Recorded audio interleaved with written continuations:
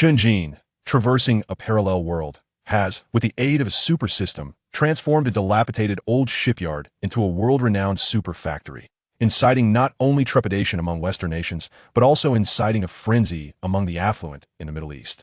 Here, one can find super yachts reaching speeds of 85 knots, as well as formidable corvettes capable of launching 144 missiles, and a super vertical launch system that can eject 12 missiles within a mere second. Following this, solid-state graphene batteries, anti-gravity technology, carbon-based chips, artificial intelligence, and plasma propulsion engines. Chen Jin asserts, whatever you can conceive, I possess, and what you cannot even imagine, I have as well. Chapter 1. The Old Shipyard. Parallel World. Huaxia, Yangcheng, South China, Shipyard Office Building, 7th floor, Director's Office. Our youthful director, Chen Jin, reclines in a somewhat aged executive chair, his gaze vacantly fixed upon the ceiling, lost in contemplation. A gentle knocking sound breaks the silence, prompting Chen Jin to regain his focus and reply. Please come in. With that, a sliver of the office door opens, and an elderly gentleman, appearing to be in his 60s, steps inside. Clad in a brownish-gray short-sleeved shirt and black trousers, he resembles an ordinary worker. Despite his advanced age, his physique surpasses that of many men in their 40s. He is none other than Wang Jiangwo, the chief technical advisor of the South China Shipyard.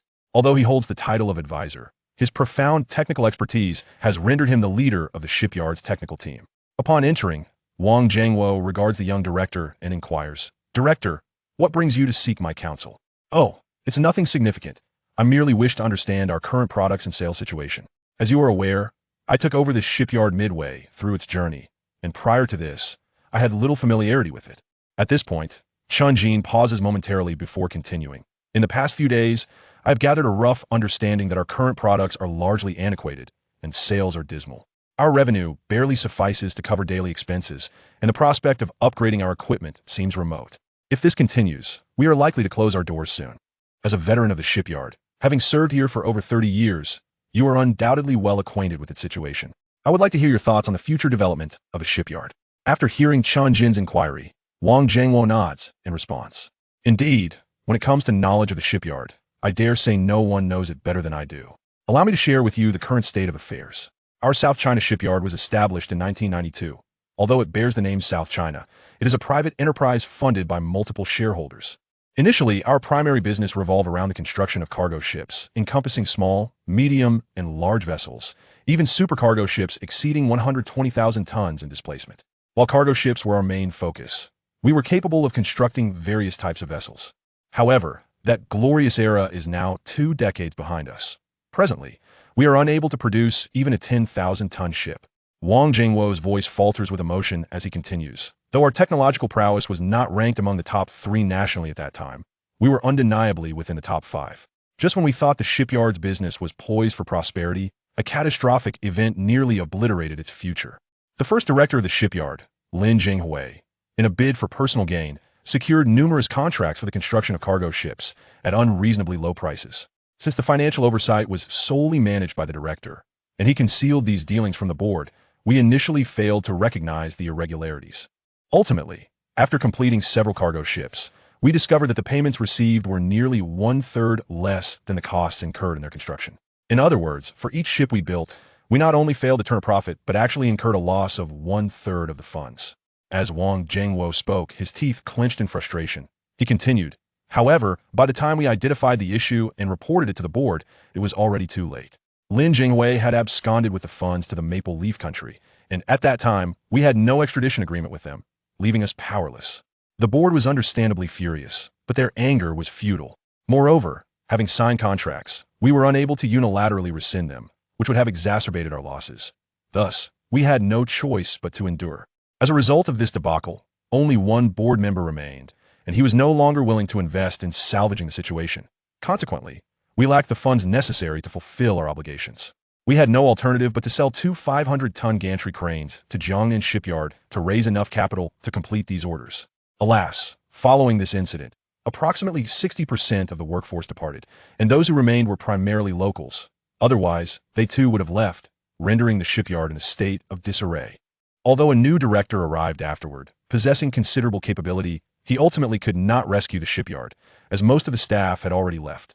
Even with the recruitment of numerous new employees, We were incapable of undertaking large projects without the two 500-ton gantry cranes, forcing us to settle for constructing only small cargo vessels to scrape by. Upon hearing Wang Zhengwo's account, Chen Jin expressed a skepticism. If the shipyard is still able to engage in some small cargo vessel activities, it should not have deteriorated to its current state. After all, the domestic market for small cargo vessels is quite substantial. Wang Zhengwo, fully aware of Chen Jin's concerns, replied, "While we can claim to undertake small cargo vessel activities, that was several years ago. The shipyard's equipment requires maintenance, and due to insufficient funds, we have been unable to upgrade it. We can only patch things up as they break down." Eventually, both of our 100-ton gantry cranes became inoperable, leaving us with only 3 20-ton cranes and some smaller equipment still functional. Consequently, we were left with no choice but to accept jobs for fishing boats. Such work, let alone fostering growth, merely sustains our existence. Indeed, I have a general understanding of the factory situation. Now, please elaborate on the detailed circumstances at present, such as the number of employees and the sizes of the vessels we are aware of. After listening to Wang Zhengwo's recounting of the history of the South China Shipyard, Chen Jin was eager to gain insight into the current state of the shipyard, for one's aspirations must align with one's resources. Currently, our factory employs a total of 152 individuals, comprising 95 skilled workers, 13 logistical personnel, 10 security guards, 17 finance, administrative and marketing staff, 9 technical office workers, and 8 management members, in addition to 2 large yellow dogs. At present, aside from the 2 100-ton gantry cranes that are inoperable, we have 3 20-ton cranes available for use, along with 2 10-ton cranes. The remaining equipment, such as furnaces and die-casting machines, as well as our processing workshops, are all functioning normally. It can be said that as long as we have sufficiently large gantry cranes, we can still construct cargo ships with a displacement exceeding 70,000 tons. Upon hearing that other equipment was still operational, Chen Jin expressed his astonishment, considering it had been nearly 20 years since any replacements had been made. He inquired, "What is our current production capacity?" Somehow, when it came to production, Wang Zhengwo spoke with a hint of pride, stating, "I'm not boasting. Under full capacity, we can produce at least 10 fishing vessels of 300 to 500 tons each month. However, due to a lack of orders, we currently manage only around 4 to 5 vessels per month, with a maximum of 7 to 8. Presently, our monthly income ranges from 20 to 30 million, with a minimum of around 15 million. After deducting materials, electricity, and payroll, we are left with very little, merely several hundred thousand. Thus, the factory's funds, excluding reserve material and other costs, amount to only 7.69 million. Well then, I have a general understanding of the factory situation. Let me ponder this further. In that case, Consultant Wang, you may return for now, and I shall call upon you with any thoughts I may have later." Having grasped the current state of the shipyard, Chen Jin formulated some ideas and addressed Wang Zhengwo. "Certainly, Director. Should you require my assistance with anything in the future, feel free to summon me. The factory is equipped with intercoms. You can simply give a command through the intercom or drop me a message on WeChat, and I shall take my leave now." With that, Wang Zhengwo turned and made his way to the door, gently closing the office door behind him. After Wang Zhengwo had shut the door, Chen Jin walked over to the window. As his office was located on the 7th floor, he could clearly observe much of the factory's operations. At that moment, workers were busily engaged in various tasks, including smelting, forging, transportation, and welding. Chapter 2. The Super Technology System. After gazing out the window for a few minutes, Chen Jin returned to his seat. With his left hand supporting his face against the desk, he waited silently for a moment before internally invoking the command to activate the system. Before him, an invisible screen materialized, revealing itself solely to Chen Jin. Indeed, as a transmigrator, he was naturally equipped with a system, aptly named the Super Technology System. As its name suggests, it pertains to cutting-edge technology. Within this system, one could expend technology points to exchange for all technological advancements available on Earth over the next 50 years, including various forms of black technology. Upon reaching a certain threshold of technology points expended, one could also upgrade the system, unlocking even more potent black technologies. Technology points could be accrued by generating product from the technologies acquired through the system. For every 10,000 yuan in sales, one would earn 1 technology point. Alas, Chen Jin mused, while technology points may appear readily obtainable, the technologies available in the system's marketplace start at a minimum of 100 points. This implies that to acquire them, one must generate sales amounting to 1 million yuan. Fortunately, the system grants a novice reward of 1,000 technology points. I wonder what useful technologies I can exchange for that amount in the current shipyard context. Engaging in self-reflection, Chen Jin accessed the system search bar and entered the term shipbuilding, clicking search. In less than a fraction of a second, a staggering 10,000 technological classifications appeared, including General Shipbuilding Technology 100 points, Advanced Shipbuilding Technology 500 points, Military Shipbuilding Technology 1,000 points, 1,000,000, Ton Luxury Cruise Ship Construction Technology 5,000 points, 3,000,000, Ton Cargo Ship Construction Technology 10,000 points, 3,000, Ton Gantry Crane Construction Technology 2,000 points, and so forth. The sheer volume of technological options dazzled Chen Jin, but he was relieved to adjust the search filter, limiting the technology point requirement to 1,000, which drastically reduced the selection to 100. Although the quantity was not overwhelming, reviewing them all would still consume a considerable amount of time. After perusing for over 10 minutes, he finally identified several technologies that aligned with his aspirations. Andre 2035 Model 50-ton Luxury Yacht Design and Construction Plan, 100 points. Andre 2034 Outboard and Inboard Engine Manufacturing Technology, 100 points. General Hull Stabilization Technology for 500-ton vessels, 100 points. Latest 2035 General Ship Electrical Design Improvements and Applications, 100 points. Latest ship material formulations for 2037, 500 points. Essential General Shipbuilding Technology. With a total expenditure of 1,000 technology points, he utilized every last one. Indeed, Chen Jin's subsequent ambition was to construct yachts. Given the current state of the shipyard and his personal insights, the small yet lucrative yacht market was the only viable path forward. After all, yachts are predominantly owned by the affluent, with luxurious models often fetching hundreds of thousands to even millions of yuan. In terms of premium pricing, the only comparable vessels within the realm of small ships would be military craft, thus making yacht construction the most prudent choice. Having selected the desired technologies, Chen Jin promptly initiated the transmission process.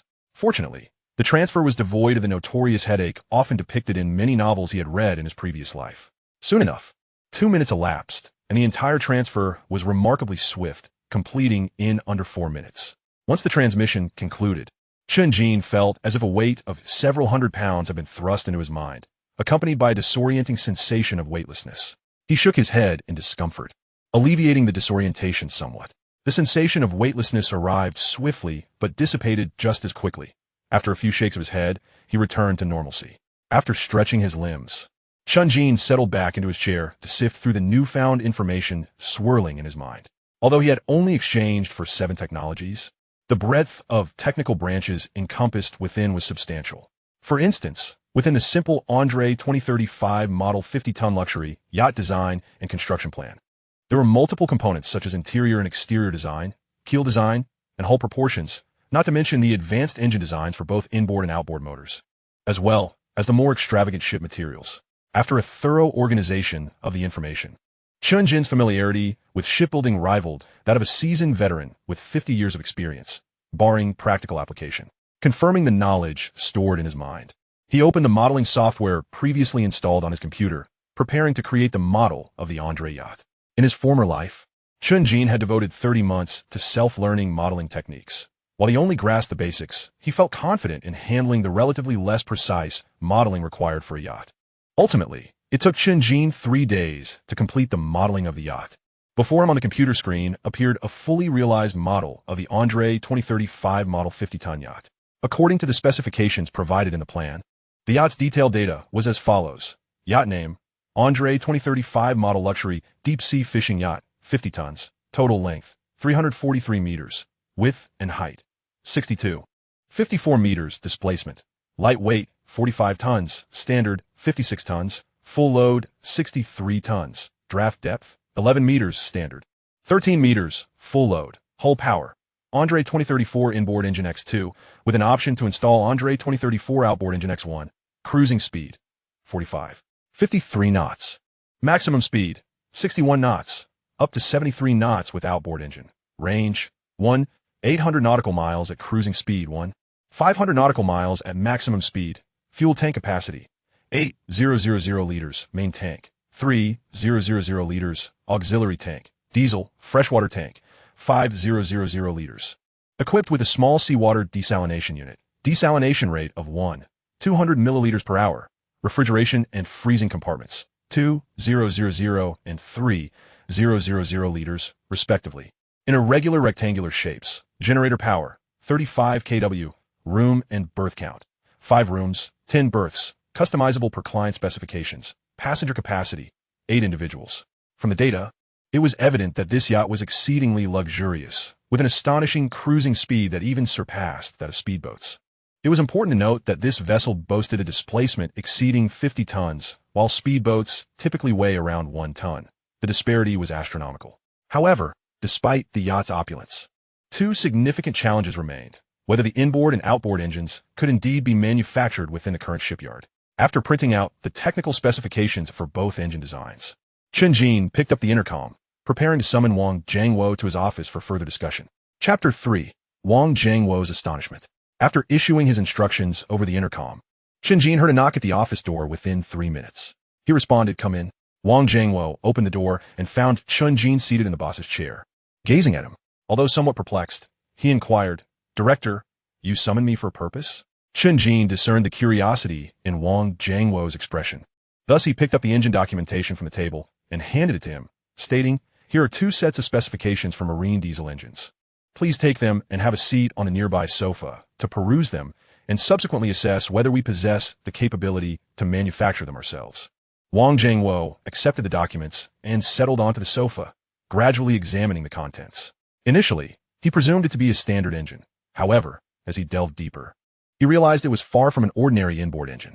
Instead, it was a groundbreaking ultra-high-performance diesel engine boasting an astonishing maximum power output of 20,000 kilowatts, equating to a staggering 27,200 horsepower. Such prodigious power was astonishingly matched by fuel consumption comparable to that of a conventional 10,000 horsepower diesel engine. How was this feat accomplished? As Wang Jiangwo continued to peruse the documents, his astonishment only grew. Not only was the inboard engine's power extraordinary, but the outboard engine also exhibited an impressive output of 10,000 kilowatts. To ensure the accuracy of the information, Wang Jiangwo meticulously reviewed the materials multiple times.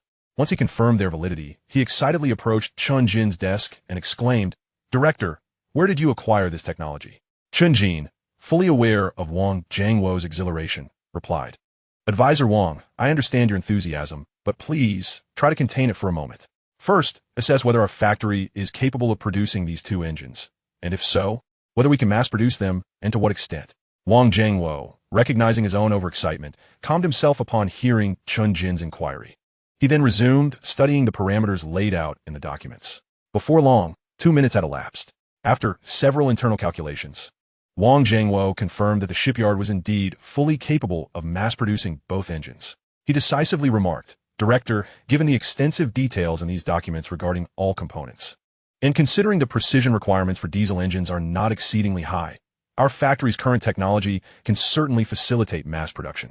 Regarding output, we currently have 16 workers assigned. And with all 3 machines operational, barring any unforeseen issues, we could produce approximately 15 to 17 units of the inboard engine and around 20 units of the outboard engine." Upon hearing that the shipyard could achieve mass production of these 2 engines, Chen Jin was somewhat taken aback, considering the factory had been operational for nearly 30 years. The prospect of producing over 15 units was sufficient to construct 7 yachts.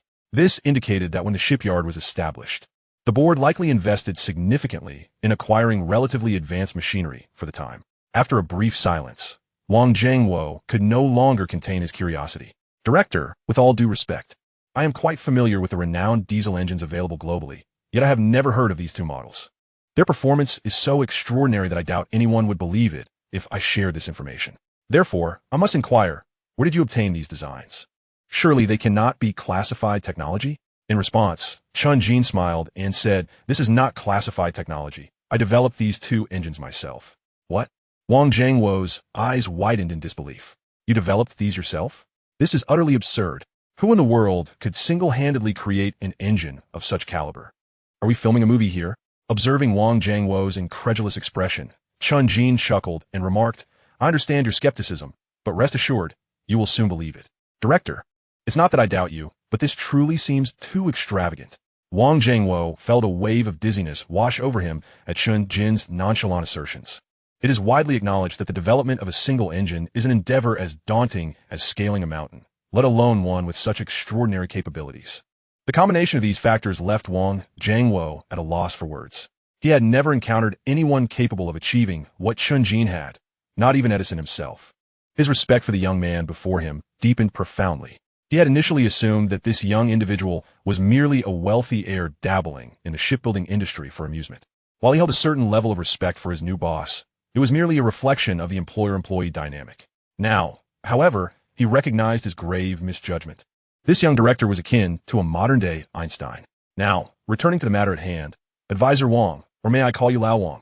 It feels more personable this way. Chen Jin intended to delegate the upcoming tasks, but decided to adopt a more familiar tone.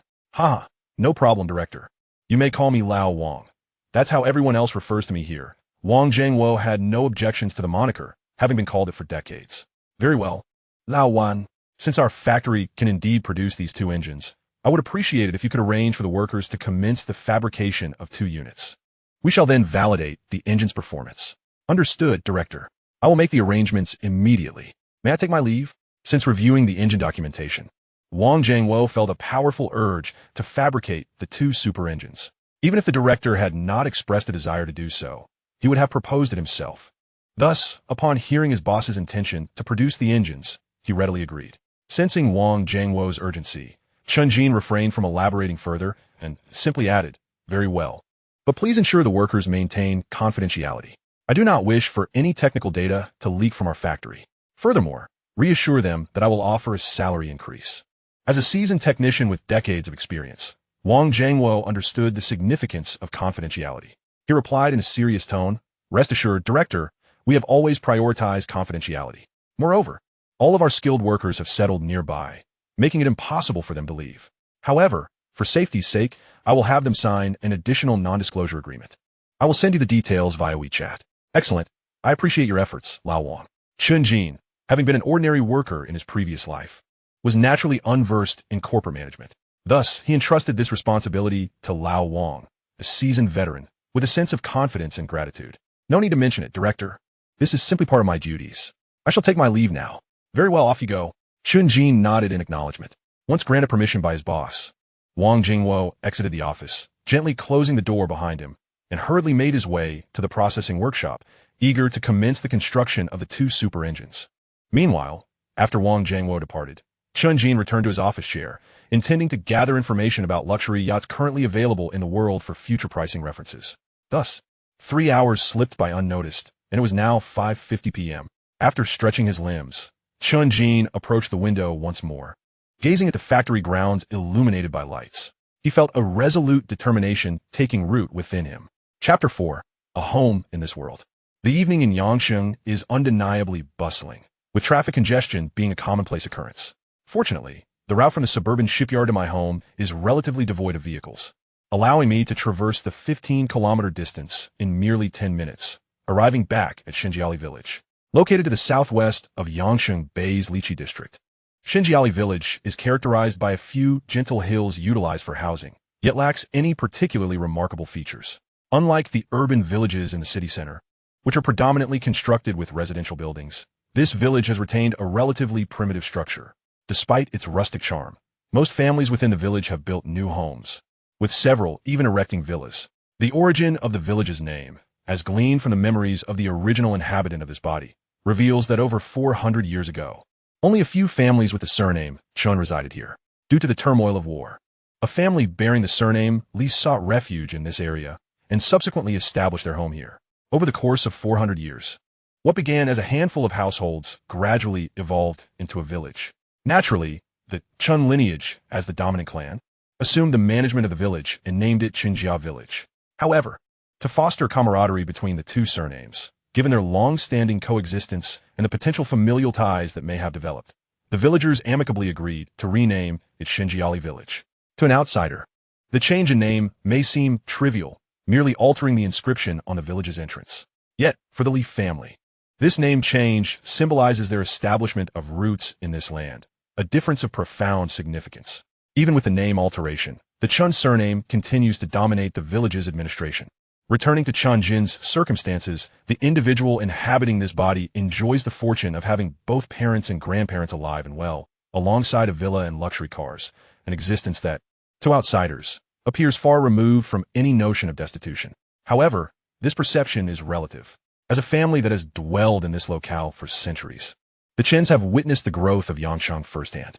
Over the years, they have produced numerous business talents, accumulating a considerable fortune, though not to the extent of thriving extravagantly. Several years ago, Chen Jin's grandfather, Chen Guiqiang, misjudged the trajectory of the mobile internet's evolution, opting to invest heavily in the stable development of the physical economy instead, depleting 70% of their wealth in the process by pouring funds into numerous large supermarkets and entertainment venues. Initially, the investments yielded satisfactory returns, recouping nearly 30% over a few years. However, 4 years ago, an unforeseen crisis struck, significantly impacting Yangsheng, one of the top 5 cities in terms of foot traffic in the country. As a result, a vast number of residents and tourists were restricted from traveling, leading to a stark decline in patronage at various large malls and entertainment venues. Consequently, businesses suffered losses, with many unable to sustain operations and subsequently closing down. While supermarkets were somewhat insulated due to their unique circumstances, they could only manage to cover operational expenses. Thus, over the past 3 years, the investments made by Chen Guiqiang in these physical industries not only incurred losses that erased previous gains, but also resulted in considerable debts to banks after substantial donations of emergency supplies. Ultimately, he was forced to sell off unprofitable entertainment venues at a loss to regain some financial stability. Fortunately, the investments were in the physical economy, preventing complete financial ruin. Ultimately, regardless of the industry, risks are inherent. Chen Guiqiang simply faced an unfortunate turn of events. Upon entering the house, Chen Jin was promptly greeted by a servant who offered him his shoes and took his coat. As the sole heir of this generation, though not born with a silver spoon, he enjoys a life where daily concerns are effortlessly managed. Having traversed into this existence 2 years prior, Chen Jin has naturally relished this enviable lifestyle. After slipping into the slippers provided by the maid, he ascended to his room, intent on continuing his work on yacht modeling. Just as he was about to power on his computer, he heard his mother, Li Wan, calling from downstairs. "Shout, Jean, come down for dinner." Heeding his mother's call, Chen Jin abandoned his plans and responded, "All right, Mom, I'll be right there." He then hurried down to the dining room. Upon arrival, he found his parents and grandparents already seated at the table, and he took his place, eagerly digging into the meal prepared by the maid. The simple dinner consisted of 5 dishes and a soup, yet for the 5 of them, it was a sumptuous spread. Having lived as a working individual in his previous life, where takeout was a daily fare, its taste often inconsistent even from the same restaurant, he now relished the delightful homemade meals, feeling a profound sense of happiness. "Delicious. Mom, your cooking just keeps getting better," he exclaimed between bites. "Haha, if it's so tasty. Then Xiao Jin should eat more," Li Wan replied with a smile, watching him enjoy the meal. "Indeed, eat more to gain some weight. You've been looking a bit thin lately," chimed in his grandmother, Zhang Xianghua, with a grin. "Understood, Grandma," he responded, savoring the moment as dinner proceeded in a cheerful atmosphere. After their meal, the family naturally began discussing the events of the day, particularly concerning the shipyard that Chen Jin had recently taken over. Chen Guiqiang expressed his concern, asking, "Xiao Jin, how has it been since you took over the shipyard? Have you encountered any challenges? If so, you can share them with Grandpa." Feeling his grandfather's genuine interest, Chen Jin replied, "Grandpa, I haven't faced any significant challenges these past few days. The staff has been quite cooperative, aside from some aging equipment and a few non-functional machines. There aren't any major issues. Moreover, I've already formulated a preliminary plan for the shipyard as future development, which I intend to implement shortly." "Really? You've only been in charge for a few days, and you already have a direction? Please share your specific plans with Grandpa. Perhaps I can lend a hand," Chen Guiqiang said, genuinely surprised by his grandson's swift planning. "Yes, Grandpa. My intention is to halt all current operations at the shipyard and dedicate all manpower and resources to crafting a luxury yacht. I already possess the engine technology and design plans, so the yacht's construction should pose no difficulty. However, we will need to purchase some components during the process, and the current funds at the factory may be insufficient. Therefore, I estimate needing around 50 million. Is that amount feasible for the family?" Chen Guiqiang was taken aback by his grandson's apparent lack of confidence in the family's resources. Despite the challenges the Chen family had faced in recent years, their lineage had flourished for centuries, and they retained considerable assets beyond the surface. Amused, he chuckled, "Haha, do you doubt Grandpa? While I can't muster 500 million right away, 50 million is a trivial sum. I'll ensure it's transferred to you by tomorrow. Just focus on your plans." Indeed, Xiao Jin, Our Chen family is not in such dire straits that we cannot produce 50 million. Rest assured, chimed in his father, Chen Guoxing. With the unwavering support of both his grandfather and father, Chen Jin felt an overwhelming sense of joy. Although he possessed an advanced technological system, the absence of initial capital made rapid development particularly challenging. With the infusion of this 50 million, at least the procurement of raw materials would no longer pose a problem. Yes, with this financial backing, once the factory adjustments are completed, we can embark on a brand new product initiative, Chen Jin asserted, clenching his fist in determination. Grandfather, father, I shall retreat to my room for now. There are matters I need to attend to. Very well, go ahead, they replied. After exchanging pleasantries, Chen Jin ascended the stairs and returned to his chamber. He intended to finalize the yacht's modeling and planning within the next few days. After all, meticulous planning is indispensable for steady career advancement. Familiar with the modeling software, Chen Jin immersed himself in the intricate process of optimization. Given that the shipyard's operations remained unchanged, his physical presence was not required. Consequently, he found himself scarcely venturing outside over the ensuing days. However, this led to an unforeseen dilemma. He had inadvertently neglected someone. Just as Chen Jin concluded his work and stretched, a video call notification from WeChat illuminated his phone screen. Chapter 5, 11e lueur. Upon seeing the name, Cielur, he instinctively recoiled. He had not anticipated forgetting her over the past few days and reluctantly accepted the call. As the connection established, a youthful visage, no more than 20, radiating with the vibrancy of youth, appeared on the screen. Yet, she seemed to bear some unspoken grievance, her lips tightly pressed together, fists clenched as she addressed him. Jingo, where have you been these past few days? Why haven't you come to see me? I've been dreadfully bored. After a few days apart, Chen Jin found himself at a loss for words when confronted with her exquisite beauty. Knowing her well, he understood the gravity of his oversight. With a tone imbued with affection and a hint of apology, he replied, My apologies, sir. I've been preoccupied with matters at the shipyard. I truly wish to visit you, but time escaped me. Once I have settled the shipyard affairs, I will take you out. Be patient, all right? Well aware of Chen Jin's commitments, Cielur bore no resentment. She merely feigned annoyance for his sake. Upon receiving his apology, she pretended to forgive him, saying, I already learned from Annie what you've been up to. It's only you who hasn't told me. How naughty. Chen Jin was taken aback to discover that she had gleaned information from his mother, and he could only respond with resignation. Ah, so you already know? Fine, once I finish up in the next couple of days, I'll come find you. No need for that. I'm already at your doorstep. Upon hearing that Chen Jin intended to wait a few days before visiting her, Cielur triumphantly declared. With that, she turned her camera to reveal the entrance to Chen Jin's villa. She swiftly scanned her face for recognition, and the door swung open, as if she were entering her own home, bouncing up the stairs with glee. In no time, Cielur ended the video call, and Chen Jin noticed a slight opening in his bedroom door. Her head peeked in, her playful grin brightening the room.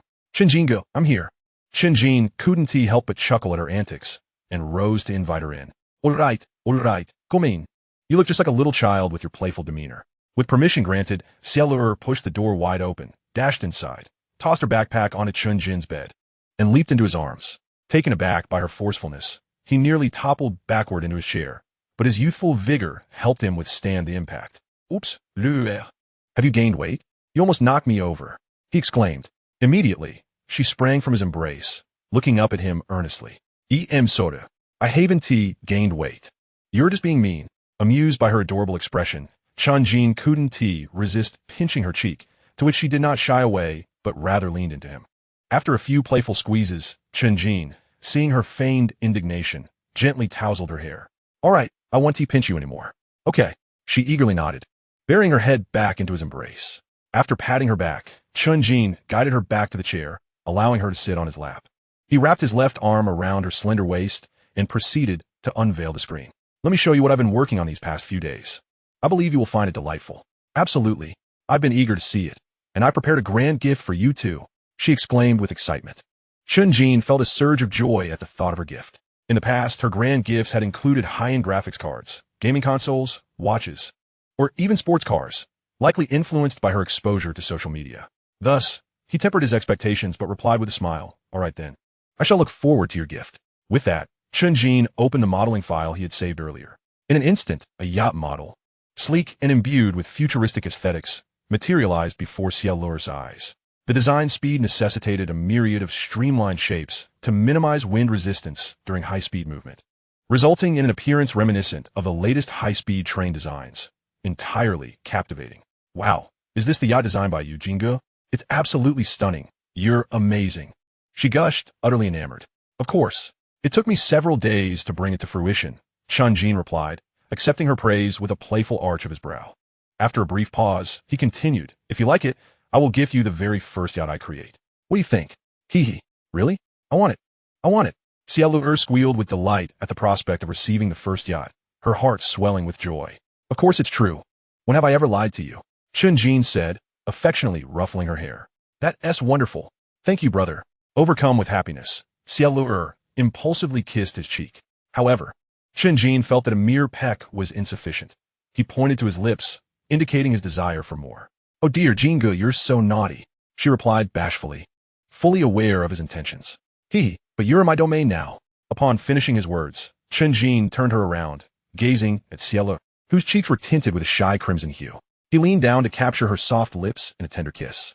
Onzième lueur, albé somewhat inexperienced, responded with a gentle embrace around Chen Jin's sturdy waist. In a short while, she melted into his embrace, resting languidly against him. Chen Jin, relishing the moment, released her lips, chuckling as he observed the rosy tint on her mouth. Oh dear, I seem to have inadvertently kissed my lure's lips to a lovely shade of red.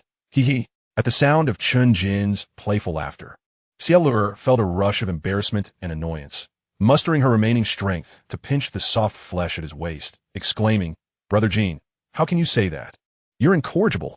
Recognizing her bashful state, Chen Jin ceased his teasing and inquired, All right, I won't tease you anymore.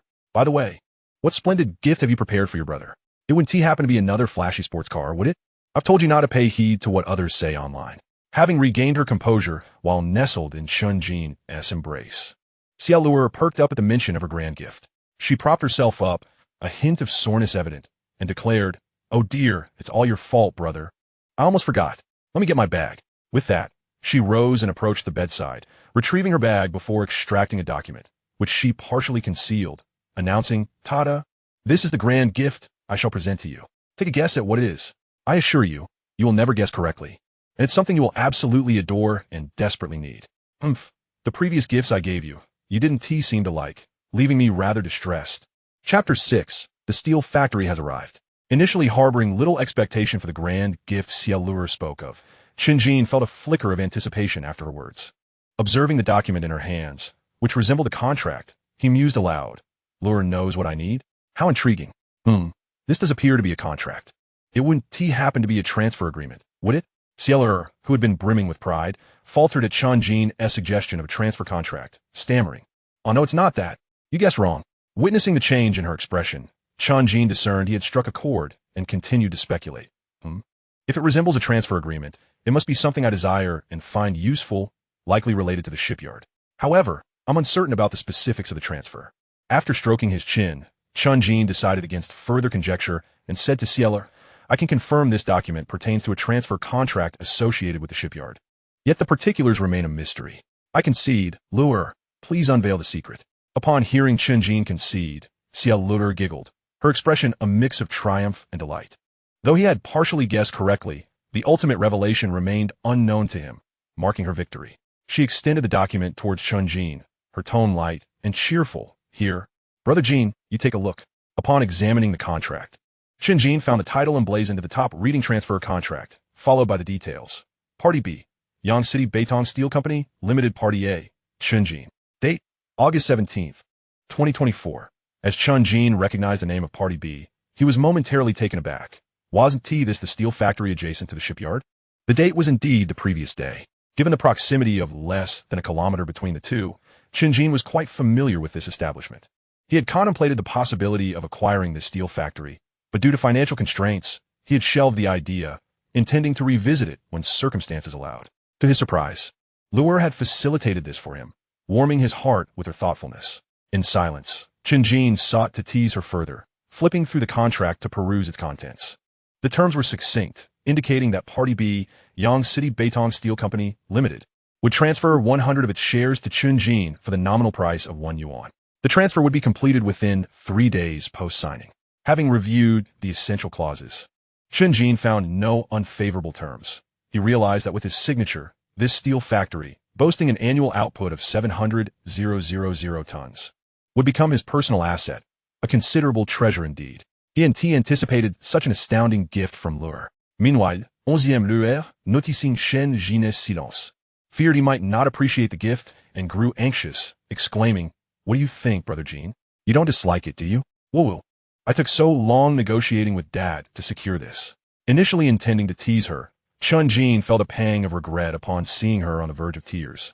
He set the contract aside, wrapping his arms around her slender waist, pulling her into his embrace, and gently patting her back as he reassured her, "It's my fault.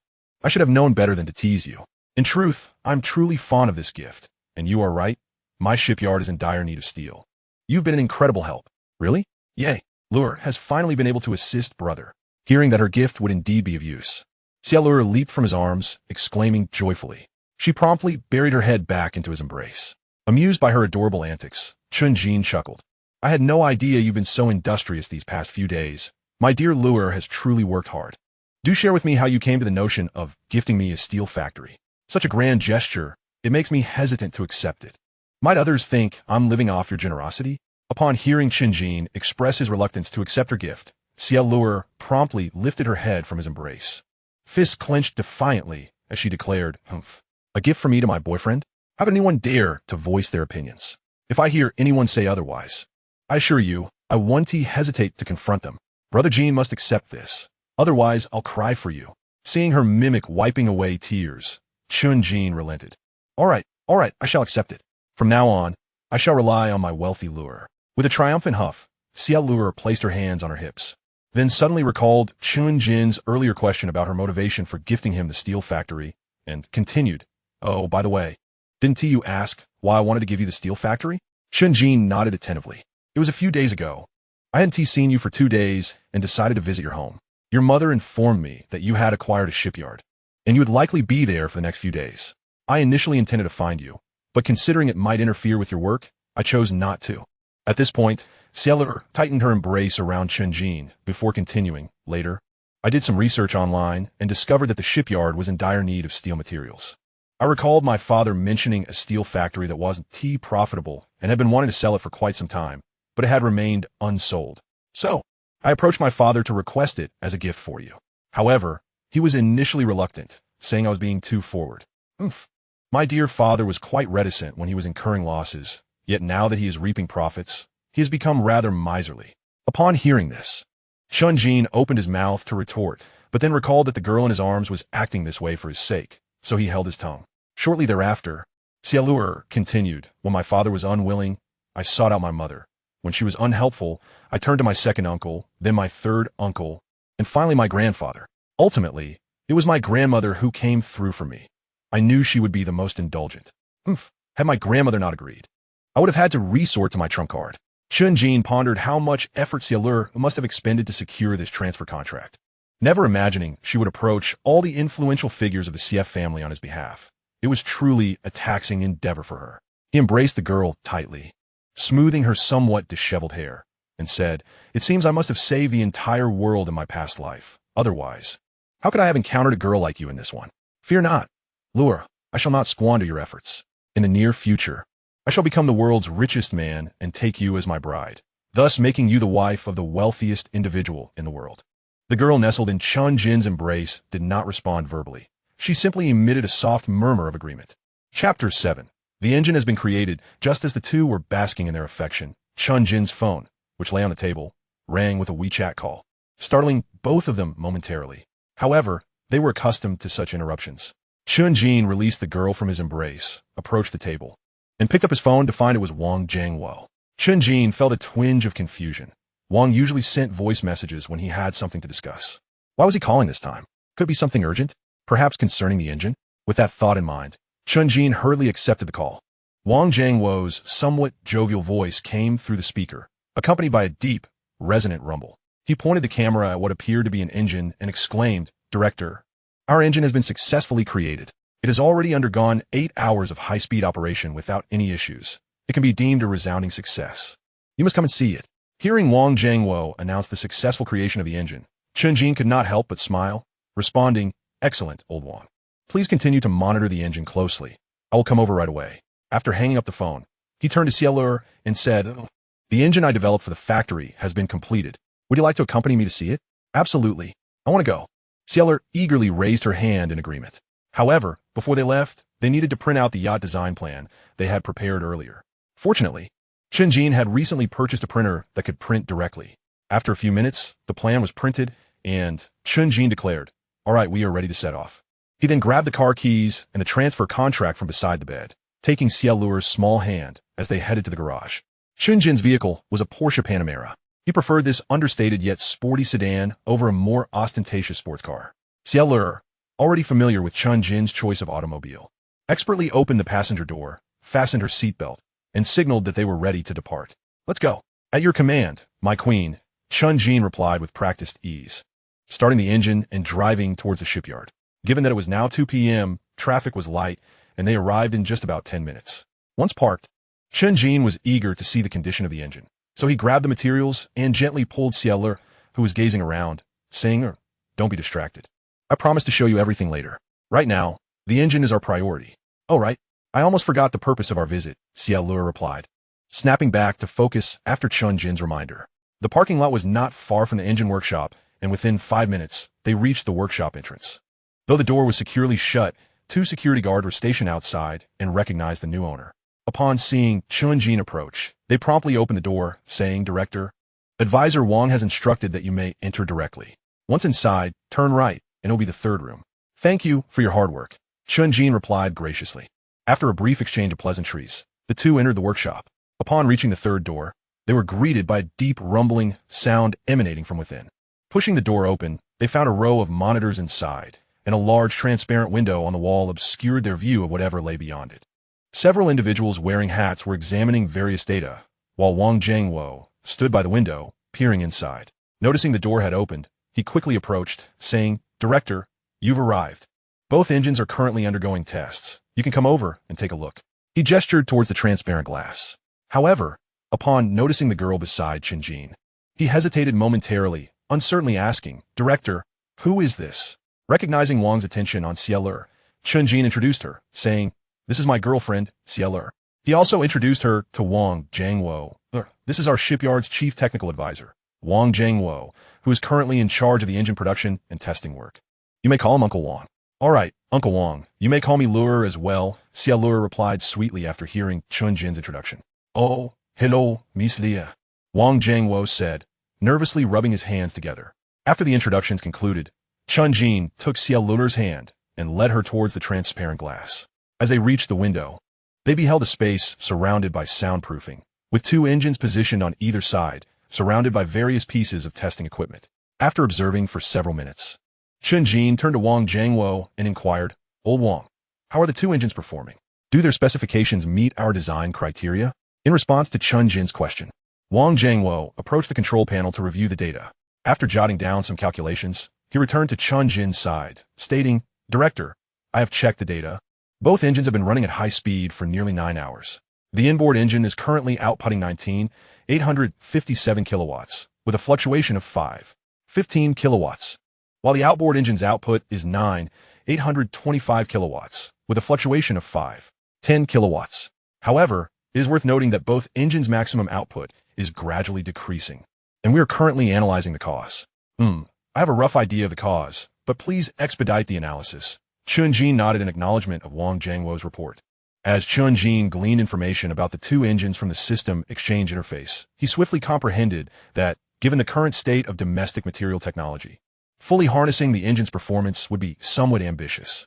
Thus, he reluctantly expended 500 technology points to acquire marine material formulas, knowing that those points could have been sufficient to exchange for 5 technologies.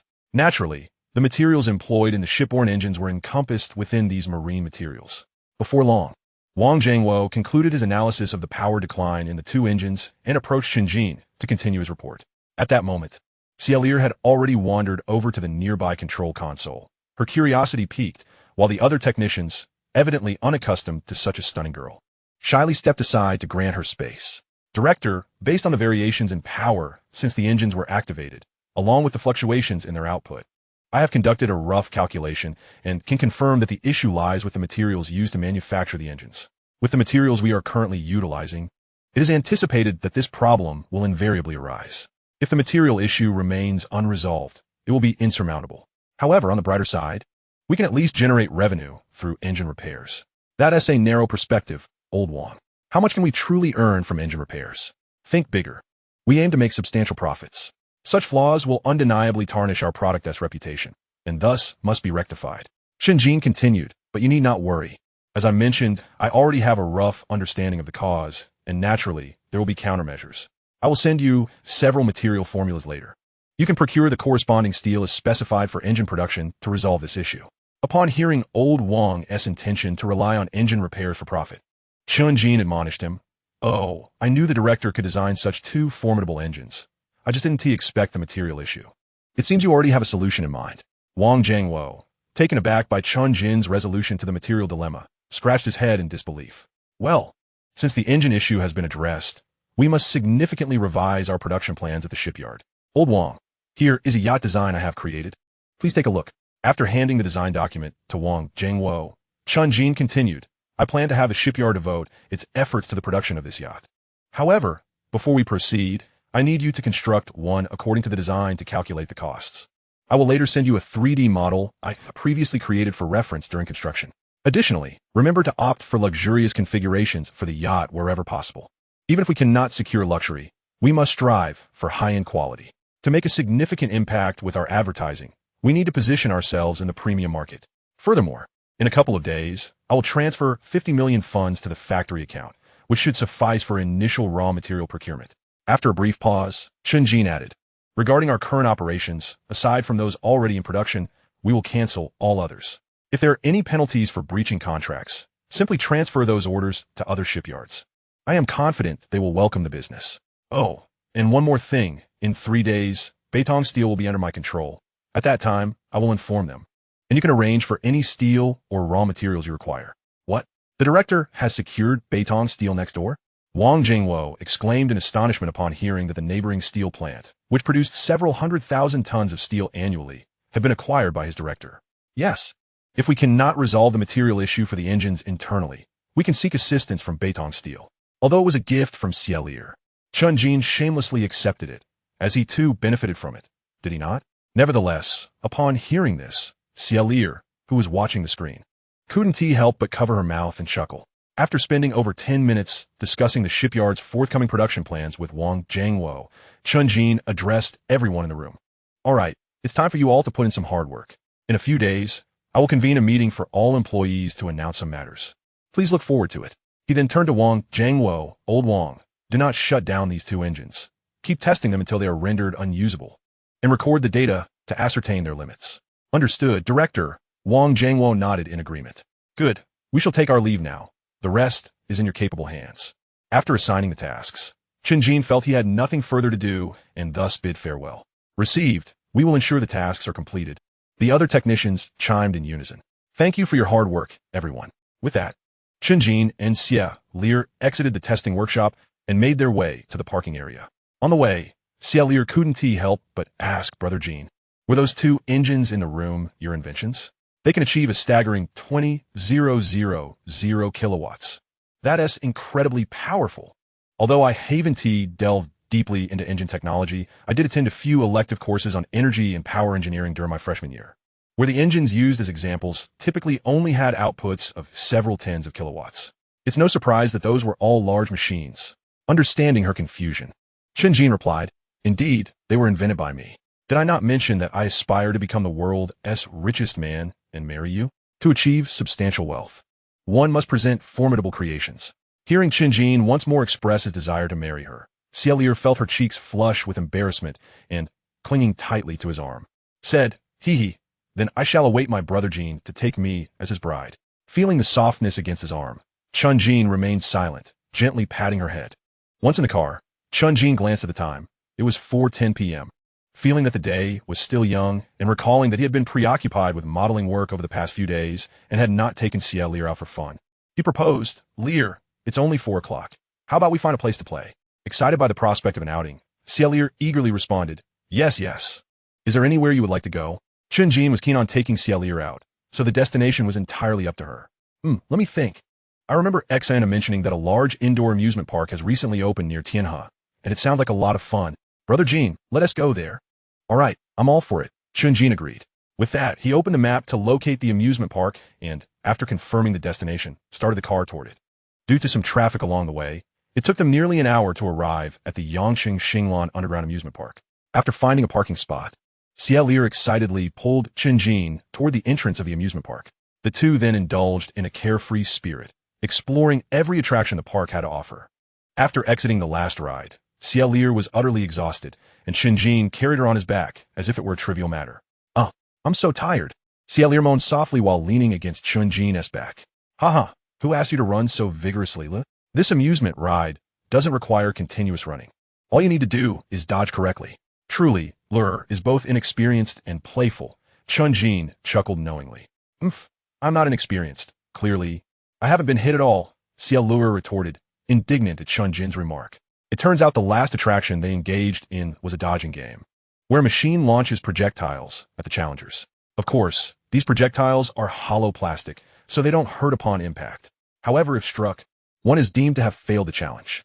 Thus, the objective is merely to time one's dodges accurately. Yet Xiaolier's approach was to run wildly throughout the game. The machine, lacking any lead time for its projectiles, resulted in each shot landing behind her. This scenario, to say the least, was strikingly reminiscent of a scene from a movie. Ultimately, she emerged unscathed. It was a classic case of brute force triumphing over finesse. Upon exiting the amusement park, it was already 6 p.m.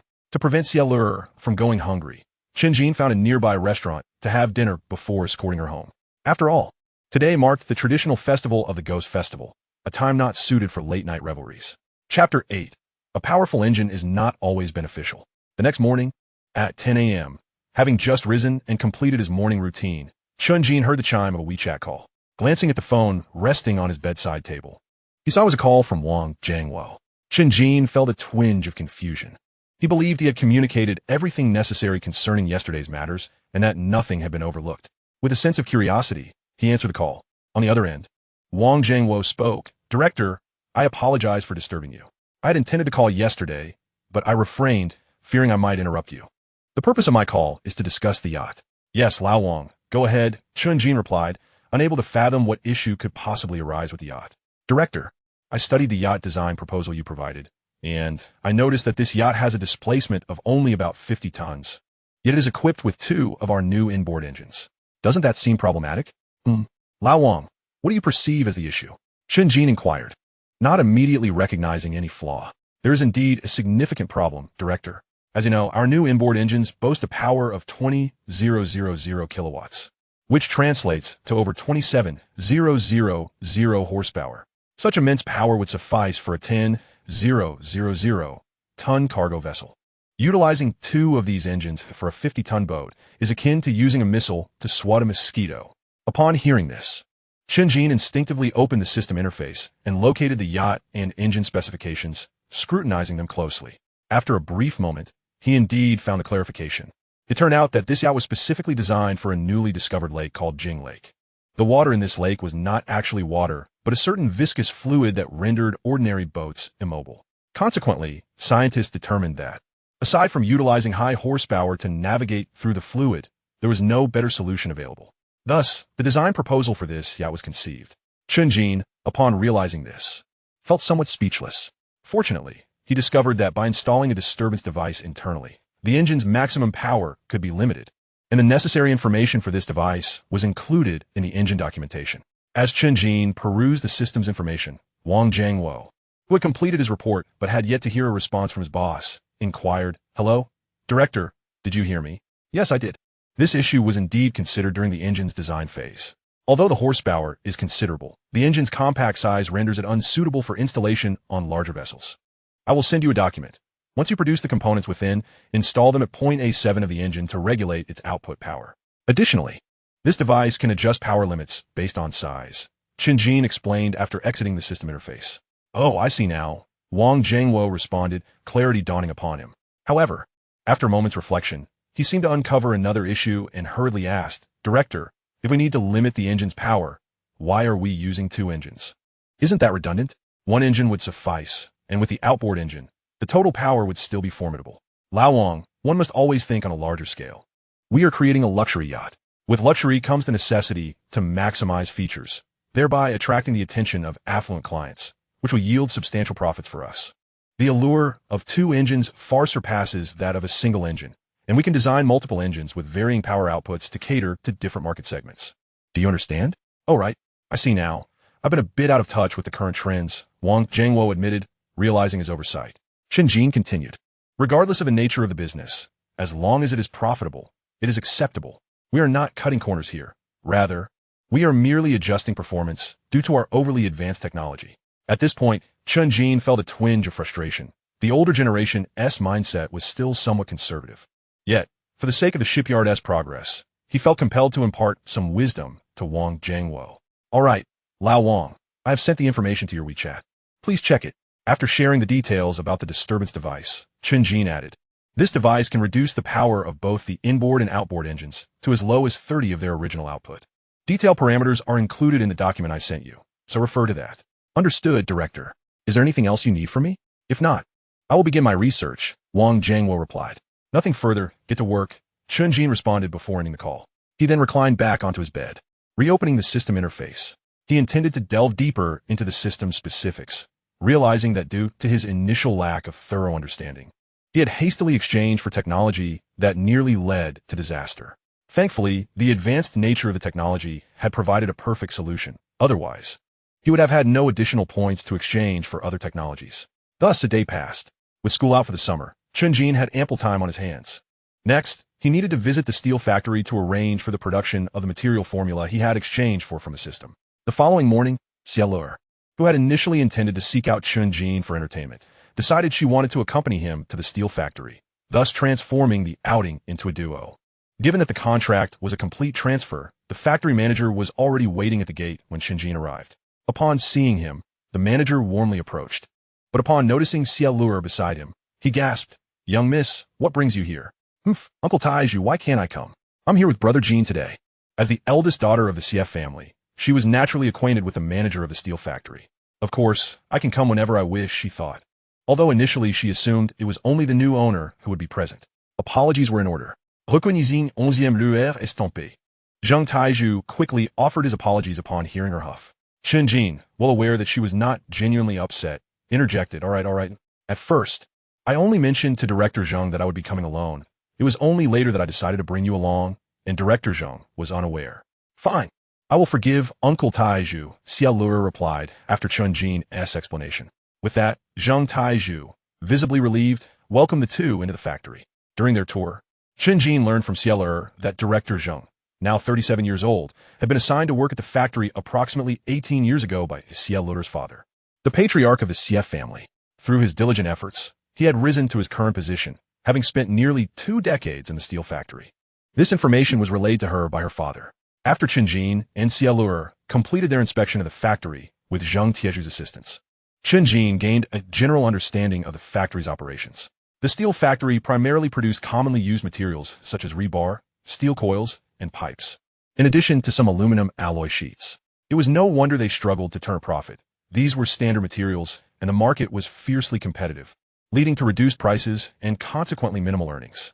Chen Jin muttered to himself. However, after some contemplation, he posed a question to Zheng Taiju. Director Zheng, from what I understand, the steel produced here is barely profitable at present. Why do we continue production? In response to Chen Jin's inquiry, Zheng Taiju explained, Boss, you may not be aware that although we are not making much profit, as long as we can sell the steel we produce, we can still earn a little. However, maintaining the factory's daily operations incurs substantial costs, which means our minimal profits are used solely for operational expenses, leading to the perception that we are not making any money. In reality, we do have a profit margin. I see. This seems quite similar to the situation at the shipyard. Chen Jin nodded in understanding upon hearing Zheng Tieju's reply. Habitually stroking his chin, Chen Jin continued, since we can sustain daily operations, let's not dwell on that for now. By the way, Director Zheng, do we currently have any skilled craftsmen familiar with material formulas? Skilled craftsmen familiar with material formulas? Zheng Taiju pondered Chen Jin's question before responding. Yes, we do have a master's degree holder from the Huagong University of Technology specializing in materials. We invested a significant amount to recruit him, originally intending to improve the performance of our steel products. However, We have yet to succeed due to budget constraints. Nonetheless, his theoretical knowledge is impeccable. Very well, please summon him. I have several questions to discuss with him, Chen Jin instructed upon learning of the skilled craftsman. Understood, boss. Please hold on, Zheng Taiju replied, promptly activating his walkie-talkie and issuing instructions. Shortly thereafter, a young man in his 30s, dressed quite formally, jogged over and inquired, Director, is there something you need? I was just testing material properties. Zheng Taiju, while acknowledging the young man's question, introduced Chen Jin and Xie Lur instead. Zhao Peng. This is our factory's new owner, Chen Jin, and beside him is Xie Lur, the daughter of the former president of our parent company, the Xie Group. You should treat them with the utmost courtesy, unlike how you would with me, understood? Upon hearing Zheng Tieju's introduction, Zhao Peng was taken aback to realize that the new owner he had heard so much about was standing right next to him, along with the beautiful young lady who was the heiress of the Xie family. He quickly straightened up and stammered, "Hello, boss. Hello, Miss Xie. I apologize for earlier. I thought the director had called me for no particular reason. Do not be so formal. I simply wish to discuss a few matters with you." Chen Jin said to the young man before turning to Zheng Taiju, "Director Zheng, let us find a quiet and soundproof conference room for our discussion, as the topics we will cover may involve confidential information and the future direction of the steel factory." "Oh, of course, boss. This way, please," Zheng Taiju responded promptly, sensing the gravity in Chen Jin's tone. Chapter 9. The terrifying properties of special alloys upon arriving at the reception room. Chen Jin instructed Xie Lur to retrieve 4 documents from her bag. Taking 2 of them, he said, "These are 2 confidentiality agreements to ensure the proper handling of sensitive information. I hope you both understand." Of course, Zheng Taiju, having been an employee of the Xie Group for over 20 years and currently managing the steel factory, knew well the importance of confidentiality. Similarly, Zhao Peng, a master's graduate in materials science, was no stranger to signing confidentiality agreements. After reviewing the agreements and finding no issues, both men signed their names and handed the documents back to Chen Jin. He set them aside and distributed the remaining 2 documents, explaining, "These are 2 formulas for special steel. One is for a type of special steel, and the other is for a special aluminum alloy. Each document contains synthesis methods and performance reports for the materials. Please take a moment to review them." The 2 men, surprised to receive formulas for special steel and aluminum alloys, accepted the documents and began to read. As they delved deeper, their astonishment grew. Zhao Peng, having received the special steel formula, was astounded. As a materials science master's degree holder, he had encountered numerous synthesis formulas and product performance reports. Yet he had never seen such an extraordinary synthesis method. Even more remarkable were the performance metrics of this special steel, boasting rigidity, toughness, plasticity, and corrosion resistance far exceeding that of ordinary steel by a factor of 27, with its strength reaching an astonishing 31 times that of conventional materials. If this steel were used to construct tanks, even depleted uranium armor-piercing rounds would struggle to penetrate. Meanwhile, Zheng Taiju, having received the special aluminum alloy document, was equally flabbergasted. Although he was less familiar with the specific formulas, he understood aluminum alloy properties well. If the claims in the document were accurate, this aluminum alloy would surpass all existing varieties on the market in terms of strength, hardness, and toughness, even outperforming the publicly disclosed aerospace aluminum alloys. Furthermore, this alloy exhibited exceptional corrosion resistance and oxidation resistance, making it superior to all currently available aluminum alloys. After thoroughly reviewing their respective documents, both men were left in a state of shock. They exchanged documents and continued to study them, resulting in even greater astonishment. Chen Jin refrained from interrupting them, instead sitting nearby while gently holding Xie Lur's hand, with her leaning against his shoulder. Approximately 10 minutes later, the 2, still in disbelief over the formidable materials they had encountered, felt an overwhelming sense of excitement. Zhao Peng, a material science expert, was the first to voice his incredulity, asking, "Boss, is this information genuine? If this is indeed true, it is extraordinarily impressive. Moreover, aside from the variations in synthesis techniques and material ratios, the other requirements are not overly complex. In fact, they're considerably simpler than those for conventional steel. The production costs are essentially comparable. Where did you procure this information?" "Boss, indeed, the properties of the steel described in these 2 documents far exceed any steel performance I am currently acquainted with. It is nothing short of celestial technology." Zheng Taiju, equally astounded, chimed in, "I can assure you that these 2 documents are authentic. As for their origin, that is not something you need to delve into." After Chen Jin provided his explanation, he continued, What I wish to ascertain now is whether we can mass-produce these two types of steel given the current production conditions at the steel mill. Upon hearing Chen Jin affirm the authenticity of the documents, the two men, now brimming with excitement, turned their attention to the question of mass production. Zhao Peng, who was quite familiar with the synthesis processes, promptly responded, "Yes, boss. Based on the synthesis procedures described in the documents, we can certainly make some adjustments to our existing processing framework in the factory to enable mass production without any difficulties." "Well then, in that case, Director Zhang," Chen Jin said upon learning that mass production was feasible, "please proceed with my instructions." "Yes, boss, whatever you command. I will ensure it is executed flawlessly." Having grasped the formidable capabilities of these two types of steel, Zheng Taizhu realized the promising future of the steel mill. Upon hearing Chen Jin's instructions, he immediately replied, "Please compile how much steel we currently have in stock, then liquidate it all at 20 off the market price to raise some funds, and subsequently tally the total amount.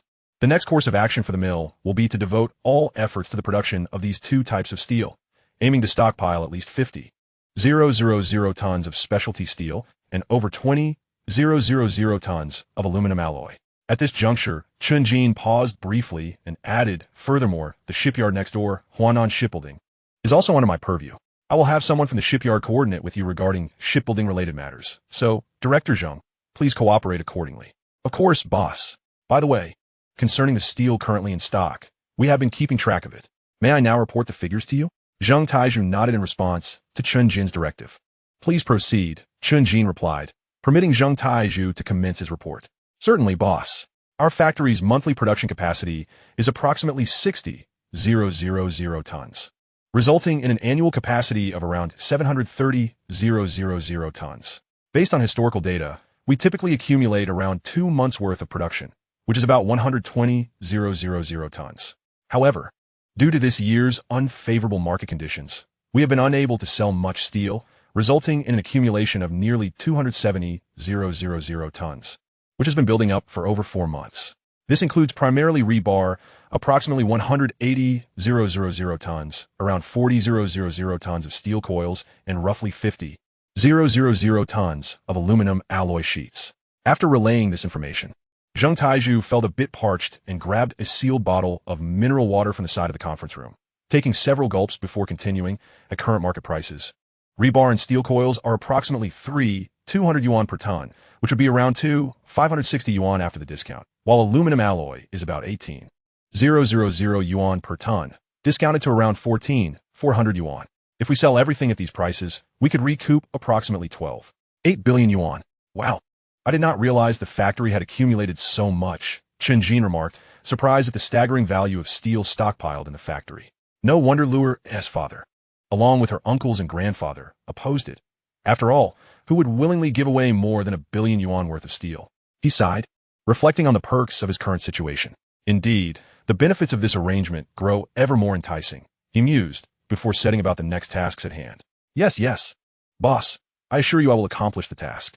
I believe the workers at the factory will be immensely grateful to you," Zheng Taizhu replied earnestly after receiving the instructions. Once the work assignments were completed, Chen Jin departed the steel mill, taking Xia Luer by the hand. As they walked away, he leaned in closer to her and whispered, "Luer has truly gifted her brother an extraordinary surprise. This could easily yield over 1 billion in sales. No wonder her uncles were reluctant." He chuckled, "I must admit, my dear Luer's support is simply delightful. It has become rather addictive. Of course, from now on, little Jinzi will stick with this princess, and you'll enjoy a life of luxury." Xia Luer blushed at the warmth of his breath near her ear, but replied with a proud smile, "Yes, little Jinzi has received it," she teased, and Chen Jin, while accustomed to her playful antics, responded in kind, resulting in shared laughter between them. With a light-hearted spirit, they soon returned to the car. Their next destination was the shipyard. Chapter 10. Comprehensive Overhaul of the Shipyard. Given that the steel mill and shipyard were merely a kilometer apart, Chen Jin drove into the shipyard parking lot in just 3 minutes. Upon disembarking, he spotted Wang Jiangwo approaching and greeted him. "Director, the interference device you sent me yesterday has been completed and tested. The results are quite remarkable. We can essentially control the engine's peak performance at will. However, due to the engine's formidable capabilities, even after limiting it to a minimum of 50 performance, it may still result in the yacht's speed exceeding the initial design speed by about 20. Well, a faster speed is certainly a good thing. I find that entirely acceptable. In addition, Have you encountered any other issues on your end? Let us discuss and resolve them together. Chen Jin calmly replied, fully aware of the interference device's purpose. None at all, Director. I have a firm grasp of the engine production processes, and all 13 workers in the workshop have mastered the procedures. We are ready to commence mass production immediately. Excellent. In that case, please notify everyone that we will hold a general staff meeting today to announce the future production direction of the factory. With no issues on Wang Jiangwo's side, they could proceed with the yacht production, and Chen Jin instructed accordingly. Understood, Director. Wang Jiangwo nodded, then grabbed his walkie-talkie to instruct the workers to cease their tasks and assemble. Due to some workers being engaged in tasks they could not abandon immediately, it took about 30 minutes for all 152 employees of the factory to gather. In the factory auditorium, Chen Jin stood on stage, surveying the crowd of just 152 people, and an overwhelming sense of melancholy washed over him. This was not surprising, given that the spacious hall felt somewhat sparse compared to the bustling workforce of 200 that once populated the shipyard, a reduction of nearly 90. Nevertheless, despite it being his first time addressing an audience, Chen Jin felt no nervousness, a testament to his experiences over the past 2 years since his arrival, which included several public speaking engagements and the confidence bestowed by the acquisition of a super technology system. Hello, everyone. Chen Jin took the microphone and, after testing the sound with a couple of blows, addressed the audience. Good afternoon, everyone. I believe you all know that I'm a new boss. My name is Chen Jin. You may refer to me as boss, factory director, or simply Chen Jin, whatever you prefer. I have no particular expectations regarding titles. What matters is your comfort. The purpose of today's meeting is to discuss 3 key issues. The first matter pertains to our decision to entirely abandon our previous shipbuilding operations and transition into a new domain of shipbuilding. You can view the specifics on the screen behind me. As he spoke, Chen Jin picked up a laser pointer and switched the projection to a high-definition image of a yacht, stepping aside to allow the audience a better view. Wow, is this the new vessel our factory will be constructing? This is so cool, exclaimed a voice from the crowd. Indeed, it looks stunning, echoed another. The attendees collectively gasped in awe at the magnificent yacht displayed on the screen. Chen Jin, smiling, continued, you all see the yacht now. What are your thoughts? Awesome. Absolutely magnificent, came the enthusiastic responses from the workers below. Well, since you all find it appealing, it indicates that at least the exterior design meets my expectations. In reality, this yacht is not only visually striking, but also possesses remarkable internal capabilities, particularly in terms of its power, which is extraordinarily robust. However, I shall refrain from delving into detailed specifications at this moment. I will share them in the company group later for your review. So, that concludes the first point regarding our factory's future production direction. Moving on to the second issue. To enhance our upcoming production efficiency, I intend to initiate a comprehensive overhaul of the factory. We will clear out all available construction spaces to facilitate an increase in our output capacity, and we will also dispose of any unnecessary clutter. I will discuss the specifics of this plan with the heads of various departments, and I hope everyone will cooperate actively during this process. After observing several nods of agreement from the audience, Chen Jin continued, now, for the third point.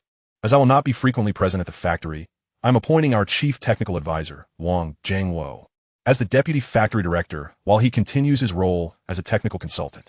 For any non-urgent or minor issues, please report to him, and he will relay them to me. Do you have any questions?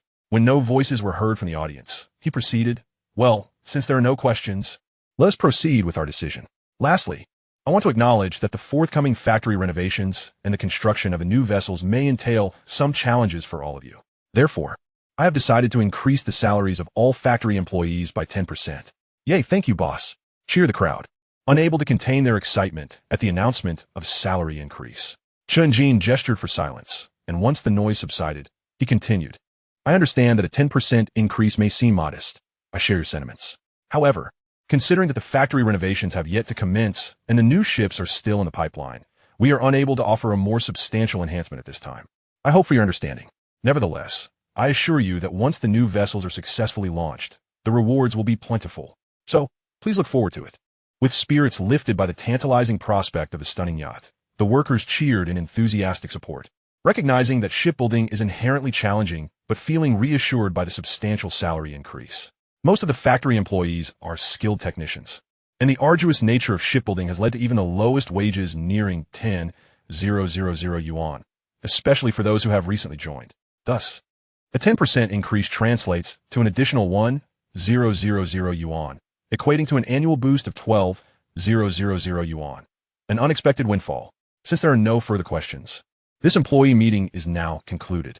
Please exit in an orderly manner as we prepare to commence the factory renovations, Chen Jin announced, and the crowd gradually dispersed, leaving the venue quiet.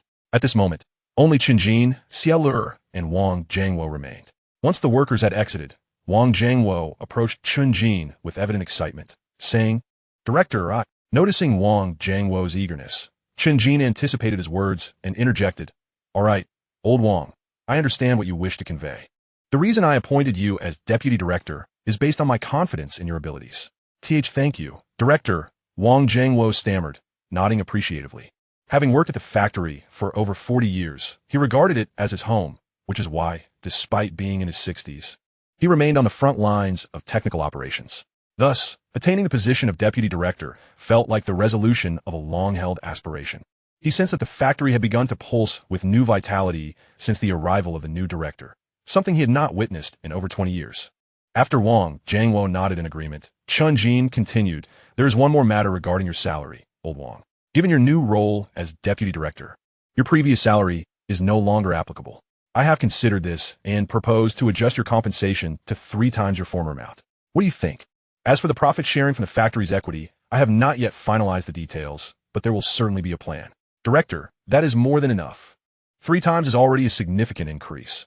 I cannot possibly accept any profit sharing," Wang Jiangwo exclaimed, waving his hands in protest. With a new salary of 60,000 yuan, he was already among the top earners in Yangcheng, and, at his age, he felt it was inappropriate to ask for more. "It is only right that those who contribute to the factory's success are duly rewarded," Chen Jin replied, fully aware of the joy that a salary increase brings from his own past experiences as a worker. "Now, old Wang, I have no further questions. Do you have anything else to address?" Wang Jiangwo pondered for a moment before shaking his head. "Director, nothing else." "All right then, old Wang. Please proceed with arranging the factory improvements and ensure the engine production commences as well." "Understood, Director. I will get right on it," Wang Jiangwo replied, and with that, he departed. Once Wang Jiangwo left, Xia Le sidled up to Chen Jin, her eyes sparkling with admiration. "Brother Jin, you were so impressive when you spoke on stage, especially when you announced the salary increase. It felt like there was light shining all around." Amused by her enthusiasm, Chen Jin chuckled and gently tapped her forehead, saying, "It's not as exaggerated as you say, Lure. The light you perceived must be from watching too many animated shows." "I don't think so. I just think you looked incredibly dashing," Xia Le retorted, hands on her hips. "All right, Lure, I've taken care of matters at the factory. It seems this evening is free of obligations. When do you intend to go for some leisure?" "I wish to visit Romantic Valley, a renowned rendezvous for couples." "Very well. Let us set forth without delay, lest we encounter traffic later. We should dine first. Otherwise, you may find yourself hungry," Chen Jin suggested, glancing at the clock, which indicated it was nearly 5 p.m. "Sound good, let us go." With that, Xia Le took Chen Jin's hand, leading him toward the parking lot. As they walked, factory workers noticed their boss being led by a young, beautiful girl and exchanged knowing smiles. During the employee meeting earlier, they had seen the lovely girl standing beside Chen Jin and had speculated about their relationship. Now, the scene before them clarified everything. Unaware of the attention he garnered from his employees, Chen Jin retrieved his phone and sent details regarding personnel adjustments and salary increases to the factory's logistics department, leaving subsequent tasks in their capable hands. Soon, they arrived at the parking lot. After settling into the car, Chen Jin and Xia Le discussed where to dine. Fortunately, neither of them was picky, and they quickly settled on a location. Chen Jin started the engine, and they drove off towards their destination, with the night unfolding pleasantly. Chen Jin accompanied Xia Le, enjoying a delightful evening together. After dropping off a weary Xia Le at her home, he returned to his own residence. After a brief shower, he lay back on his bed, swiftly drifting into slumber. Chapter 11. The rectification completed, yacht construction commences. In the following days, having completed his work arrangements, Chen Jin found himself with little to occupy his time. Besides occasionally communicating with Wang Jiangwo regarding the shipyard renovations, he spent his days indulging in leisure with Xia Le. Under Wang Jiangwo's guidance, the progress of the shipyard's transformation was remarkably swift, with numerous workers wielding hoses and machinery to clear out debris that had accumulated over 2 decades. However, as the entire shipyard was undergoing improvements, including the discontinuation of some outdated operations and the optimization of the engine production line, The renovations stretched over nearly 4 days. Once all obsolete equipment and unnecessary materials were cleared, 7 small construction slots were made available for vessels under 500 tons, along with 3 medium slots for ships ranging from 500 to 1,000 tons. The larger construction slots remained untouched for future use, as they were not needed at present. Due to a shortage of manpower, only 4 small construction slots could be activated simultaneously, with the remaining slots to be opened once sufficient workers were recruited. With the shipyard now ready, preparations began for the construction of the new yacht. A ceremonial ribbon-cutting event was organized. As many long-standing employees had not witnessed such a ceremony in years, their faces glowing with joy. Now, I hereby announce the commencement of the construction ceremony for our new yacht at Huanan Shipyard, Chen Jin declared with a beaming smile, cutting the ribbon to signal the official beginning of the event. Hurry! The workers erupted into cheers as Chen Jin severed the ribbon. The ceremony was straightforward, devoid of elaborate steps or protocols. After the simple event concluded, the workers eagerly immersed themselves in the construction of the hull. The initial step in shipbuilding was laying the keel. The keel plays a vital role in the vessel's sturdiness. Thus, to ensure the yacht's robustness, Chen Jin had designed the keel, internal compartments, and underwater hull using the specialized steel acquired from the system. The above-water hull, however, was constructed from commonly used aluminum alloy and fiberglass. Yet, for this inaugural vessel, intended as a gift for Shipyard, Chen Jin opted for a specialized aluminum alloy from the system. This yacht would boast unprecedented protective capabilities, even with the above-water components crafted from conventional materials. Its impact resistance remained formidable, primarily due to the underwater hull and keel absorbing the brunt of any force. Thus, a yacht constructed with specialized steel not only offered exceptional protection, but also enabled the engine to unleash greater power. According to Wang Jiangwo's report, even with the internal engine's performance limited to a mere 50, it still yielded over 13,000 horsepower. With 2 internal engines and 1 external engine combined, the total power output reached an astonishing 34,000 horsepower.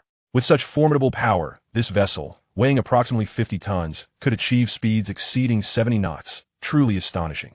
However, due to the inclusion of specialized alloys, the yacht's overall weight increased by about 5 tons, and its dimensions expanded significantly, resulting in a reduction of speed by approximately 2 knots.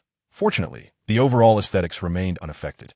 Of course, the increase in size brought benefits, such as a primary fuel tank capacity of 13,000 liters and a secondary tank of 4,000 liters, allowing the yacht to cruise for 500 nautical miles at 50 knots and approximately 1,000 nautical miles at top speeds of 70 knots.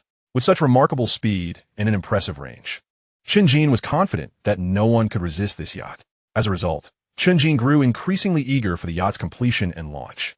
Standing at the shipyard entrance with Xiao, he noticed 9 transport trucks arriving from the neighboring steel mill, laden with specialized steel and aluminum alloy.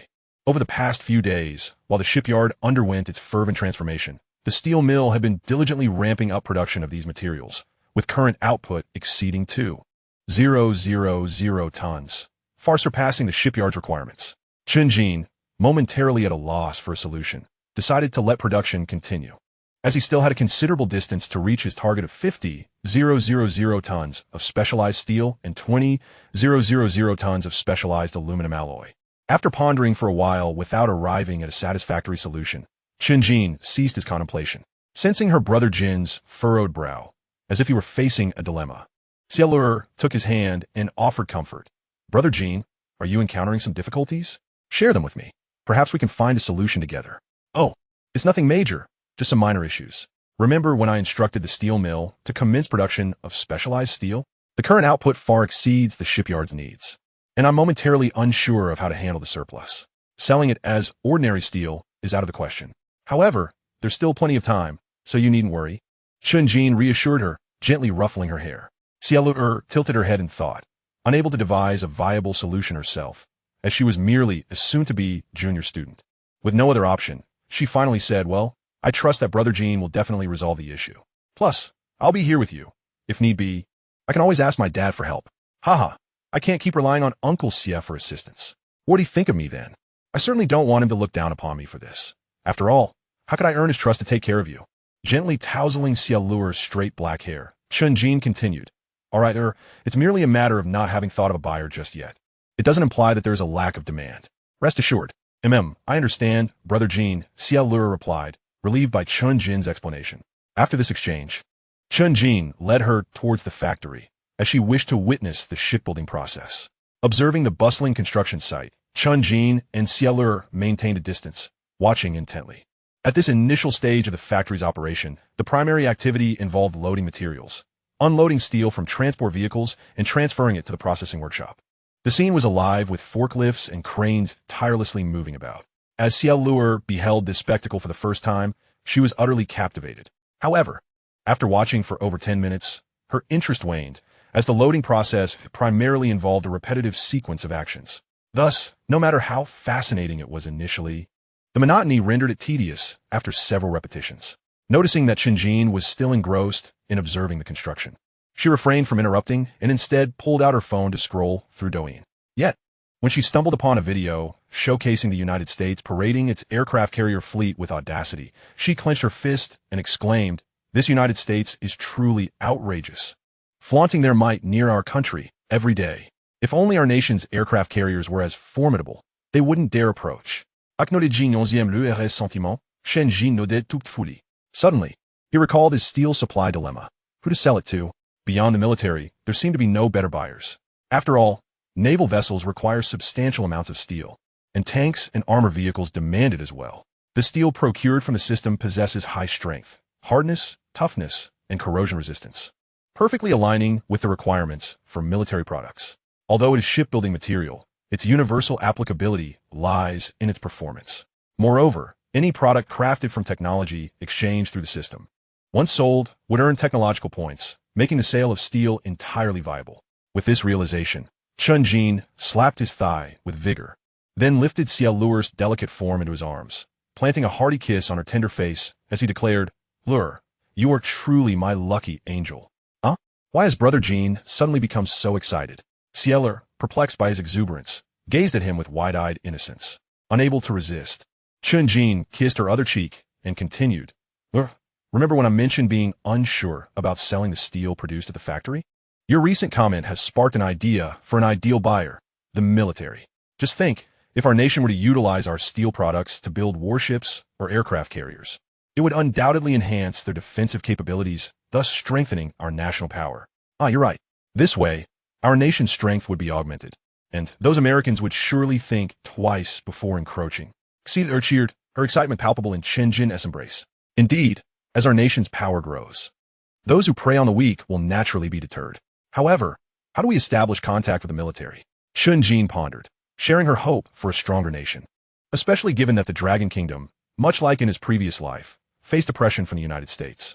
Though it had been striving to catch up, it still required time. Why not ask my father? I recall him entertaining military personnel a few times. One of them was a colonel, if I'm not mistaken.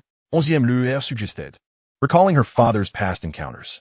Yes, it seems there's no better option at the moment. We should indeed consult Uncle Xia. Do you know where he is now? Chen Jin agreed and inquired about her father's whereabouts. I'm not sure. My dad wasn't home when I left. He doesn't seem to have a fixed location. Why don't you call him? All right, I'll reach out, Chen Jin replied, nodding in acquiescence. Chapter 12. A call to the father-in-law, taking out his phone.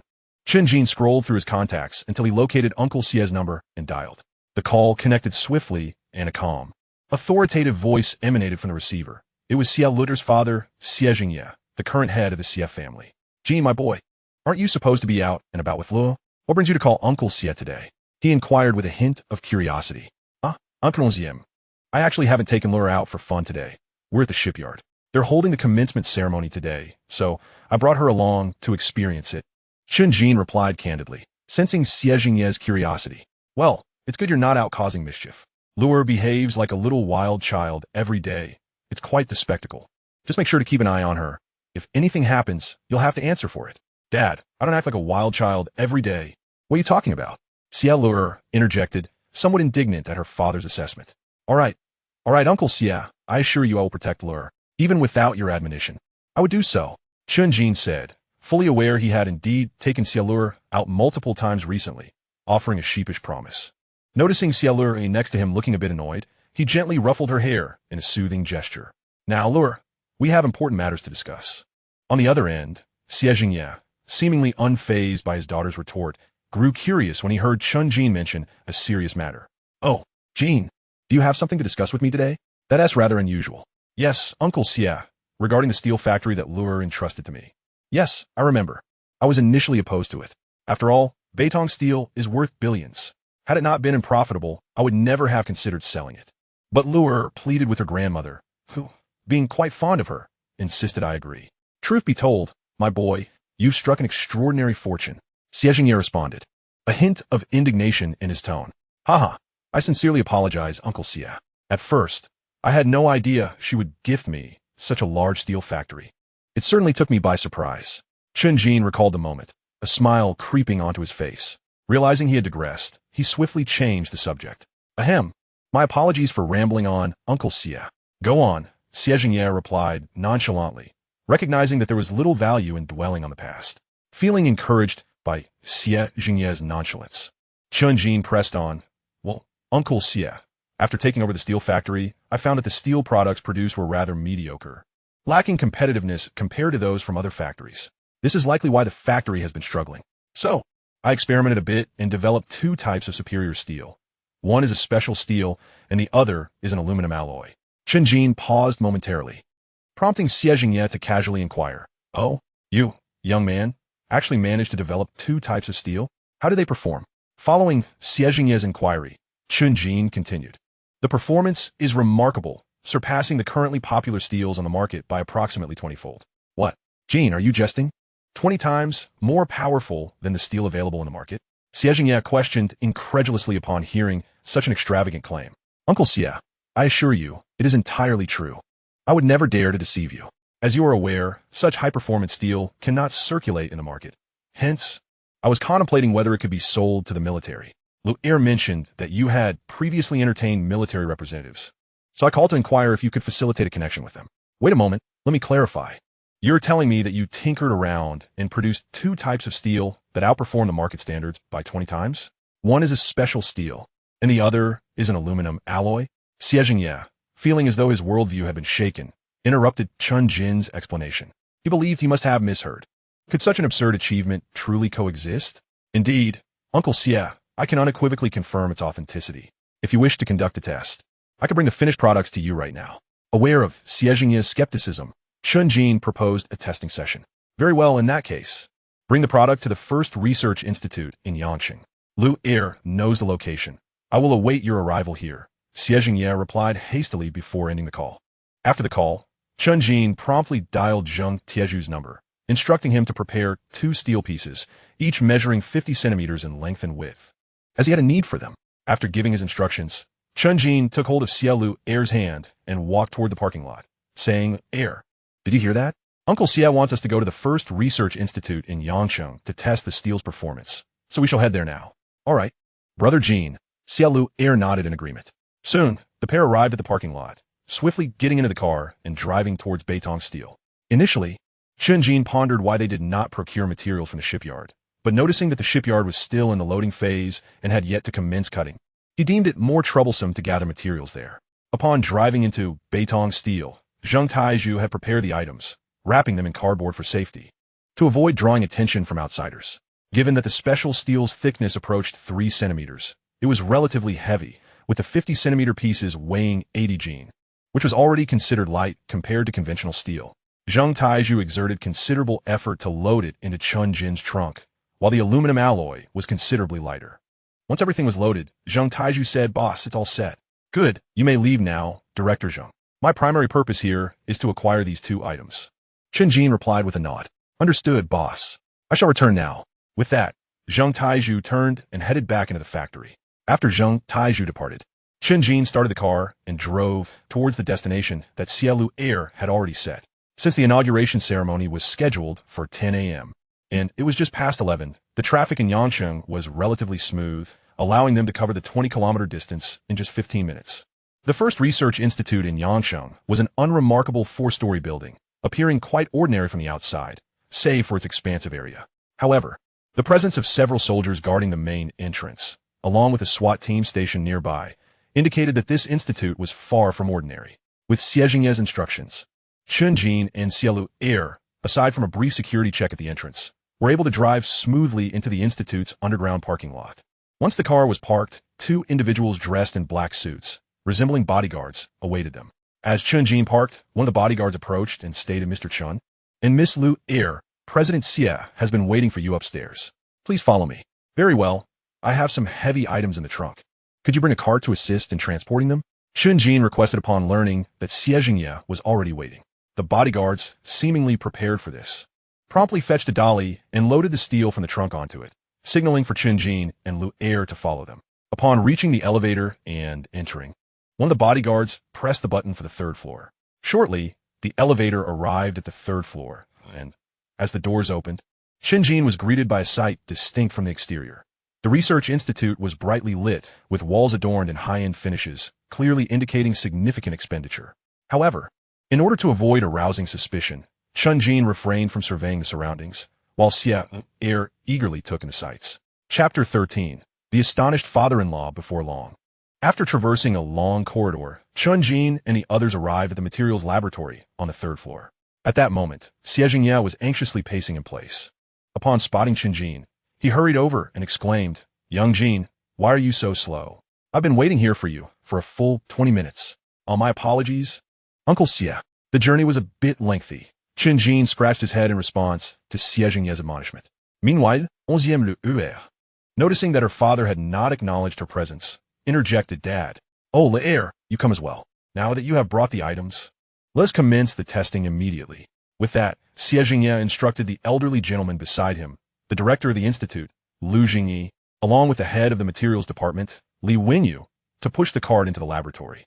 As the laboratory was classified, Chen Jin and the others did not enter, but instead waited in the seating area outside the corridor. Perhaps influenced by Xie Jingye's presence, Xie Lu remained silent during the wait, sitting beside Chen Jin with her arms crossed, her gaze fixed on the laboratory door, seemingly eager for the testing results. Meanwhile, Xie Jingye, observing her unusually subdued demeanor, teased with a chuckle, "Lu why are you so quiet today? This is not like you at all." "Of course not. I can be quiet too, you know." "Dad, you are slandering me," Xie Lu retorted, indignant at her father's teasing. "Haha, this is not slander. Just ask young Jin if I'm wrong. You, my wild daughter, are always running around, and only he can keep you in check." Having grown accustomed to Xie Lu's fiery temperament, Xie Jingye responded nonchalantly, inadvertently pulling Chen Jin into the fray. Upon hearing his father-in-law's comment, Chen Jin sensed impending trouble. Sure enough, after Xie Jingye's remark, Xie Lu turned her gaze toward him, clenching her fist in a mock threat. "Brother Jin, I am not wild at all. I am merely a quiet girl. Wouldn't you agree?" At this moment, Chen Jin could not afford to contradict her, so he replied, "Indeed. Lu is simply a serene and lovely maiden." "Hee, I knew that old Dad was slandering me. I'm going to complain to Mom when I get home tonight." Having received the desired response, Xie Lu gleefully clung to Chen Jin's arm, acting coyly. Xie Jingye observed the affectionate couple with a contented smile, choosing to remain silent and not disrupt their moment. Time passed swiftly. 20 minutes elapsed, and gradually both Chen Jin and Xie Lu began to feel a twinge of boredom. Furthermore, as their mobile phones were not permitted in the laboratory, they found themselves growing restless. Noticing their fidgeting, Xie Jingye kindly reassured them. Old Lu and the others should be finishing the test soon. The youth of today truly lack patience. In our day, we would wait for hours for foreign merchants. Chen Jin and Xie Lu did not contradict Xie Jingye's comforting lecture, acknowledging the arduous conditions of the past, just as Chen Jin anticipated a longer wait. The laboratory doors swung open, revealing Lu Jingyi rushing towards Xie Jingye with several reports in hand. Upon seeing Lu Jingyi emerge, Xie Jingye hastily approached him and inquired, "Lao Lu, how are the results?" Understanding Xie Jingye's urgency, Lu Jingyi succinctly replied, "Lao Xie," after multiple checks and confirmations with Wenyu. "The performance of these two steel samples is astonishing. In all my years of working with materials, I have never encountered such extraordinary performance data. You probably don't know, but when Wenyu and I first conducted the tests, the results were so remarkable that we repeated them several times, only to find the same figures each time. Ultimately, we had no choice but to conclude that these results are genuine." After explaining, Lu Jingyi handed the data reports to Xie Jingye and continued, "All the detailed data is here. You can take a look for yourself. But tell me, where did you procure these materials? As far as I know, there are no such extraordinary materials currently available domestically, and this does not resemble anything produced in the country." Xie Jingye, upon receiving the documents, fell silent and began to examine them closely. However, as he read the first hardness data of the special steel, he was rendered speechless by the staggering figure. Hardness, 1200 HRC. To put this into perspective, the hardness of ordinary rebar ranges between 20 to 30, while even processed steel plates hover around 40. High manganese steel, recognized for its hardness, only reaches about 60. This indicated that the special steel developed by Chen Jin boasted a hardness 40 times that of regular rebar and 20 times that of high manganese steel. Moreover, the rigidity data read an astounding 6,000. Anyone witnessing such figures would undoubtedly be left in awe, possibly questioning their authenticity. Yet the shock did not end there. As he continued to peruse the data, each piece of information left him increasingly astonished. By the time he reached the end, Xie Jingye was wholly numbed by the sheer magnitude of the results, unable to articulate his thoughts. Taking a deep breath, Xie Jingye refrained from answering Lu Jingyi's question and solemnly stated, "Lao Lu, this data is of utmost importance. As for the origin of the steel, I cannot disclose that information at this moment. I need to consult with my superiors first. Furthermore, all data in the laboratory must be thoroughly erased. We cannot leave a trace. We also need to take the 2 steel samples with us." Lu Jingyi, fully aware of the significance of the data, responded to Xie Jingye's serious tone. "All right, I will ensure that all data is cleared immediately. As for the steel samples, please hold on. I will ask when you to bring them out." With that, Lu Jingyi hurried back to the laboratory to erase all testing data and instructed Li Wenyu to bring out the cart containing the 2 panels. Upon seeing that the panels were mostly undamaged apart from some testing marks, Xie Jingye turned to Chen Jin and said, "Young Jin, I will take you to meet the person you wish to see shortly. However, before that, I would like to discuss something with you." Sensing hesitation in Xie Jingye's voice, Chen Jin interjected, "Uncle Xie, please feel free to speak directly. I am here to help in any way I can." "Indeed," echoed Xie Lur, who was nearby. "Well, this matter is not suitable for discussion here. Afterward, young Jin, you will accompany me to a certain place where I will elaborate further. Also, Lur, it would be best if you did not attend. It may not be appropriate for a young lady like you to be present." "Oh," Xie Lur replied, feeling dejected upon hearing that she could not join. As the eldest daughter of the Xie family, she was acutely aware of the context in which she could and could not participate, thus refraining from voicing any objections. "All right, Lur, it won't take long. You should return home for now. I will seek you out later tonight," Chen Jin said, noticing her disappointment, and instinctively patted her head in a comforting gesture. Brother Jin, I will wait for you at home tonight." Xie Lur nodded obediently. Once he confirmed that his daughter was all right, Xie Jingye instructed one of the bodyguards to escort her home. Given that Xie Jingye typically only had 2 bodyguards and 1 vehicle, the bodyguard who returned after dropping Xie Lur off had to use Chen Jin's car to transport the 2 of them to their destination. Chapter 14. Negotiations with the father-in-law soon under the skilled driving of the bodyguard.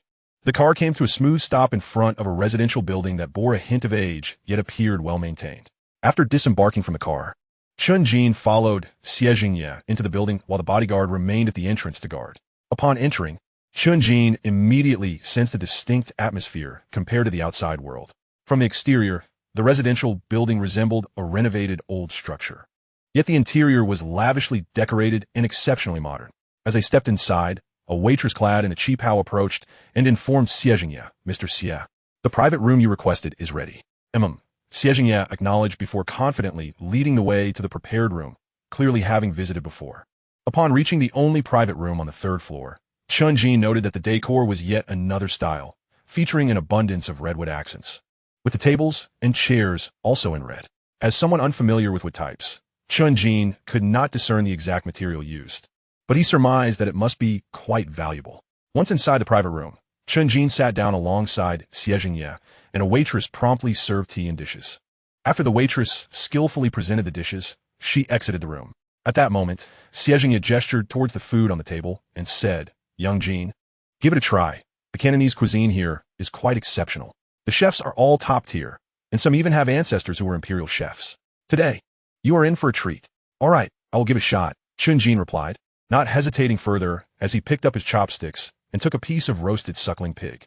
The instant he bit down, a satisfying crack echoed as the crispy skin shattered in his mouth, the delightful sound reminiscent of a beautiful melody, followed by the tender pork dispersing its rich flavor across his palate.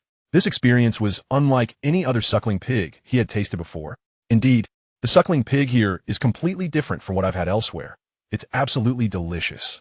After savoring a bite of the suckling pig, Chen Jin couldn't help but give it high praise and subsequently began sampling the other dishes. Haha, if it's delicious, then indulge a little more.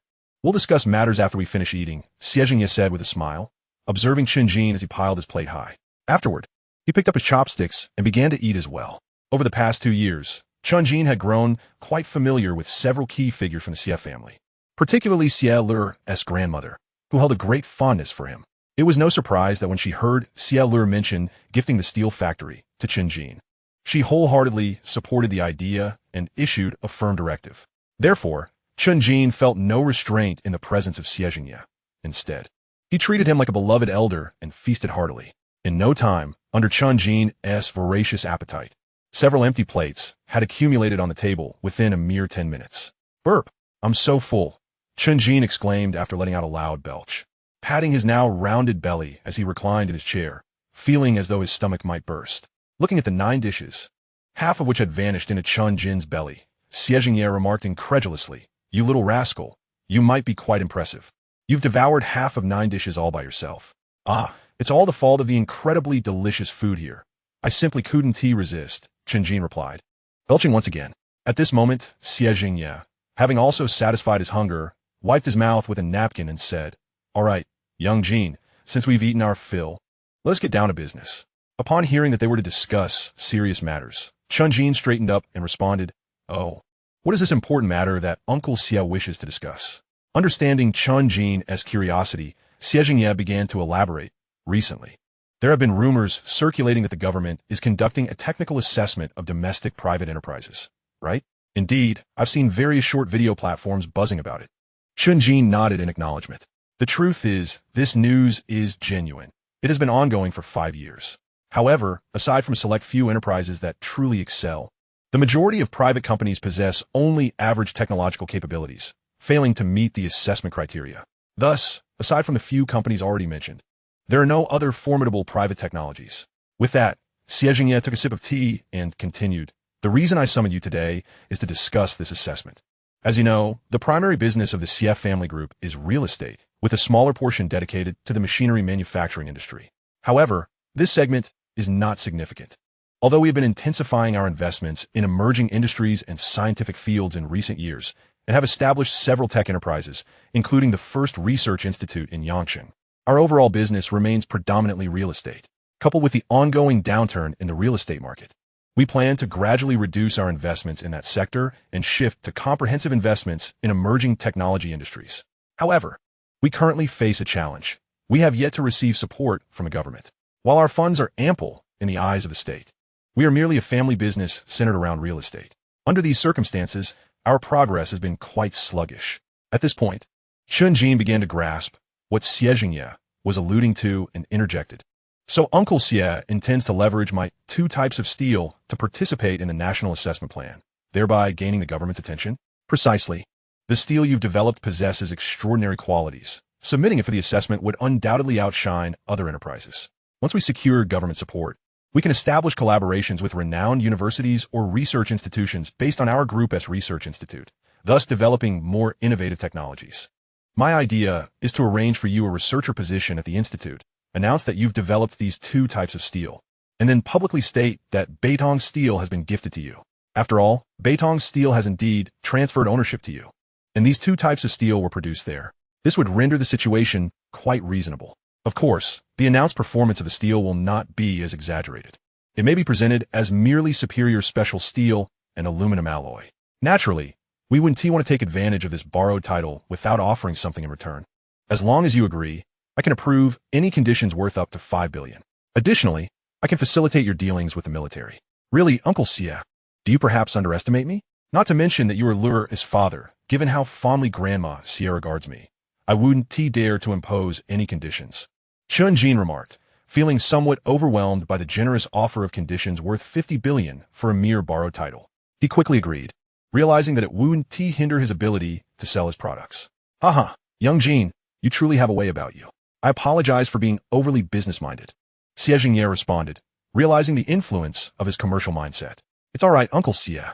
As the chairman of the Xie family group, it's natural for you to think in such a manner, given your frequent interactions with various competitors and businessmen," Chen Jin replied, not finding fault with Xie Jingye's approach, especially considering that he was casually tossing around the notion of 50 billion rather than a mere 500,000. This was no ordinary business behavior. All right, we will discuss our matters further later. For now, let me take you to meet the military representative. With both parties having reached an agreement, Xie Jingye prepared to escort Chen Jin to meet the military official, eager to fulfill his promise swiftly. Okay, Uncle Xie. Chen Jin nodded in agreement. As the two made their way downstairs, Chen Jin suddenly recalled the issue of the restaurant's cuisine and inquired as they walked, Uncle Xie, can one come here regularly? Are there any restrictions? In response to Chen Jin's query, Xie Jingye smiled and replied, what is this? Has young Jin taken a liking to this place? Do you wish to return next time? Yes, indeed. I thought it would be nice to bring Lure here sometime, as she is quite the foodie herself, Chen Jin admitted, scratching his head sheepishly. Well, it seems Grandma Lure was right. You truly treat her exceptionally well. I'm quite at ease in trusting her to you, Xie Jingye said, pleased to hear Chen Jin's intentions. He continued, there are indeed some restrictions here. It is only open on Thursdays, Fridays, and Saturdays, and only registered clients can make reservations. Moreover, the criteria for certification are rather stringent. Only CEOs of enterprises with a market value exceeding 50 billion in Yangsheng can be certified. After all, this is our business discussion venue, not a place for just anyone to enter. However, since this is also a property of the CF family, one could argue that there are no restrictions. I can arrange it so that you can come whenever you wish. It's best to visit when they are open, though. Otherwise, the chefs might harbor grievances, leading to inconsistencies in the dishes, which would not be ideal. Got it. I understand, Chen Jin replied cheerfully, delighted to learn he could visit at will. Of course, he had no intention of coming when they were closed. After all, his past self had always despised working overtime. Once downstairs, Xie Jingye made a phone call before instructing the bodyguard to drive them to their destination. Tycoons, Li Shanjun. At this moment, within the equipment department of the Yangqing Military District, as a subordinate division of the Equipment Development Department of the Southern Theater Army, the Yangqing Military Region primarily bears the responsibility of fostering amicable relations with civilian technology enterprises and private research institutions, meticulously selecting technologies or products that meet military standards for subsequent collaboration. Recently, Minister Li Changjun, head of the Yangqing Military Region, has encountered some formidable challenges. 2 years ago, the General Equipment Department issued a directive for the development of a new generation of main battle tanks, urging each theater command to design a vehicle characterized by exceptional mobility, unparalleled protection, advanced information technology, along with formidable endurance and firepower, all tailored to the specific circumstances of their respective jurisdictions. A competition among all theaters was promised, with the victorious party poised to receive substantial increases in military funding, a coveted resource that all regions covet, thus ensuring that the competition would be fiercely contested. Compounding the urgency, the General Equipment Department allocated a mere 3 years for this endeavor, and with 2 years and 3 months already elapsed, there remains less than a year to meet the deadline. Currently, the Southern Theater's research and development efforts remain mired in the pursuit of exceptional protection characteristics. While other attributes are more manageable, achieving such high levels of protection relies primarily on advancements in materials, a cornerstone of industrial progress, where each enhancement proves exceedingly arduous. Consequently, despite the passage of over 2 years, the Southern Theater has yet to make significant headway. With only 9 months remaining, the unwillingness to concede defeat has led the theater command to issue an ultimatum to all military districts, demanding the discovery of materials with superior protective capabilities. This directive has left Li Changjun feeling overwhelmed. Previous communications with numerous research institutions and steel enterprises yielded little in the way of promising news, and the military district's own research institutions were no exception. Consequently, he has grown accustomed to receiving disappointing news with each passing day at work.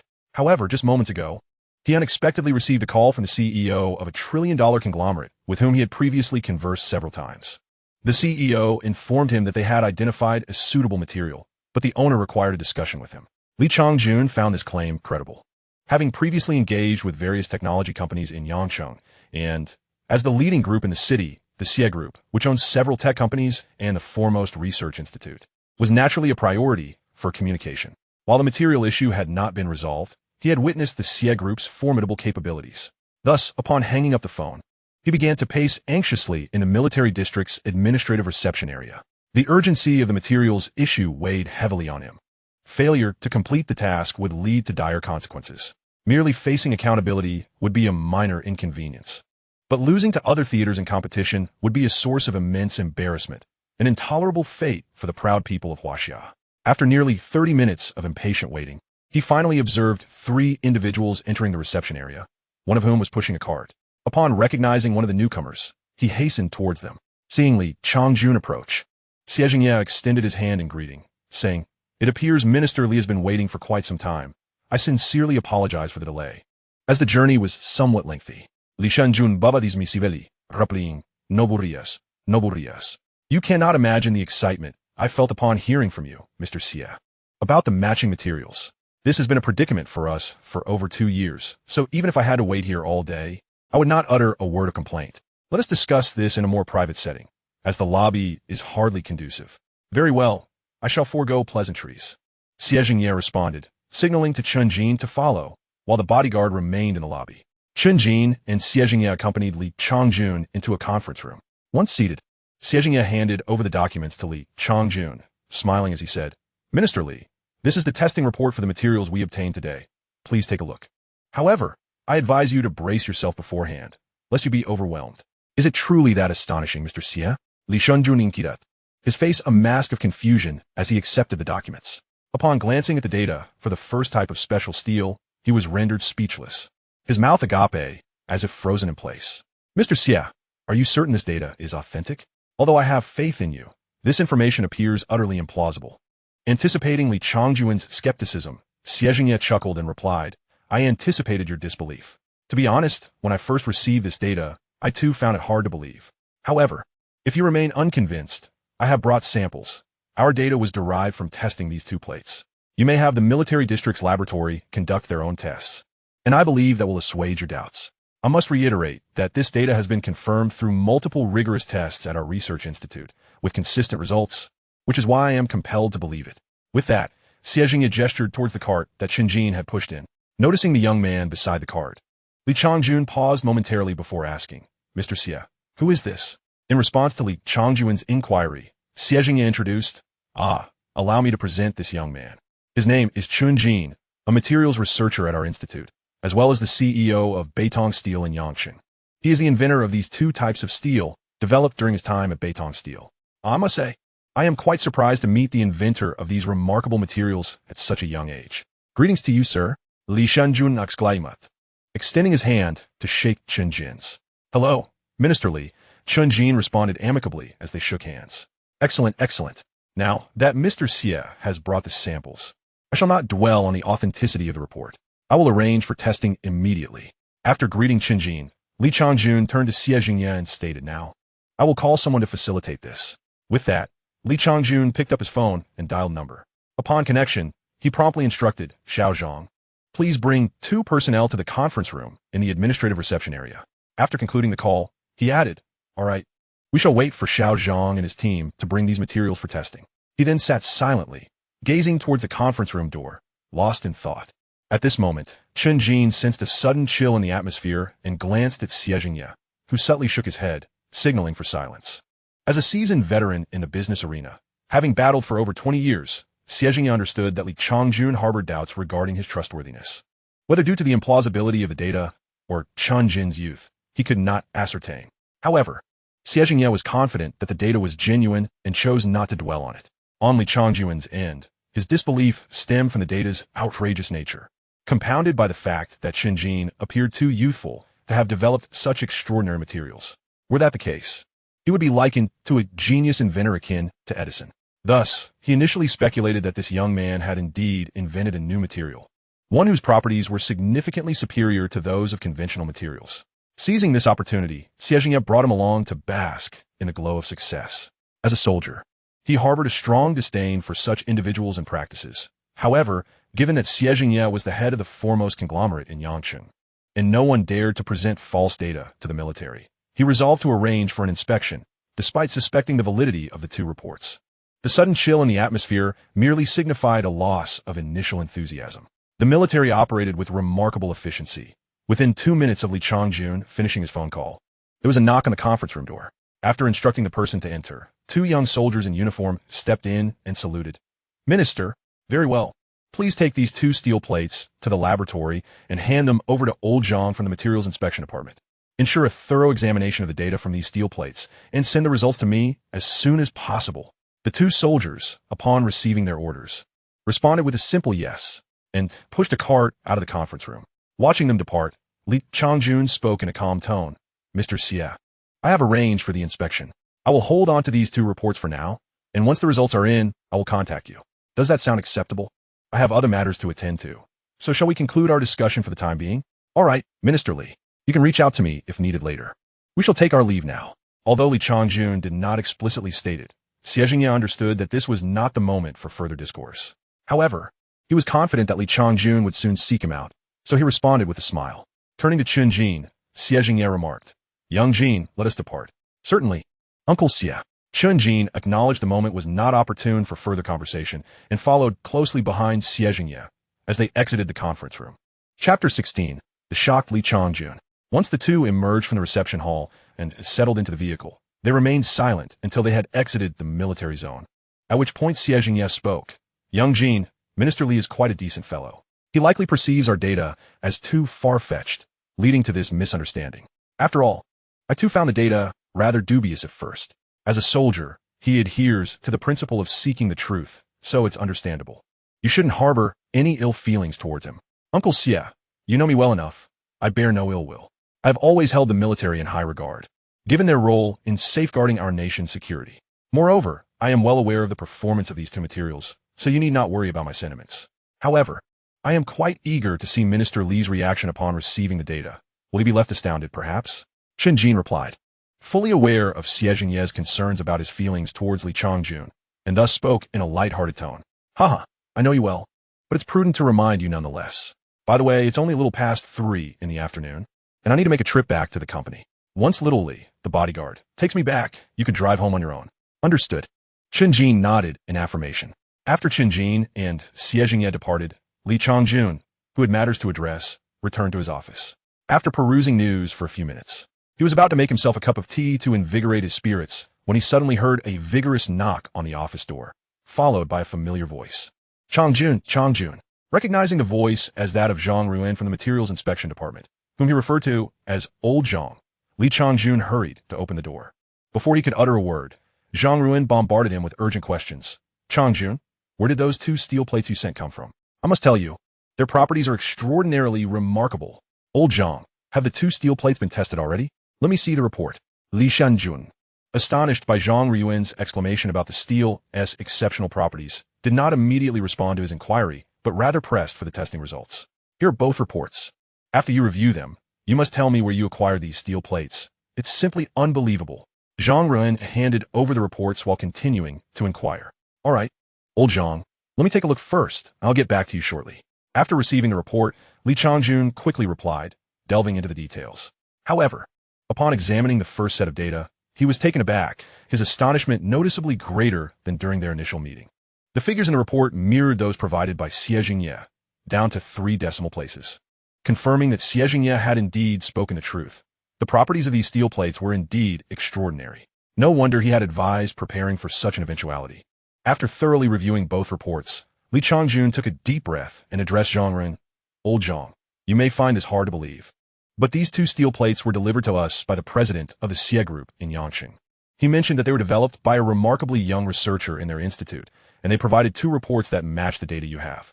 If I had known it was genuine from the outset, I would have. Here, Li Changjun let out a frustrated sigh. What's the matter? You didn't send them away, did you? You fool. Zhang Ruin scolded, assuming Li Changjun had dismissed the visitors. Old Zhang, you know me well enough to realize I would never send anyone away. I merely thought the data was implausible at first, so I may have shown a hint of displeasure and asked them to leave. Haha, you claim you didn't send them away, yet you displayed a sour demeanor and sent them off. Clearly, you were dismissing them. You're regressing, my friend, rejecting information without proper verification. Do you honestly believe anyone would dare deceive the military? You brought shame upon us. After listening to Li Changjun attempt to defend himself, Zhang Ruin launched into another tirade. After a while, Zhang Ruin calmed himself and continued. I must emphasize, Li Changjun, these 2 types of steel are of paramount importance to us, especially the special steel. If used to manufacture tanks, we could effectively protect against not only armor-piercing incendiary rounds, but also the depleted uranium projectiles from the Americans. I don't care how you do it. You must bring them back. This is an opportunity to enhance our nation's military prowess. If possible, have him produce larger steel plates for practical testing. Recognizing the significance of the Steel S data, Chen Jin quickly responded, "Understood. I will take care of it." After a moment's hesitation, he picked up his phone, located the contact for the Xie group in Xie, and dialed the number. The call connected swiftly, and Xie's voice came through. "Hello? Minister Li, is there something else you need?" Feeling somewhat awkward, given that he had just dismissed Xie not half an hour prior, Chen Jin steeled himself to continue. "Mr. Xie, I apologize for not being able to continue our conversation earlier, due to pressing matters." "Oh, I see, it's nothing, Minister Li. I understand that matters concerning the military are rather numerous, so I didn't think much of it. Is there something you wish to discuss with me now?" Sitting in the car, Xie was acutely aware that Chen Jin sought a graceful way to ease the conversation, and after exchanging a knowing glance with Chen Jin, he tactfully chose not to pursue the topic further, but instead shifted the conversation. Upon hearing Xie's inquiry, Chen Jin adjusted his tone and replied, "Ah, Director Xie. It is indeed the case that the 2 samples of steel you brought have been thoroughly tested by our inspector, Old Zhang. To be candid, when I first received the data, I was utterly astonished. The results produced by Old Zhang are identical to the figures you provided, which completely shattered my previous perceptions." At this point, Chen Jin appeared somewhat animated, pausing momentarily before continuing, thus having confirmed the authenticity of these 2 steel samples. "I trust you comprehend their significance to our nation. Therefore, the purpose of my call is to ascertain whether these 2 types of steel can be mass-produced, and if so, what the production capacity would be." Upon hearing that Chen Jin had validated the material's authenticity and inquired about mass production, Xie smiled in response. "Ah, Minister Li. To speak frankly, these 2 materials were only recently developed, and we are currently in the trial production phase. However, I can assure you that both types of steel are indeed capable of mass production, although we are still in the process of determining the output. If you're interested, I will be delighted to invite you to visit our Beitong steel plant for a more detailed discussion." "Excellent. That sounds wonderful. How about we schedule for tomorrow?" Chen Jin exclaimed, his excitement palpable at the prospect of mass production. Even Old Zhang, who stood nearby observing the call, could tell that a resolution regarding the steel had been reached, and he couldn't help but smile as well. "Very well, Minister Li. I look forward to seeing you tomorrow." After exchanging cordial farewells, Xie patiently waited for Chen Jin to end the call. He then turned to Chen Jin and remarked, "Young Jin, Minister Li has confirmed the authenticity of the materials and inquired about our capacity for mass production. I assured him that we can indeed produce them, and we arranged to meet tomorrow at Beitong Steel for further discussions. Since you are now the owner of Beitong, I believe you should handle the negotiations. However, I must advise you regarding pricing. While these 2 steel types exhibit remarkable performance and are in high demand from the military, I suggest you refrain from setting the price too high. Maintaining a good relationship with the military requires us to demonstrate our sincerity as well." Upon hearing Xie express concern about potentially overpricing the steel, Chen Jin replied with a playful tone, "Uncle Xie, rest assured, the price will not only be reasonable, but quite low, haha." Xie, well aware of Chen Jin's character, responded with a hint of amusement. "Well, as long as you understand. I won't pry further into the specifics. You can discuss it with Minister Li." At that moment, the vehicle arrived at the headquarters of the Xie Corporation. Once they reached their destination, Xie exited the car and said, "All right, I've arrived. I'll head inside now. Drive carefully. I don't want Luer to be upset." "Of course, Uncle Xie. I drive with utmost caution," Chen Jin replied, settling into the driver's seat. "Well then, attend to your matters," Xie concluded, making his way into the building, followed closely by his chauffeur. After watching Xie depart, Chen Jin started the car and headed towards Xie Luer's residence, recalling their prior arrangement to meet. Chapter 17, 11e le RS Boudoir. As the clock approached 5 p.m., traffic began to thicken, resulting in a delay that stretched a journey of fewer than 20 kilometers to approximately 30 minutes. Eventually, Chen Jin arrived at Xie Luer's home in Xie Family Village. Interestingly, Xie Family Village was not far from Chen Family Village, situated right next to it. However, due to the expansive area of Xie Family Village, spanning over 20 square kilometers, traveling from Xie Luer's home to Chen Jin's required several kilometers of road.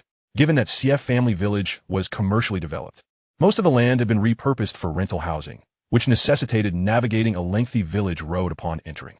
Yet, having traversed this route countless times, Chen Jin was well acquainted with it. Skillfully maneuvering his vehicle into Xie Luer's estate and parking in the garage, he proceeded towards the main building. Before long, he encountered 2 familiar figures, Xie Luer's grandparents, who were gracefully swaying beneath the setting sun, seemingly engaged in some form of dance practice. Observing their engrossed movements, Chen Jin hesitated to interrupt. However, just as he intended to circumvent them, he was spotted by Xie Lu'er's grandfather, Xie Jinghua, who paused his routine and called out, "Ah, Ji, my boy, what brings you here today? It seems you've not visited in quite some time. Are you here to see Lut?" Noticing that his presence had been acknowledged, Chen Jin scratched his head and approached the couple with a smile. "Indeed, Grandpa Xie and Grandma Xie, I came to visit Lu'er. We had made plans to meet.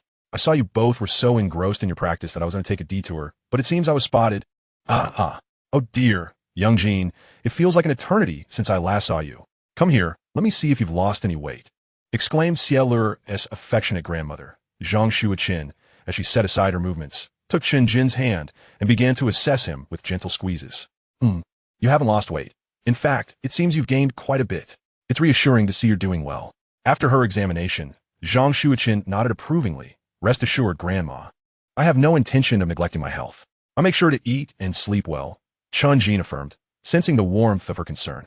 "Well, as long as young people pay attention to their health, that's what matters. Now, we won't keep you any longer. Lu'er is in her room, engaged in some activity. Please do find her. Oh, and remember to stay for dinner tonight."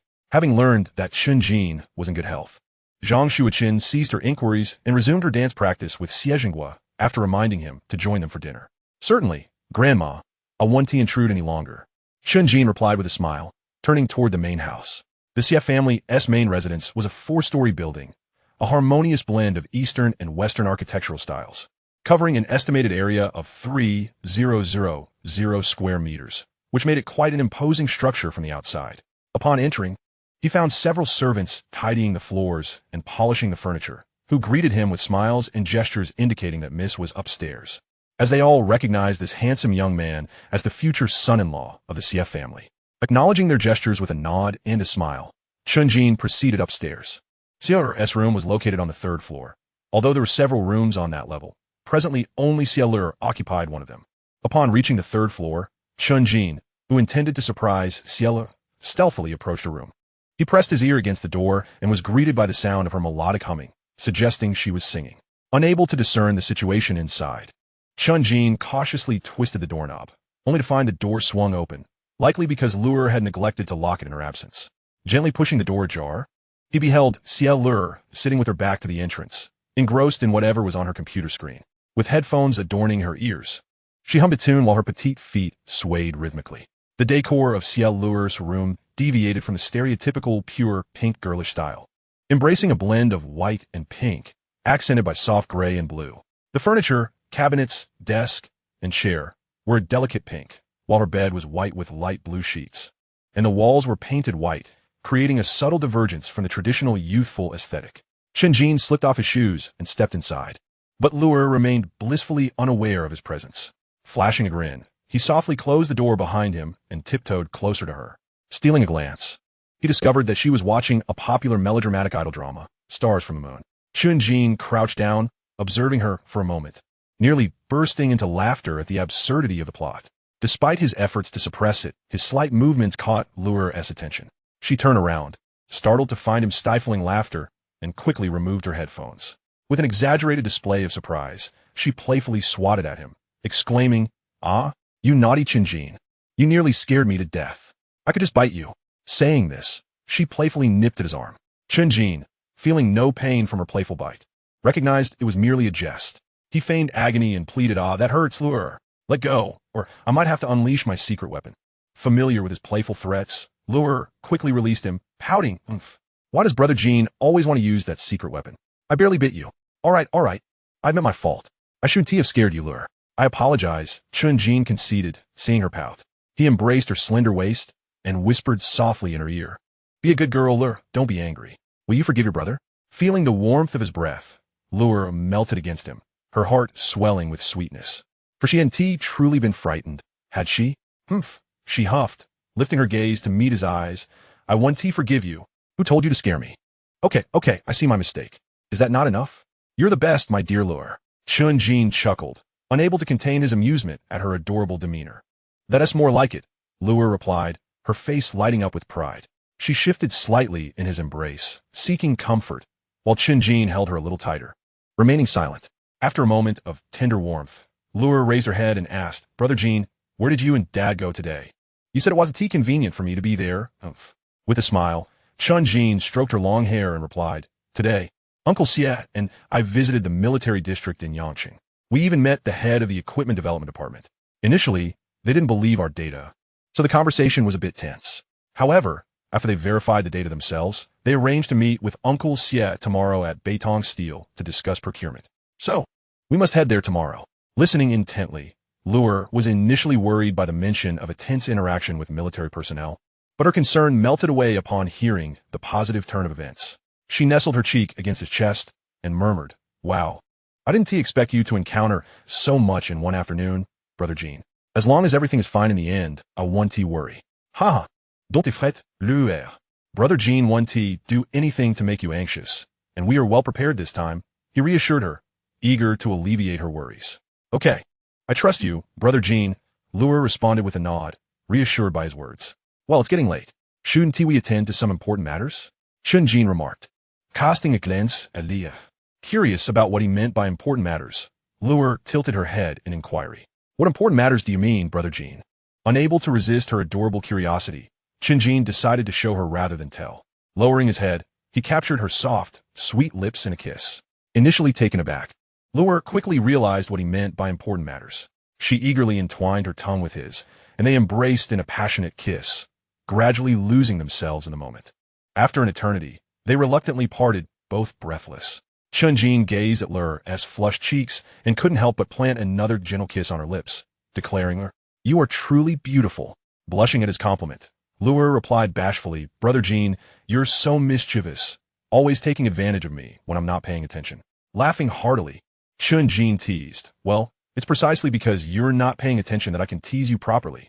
After checking the time on his phone, Chen Jin noted it was nearly 6 in the evening, dinner time. All right, Lure, your aunt and the others should have dinner ready.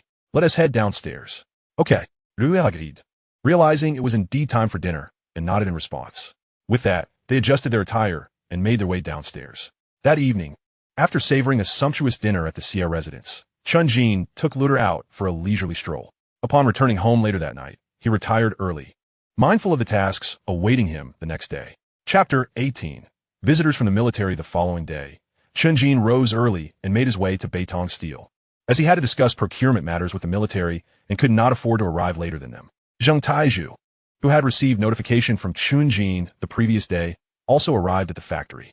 Rushing over to his boss upon seeing him so early, he rubbed his hands together, asking, Boss, when will the military personnel arrive today? Should we prepare anything? Honestly, this is my first time experiencing something like this. Not only Zheng Taizhu, but even Chen Jin was encountering the process of negotiating with the military for the first time.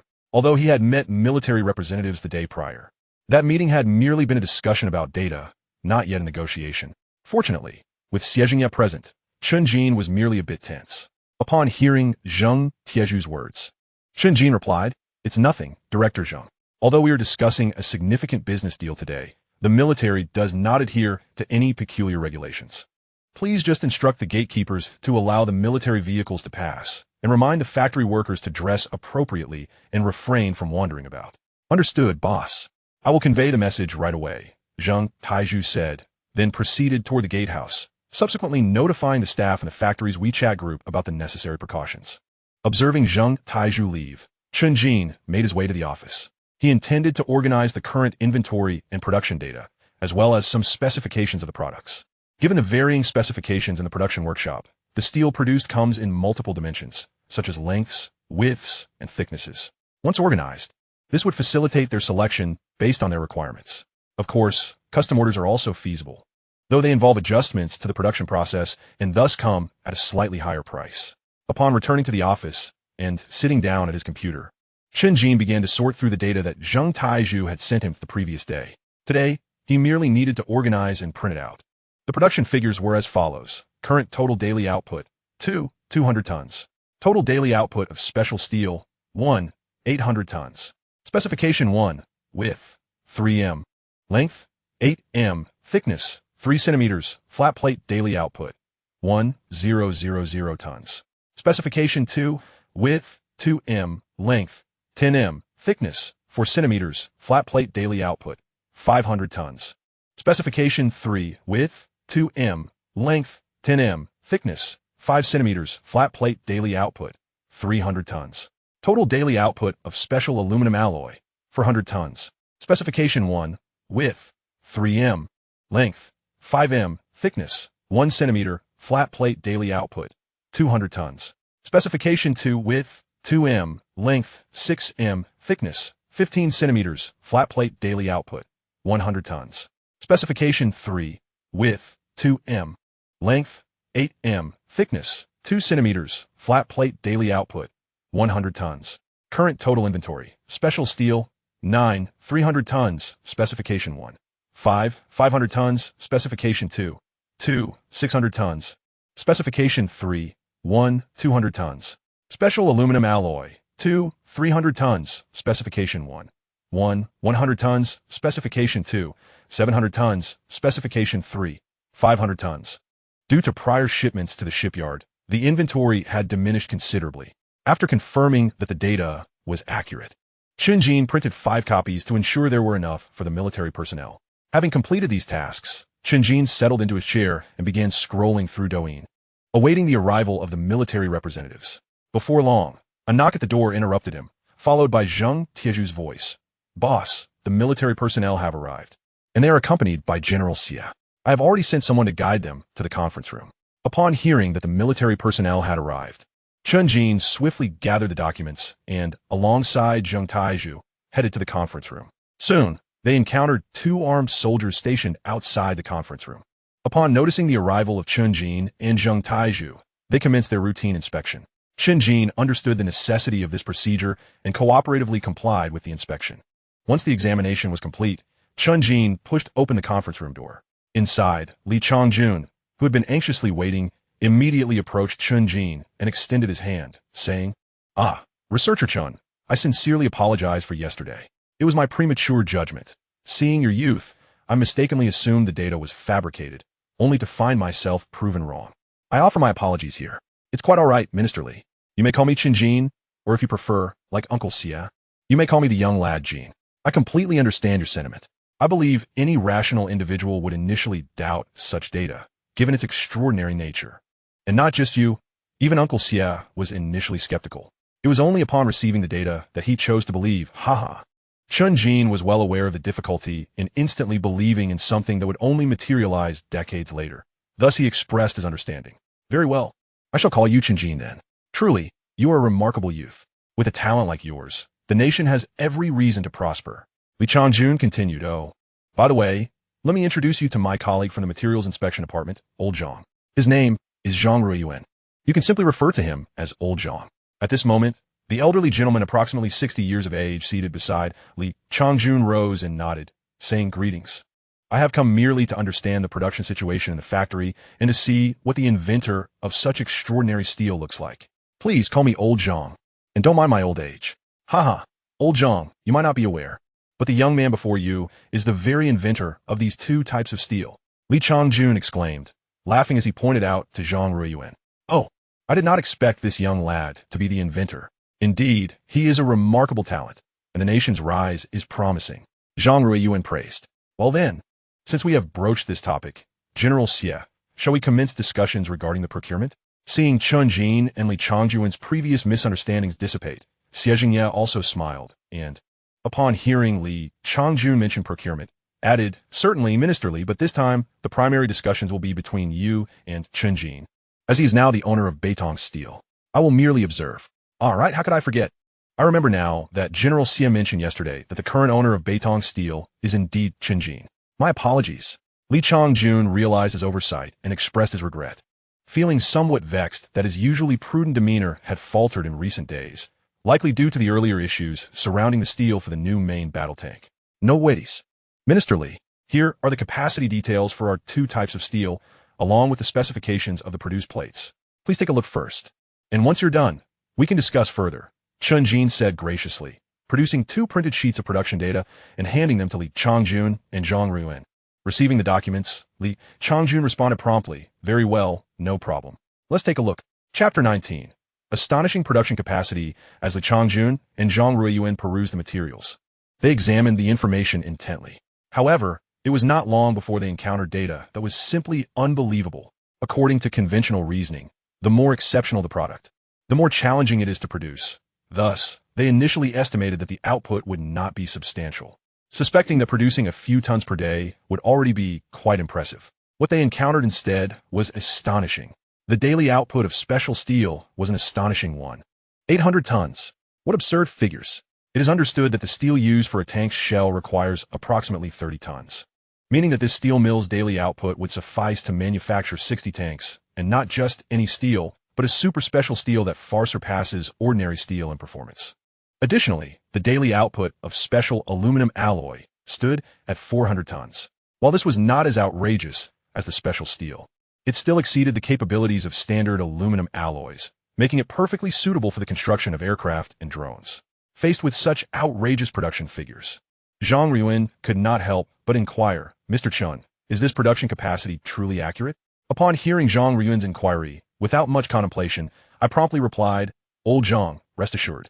This data is indeed authentic.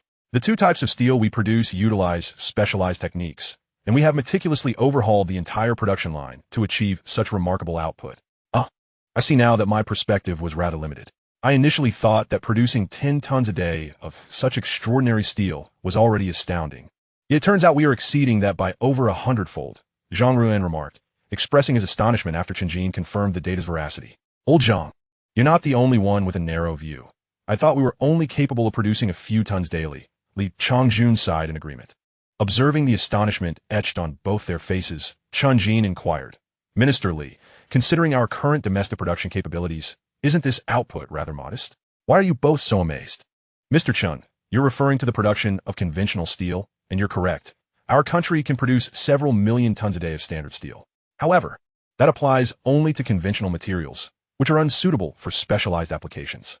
The production of special steel for non-standard uses remains limited due to the complexities involved in the required processes, particularly for high-performance steel. For instance, the steel used in tanks must be lightweight yet exhibit high hardness, strength, and toughness. Therefore, manufacturing such steel involves intricate steps, and even major domestic manufacturers like Ong do not achieve significant output," Li Changjun elucidated. "Thus, Mr. Chen, you can now understand why we were so taken aback by the extraordinary production levels of your two steel types. Furthermore, the special steel you offer aligns perfectly with our requirements." "Indeed, Mr. Chen, your production figures are remarkable," Li Changjun echoed after Zhang Ruiyuan's comments. "Oh, I had presumed our current output was somewhat lacking. I was even contemplating increasing production. Given this, if the military intends to procure a substantial quantity, we can scale up production accordingly while also accommodating the specifications you require. Of course, for customized specifications, the price may be slightly higher. I wonder how the military plans to approach procurement?" Chen Jin, still surprised by their claims regarding his current production levels, ventured to inquire about procurement, as this was his primary concern. Upon hearing the question about procurement, Li Changjun straightened his posture and responded earnestly, "Mr. Chen, what specifications can you produce? At present, we can manufacture dimensions not exceeding 15 meters in length, 4 meters in width, and 10 centimeters in thickness. Naturally, if you require larger specifications, that can also be arranged, albeit at a higher cost due to the need to modify machinery and production lines. That is sufficient. It meets our requirements perfectly. In that case, let's first confirm our needs, and we can discuss further shortly," Li Changjun quickly interjected, recognizing that the maximum specification of 15,401 was entirely suitable for tank production. Following this, Li Changjun took the satellite phone handed to him by a military aide and stepped aside to make a call. Since it merely concerned procurement quantities, strict confidentiality was not necessary. After a conversation lasting over a minute, he returned to his seat and addressed Chen Jin, "Mr. Chen, our superiors have requested that we conduct tests before determining the required procurement quantity. Would it be possible for you to provide us with some steel samples for testing? Of course, if you're interested, we will be pleased to have you accompany us for a tour as well." "Absolutely, Minister Li. How many samples do you need? I will have someone prepare them right away. However, I have a question that I am uncertain whether I should ask," Chen Jin assured him. "Very well. I appreciate your assistance, Mr. Chen. For each specification, we would require 2 pieces, measuring 2 meters in length and 1 meter in width," Li Changjun specified. "Understood. I will arrange that immediately," Chen Jin responded, proceeding to instruct Zheng Taizhu to prepare the samples. Upon returning to the conference room, He still found himself puzzled by the necessity of testing such small steel plates, prompting him to ask, Minister Li, may I pose a question? Oh, what query does Mr. Chen wish to raise? I will do my utmost to answer, provided it does not involve confidential matters, Li Chongjun replied with a serious demeanor. Well, regarding the testing you mentioned, I'm struggling to comprehend how a few steel plates could yield any meaningful data. Chen Jin expressed his confusion, considering that the steel was intended for shipbuilding, and thus, a few small plates seemed inadequate for testing. Mr. Chen, are you unaware of what data we intend to assess? Li Chongjun queried, puzzled by Chen Jin's lack of knowledge regarding the military's intentions. At that moment, Xie Jingye, who had been listening, realized he had neglected to inform Chen Jin of the steel's intended use, and quickly interjected, Chen Jin, I must apologize for not mentioning earlier. The military intends to use it for constructing a new main battle tank. Oh, I see now why testing is necessary, Chen Jin said, feeling slightly embarrassed as he scratched his head. However, I must clarify, Uncle Xie, that I developed these two types of steel for shipbuilding. Why would you utilize them for tanks? Although the steel possesses excellent properties, can it truly be adapted for such use? Absolutely, it is perfectly suitable. The performance of this special steel aligns seamlessly with our requirements. However, Mr. Chen, to think you intended to use these two types of steel for shipbuilding seems somewhat extravagant, Li Chongjun remarked with a hint of incredulity. Indeed, Minister Li, you have previously reviewed the performance of these two types of steel and are likely aware of their exceptional corrosion resistance, making them highly appropriate for shipbuilding. Moreover, my original intention behind developing these steels was precisely for maritime applications. If the Navy requires them, we are also open to providing customized services with discounts for bulk orders. Chen Jin rapplia confidently, sensing Li Chongjun's skepticism. Very well, I shall propose this to the Navy, Li Chongjun conceded. Recognizing the potential benefits of suggesting Chen Jin steel for naval applications, given its impressive capabilities to withstand multiple anti-ship missile strikes, and perhaps even endure 2 torpedo hits. Thank you, Minister Li. Chen Jin expressed his gratitude, elated at the prospect of expanding his clientele, as the Navy represented a significant market for steel. You're most welcome, Mr. Chen. It is your extraordinary innovation that makes my proposal possible, so I appreciate your contributions, Li Chongjun replied, waving off Chen Jin's gratitude. Upon concluding his thoughts, Li Chongjun recalled the testing issue. The journey from their current location to the testing site spanned approximately 100 kilometers, necessitating nearly 2 hours of travel. With the notion that preparations at the testing site would soon be finalized, he remarked, indeed, the testing ground is quite distant from here. It will take us around 2 hours to reach it. I wonder how well prepared General Chen's steel materials are to avoid any delays. If everything is ready on your end, we could dispatch them immediately for testing. Very well, I shall inquire right away, Chen Jin responded, acutely aware of the significance of the testing issue, as it would determine the military's purchasing decisions. He prepared to seek out Zheng Taizhu for further details. However, just as he stepped outside, he spotted Zheng Taizhu waiting nearby. Approaching him, Zheng Taizhu announced, Boss, the materials you requested are ready. Chen Jin nodded appreciatively and replied, Excellent. Thank you, Director Zheng and the team at the factory. If this deal materializes, I assure you that there will be ample rewards for everyone involved. Oh, it's no trouble at all. Thank you, boss. I wish you great success, Zheng Taizhu exclaimed. Upon hearing of potential benefits, he was quick to express his gratitude. For who would refuse the prospect of increased earnings? Please have someone transport the steel plates to the entrance for loading, Chen Jin continued, observing the excitement in Zheng Taizhu, who was clearly buoyed by the prospect of a pay raise. Certainly, I will arrange for a forklift to bring them over, Zheng Taizhu replied and hurried off towards the warehouse. Once Zheng Taizhu had departed, Chen Jin returned to the conference room and addressed Li Chongjun. Minister Li, the steel plates you requested are prepared and a forklift will soon arrive at the entrance. May I inquire if you have brought a transport vehicle this time? Not having seen the military vehicle, Chen Jin was uncertain about what kind of transport had arrived, so he casually asked. Haha, indeed we have. We originally planned to conduct the tests, so we brought a transport vehicle along. Since General Chen has everything ready, shall we set off now, Mr. Xie? Li Chongjun inquired. All is in order on my end, Xie Jingye affirmed in response to Li Chongjun's inquiry. I have no objections either, Chen Jin concurred. Excellent. Let us proceed to load the vehicle. We will depart immediately after loading. Old Zhang, let us head out first, Li Chongjun declared, leading Zhang Riyun out. Left in the conference room, Xie Jingye initiated a conversation. Young Jin, are you not being a bit extravagant using such high-grade steel for your yacht? And what price do you intend to sell it for? Uncle Xie, rest assured, once you understand the specifications of my yacht, You will not question my choices. However, I cannot reveal too much just yet, haha. As for the selling price, it will depend on the costs, but I anticipate around 10 million per vessel, Chen Jin replied. Fully aware of the yacht's details, but choosing to keep some information under wraps.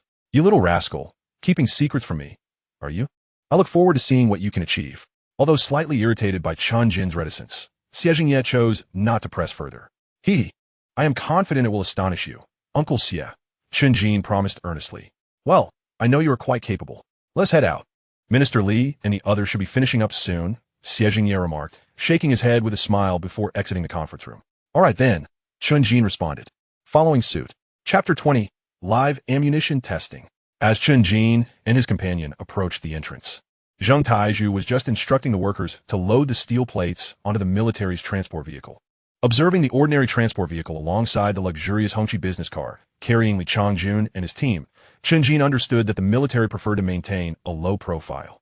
Upon noticing the arrival of Chen Jin and his associate, Li Changjun beckoned them to depart and subsequently took his seat in the vehicle. With Chen Jin's car parked in the lot outside the steel factory, he instructed Zheng Taizhu to oversee factory matters before swiftly making his way to the parking area. He started his vehicle and followed the military convoy toward the suburban testing site. The journey was uneventful, and soon they arrived at the Yangqing Military Region No. 1 Weapons Testing Ground. As private vehicles were not permitted entry, Chen Jin parked in the designated area and, along with Xie Jingye, boarded the observation vehicle specifically intended for the testing site, following Li Changjuan's car to the testing location. Given the extensive size of the testing ground, approximately 10 square kilometers, it took nearly 5 minutes of travel to reach the designated testing area. Upon disembarking, Chen Jin surveyed the environment to grasp the layout of the testing site. He noted a section of a hill that had been partially excavated, likely 500 meters away, revealing the characteristic yellow earth. Chen Jin surmised that this location was intended for the placement of testing materials. Not far from where Chen Jin stood, a gathering of individuals awaited Li Changjuan's arrival. As Li Changjun exited the vehicle, a figure in military attire stepped forward from the crowd, adorned with the insignia of a second lieutenant. Upon reaching Li Changjun, the officer saluted and reported, "Minister, all equipment required for testing has been prepared." Understood. The steel plates to be tested are in the transport vehicle behind us. Please arrange for the soldiers to position the plates at the designated test points. Ensure they are secured properly to prevent any mishaps, Li Changjun instructed. The lieutenant responded affirmatively and proceeded to direct the soldiers to transport the vehicle to the remote testing site, where they would unload and secure the steel plates. Once the officer had departed, Li Changjun turned to Chen Jin and Xie Jingye, stating, "Mr. Xie, Mr. Chen, let us move to the observation platform. Once the steel plates are installed, we can commence testing." "Very well, Minister Li," both Xie Jingye and Chen Jin replied in unison, following Li Changjun into the testing area. The observation platform was a 2-story structure equipped with numerous telescopes for monitoring the testing points. Upon reaching the top floor, Li Changjun informed Chen Jin and Xie Jingye, "You may freely utilize the telescopes here to observe the testing process." "Thank you. We will not be shy about it," Xie Jingye acknowledged. As Chen Jin selected a telescope, Li Changjun picked up the military walkie-talkie placed on the table and pressed the talk button. Wang Su, do you read me?" A voice crackled through the walkie-talkie. "Minister, I can hear you loud and clear. How is on your end? Are the steel plates installed?" "Yes. We have completed the installation of 6 steel plates and ensured they are secure," Wang Su replied in a serious tone. "Good. Since they are installed, please evacuate the area," Li Changjun ordered promptly. "Understood." Upon overhearing the conversation between the two individuals, Chen Jin realized that the testing was about to commence. He promptly seized a pair of binoculars and directed his gaze towards the distant testing site. There he observed 6 steel plates, meticulously arranged in parallel and firmly secured at approximately 1 meter above the ground by a robust layer of specialized reinforced concrete. Each plate was marked with a designated target. The first target of Special Steel Specification Number 1, 3 centimeters thick, the second target of Special Steel Specification No. 2, 4 centimeters thick, and the third target of Special Steel Specification Number 3, 5 centimeters thick. Following these were the fourth target of Special Aluminum Alloy Specification No. 1 centimeter thick, the fifth target of Special Aluminum Alloy Specification Number 2, 15 centimeters thick, and the sixth target of Special Aluminum Alloy Specification No. 3, 2 centimeters thick. Just 3 minutes after Li Changjun and Wang Su concluded their communication, Wang Su's voice resonated from the first radio. "Minister, we have all retreated to a distance of 100 meters. We can commence the test." "Understood," replied Li Changjun, who then picked up a second radio to continue. Wang Lei. Wang Su's team has withdrawn. We shall begin testing immediately. This time, we will not assess light weaponry, but will commence directly with anti-material weapons. After Li Changjuan's declaration, a voice emanated from the second radio. Yes, Minister, the anti-material weapon we have prepared is the QBU-10 sniper rifle. Very well, let us proceed, Li Changjun confirmed, raising the binoculars once more. At that moment, the second radio crackled with activity. First target, 1 round of standard ammunition ready. Fire.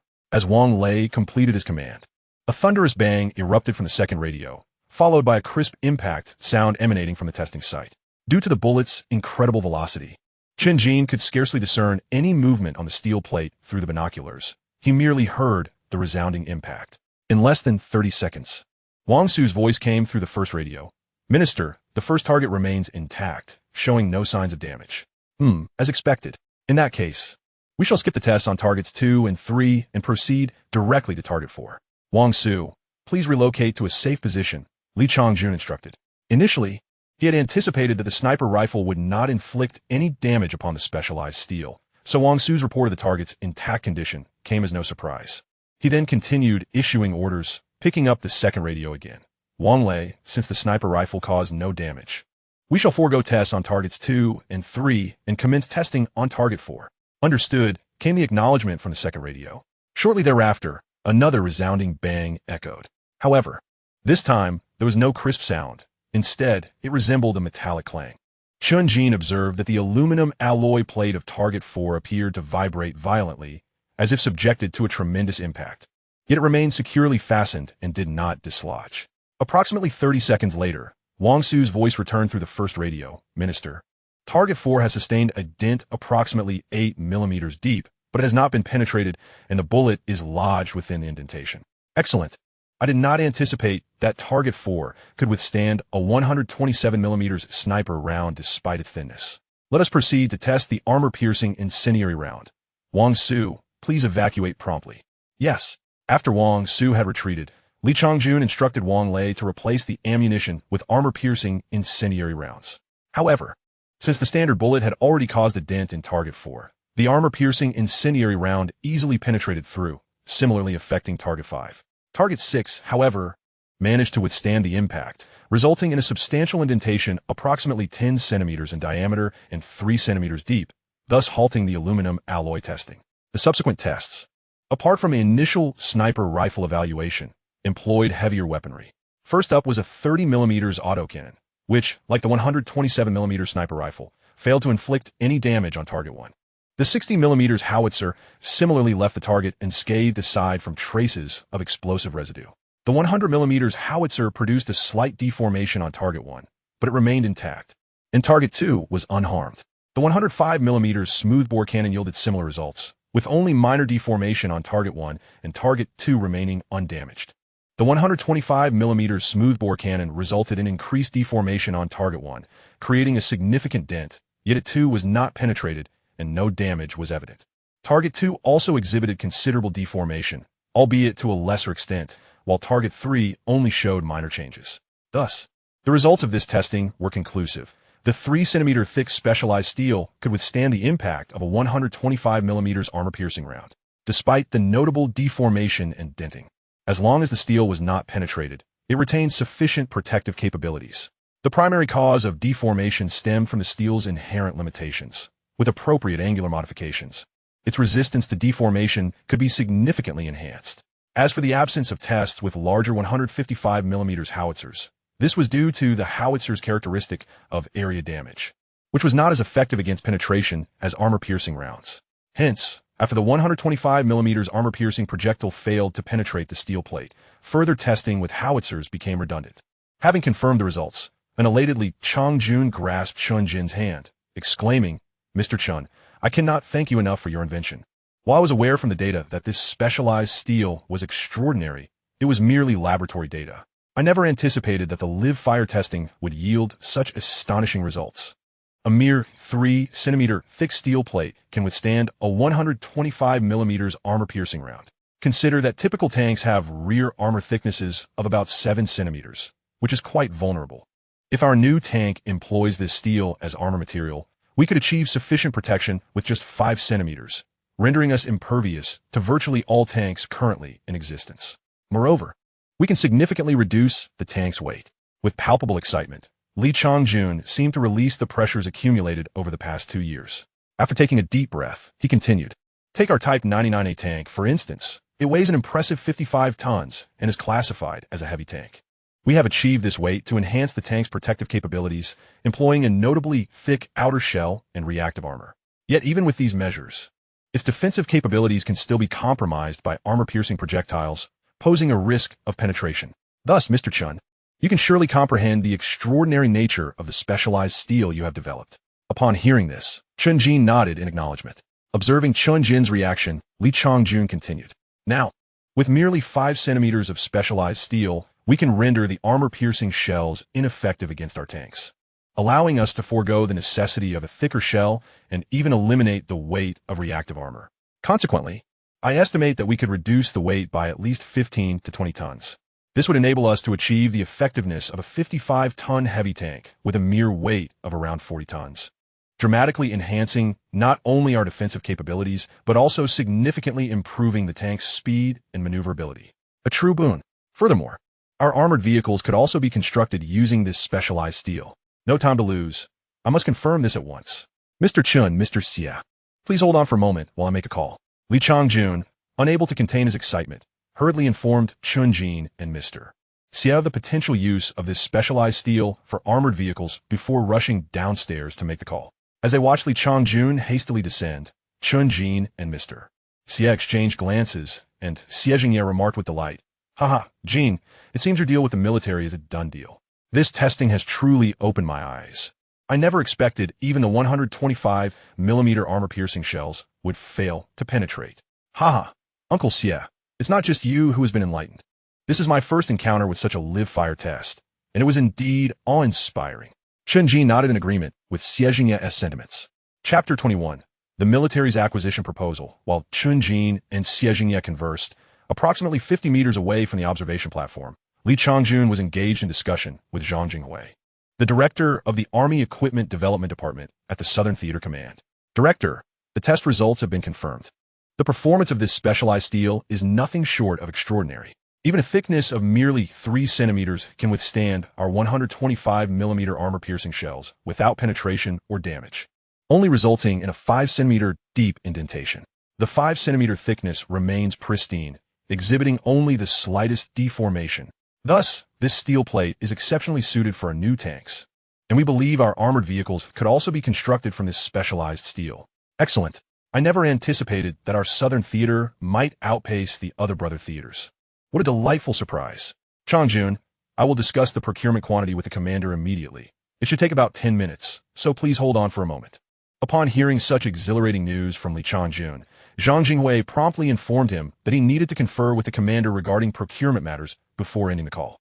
Chen Jin, expecting such an outcome given the remarkable capabilities of the specialized steel, remained unperturbed.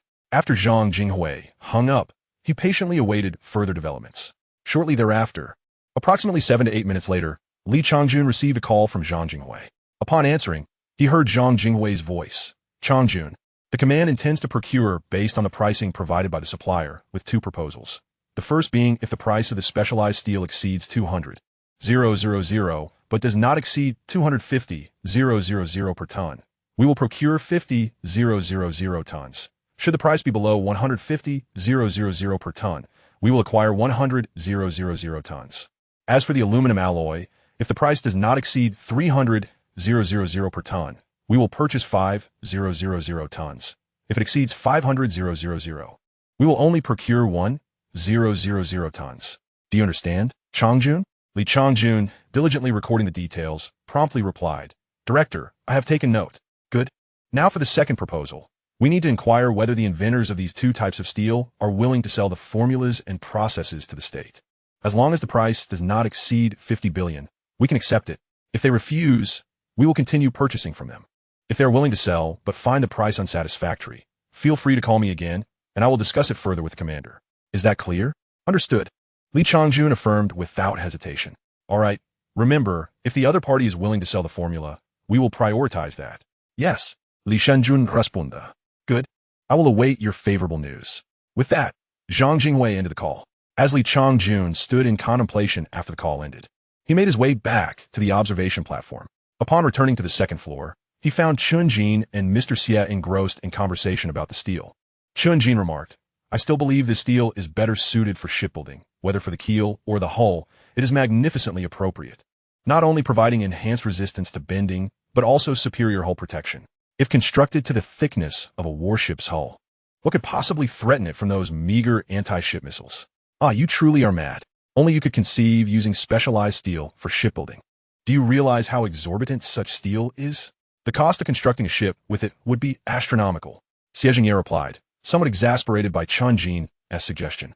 Noticing an apparent disagreement brewing between the two, Li Changjun quickly interjected, Ahem, might you both pause for a moment?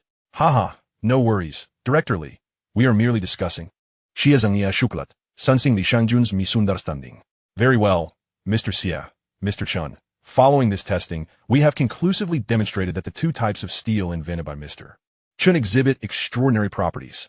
This presents a significant opportunity for us, one that we are in urgent need of. Consequently, I have sought approval from the higher command, which has provided two proposals. I wonder if Mr. Chen would be amenable to these?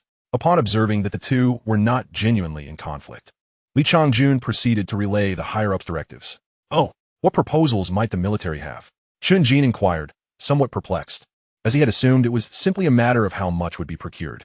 Well, Mr. Chen, when I reported the extraordinary capabilities of these two types of steel to my superiors, the command expressed interest in whether you might consider selling the formulas and processes. The offer price is up to 50 billion, and I am quoting that directly. If you find it insufficient, we can negotiate further with the command. Of course, if you prefer not to sell the formulas, we will continue to procure a certain amount of steel, so you may contemplate this without concern. Wait, the military is actually interested in purchasing the formulas? Let me think for a moment. Chen Jin was taken aback by the military's offer of 50 billion for the steel formulas. At that moment, Chen Jin's internal monologue unfolded. Wow, 500 billion is quite a staggering figure. The state truly possesses immense wealth. However, selling the formulas directly shouldn't be considered as selling the product, right? Wouldn't that mean forfeiting any technological points? No, if I don't retain technological points, what benefit would there be in dealing with the military? That simply won't do. Yet, that 500 billion is incredibly tempting. What should I do? If I secure that 50 billion, I could immediately expand a shipyard, and wouldn't that be splendid? But without technological points, I would be left struggling for a while again. Ah, indeed, I can acquiesce to their request for purchase, yet I wish to bundle it with a procurement requirement, such as acquiring 1 billion units. Surely, that is not too excessive. After all, they have indicated that they are open to negotiating a higher price. Well then, that is settled. With this thought, Chen Jin's heart brimmed with joy, though he maintained an outwardly composed demeanor as he spoke. Minister Li, I am, in principle, amenable to the military's proposal of acquiring these two formulas for 500 billion. However, Mr. Chen, if you have any requirements, please feel free to express them. If you find the price unsatisfactory, you may propose an alternative. I can certainly discuss it further with the command, Li Changjun responded, his eagerness evident upon hearing Chen Jin's willingness to sell. Yet, he noticed Chen Jin's apparent hesitance, prompting his urgency. Minister Li, I shall dispense with any prevarications. I agree to sell the formulas for these two steel types, along with the improved production processes, to the military for 500 billion. However, I sincerely hope that the military will not forego purchasing steel from our factory, as my intention to sell a portion of our capacity was primarily due to our excessive production capabilities. If the military acquires the formulas yet refrains from purchasing, it would be rather awkward, Chen Jin concluded, feeling a bit sheepish. Oh, thank you immensely, Mr. Chen. I can readily agree to your request. It is merely a minor issue. In fact, we should be the ones feeling a bit embarrassed, as we initially intended to purchase from you. And now, it has transformed into an acquisition. Haha. Li Changjun observed Chen Jin's demeanor and discerned his slight embarrassment over his request, realizing the youth's naivety. Ah, splendid. Minister Li, how much does the military intend to procure? If our factory's inventory suffices, we can arrange for immediate pickup. You have reviewed our inventory previously, have you not? Chen Jin inquired eagerly upon hearing Li Changjun's words. Well, our procurement volume will depend on your pricing, Mr. Chen.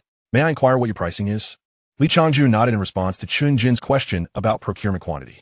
At present, I plan to set the price for the 3 specifications of special steel at 50,000 per ton. As for the aluminum alloy, the three specifications will be priced at 80,000 per ton. Upon hearing Li Changjuan's need to consider pricing for procurement quantity, Chen Jin adjusted his original prices downward by 20,000 from 70,000 and 100,000, fearing that if the military deemed the prices excessive, it would be counterproductive.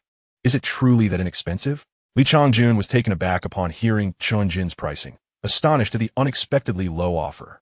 If Chen Jin could still profit at this price, it implied that the costs must be even lower. Mr. Chen, are you certain you are not underselling? He queried uncertainly. Indeed, Mr. Chen, for steel of such performance. Are you certain that pricing at this low will not incur losses? Even Xie Jingye, who stood nearby, expressed disbelief. Unklixi, Minister Li, do you both consider this price excessively cheap? Chen Jin was equally uncertain about whether his pricing was indeed low, as his initial figures were derived from online research. Typically, the prices for ordinary special steel hovered around 10,000 per ton, leading him to believe that a seven-fold increase was reasonable. He had lowered the prices by 20,000 out of concern that the military might find them too high. Cheap. It's far too cheap. Mr. Chen, you may not be aware of the current exorbitant prices for special steel. Li Changjun exclaimed in response to Chen Jin's inquiry. I found those prices online. They were all approximately around 10,000 per ton. Hence my pricing, Chen Jin stated, perplexed by Li Changjuan's repeated mention of cheapness. Thinking to himself that he should not have lowered the prices. What? Young Jin, you actually research prices online? You ought to know that special steel, which boasts performance 3 to 4 times that of ordinary steel, already commands prices exceeding 10,000 per ton. If additional unique characteristics, such as high-temperature resistance or corrosion resistance, are factored in, prices could soar to 30,000 or 40,000 per ton, especially for those not readily available on the market. Thus, for steel with such extraordinary performance as yours, selling at 200,000 would be quite effortless, my lad. Xie Jingye rebuked Chen Jin with a mixture of exasperation and disbelief. No worries, Unklixie. Even at this price, I would still make a considerable profit. Moreover, the military has indeed spent 500 billion on my formulas. So selling at a lower price is not an issue. Oh, by the way, Minister Li, while I agree to sell the formulas to the military, I hope they will allow me to produce for my own use. I am willing to sign an agreement stipulating that aside from personal use, I will not sell externally. Should the military be unwilling, I can't accept a price reduction, Chen Jin remarked, scratching his head and addressing Uncle Xie, suddenly recalling the issues with his shipyard. He turned to Li Changjun and inquired. Oh, I did not expect Mr. Chen to still be able to profit at this price. It seems your formula is quite remarkable indeed. Regarding your self-use stipulation, I will need to confirm this on my end. Please hold on, Li Changjun responded, surprised by Chen Jin's assertion of profitability at 50,000 and recognizing the advanced nature of Chen Jin's formula and process. Soon, Li Changjun retrieved his phone and dialed. Directly in front of both men. Before long, the call connected, and an anxious voice from within responded, Changjun. Did you call so soon because the other party feels the price is too low? Not at all, Minister. I am currently discussing this matter with the inventor of the steel. The other party has agreed to sell us the formula and process for 500 billion. But they have two conditions. One is that they hope we will procure some steel from them this time, which I have readily agreed to. The second condition, however, requires your confirmation, Li Changjun relayed. Oh, they have agreed? That is splendid. What is the second condition? Zhang Jinghui inquired excitedly upon learning of Chen Jin's agreement. Minister, they wish for us to permit them to continue production for personal use, without external sales. To this end, they are willing to sign a contract and can lower the price. Upon hearing Zhang Jinghui's inquiry about Chen Jin's conditions, Li Changjun replied, Oh, they wish to continue producing for their own use? In principle, that is acceptable, as we are merely purchasing their formula and process. We can agree to their request. But we also have a stipulation. They must not sell the formula and process to a third party. This is our bottom line for this transaction. After considering Li Changjuan's response regarding Chen Jin's desire for self-production, Zhang Jinghui agreed, but also proposed his own condition. Very well, Minister. I will communicate this with the other party. After receiving Zhang Jinghui's confirmation, Li Changjun ended the call and turned to Chen Jin and Xie Jingye. Mr. Chen, you heard that just now, didn't you? We can permit you to produce for your own use, but external sales are strictly prohibited, and the formulas and processes must not be sold to any third party. No problem, Minister Li. Integrity in transactions is my principle, and I believe no one would dare to play tricks in dealings with the military. Haha. regarding the new requirements put forth by the military. Chen Jin naturally expressed no objections, as he had chosen the military precisely because he could not find suitable buyers, and thus he confidently patted his chest in response. Very well, I certainly trust Mr. Chen, especially with Mr. Xia present. I believe he, as a seasoned entrepreneur, would not misjudge character. Indeed, I have great faith in this young man, otherwise I wouldn't have let my daughter. Xie Jingye, upon hearing Li Changjun mention himself, smiled in response. But as he was about to speak of Xiao he realized it was not an appropriate moment to bring it up, thus he hesitated. Does Mr. Xia have something to say? Li Changjun inquired upon noticing Xie Jingye's abrupt silence. It's nothing, Minister Li, merely a matter concerning my daughter. It's not suitable for this occasion, so I shall refrain from elaborating. Haha. Xie Jingye deflected Li Changjun's inquiry with a light-hearted chuckle. Seeing that Xie Jingye was unwilling to elaborate, Li Changjun did not press further and continued speaking to Chen Jin. All right, Mr. Chen, regarding the first requirement you proposed. I must clarify that the prices for the two types of steel you are offering are considerably below our expectations. Since you believe this price will still yield substantial profit, I want to elaborate further. We sincerely appreciate your support for the country. Initially, at the price you quoted, we intended to procure 100,000 tons of special steel and 5,000 tons of special aluminum alloy. But since we may not require as much if we produce it ourselves, we plan to adjust the order to 20,000 tons of special steel and 1,000 tons of aluminum alloy. I wonder if Mr. Chen has any objections? No problem at all. Minister Li, that quantity exceeds my expectations, and I am immensely grateful for the military support. Chen Jin had initially thought securing 5,000 tons of military special steel would be commendable, for even at that amount, the price had reached 2.5 billion, resulting in 25,000 technology points, not including the aluminum alloy. Thus, upon hearing of the military's substantial order, he eagerly acquiesced. Haha, splendid. We shall arrange for personnel to head to Beitong to finalize the agreement with you, Mr. Chen. Once the contract is signed, all funds will be transferred within 3 days. Upon hearing Chen Jin's enthusiastic acceptance, Li Changjun brought up the signing of the contract. Very well, I shall also organize the formula documentation, and then we will await the military's personnel to collect it. Chen Jin nodded in agreement. Then let us wish for a pleasant collaboration. After confirming, Li Changjun extended his right hand. Certainly, Minister Li. May our partnership be fruitful, haha. Chen Jin smiled and similarly extended his hand to shake with Li Changjun.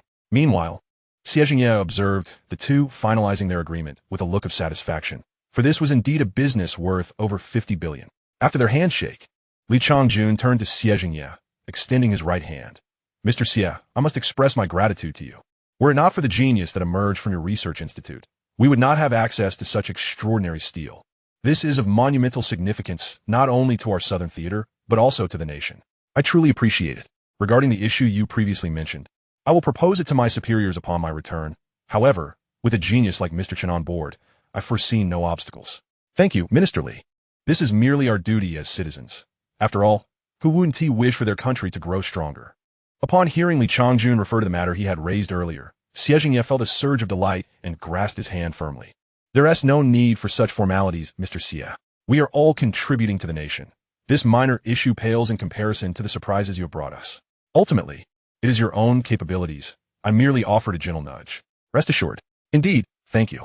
Xie Jingye, hearing Li Changjun's words, chose not to elaborate further, simply nodding in agreement. All right, Mr. Xie, Mr. Chen, that concludes our transaction today. I wonder if either of you has further inquiries? I have no questions at this time. Chen Jin shook his head in response. I have none either. Today was primarily focused on Mr. Chen and Minister Li's matters. I merely observed and shall not impose further, Xie Jingye replied, shaking his head as well. Very well, since neither of you has further questions, let's return. Li Changjun nudda affirmatively. With that, Li Changjun led the way down from the observation building, followed closely by Chen Jin and Xie Jingye. Upon reaching the ground level, they spotted the sightseeing vehicle from earlier parked at the entrance. After boarding, the driver proceeded toward the testing facility's exit. After approximately 5 minutes, the sightseeing vehicle delivered them to the entrance. Xie Jingye entered the car, driven by his bodyguard, while Chen Jin returned to his Panamera. As Xie Jingye needed to return to the research institute, the two vehicles parted ways after traveling over 60 kilometers. The afternoon was still young, just past 3 o'clock. So Chen Jin planned to return to Beitong Steel. Chapter 23. Subsequent production arrangements at Beitong Steel. After nearly an hour, Chen Jin finally drove back to Beitong Steel. Upon entering the factory, he noticed Zheng Taizhu intently observing the unloading of freshly produced steel plates from a nearby warehouse.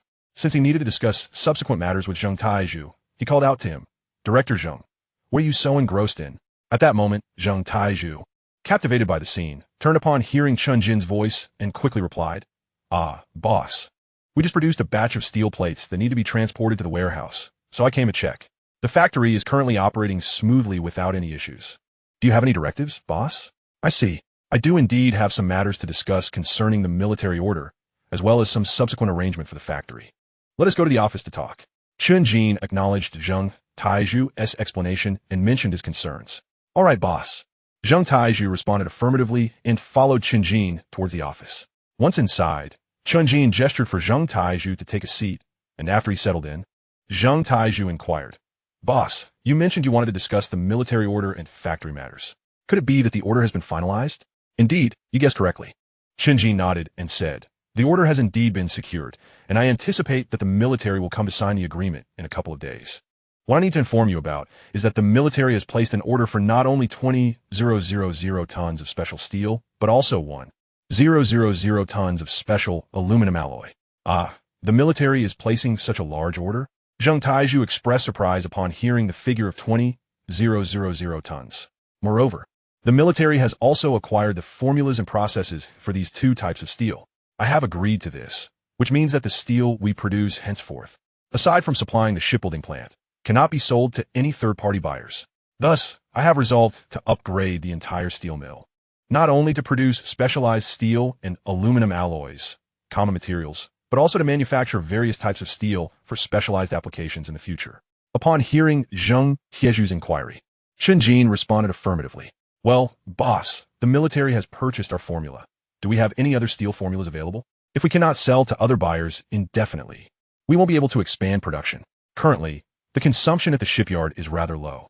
After hearing Chen Jin's words, Zheng Taizhu did not inquire about the price of the sold formula, recognizing it was not his concern. Instead, he expressed his worries about future issues at the factory. "Indeed, I am well aware of this concern." Chen Jin nodded and replied, "However, there is no need to worry about the formulas. I have prepared adequately. What I primarily wish to discuss with you is whether there is any available space in the factory, and it must be substantial." Having primarily focused on production capacity after taking over Beitong Steel Mill, Chen Jin had not delved deeply into the factory's specifics, prompting him to ask Zheng Taizhu, "Yes, indeed. A few years ago, our factory sought to expand production, and given the low land prices at that time, we contracted approximately 200 acres of surrounding land for 20 years. Currently, around 700 acres remain vacant," Zheng Taizhu responded. "Well, that simplifies matters," Chen Jin nodded. "I intend to add a long production line to the factory, primarily for our specialized steel, while the existing line will continue to produce other steel types." Pausing briefly, he continued, "Director Zheng, you may need to exert yourself a bit. I am allocating a budget of 2 billion. Acquire the finest equipment, and expedite the establishment of our new factory and production line. As for the area, a capacity of around 20,000 tons per month will suffice. You're familiar with this, so you may decide accordingly. Of course, I shall ensure that your efforts are duly rewarded. I will triple your salary. And for the other workers, I will also provide a 20% increase in their wages to express my gratitude for their hard work. You can share this joyous news with them upon your return." "Haha. Boss, that is quite generous. Is it truly so?" Zheng Taizhu, overwhelmed by the unexpected news of his salary increase, stammered in disbelief. "Indeed, it is true. What reason do I have to deceive you?" Chen Jin, noting Zheng Taizhu's astonished yet doubtful expression, smiled. "You may inform them of the salary increase, and then proceed to prepare for the new factory." Just as Chen Jin was about to send Zheng Taizhu on his way, he suddenly recalled the production matters and added, regarding the specialized steel and aluminum alloys. The military requires only the number 3 specification. Please arrange for production of this specification exclusively. Once we fulfill the military's order, we will cease production and transition to new formulas. I will provide you with the formulas in a few days. Is that acceptable?" "Boss, no problem. I assure you I will complete the task." Zheng Taizhu, regaining his composure, stood up and pledged, "Well, I have no further issues at the moment. Please return to discuss the salary with the workers." Chen Jin nodded in acknowledgement of Zheng Taizhu's promise. "Understood, boss. I shall return now." Zheng Taizhu affirmed and exited the office. Meanwhile, Chen Jin opened his computer intending to meticulously document the formulas and processes for the specialized steel and aluminum alloys. Recognizing the significance of catering to such a major client worth $50 billion. Furthermore, the new production plans for the factory had yet to be established. Chen Jin found himself uncertain about which types of steel to produce. After all, the inventory of ordinary steel was quite ample. The latest shipbuilding material formula he had exchanged for in 2035 included numerous types of steel. After half an hour of deliberation, Chen Jin still had not settled on a decision. He decided to postpone further contemplation until later in the evening, especially with the impending start of school in a couple of days. Having transferred the formula documents to a USB drive, he deleted all information from the computer. For security, he reformatted the hard drive twice, aware of the need for caution. After ensuring all documents were thoroughly erased, he retrieved the USB drive and powered down the computer. Once this was accomplished, Chen Jin left the office and walked to the factory parking lot. He found his car, started it, and drove home. Chapter 24. The start of school. The military acted swiftly. The following day, personnel arrived to sign the procurement agreement and the formula transaction agreement. After both parties signed the transfer agreement, Chen Jin handed over the USB drive containing the formula and process information to the military personnel. Upon confirming the information, they informed him that the relevant funds would be transferred within 3 days. Subsequently, the military began arranging trucks to transport the goods. As anticipated, the military required only the number 3 specification for the specialized steel and aluminum alloys, leading them to arrive with 5 large trucks to haul away the factory S2,000 tons of inventory. For the time being, the factory's production capacity would solely cater to the military's needs. As the shipyard had yet to commence large-scale production and did not require an abundant supply of steel, allowing Chen Jin to focus less on this aspect. The next day, Chen Jin visited the shipyard, planning to expand the existing dock, as having only 7 building slots was somewhat insufficient. Previously, they had managed with limited funds, but now that resources were available, it was essential to enhance capacity. It would be awkward to find themselves unable to fulfill a large order due to insufficient facilities. Better to be proactive than reactive.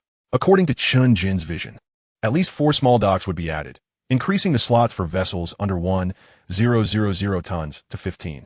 A small dock could accommodate the simultaneous construction of 3 500-ton vessels or 2 1,000-ton vessels, making it quite feasible to build 50-ton yachts. Moreover, a medium dock 10,000 tons will be added for backup, allowing for the simultaneous construction of 2 vessels around 4,000 tons or 1 vessel of 7,000 tons. With the original medium dock, if both were fully operational, they could build 4 4,000-ton vessels or 2 7,000-ton vessels at an impressive pace. As for the large 50,000 tons and super large docks, 150,000 tons, they had not been in use for nearly 20 years and were in disrepair, with the gantry cranes having been sold off. To reactivate them would necessitate repairs and the purchase of new gantry cranes. However, with $50 billion at his disposal, Chen Jin had no intention of pursuing repairs. Instead, he planned to demolish the docks and construct new ones, entrusting Wang Jiangwo with a $2 billion budget to oversee the project. In just 2 days, without having received the payment yet, Chen Jin had already expended $3 billion. But fortunately, Li Changjun was also exceptionally efficient, and within 2 days, he ensured that the funds were transferred after confirming the documentation. After organizing all the tasks, Chen Jin remained at home for the next few days, preparing for the commencement of the new academic year. 3 days later, on Monday, August 26th, the weather was splendid. Today marked the beginning of the new school year for Chen Jin and Xiaolu at Nanhua University of Technology. As current students often return to campus a few days earlier, their arrival coincided with that of the new students. Yesterday, Chen Jin and Xiaolu had arranged to report together today. Therefore, he rose early, around 8 a.m., and, after freshening up and having breakfast, he drove to the Xie residence. Upon entering the Xie family estate, he spotted the elderly couple, Xie Zhenghua and Zhang Shuoqin, engaging in their morning exercises. After exchanging greetings, Chen Jin proceeded into the main house, where he found Xiaolu just finishing her breakfast. She was busy organizing her belongings, with her mother, Su Wanqing, assisting her, while her father, Xie Jingye, was notably absent. Though the family home was nearby, it was impractical for them to return daily, hence they often resided on campus. With the girl's belongings being more extensive, it took 3 suitcases to accommodate Xiaolu's items. Fortunately, Chen Jin had anticipated the volume of her belongings, so he had opted not to take his own Panamera, but instead drove one of the two Alphas his family owned, typically reserved for guests and gathering dust in the garage. The spaciousness of the vehicle easily accommodated all 4 suitcases. As soon as Xie Lu saw Chen Jin, she approached him with a lively step and embraced him. After a brief moment of affection, she exclaimed, "Brother Jin, I've packed everything. Let's head out." Chen Jin patted her back and nodded, then addressed her mother, saying, "Aunt Su, Lu and I are off to school." Su Wanqing, smiling, replied, "Yes. Take care on the road and drive slowly." "All right, we're off. Bye, Mom." Without waiting for Chen Jin's response, Xie Lu took 2 of the suitcases and headed outside. After exchanging a glance with Su Wanqing, Chen Jin followed suit, grabbing the remaining suitcase in pursuit of Xie Lu. On their way, Xie Lu greeted her grandparents cheerfully before making her way out of the estate, with Chen Jin quickly trailing behind. Upon reaching Chen Jin's car, he loaded the suitcases into the trunk while Xie Lu settled into the passenger seat, fastening her seatbelt. As Chen Jin took his place in the driver's seat, he observed Xie Lu swinging her legs playfully, reminiscent of a young girl. He smiled, choosing to remain silent as he started the vehicle and drove towards the university town. Both Chunli Village and Xie Family Village belong to the Fannan district, situated in the southern part of Yang City, thus not far from the university town, approximately 15 kilometers away. However, due to the morning rush hour and the influx of students being driven by their parents, the final 2 to 3 kilometers took nearly an hour and a half to traverse. Consequently, despite departing at just past 9 a.m., they arrived at the school around 11:30. "All right, we're here," Chen Jin announced as he parked the car beneath the girls' dormitory, waking Xie Lu, who had dozed off. We finally arrived. This is wonderful. The road was so congested that I fell asleep," she exclaimed. "Oh please, le UR. You were snoring like a little pig the whole way. How could you possibly notice the traffic?" Chen Jin teased from the back of the car, unpacking the luggage. "Hey, I was merely defending you against the unfairness of the situation. And now you're calling me a pig? I'll pinch you." 11e le UR retorted, her eyes narrowing playfully. Okay, I was wrong. Don't pinche me, le UR. Chen Jin quickly yielded, recalling the pain of her previous pinches. "Humph. That LL teach you to call me a lazy pig." 11e le UR said triomphantly. Fine. I should have said you look like a sleeping beauty instead." Chen Jin conceded, shaking his head with a smile. "Exactly. Now that you've acknowledged your mistake, I won't pinch you anymore," Xie Lu declared proudly. Hands on her hips. "All right then, shall we go? Have you greeted your roommates?" Chen Jin inquired, noticing her triumphant expression. "I have, but they probably don't know I've arrived yet. I'll just let Xin and the others know," she replied, pulling out her phone to message the group chat. "Xie Lu, ladies, I'm downstairs. Quick, come help me." Within seconds, responses flooded in. "Li Jiesin, oh my, our young lady is here. I'll be right there. Wang Yueming, me too." Seeing the messages, Xie Lu stored her phone back in her bag and said to Chen Jin, "All right, Brother Jin, they'll be here soon." She then eagerly wheeled her suitcase toward the dormitory entrance. As they approached the dormitory, Li Jiesin and Wang Yueming emerged from the elevator, rushing toward Xie Lu while calling out, "Lady Lu, long time no see." The 3 girls burst into laughter, embracing each other joyfully. Meanwhile, Chen Jin observed quietly, allowing the moment to unfold. After a brief while, the trio released each other, and Xie Lu suggested, "All right, let us head up?" "Sure." The 2 girls responded enthusiastically, attempting to grab Xie Lu's suitcase only to notice Chen Jin standing behind. Familiar with him, Li Jiesin teased, "Wow, our Lady Lu is always escorted by our senior Jin. How enviable." "Indeed, I'm so jealous." Wang Yueming chimed in. "Hey, you too. Can you be a bit more serious?" Chen Jin retorted, but before he could elaborate, Xie Lu playfully interjected. "All right, enough teasing. Let's go upstairs." "Goodbye, Senior Jin," she said, turning back to him. "Sure, you girls head up. I'll come find you later for dinner," Chen Jin replied, noticing the playful tone in their voices. "Yay, can't wait for a feast. See you later, Brother Jin." After finishing their conversation, the 3 young women each grasped a suitcase and made their way towards the elevator. Chen Jin watched them board before he turned back to his car. Due to the considerable distance between the boys' dormitory, where Chen Jin resided, and the girls' dormitory, where Xie Lu stayed, it took him 2 minutes to maneuver his vehicle back to his own dormitory. Chapter 25. Chen Jin's roommates. Once he parked the car in a location that would not obstruct the passage of other vehicles, Chen Jin exited the car, retrieved his suitcase from the trunk, and proceeded towards the entrance of the dormitory. As his room was located on the 2nd floor, there was no need for an elevator. In reality, none of the dormitories had elevators, a fictional element. The contents of Chen Jin's suitcase were merely clothing. making it light enough for him to carry up to the second floor with ease, from where he headed to his room. Soon, Chen Jin noticed that his dormitory door was ajar. Upon entering, he discovered that his roommates had already arrived and were busy arranging their beds. "Hello, you handsome fellows. Long time no see," he greeted them with a smile. "Wow, young Master Chen has arrived." "It's been a while," responded his three roommates, Zhang Jiahao, Li Shucheng, and Lu Jihao, turning to him with playful smiles. The camaraderie between Chen Jin and his roommates was limited to light-hearted banter. It lacked the brotherly bonds often depicted in novels. Furthermore, the four of them were enrolled in different majors, which meant they had little interaction outside the dormitory. Having lived two lives, Chen Jin was well aware that after graduation, everyone would go their separate ways, so he did not make a concerted effort to deepen their relationships. However, he occasionally invited them out for meals, as it did not cost much. After learning about Chen Jin's financial background, his roommates affectionately dubbed him Young Master Chen as a gesture of gratitude for his occasional treat. "Haha, enough chit-chat. Let us head to the cafeteria on the 5th floor for a meal. Order whatever you like. It's on me," Chen Jin said as he reached his bed and began unpacking his suitcase, hanging his clothes in the cabinet. Upon hearing that Chen Jin was treating them again, his roommates erupted in playful banter. "Young Master Chen is generous. Let us order a few thousand worth. If we don't, wouldn't that be disrespectful?" They teased. All right, let me tidy up my bed first, and we'll head over," Chen Jin interjected with a laugh as they continued their playful banter. "Haha, sound good," the others replied, chuckling as they resumed organizing their belongings.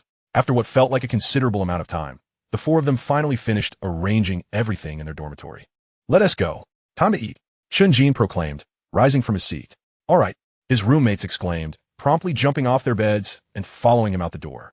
After securing the door behind them, the quartet descended the stairs. Given the cafeteria's proximity to the dormitory, Chen Jin opted not to drive, and within approximately 5 minutes, they arrived at the entrance of the cafeteria. As it was mealtime, the cafeteria was bustling with patrons. Fortunately, the 5th floor was designated for private rooms, and most students did not frequent this level, allowing the four of them to easily secure a private room. Once seated, Chen Jin encouraged his friends to order.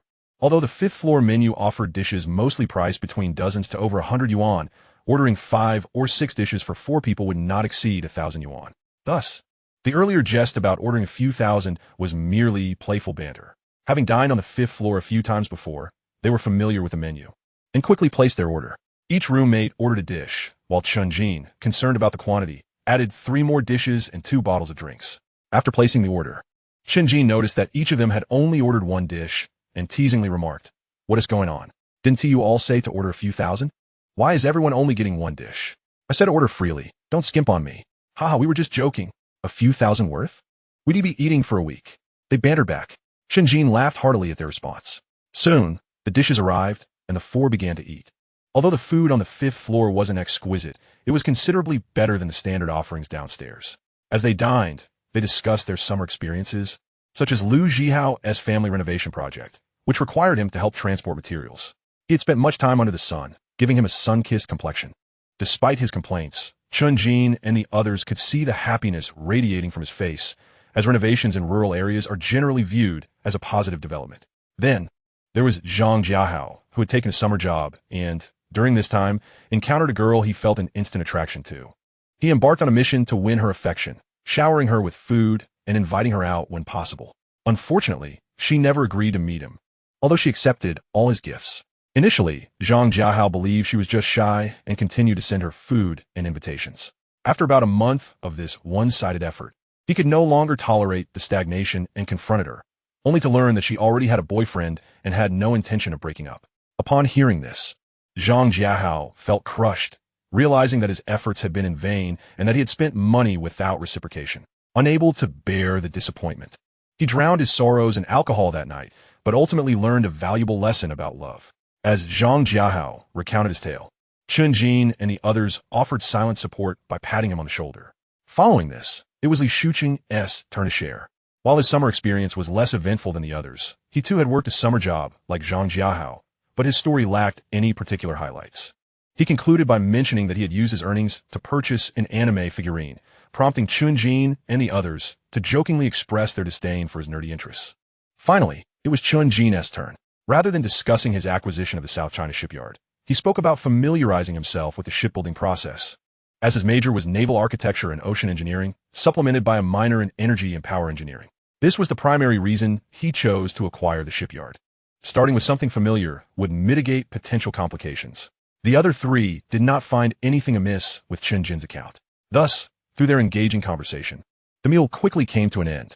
When Chen Jin settled the bill, it amounted to less than 1,000 yuan. Although this was not a high expense, it was significant for an average university student whose monthly living allowance was around 2,000 yuan. Hence, his roommates were extremely grateful for Chen Jin's occasional generosity, as such wealth was uncommon among other dormitories. After satisfying their appetites, the four friends retraced their steps back to the dormitory. As the first day of the new semester approached, there were no classes scheduled, and being a senior, Chen Jin found his course load to be rather light. Furthermore, his three dorm mates had no intentions of pursuing postgraduate studies, leaving them with ample time to engage in various activities beyond their senior coursework and graduation defense. Consequently, upon returning to the dormitory, the four of them reclined onto their beds to rest. Before long, the clock struck 4 in the afternoon, and upon awakening, Chen Jin's roommates suggested venturing outside the campus to procure some daily necessities. However, as Chen Jin had made prior arrangements to dine with Cielo, he opted not to join them. Watching the trio depart, he settled back on his bed to indulge in some amusing videos. Chapter 26, Sanction. After a brief while scrolling, Chen Jin received a message from Cielo indicating that she would be heading out around 5:30 p.m. Since it was still before 5, he decided to continue watching videos.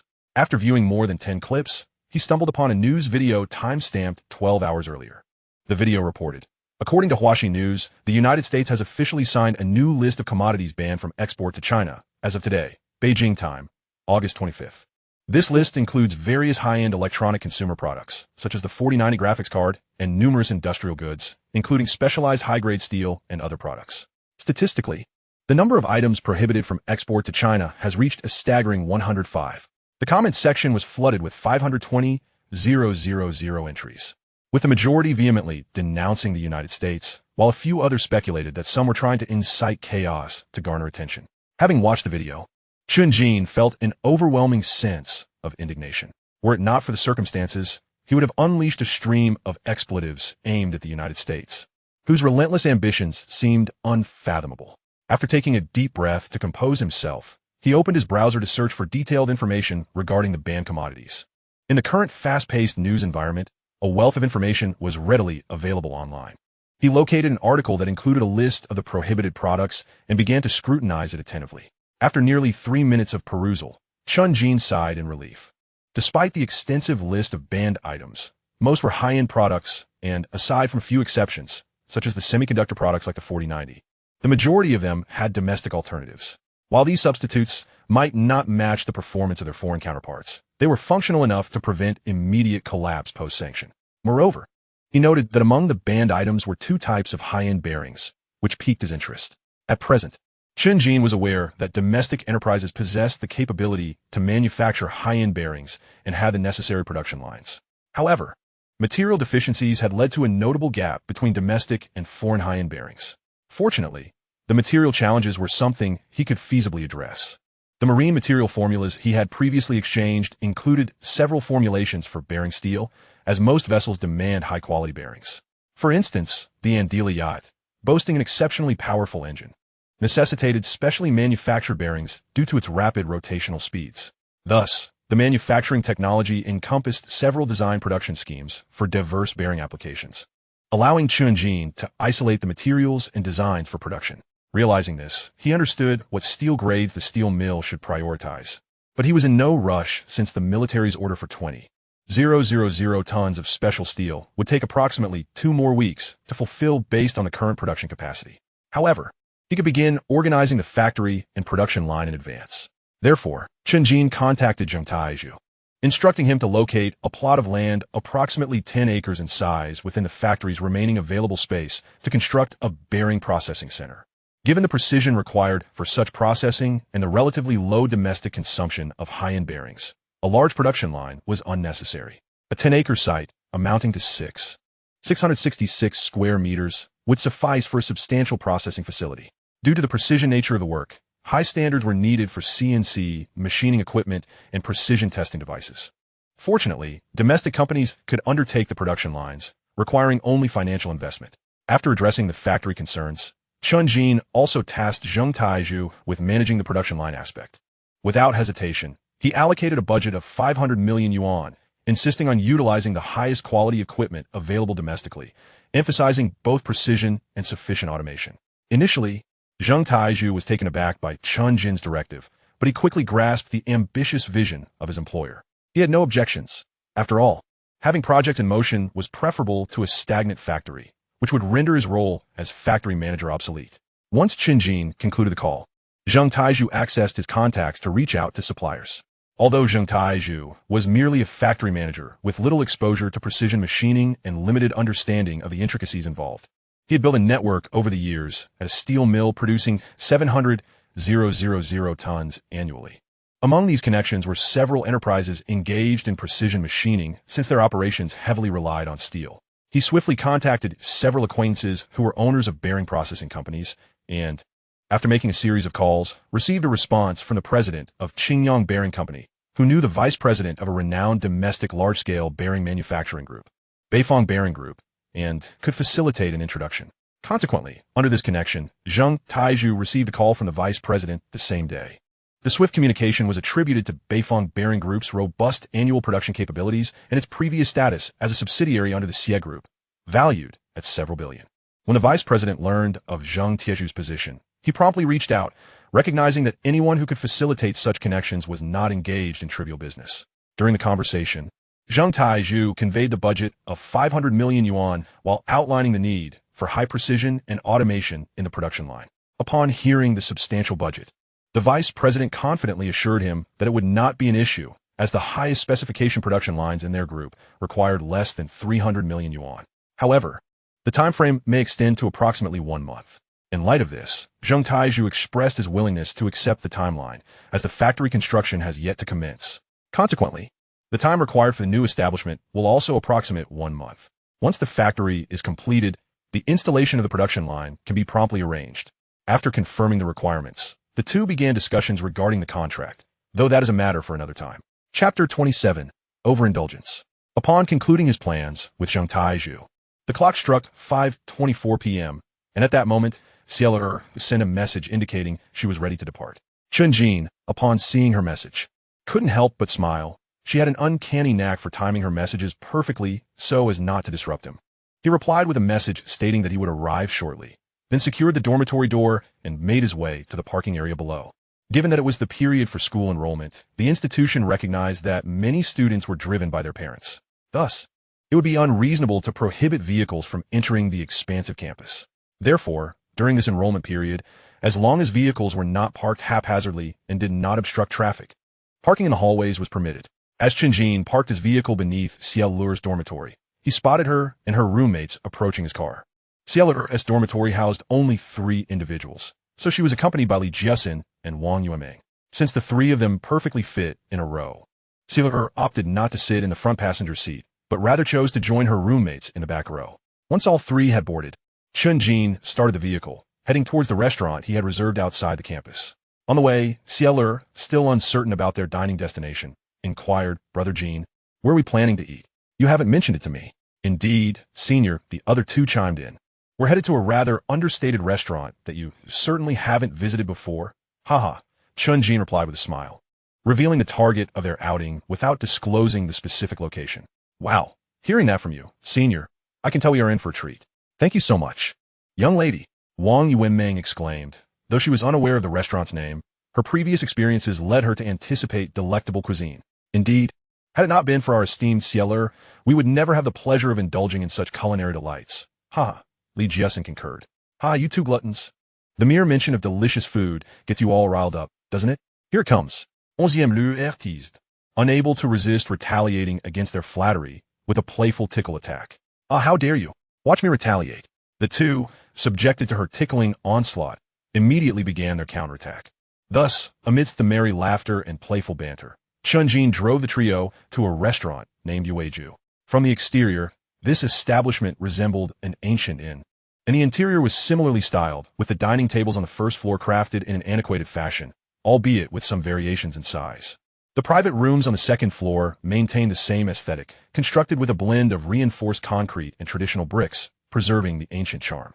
Since Chen Jin had made a reservation for a private room prior to their arrival, he announced his identity upon entering, and a server promptly guided them to the designated room upstairs. Soon, amidst the trio's curious glances, they arrived at their private setting. Chen Jin, familiar with the menu, took it and handed it to Xia and her friends, adhering to the principle of prioritizing the ladies. Wow, Brother Jin, the dishes here look exquisite, Onzième Luer exclaimed, marveling at the images of the dishes on the menu. Indeed, they do appear quite appealing, which heightens our anticipation. Both Wang Yueming and Li Jiasin nodded in agreement upon hearing Xiaolu's remark. Feel free to order whatever you like, haha, Chen Jin encouraged, amused by the trio's admiration for the dish images, which were indeed captivating, and thus chose not to elaborate further. In no time, the group had collectively ordered 6 dishes, a soup, and a dessert for after their meal. This restaurant was known for its prompt service, and within 15 minutes of ordering, the dishes began arriving at their table in succession. During the wait, all 4 took the opportunity to cleanse their utensils with hot water. Although some argued that this practice was unnecessary, the residents of Nanyue province could not resist performing this ritual, which had become an essential part of dining out. To facilitate the use of chopsticks, the restaurant had placed a dedicated tray for chopsticks at each seat, designed to make it easier for guests to pick up food without the risk of dropping it on the floor, thereby avoiding wastefulness. As the 4 were quite familiar with one another, there was no need for formalities. As the aroma of the sumptuous dishes wafted through the air, the trio eagerly began to sample the offerings before everything had fully arrived. This is so delicious, Xia exclaimed, her mouth full as she expressed her delight. Indeed, both Li Jiasin and Wang Yueming replied, giving a thumbs up in agreement. Ha! It seems you're all thoroughly enjoying yourselves, which puts my mind at ease, Chen Jin remarked, pleased to see the 3 indulging happily. With that, he too picked up his chopsticks and joined the feast. Time flew by, and before they knew it, their delightful meal had come to an end. All 6 dishes, along with the soup and dessert, had been thoroughly enjoyed by the quartet. Having overeaten, the 3 ladies leaned back in their chairs, patting their slightly swollen bellies as they lamented, "Oh dear, I've eaten too much. I feel like I might burst. Yes, we must take it slow. Oh dear," they echoed in agreement. "Ha, just look at you 3, stuffed like little pigs," Chen Jin teased, observing their post-meal antics. Though he too felt a bit overindulged, this did not deter him from poking fun at them. "How rude, Brother Jin," the 3 exclaimed in mock indignation, wanting to retaliate, but feeling too uncomfortable from their feasting. After reclining for about 20 minutes, Chen Jin glanced at the time, 7:13 p.m. With plenty of time still left in the evening, he suggested a stroll along the riverbank to help digest their meal, a proposal that received unanimous approval from the 3 ladies. "All right then, let us be off," he declared, leading the way out of the private room. After a moment of recuperation, the 3 followed him out of Yueju and made their way to the parking area. Once they were all settled into the car, Chen Jin started the engine and drove towards the riverbank near the nearby university town. Chapter 28, Untitled. As the distance was less than 5 kilometers and traffic was light, Chen Jin reached the location in just 5 minutes. Had it not been for several traffic lights, which held him up for 2 minutes, the journey could have been completed in 3. After parking in a designated spot along the roadside, the 4 exited the vehicle and headed towards the riverside path. As a premier first-tier city in the country, Yangqing has invested a substantial amount of resources into urban development. Along the riverside, exquisite marble pathways have been laid, complemented by elegant marble railings and streetlights. Consequently, the riverside is often frequented by numerous elderly individuals and young people who meander leisurely during the evening hours. The night breeze from the Zhujiang River is refreshingly cool, further enticing visitors to stroll along its banks. As they approached the riverside, Xia and her roommates walked ahead, engaging in hushed conversations, while Chen Jin quietly followed behind, reveling in the gentle caress of the sea breeze. After a while, Xia turned to her companions and, with a playful smile, broke away from the trio to join Chen Jin, prompting Zhang Jiasin and Wang Yueming to hastily move forward, as they had just indulged in a hearty meal and wished to avoid any further display of affection. Upon reaching Chen Jin's side, Xia linked her arm with his, playfully grinning as she said, "Brother Jin, I've let Xiner and Yueming head on without us. Let us walk together at the back, hee." Chen Jin, recalling that it had been quite some time since he last strolled by the riverside with his beloved Lear, affectionately ruffled her hair and replied with a smile, "Indeed. It has been a long while." Xia rested her head on Chen Jin's shoulder, softly affirming, "Yes, it truly has." Subsequently, The two fell into a comfortable silence, strolling forward hand in hand. Time, it seems, always slips away gracefully. After the group had meandered along the riverside outside the university, it was already 9 p.m. Xiaolier gestured to Chen Jin, indicating that she had nearly digested her meal and it was time to return. Noticing her flat abdomen, which had returned to its natural state after digestion, Chen Jin gently touched it, feeling its smoothness. Yes, it is indeed time to head back. By the time Chen Jin drove to the entrance of Nanhua University, it was already 9:30 p.m. As the university forbids the entry of outside vehicles at this hour, Chen Jin parked in a nearby lot and walked back to the dormitory. After spending over 10 minutes returning, he found his 3 roommates engrossed in their computers. Closest to the door was Li Shucheng, a student of electrical engineering and automation who was watching MMD videos on Bilibili, embodying the typical otaku. Opposite him was Lu Zhihao, a computer science and technology major, who was furiously typing away at his code, aspiring to become a master programmer. Lastly, Zhang Jiahao, from the Optoelectronic Information Science and Engineering program, was multitasking, watching videos while fiddling with what appeared to be a circuit board. Upon noticing Chen Jin's return, the trio joked, "Oh, look who is back. Young Master Chen has returned from a date with the illustrious campus belle. How enviable." Indeed, another chimed in, "If only I could have a girlfriend like the esteemed Xiaolier, I'd be willing to run naked around the campus. Well, perhaps just a third of that. I'd do it too." As roommates for 3 years, they felt a mix of envy and admiration toward Chen Jin for dating someone as stunning as Xiaolier. Thus, whenever they learned of his outings with her, they couldn't resist teasing him. Their sentiments echoed throughout the university, with boys from prestigious institutions across the country feeling similarly envious. If not for legal constraints, Chen Jin would undoubtedly be a target of ire. Xiaolier was no ordinary campus beauty. She had clinched the title of the most beautiful campus belle at Nanhua University for 2 consecutive years, earning the distinction of being the most beautiful since the university's inception. Additionally, her status as the daughter of the Xie family garnered her immense admiration from students nationwide. A well-meaning individual even conducted a voting event to rank the campus belles from various renowned universities, in which Xiaolier triumphed by a significant margin. Had it not been for Xie Jingye's intervention to quell the situation, she might have achieved nationwide fame. "Well, you can continue to envy. I'm off to take a shower," Chen Jin replied, unfazed by their playful banter, having grown accustomed to it over time. After retrieving a change of clothes from his wardrobe, he entered the bathroom for a shower. In less than 5 minutes, he emerged, dried off on the balcony, and returned to his bed to browse Douyin, a routine he had adopted. Chen Jin's relationship with Xiaolier was markedly different from those of other couples on campus, who often spent hours messaging each other late into the night, or even calling until the early hours, disrupting their own and others' sleep. In his previous life, Chen Jin had encountered individuals who would talk on the phone until 1 or 2 in the morning, making it impossible for him to sleep. He had always found such behavior perplexing and irritating. Why invest hours in a phone call when you see each other daily? In his mind, he often wished for such individuals to break up. Having risen early that day, Chen Jin could only watch videos for half an hour before succumbing to sleep. The other 3 roommates, noticing Chen Jin had drifted off, quietly continued their activities to avoid disturbing him.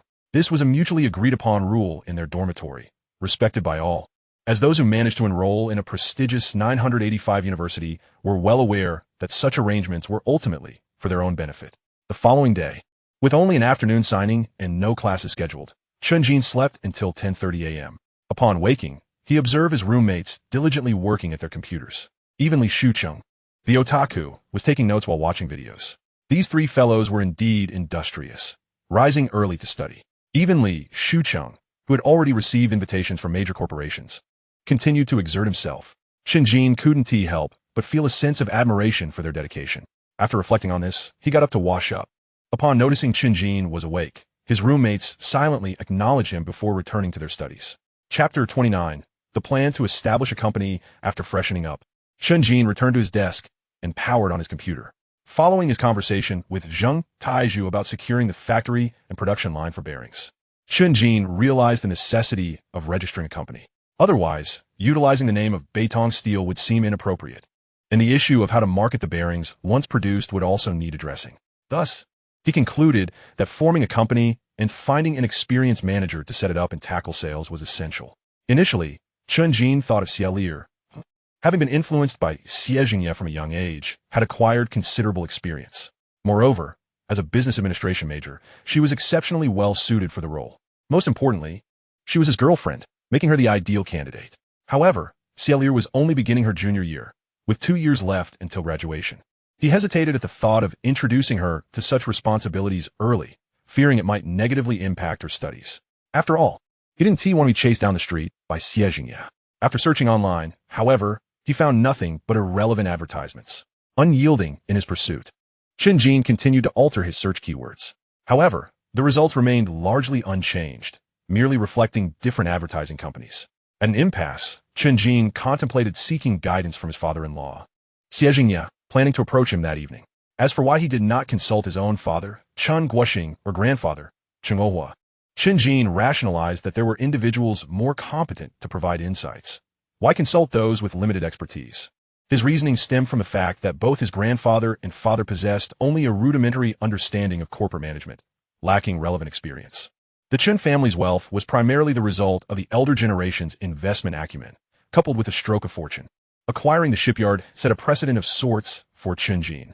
With this thought, he ceased his futile search and, noticing that mealtime had arrived, suggested to his companions that they go out for dinner. However, this time, he refrained from treating them, as they were reluctant to accept his hospitality, feeling a sense of indebtedness with each occasion. After their meal, the 4 returned to their dormitory.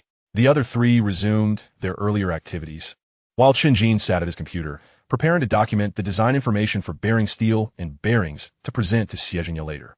After transferring the completed document to a USB drive, he returned to his bed to scroll through videos.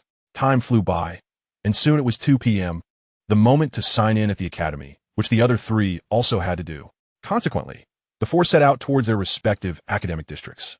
The sign-in process was straightforward. Once all students in their major gathered, the counselor would call out names, and those summoned simply needed to respond to confirm their attendance. Chen Jin's major, shipbuilding and ocean engineering, was somewhat niche, with only 27 students, including a mere 2 females. Thus, the entire registration proceeded swiftly, and, as no new textbooks were distributed for their final year, they were free to leave afterward. Following the sign-in, instead of returning to the dormitory, Chen Jin made his way off campus. Arriving at the parking spot from earlier, he got into his vehicle and drove towards the building housing the Xie group. During the journey, he called Xie Jingye to inform him of his visit, and Xie Jingye, who happened to be at the office, invited him over. The headquarters of Xie Group was situated in the bustling Zhujiang New Town, the most prosperous area of Yangqing. As the leading private enterprise group in the city, with assets amounting to hundreds of billions, its headquarters, while not soaring to the heights of other landmarks with over 100 floors, boasted 89 stories. Upon reaching the building, Chen Jin was recognized by the security personnel, allowing him unhindered access. Xie Jingye's office was located on the 88th floor. After the elevator ascended, Chen Jin stepped out and encountered Xie Jingye's secretary, Lu Jialan. He greeted her warmly. "Hey Jialan, long time no see." She responded with a smile. "Oh, you arrived so quickly. I just heard Mr. Xie mention your visit, and here you are." "Indeed, it has been a while. Mr. Xie is inside. You can go right in. Would you like tea, coffee, or the usual?" Lu Jialan's cheerful demeanor was evident. "Thank you, Jialan. I'll stick to the usual. I'll head in now," Chen Jin replied before proceeding towards the office. After Chen Jin left, Lu Jialan smiled and prepared his customary drink, a glass of iced red tea. As the saying goes, while room temperature is akin to horse urine, adding ice transforms it into a fine vintage. In his previous life, Chen Jin had a particular fondness for this beverage, and upon arriving in this world, he retained the habit. Having visited this office several times with Xie Le, Lu Jialan had memorized his preference. Upon reaching the door to Xie Jingye's office, Chen Jin knocked gently, prompting Xie Jingye's voice from within, "Come in." Receiving permission, Chen Jin opened the door to find Xie Jingye seated in his office chair, engrossed in his computer screen. Recognizing this posture as typical of Xie Jingye watching videos, Chen Jin politely cleared his throat to announce his presence. Upon hearing the sound, Xie Jingye looked up and straightened in his chair. Gesturing to the seat in front of him, "Ah, Jin, you're here. Please take a seat." After Chen Jin settled in, Xie Jingye continued, "So, what brings you to see me this time?" In response to Xie Jingye's inquiry, Chen Jin retrieved a USB drive from his pocket and said, "Uncle Xie, please take a look at this first. We can discuss it afterward." Surprised by the appearance of the USB drive, Xie Jingye remarked, "Oh, have you concocted something extraordinary again?"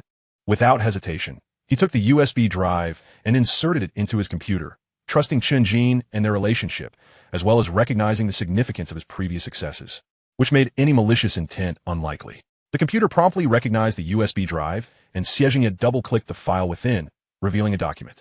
After glancing at Chen Jin for confirmation, he opened the document to read.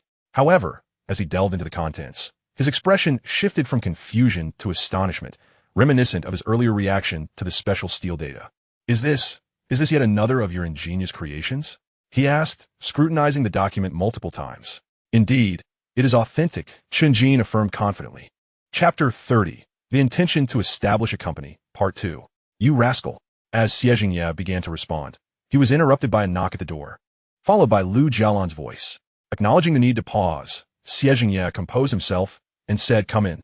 Lu Jialan entered, balancing 2 large glasses of iced red tea on a tray, and placed one in front of each of them.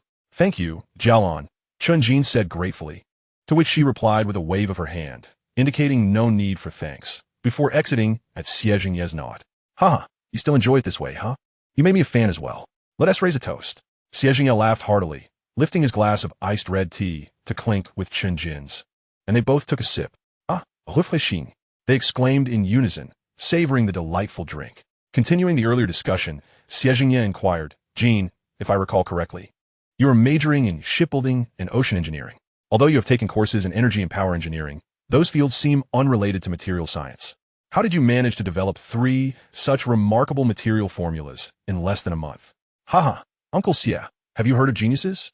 I humbly consider myself worthy of that title," Chen Jin replied with a playful grin. "Moreover, I had previously boasted before you. How could I achieve my goals without presenting some genuine skills?" Hearing the incredulous tone of Xie Jingye, Chen Jin chuckled. Although he had claimed the technology acquired from the system as his own invention, he felt no hesitation, taking pride in it. "Well, I initially intended to commend you, but I didn't expect you to be so flustered. You didn't bring this over just to show me, did you? Speak up, what are your intentions?" Xie Jingye said, somewhat exasperated by Chen Jin's smug demeanor. "Uncle Xie, you must have seen the design blueprint for those bearings inside, right? The reason I came here is to inquire if you know any capable managers who could be introduced to me. I plan to manufacture these bearings for external sales, and I have already asked Director Zhang to handle the factory and production line issues, which will be resolved shortly. What I lack at the moment is a company name. Thus, I thought to establish a dedicated company to manage these sales before the product launches, and it would also be responsible for sales of my future products." After Xie Jingye's inquiry, Chen Jin laid out his plans. "Well, although I'm not particularly familiar with bearings, during my discussions with Old Lu about the Research Institute's direction in new material development, we did touch upon bearing steel. According to the data we compiled, the bearing steel you have developed surpasses the hardness, wear resistance, and other critical metrics of any currently available bearing steel worldwide. If this is transformed into a bearing product, as long as the production process is up to par, brands like SKF and Timken would undoubtedly be sidelined." As he spoke of the performance of the bearing steel presented by Chen Jin, Xie Jingye couldn't help but express his admiration, suddenly recalling Chen Jin's earlier words. He asked, "Oh right, I almost forgot, you're looking for a formidable manager, aren't you? Given that you've managed to produce 3 world-class materials in just a month. Establishing a company with a market value in the hundreds of billions should be a breeze for you. Plus, you have a hefty initial capital of 50 billion, making it quite unsuitable for an average manager. Indeed, I am unfamiliar with this field, and I certainly cannot have Zhang Taizhu handle it. Additionally, I prefer to remain behind the scenes, so finding a capable manager to assist with these matters would be ideal for me." Chen Jin wholeheartedly agreed with Xie Jingye's assessment. "I knew you were looking to take the easy route, and I suspect your initial target was that girl. However, realizing she is currently preoccupied with her studies, you had to seek someone else, otherwise you wouldn't have come to me," Xie Jingye quipped, laughingly scolding Chen Jin. "Ah, you've truly guessed it, Uncle Xie. I did intend to approach but given her busy academic schedule, I had to abandon that idea." Chen Jin, caught off guard by his own thoughts being laid bare, sheepishly scratched the back of his head. "Haha, I'm not surprised that you deduce my intentions. But speaking of a capable manager, I happen to know someone who would be a perfect fit for you. Coincidentally, he recently had a dispute with the president of his company for reasons unrelated to him, which led to his resignation. He has been at home since. Honestly, I hold him in high regard. Had it not been for Ruoshi, the daughter of his uncle, performing admirably, I would have considered bringing him on board myself. Oh, there truly is a suitable candidate? It seems I made the right choice in seeking out Uncle Xie. Especially with your high regard for this individual, I am eager to meet him." Chen Jin expressed his astonishment upon learning that Xie Jingye indeed knew the person he was looking for and held him in such esteem. "Kid, you must have seen the news a few days ago. It was quite the sensation. A A company from the United States called Delame faced backlash over the disparate treatment of their yachts and various engine products sold domestically. The same product, whether yacht or engine, performed poorly for us and was priced higher than for other countries, even those sold to lesser markets. The revelation sparked outrage across the nation. The general manager of their domestic branch, whom I just mentioned, is named Zheng Dongchu. Since he was primarily responsible for domestic operations and was unaware of issues in other countries, the headquarters remained in the dark. Upon discovering the situation, he had a falling out with the headquarters, and as you can imagine, he resigned. Xie Jingye sighed at this point, unsure whether to lament Zheng Dongchu's departure or to bemoan the nation's lack of strength that allowed such discrimination to occur. Chapter 31. The plan to establish a company. However, when Chen Jin heard the name Delame, he felt a jolt of recognition. He suddenly recalled the yacht and engine technology he exchanged for, named Andalame. Could they be the same company? He hadn't paid attention to whether there were similar companies in this world, but after some contemplation, he reasoned that Delame and Andalame were likely distinct entities. Furthermore, based on the background description in the yacht design scheme, it clearly hinted at a fantastical scenario, indicating they were not the same company, at least not in this world. While Chen Jin pondered this internally, he remained silent. Meanwhile, Xie Jingye took a breath and continued. Zheng Dongchu and I have both graduated from Nanyang University of Finance. He is 2 cohorts below me, my junior. During his time at Delame, he ascended to the position of general manager in just 4 years, so his capabilities are beyond question. It's worth noting that Delame is a multinational giant, commanding over 60 of the luxury yacht market and nearly 80 in the civilian marine engine sector, with a market value exceeding $300 billion. The reason I believe he is exceptionally suited for you is that his expertise lies in luxury yachts, making him the most knowledgeable person regarding the domestic yacht market. Thus, you are indeed fortunate to have encountered him. Haha, as they say, luck is also a form of strength. After hearing your introduction, Uncle Xie, I am quite eager to meet this outstanding junior of yours. Chen Jin agreed with Xie Jingye's assertion about his good fortune, reflecting on how, since his arrival in this world, luck had been on his side. Not only did his family treat him well, but he also gained the quintessential system of a traveler and secured a devoted girlfriend from a prestigious background, whose family had no objections. Keep boasting, kid. While I can introduce you, securing him will ultimately depend on the subsequent development of your products. After all, you currently only have one bearing product, and I assume you haven't received any updates from the shipyard yet? Relying solely on one product, even if it outperforms others on the market, will make it quite challenging to retain talent. Haha, rest assured, Uncle Xie, who says there are no updates from Shipyard. Not only are several yachts under construction, but I also plan to expand the shipyard to accommodate more building slots. The foremost issue at hand pertains to the yacht, a matter I have previously discussed with you. Uncle Xie, should you become acquainted with the specifications of my yacht, you would undoubtedly be astonished. This assertion is made with utmost sincerity. Therefore, I kindly request your assistance in facilitating an introduction. When the time comes, I shall present the yacht's data to you, and I assure you, it will not only leave you in awe, but also thoroughly astonish your junior, Zheng Dongchu, as well. Oh, you appear quite confident, which suggests that this yacht is indeed something extraordinary. In that case, shall I arrange a meeting for you tomorrow? Observing Chen Jin's self-assured demeanor, Xie Jingye nodded and proposed. Absolutely, I am free all day tomorrow, and can meet at your convenience. Chen Jin wholeheartedly agreed, finding Xie Jingye's suggestion to align perfectly with his intentions. Very well.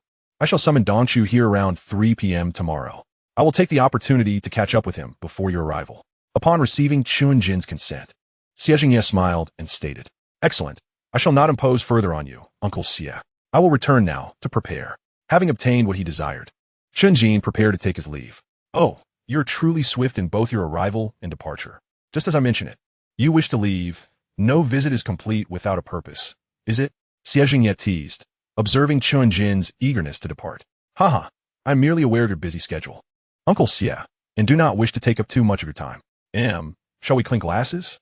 Chen Jin realized that citing Xie Jingye's busyness was not a strong excuse, considering he had been engrossed in his phone upon Chen Jin's arrival. Thus, he proposed a toast, as he still had half a glass of iced red tea remaining. Sure, let's clink again. Upon hearing Chen Jin's suggestion, Xie Jingye laughed and raised his glass to meet Chen Jin's, then took a hearty sip. Ah, refreshing indeed. After their toast, Chen Jin continued conversing with Xie Jingye, primarily recounting his recent experiences at the shipyard with Xie. In a pleasant atmosphere, they engaged in conversation for over an hour. As mealtime approached, Chen Jin took his leave, and Xie Jingye did not hinder him further, advising him to drive safely as he departed. Upon exiting Xie Jingye's office. Chen Jin handed his empty glass to the secretary, Lu Jialan, and bid farewell. Sister Jialan, here you go. I plan to head back now. Please drive safely. Lu Jialan replied with a smile as she accepted the glass. All right then, I'm off. Chen Jin stated before stepping into the elevator and pressing the button for the basement level. As the exclusive elevator for the president, its speed was undoubtedly remarkable. In less than a minute, it descended from the 88th floor to the basement without any interruptions. After reaching the parking area, Chen Jin drove back to the university. Following a quick dinner in the cafeteria, he returned to his dormitory. Given that Xie, being a third-year student, had a packed schedule and was selected to host the welcome party due to her status as the campus belle, she was quite busy lately, so Chen Jin refrained from disturbing her. The reason for her selection as host, despite being a business management major rather than a journalism student, was not solely based on her appearance, but also due to her 2 years of experience as a welcome party host in high school. Her strong capabilities and the fact that she had hosted the previous year's welcome party meant that the school administration had no intention of changing hosts, allowing her to continue in that role. Upon returning to the dormitory, Chen Jin found Lu Jihao lying on his bed, engrossed in his phone, while the other 2 roommates were absent. After inquiring, he learned that the duo had ventured to the school gate post-dinner, hoping to encounter some attractive individuals.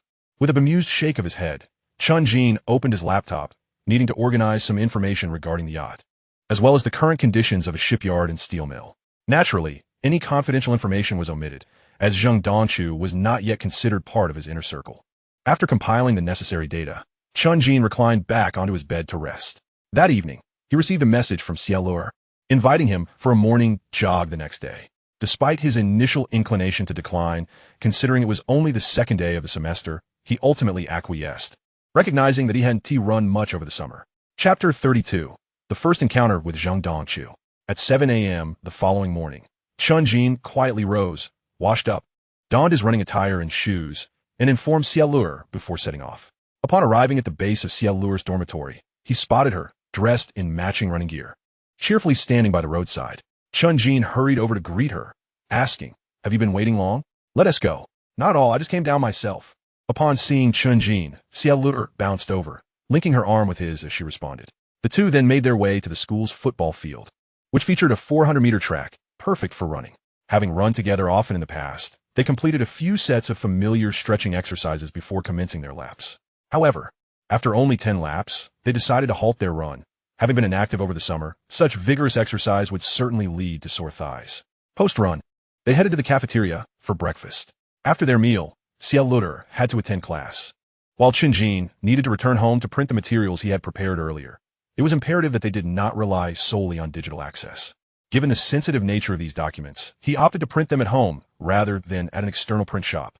Arriving home by 10 a.m., Chen Jin promptly printed the documents and then lay on his bed to catch up on some much-needed sleep, allowing himself a 2-hour rest before lunch. Before long, it was just past 1 p.m. The journey from Chen Jin's home to Xie's tower typically took about an hour, allowing an additional half-hour for potential traffic delays, just about perfect. Fortunately, there were no traffic issues this time, and Chen Jin arrived at the basement parking lot of Xie's tower in under an hour. After familiarizing himself with the identity verification process, he entered the president's elevator, once again experiencing the brief 2-minute ascent. Ding! The elevator arrived, and as Chen Jin stepped out, he noticed 2 individuals engaged in conversation on the sofa not far away. One was Xie Jingye, while the other was likely Zheng Dongchu. From a distance, the latter exuded a calm demeanor, revealing an air of sophistication honed through experience. Judging by the smiles on their faces, it was clear they had just discussed something enjoyable. Upon noticing Chen Jin's emergence from the elevator, both paused their conversation to glance in his direction. Seeing their attention, Chen Jin briskly approached. As he drew near, both Xie Jingye and Zheng Dongchu rose to their feet. Xie Jingye then introduced Chen Jin to Zheng Dongchu, saying, "Dongchu, this is the Chen Jin I just mentioned. He's quite remarkable." Upon being introduced, Zheng Dongchu extended his right hand toward Chen Jin and remarked, "Greetings, Brother Chen. Earlier, Brother Xie spoke of you in the highest regard. From my recollection, very few have garnered such praise from him, which piqued my curiosity. Oh, by the way, I'm Zheng Dongchu. It is a pleasure to make your acquaintance. I look forward to your guidance." Hello. I shall refer to you as Uncle Zheng, given that you and Uncle Xie belong to the same generation. As for guidance, I dare not presume to offer it in your presence. Haha. Previously, Uncle Xie shared your remarkable achievements with me, and I hold you in considerable esteem." Upon seeing Zheng Dongchu extend his hand, Chen Jin promptly reciprocated, shaking his hand and responding, "Ah, indeed a promising youth. Henceforth, I shall call you Chen Jin. You may address me as Uncle Zheng or simply by my name." After both introductions were complete, Xie Jingye chuckled and said, "All right, let us take a seat." He gestured for Chen Jin and Zheng Dongchu to sit on the sofa. Once they were settled, Xie Jingye continued, "Dongchu, my invitation to you extends beyond mere nostalgia. The details are somewhat complex to convey over the phone, which is why I seized upon this opportunity to invite you. Primarily, Chen Jin is in search of a capable and seasoned manager. When he consulted me, you were the first person who came to mind. Additionally, considering your recent departure from the Dalai Group following a disagreement, your expertise aligns perfectly with Chen Jin's requirements. The reason I thought of you immediately is not only due to my recognition of your capabilities, but also because the business you previously managed closely intersects with the projects Chen Jin is about to undertake. Chen Jin will elucidate this further shortly." Upon concluding, Xie Jingye cast a glance at Chen Jin, signaling him to proceed. Noticing the cue, Chen Jin picked up 2 documents from the side and handed them to Xie Jingye and Zheng Dongchu, saying, "Uncle Xie, Uncle Zheng, here's some design details and data for the 2 products I am working on. Please take a look, and we can discuss further afterward." "Very well." Both Xie Jingye and Zheng Dongchu replied in unison as they accepted the documents. However, when they opened the first page, they were confronted with astonishing data regarding yacht, design displacement, lightweight 50 tons, standard 61 tons, full load 68 tons, design cruising speed 50 knots, maximum speed 70 knots, engine power 6,000 kW for the inboard engine, 3,000 kW for the outboard engine. Range, cruising 1,500 nautical miles, maximum 1,000 nautical miles. Others, not specified. After perusing the yacht data, both men were rendered speechless, their expressions a mix of shock and disbelief. Even Xie Jingye, who had previously encountered the extraordinary capabilities of special steel, found it hard to believe. Nonetheless, he was confident that Chen Jin would not present him with fabricated data, which heightened his astonishment even further. Conversely, Zheng Dongchu immediately suspected the data was fraudulent, as it seemed excessively outrageous. Generally, luxury yachts have engines with power around 1,500 kW, and achieving 3,000 kW is already considered top tier. Yet, what Chen Jin proposed was a 6,000 kW inboard engine. Furthermore, he had included a 3,000 kW outboard engine. If both were installed, it would total 15,000 kW. This was an absurd claim, especially for a 60-ton vessel. In a moment of uncertainty regarding the authenticity of the data, Zheng Dongchu inquired, "Chen Jin, are you certain this data is not fabricated? Can this 60-ton vessel genuinely accommodate such an extravagant engine? That kind of power could propel even a 10,000-ton freighter." Chen Jin was accustomed to such skepticism from Zheng Dongchu, having faced similar doubts before. He confidently replied, "Uncle Zheng, I assure you the data is genuine. We have already produced the engines and commenced construction on the yacht. We merely require some time." If this data holds true, it is indeed extraordinary and would undoubtedly outclass all small luxury yachts worldwide. "I just wonder about the cost," Zheng Dongchu gasped, taken aback by Chen Jin's confirmation. Dongchu, I told you this fellow is exceptional. Are you feeling a bit tempted now?" Continue reading. "He has another product, a bearing steel, that is equally astonishing. This is also the primary reason he seeks a professional manager," Xie Jingye said, observing Zheng Dongchu's astonished expression, reminiscent of his own reaction upon first encountering the special steel data. "All right, I shall continue to peruse," Zheng Dongchu replied excitedly, turning to the subsequent data. Upon seeing the equally astounding bearing steel data, Zheng Dongchu gasped again. "Chen Jin, with all due respect, the specifications for your bearing steel surpass even the finest cane steel I have encountered by several magnitudes. If we were to market this product, it would be akin to a grandfather outclassing a grandchild. Those so-called high-end bearing products from the beautiful nation would have to step aside." Chapter 33. Zheng Dongchu agrees to join. "Haha, Uncle Zheng, what do you think? Are you interested in taking on the beautiful nation? They have long relied on their technological superiority while attempting to impose sanctions against us. And what of the Dalai Group? I suspect you have some grievances against them as well. Coincidentally, I possess yachts that are superior to theirs. Although we cannot ascertain the detailed cost data, yet due to the lack of mass production, I can guarantee you that the cost will be far lower than your expectations. We can seize the Dalai Group's clientele and, leveraging our cost advantage, expand our customer base, effectively cutting off these so-called multinational giants' avenues. Moreover, We have other, even more astonishing products in the pipeline for you to anticipate. Haha. Observing Zheng Dongchu's incredulous tone, Chen Jin discerned that he was intrigued. And so, he decisively enticed him further. Ahem, Chen Jin, your words have left me utterly unable to refuse. You are right. After all these years at Delay Group, I have been preoccupied with expanding their domestic business, only to realize I've been kept in the dark. Not only have they sold subpar products domestically, but they have also charged exorbitant prices.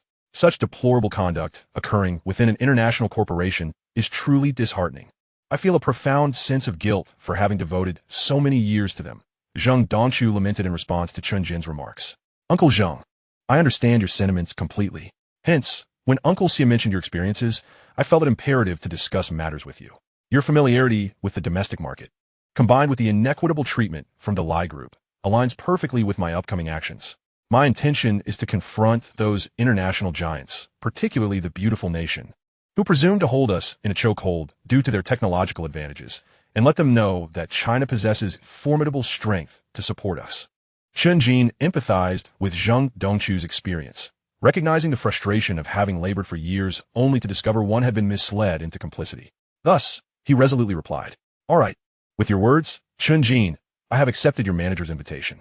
Originally, due to the situation with the Delay Group, I felt utterly humiliated and didn't dare to seek employment elsewhere, even refraining from mentioning that I was formerly the manager of Delay China, for fear of being scorned. Had it not been for the encouragement from my senior brother Xie, I might have contemplated retiring altogether. I am truly grateful for this opportunity you have provided, which allows for a comeback, perhaps even a chance to overturn Delay. Sensing the resolute tone in Chen Jin's voice, Zheng Dongchu was equally exhilarated and agreed to Chen Jin's invitation. Excellent, excellent. I am immensely thankful for your participation, Uncle Zheng.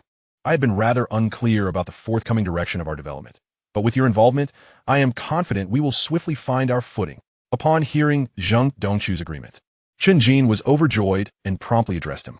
Haha, enough of your mutual flattery, you two. Since Dongchu, you have accepted Chen Jin's invitation to be his manager. It is imperative to gain a thorough understanding of Chen Jin's current situation. Jin, why don't you elaborate for Dongchu? Xie Jingye chuckled as he noted their consensus. Oh, right. Uncle Zheng, although I currently only have one yacht and one bearing steel product on offer, I am also in the process of producing 2 additional types of steel. However, these 2 products have already been contracted with the military, hence I cannot sell them externally. Of course, we can utilize them for our own purposes, and they will be employed in our yacht manufacturing. At this juncture, Chen Jin paused, conflicted about whether to divulge information pertaining to military confidentiality. After momentous reflection, he continued, Ahem, Uncle Zheng, due to the sensitive nature of these 2 steel products information, I am unable to discuss them at present. However, once we sign a confidentiality agreement, I will disclose everything to you. Understood. I appreciate your discretion. After all, this matter pertains to military affairs and should not be taken lightly. Zheng Dongchu responded with understanding. Thank you, Uncle Zheng. That covers the product information. Now, regarding the company's status, I currently oversee 2 factories. One is the South China Shipyard in Yancheng, and the other is Beitong Steel, which handles shipbuilding and steel production, respectively. This is why I can assure you that our yacht costs will be lower than you might anticipate, as the primary components are all produced in-house. The shipyard is presently in the trial production of yachts, and the steel factory is establishing the corresponding bearing production line. Once this line is set up, we can commence production immediately, which will inevitably lead to sales challenges. I am not well versed in this area, and the steel factory staff are rather unsophisticated. Hence my appeal to Uncle Xie for assistance. Haha. Chen Jin concluded with an awkward chuckle. Haha. No need to feel embarrassed. I understand. For such extraordinary products, I believe there are few, if any, in the world who can rival you, Chen Jin. As for sales, leave that to me. I will ensure everything is arranged properly. Your task is to focus on product development and to produce even more groundbreaking innovations to outshine the Americans. Oh, by the way, I suppose I should start calling you boss. Boss, I look forward to your guidance ahead. Zheng Dongchu responded with a smile, noticing Chen Jin's slightly bashful demeanor. No, Uncle Zheng, please continue to call me Chen Jin. Or as Uncle Xie does, simply Jin. There is no need for such formalities. Chen Jin hastily protested at the notion of being called boss. That won't do. I'm working for you, boss. It is inappropriate to address you by your name directly. In my years of experience, I believe that subordinates calling their boss by name is unsuitable. Most employees who do so either find the boss lacking or are disinterested in remaining with the company. I certainly do not wish for this to be the case upon my arrival. Zheng Dongchu explained earnestly. Indeed, Chen Jin. It is quite common for employees to refer to their boss as such. You shouldn't overthink it. Furthermore, in formal settings, Dongchu can address you as boss while in private. He can simply call you by your name. Xie Jingye chimed in, supporting Zheng Dongchu's viewpoint. All right then, how you choose to address me is up to you. Uncle Zheng. Oh, speaking of which, while we are preparing our products, we still lack a corresponding sales company, so we will need your assistance in that regard, as well as with staffing. Is that acceptable? Chen Jin, seeing that they were both agreeable to the title, proceeded to outline the next steps. Not an issue. It's merely a matter of registering a company. I must inquire, how much registered capital does the boss intend to allocate? If the amount is too small, it may hinder our international business expansion. Moreover, the number of employees correlates with your ambitions. If you wish to expand swiftly, we will require a substantial workforce, particularly in marketing and technical roles, as we need personnel to maintain our official website. Zheng Dongchu nodded in agreement, voicing his thoughts. Uncle Zheng, my intention is to expedite the process as much as possible. As for the registered capital, I plan to invest 10 billion, ensuring that others recognize us as a formidable entity, despite being a startup. Chen Jin declared confidently. Regarding staffing, I leave that to your discretion, Uncle Zheng. I am completely open to offering salaries of 15 times or even double what they currently earn at their previous companies for qualified candidates. Wait, boss. Did you just say 10 billion to register a company? Zheng Dongchu gasped, taken aback by the sheer magnitude of the sum. Indeed, 10 billion. Only such a significant figure will capture the attention of those hearing about our company for the first time. After all, how many companies boast such registered capital in our country? If we draw their attention, they will begin to take an interest in us, thus facilitating our future endeavors. Chen Jin elucidated, fully aware that such a sum might seem unbelievable. That does make sense, but regarding that 10 billion, Zheng Dongchu, while agreeing with Chen Jin's logic, still found it difficult to grasp the reality of such a substantial registered capital. Meanwhile, Xie Jingye, noticing Zheng Dongchu's skepticism, interjected, Dongchu, do not underestimate Chen Jin's capabilities. I assure you, this young man possesses more cash than our Xie group. Remember, this is liquid cash that can be accessed at any moment. Senior brother, are you certain? Zheng Dongchu was left in disbelief, grappling with the notion that this seemingly casual young man, appearing to be in his early 20s, possessed more cash than a conglomerate that had cultivated its wealth over decades in real estate. Even if he had produced some remarkable products, they had yet to hit the market. Where could such funding possibly come from? Do not be surprised, Uncle Zheng, Chen Jin chuckled. I was fortunate recently to sell some items to the military, which has afforded me this substantial capital. As for what I sold, it pertains to the transaction I just mentioned. If you wish to know more, we can discuss it further after we finalize our agreement. Acknowledging the perplexity in Zheng Dongchu's expression, Chen Jin felt compelled to clarify the origin of the funds. Chapter 34. The discussion before company formation. With this 10 billion in capital, I could not only sell abroad, but even secure a place within the White House. Zheng Dongchu exclaimed, feeling invigorated. Upon hearing Chen Jin's explanation regarding the military transaction, he could not help but believe it, responding with palpable excitement. However, Uncle Zheng, let us not get ahead of ourselves. We have yet to address your remuneration, Chen Jin continued. In gratitude for your joining us, I propose to elevate your salary to 3 times what you earned at the Delay Group. How does that sound to you? Having broached the topic of the company, Chen Jin remembered the matter of Zheng Dongchu's salary and expressed his thoughts. Goodness, boss, this is exceedingly generous. How could I ever be dissatisfied? My annual salary at Delay was around 8 million before taxes, and you are offering me 24 million. This is quite a leap. Zheng Dongchu gasped, astonished by the magnitude of the offer. Each time he heard Chen Jin's decisions, he felt as though he had taken in a sharp breath of cold air. Well, the capable should reap greater rewards, right? So let us solidify this delightful arrangement. From here on, I entrust the company's matters to you, Uncle Zheng. Please expedite the establishment of our framework. Chen Jin, fully aware of the joy that accompanied a 3-fold salary increase, smiled as he spoke. Very well, I shall take charge. To honor the salary you have granted me, I assure you I will arrange everything with utmost clarity. Oh, and there are 2 more matters to discuss. What shall we name our company, and where will our office be located? I anticipate that our employee count will be considerable, and we must allocate sufficient space for future expansion. Therefore, we cannot opt for a venue that is too small. With newfound authority and a salary now twice what he had previously earned, Zheng Dongchu felt a resurgence of the ambition he once had during his tenure at Delay. He quickly immersed himself in his new role, yet he acknowledged that certain essential decisions still require the boss's input. Thus, he posed his questions. Let me think. Uncle Xie, do you have suggestions for office space? Chen Jin pondered. It occurred to him that his father-in-law might have an office building available. So he inquired with Xie Jingye. After all, the Xie Group's primary business was real estate, and they had no need for an 80-plus story skyscraper, which they had constructed in part for leasing to other companies. Indeed, we have several floors available. Currently, the 7th, 11th, 43rd, 49th, 63rd, 65th, 71st, 75th, and 79th floors are unleased, while some others are partially rented, such as the 14th and 15th floors. Which floors are you interested in, Chen Jin? From my understanding, even if you aim to expand swiftly, you would only need around 300 employees at the outset. An excess of staff could lead to management complications. Even though Dongshu, you have extensive experience, it's implausible to have intimate knowledge of every employee from the beginning, which could create vulnerabilities. Thus, I suggest starting with around 150 employees and then expanding as the framework solidifies.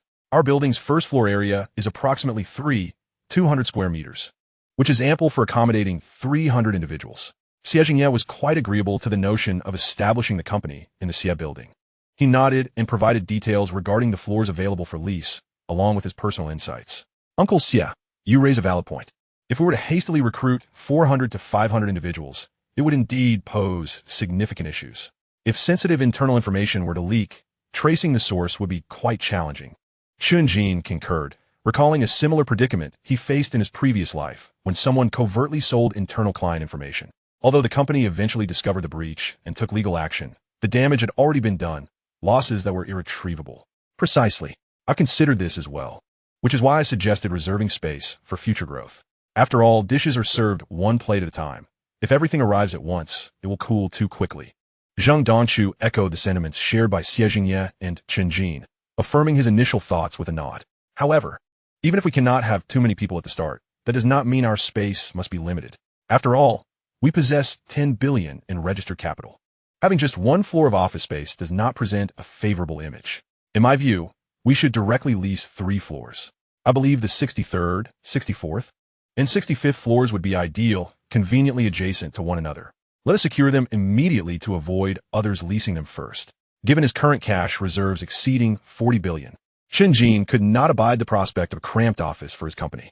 Under different circumstances, he would have considered constructing an entire building to serve as the company headquarters. Well, since the boss is so bold, I, as an employee, wholeheartedly support this decision. Let us proceed, as you suggest, Zheng Dongchu remarked, encouraged by Chen Jin's audacious plans. Then it is settled. We will lease the 63rd and 65th floors as our office space. However, the office layout and decoration will require your expertise, Uncle Zheng, Chen Jin said, pleased to see Zheng Dongchu aligning with his vision. With their thoughts now harmonized, Chen Jin and Zheng Dongchu began to discuss subsequent work arrangements. Despite Xie Jingye's presence, Chen Jin felt no apprehension, and Zheng Dongchu recognized the unconventional rapport between Chen Jin and his senior, so he too saw no reason to shy away. After nearly 2 hours of deliberation, along with some suggestions from Xie Jingye, they finally established the foundational elements necessary for the company. The company was to be named Chuangxiang Shuguang Technology Company, Limited.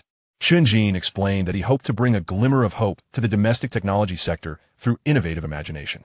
The company's scope of operations would encompass machinery manufacturing, shipbuilding, technical services, and more. They projected an initial workforce of approximately 160 employees, including 5 experienced managers, 5 HR personnel, 10 administrative staff, 5 finance experts, around 90 marketing and operational staff, encompassing online, offline, and the increasingly popular live commerce, 20 technical specialists, 10 design and video personnel, 10 customer service representatives, and about 5 others, such as legal and procurement staff. Next, they would address the office layout, equipment procurement standards, and employee benefits. Although Chen Jin indicated that salaries could reach double what employees earned at their previous companies, the addition of appealing benefits might attract a plethora of talent. Ultimately, they opted for an open office layout, a common choice among many companies, as it maximized space utilization and allowed for clear visibility of employees' workstates. The standards for the procurement of office equipment, computers, for employees have been established by Chen Jin, who expressed that budget is not a concern. Ordinary clerical staff are allocated a budget of 6,000 yuan, technical personnel 10,000 yuan, and those in artistic and video roles are allotted 15,000 yuan. Management personnel are held to the same standard as technical staff. In addition, Each employee will receive a mobile phone with a budget of 3,000 yuan for work purposes. Regarding employee benefits, Chen Jin stated that as long as the monthly expenditure on benefits does not exceed 1,000 yuan per employee, it poses no issue.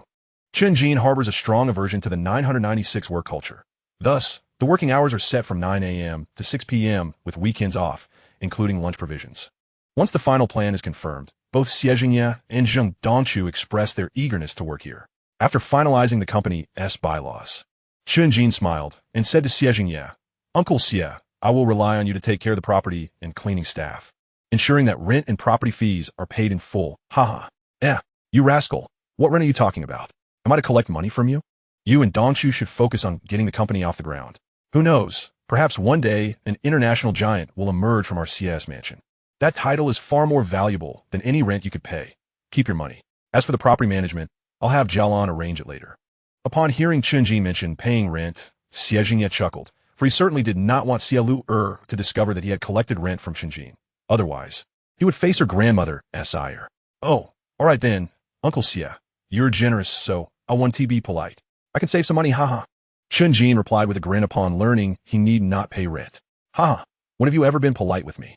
Seeing Chen Jin's cheerful demeanor, Xie Jingye couldn't help but smile in resignation. "All right, Uncle Xie, Uncle Zheng, since I have arranged everything on my end, I will leave the subsequent matters to you. Uncle Zheng, I believe there is nothing else I need to do now. Just send me the materials needed for company registration, and I will prepare them." As it was getting late, and they had reached an agreement, the remaining tasks were handed over to Zheng Dongchu. "Okay, boss, no problem. Let us add each other on WeChat to avoid any communication issues later. I'll send you any required materials directly." Zheng Dongchu nodded in agreement, acknowledging the time. Afterward, the two exchanged WeChat contacts and phone numbers before Chen Jin took his leave. Chapter 35. Tranquil days after Chen Jin departed, Zheng Dongchu broke the silence. "Senior brother, what exactly is your relationship with the boss? I see you don't share the same surname. He can't possibly be from your family, right? You seem quite fond of him." Zheng Dongchu's curiosity caught Xie Jingye off guard, prompting him to chuckle. "Ha, Dongchu, the connections involved are quite extensive. Why don't you take a guess? Here is a hint. Chen Jin is indeed not from our CF family." Senior brother, that is a bit unfair. I've never met the boss before. How can I guess your relationship?" Zheng Dongchu responded, somewhat exasperated by Xie Jingye's teasing. "All right then, since you don't want to guess, I won't say anything." Xie Jingye shrugged, unable to help but smile at Zheng Dongchu's reluctance. Okay. I guess the boss is related to your sister-in-law, maybe the son of her cousin or something. Or is he your cousin's son? Zheng Dongchu rattled off various possibilities, all of which Xie Jingye shook his head in denial. I give up. It doesn't matter. As long as I get to enjoy fine food and drink alongside the boss, that's enough for me. Let me put it this way. Chen Jin has charmed my daughter away. So, you tell me, what is our relationship?" Xie Jingye remarked with a grin at Zheng Dongchu's exasperated tone. "What? The boss managed to win over Lu? I didn't expect him to not only excel in research, developing technologies that could rival global giants, but also capture Lu's heart. Thinking of Lu gives me a headache." Zheng Dongchu expressed his astonishment at the news. "Haha, I want to meddle in the affairs of the young. As long as Lu is fond of Chen Jin, and Chen Jin is genuinely devoted to her, that is sufficient." Xie Jingye was not surprised by Zheng Dongchu's astonishment. After all, Chen Jin had indeed managed to win over Xie Lu. Ultimately, Xie Jingye held a high regard for Chen Jin, appreciating not only his handsome appearance, but also his steady demeanor, devoid of the typical impulsiveness of youth. Most importantly, he was his daughter's savior, which led Xie Jingye to not only approve, but also support their relationship from the outset. Indeed, it seems the world now belongs to the youth. Zheng Dongchu nodded in agreement with Xie Jingye's sentiments. "Well, it's nearly 6 o'clock. It's time for dinner. Shall we head to our usual spot?" Xie Jingye suggested, glancing at the time. "Sure, it's been a while since we've dined together. Let us go. We should reach there around 7. Zheng Dongchu concurred with Xie Jingye's proposal. With both parties in agreement, they set off. Meanwhile, Chen Jin, stuck in traffic, remained oblivious to the ongoing discussion regarding him. He was aware only that he had been delayed for over 10 minutes, covering just over a kilometer. Fortunately, the cause of the traffic jam was visible ahead. An electric vehicle had caught fire, causing the 4-lane expressway to narrow down to a single lane. Chen Jin had always harbored a fear of electric vehicles catching fire, given the rapidity with which they could engulf an entire car. His own Panamera was electric, leading him to drive cautiously, dreading the possibility of an accident. He cherished his family and deeply loved girlfriend, and losing them was not an option. Despite his fears, Chen Jin lacked the means to enter the energy sector and address the fire risks associated with electric vehicle batteries. He resolved to wait until he had gained sufficient strength before considering such ventures, knowing that his current hundreds of billions in capital would be inadequate against industry giants. Without the capability to reap rewards, he would merely be setting himself up for failure. As he contemplated these matters while driving, Chen Jin gradually maneuvered past the traffic jam and accelerated towards the school. Upon returning to the campus, it was already 7 o'clock. The cafeteria on the first and fourth floors had closed, but fortunately, the fifth floor remained open for business. After a quick dinner on the fifth floor, Chen Jin returned to his dormitory. In the ensuing 20 days, aside from attending his own classes, Chen Jin also took the opportunity to audit Cielur's lectures, believing that acquiring additional knowledge could only be beneficial. Not only would the insights gained from business management prove advantageous for himself, but he could also spend quality time with his girlfriend, truly a win-win situation. During this period, with the arrival of new students, Chen Jin accompanied Cielur to rehearsals for her role as the host of the welcoming ceremony. Although this hosting task was childish play for her, the rehearsals not only allowed her to deepen her familiarity with the hosting process, but also facilitated better coordination with her fellow participants. Watching Cielur confidently don her host attire and eloquently engage the audience from the sidelines brought Chen Jin immense joy. Thus, aside from the preparations for the welcoming gala, their days were filled with a rhythm of daytime classes followed by evening dates, making for a rather fulfilling existence. Likewise, 11e Lueur, with her stunning beauty and consistent hosting prowess, attracted the attention of new students who eagerly captured her on camera, sharing videos on Douyin and igniting a new wave of popularity. After all, a beautiful and talented young woman like her was bound to garner affection. Although her fame waned after a few days due to similar public relations strategies employed by Xie Jingye, she nonetheless gained significant recognition, with her Douyin account's followers skyrocketing from 4.3 million to 6.7 million, despite only posting casual updates and interactions with Chen Jin without any active management. An astonishing feat. On the other hand, Zheng Dongchu had successfully completed the registration of the company and acquired the necessary business license. Chen Jin also transferred the required funds to the company account and formally signed a labor contract and confidentiality agreement with Zheng Dongchu. Consequently, Zheng Dongchu had engaged a renovation company to refurbish the office environment. With robust financial backing, he allocated a budget 3 times the standard, prompting the renovation company to work overtime to commence construction. It was expected that the entire 63rd floor would be completed within approximately half a month. Once the renovations were finalized, they would proceed with the planned procurement of office equipment and supplies, followed by the recruitment process, which was also projected to take around 1 to 2 months. Fortunately, Chen Jin did not need to concern himself with these matters. Everything was under the capable management of Zheng Dongchu, leaving Chen Jin to simply attend the official opening of the company when the time came. In addition to the affairs of the school and the company, news from the shipyard and steel mill arrived 3 days prior. The shipyard had completed the main construction of its first yacht and was preparing to commence installation of equipment and painting. Everything was progressing steadily, with expectations for water testing to occur before the National Day holiday. Furthermore, the recruitment of new workers was nearly complete, with the workforce of the shipyard now numbering around 400. This was prompted by Chen Jin's earlier request to expand the new dock, which led Wang Jiangwo to suggest the need for additional personnel. Consequently, Wang Jiangwo recruited over 200 new workers based on the current construction slots and the prospective new dock numbers, with the newcomers currently undergoing training to swiftly integrate into the construction work. This workforce was sufficient to simultaneously initiate construction on 5 docks, 3 existing and 4 under construction. The lengthy timeline for completing the main construction of the first yacht was primarily due to the special steel Chen Jin had sourced, which possessed a hardness far superior to ordinary steel, causing difficulties with the older machinery at the factory. Thus, Chen Jin made the decisive move to replace all outdated equipment with the most advanced machinery available domestically, facilitating smoother progress in construction. Moreover, since the workers at the shipyard were also participating in the construction of luxury yachts for the first time, a familiarization process was necessary. Once the first yacht was completed and they had gained relevant experience, the new docks would also be nearing completion.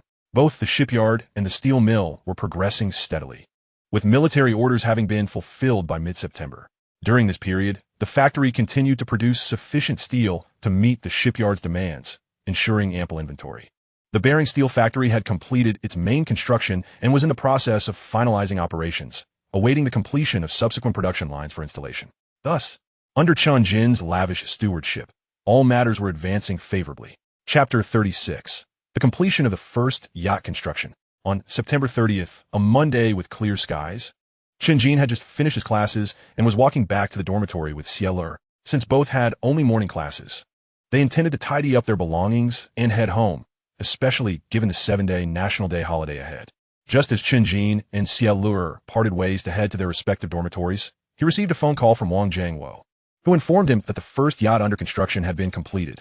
After 2 days of rigorous inspections with no anomalies detected, the yacht was ready for water testing. Wang Jiangwo called to inquire if Chen Jin wished to witness the launching ceremony. Considering he was the owner, and this was the first vessel produced since the shipyard's reform, a moment of considerable significance. Although it was merely a 60-ton yacht, which technically did not require sea trial, Chen Jin believed it was prudent to conduct a maritime test to assess the yacht's performance, prioritizing safety and reputation. The news filled Chen Jin with excitement, indicating that, aside from dealings with the military, he now had another product ready for external sale, potentially leading to a substantial influx of profits. Therefore, Chen Jin promptly informed Wang Jiangwo that he would be there shortly. After hanging up, Chen Jin called Cielur, and her sweet voice answered almost immediately. "Jean Gitch, why did you call me? Didn't we just part ways? Is there something urgent?"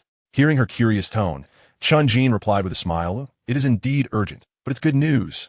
Remember I mentioned gifting you the first yacht from the shipyard? Wang just called to say it's completed and ready for launch. So I wanted to see if you'd like to come and witness the ceremony." "Really? Yay, I want to go. Jean Gitch, wait for me. I'll get ready right now." Cielur exclaimed with uncontainable joy upon hearing that the yacht was finished. "Don't worry, Luer.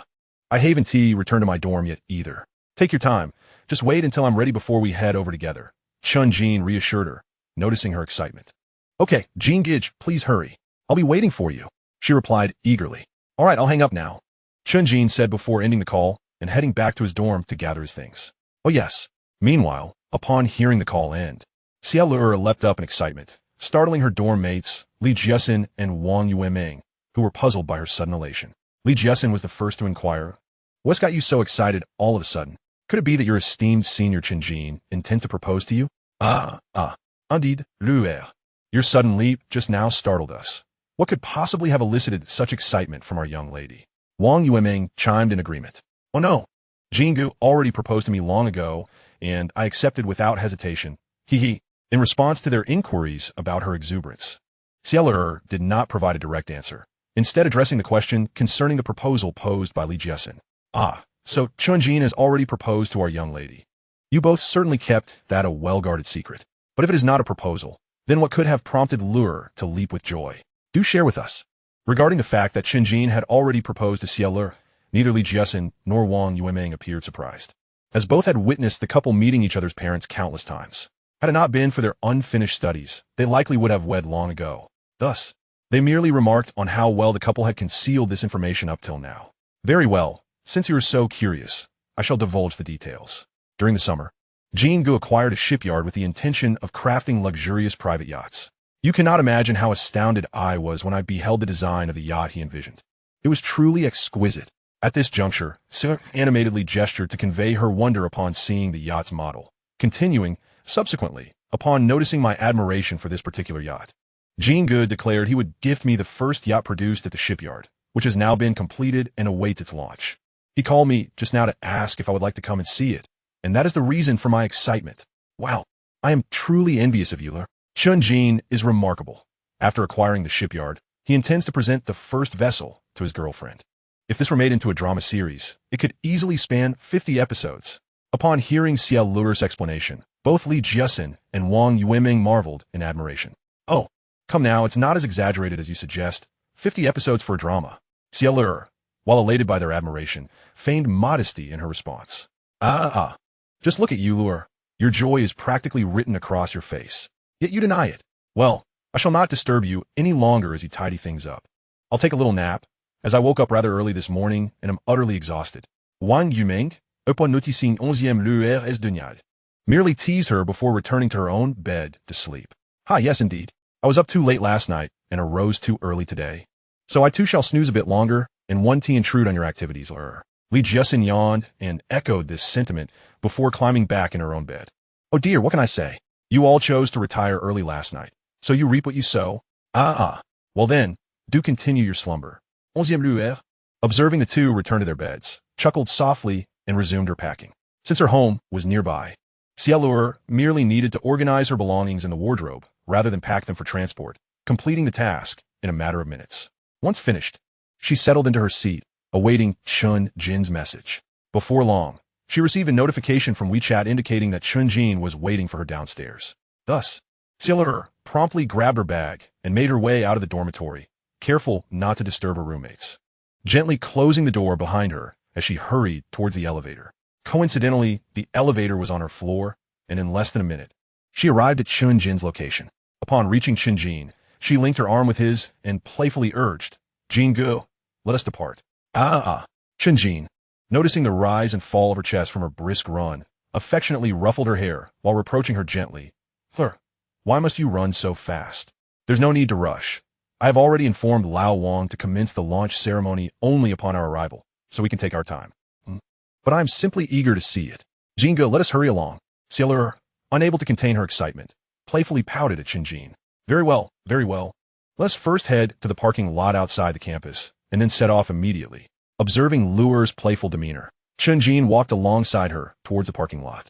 After approximately 10 minutes, they arrived at the parking area outside the campus. After locating their vehicle, they set off towards the shipyard.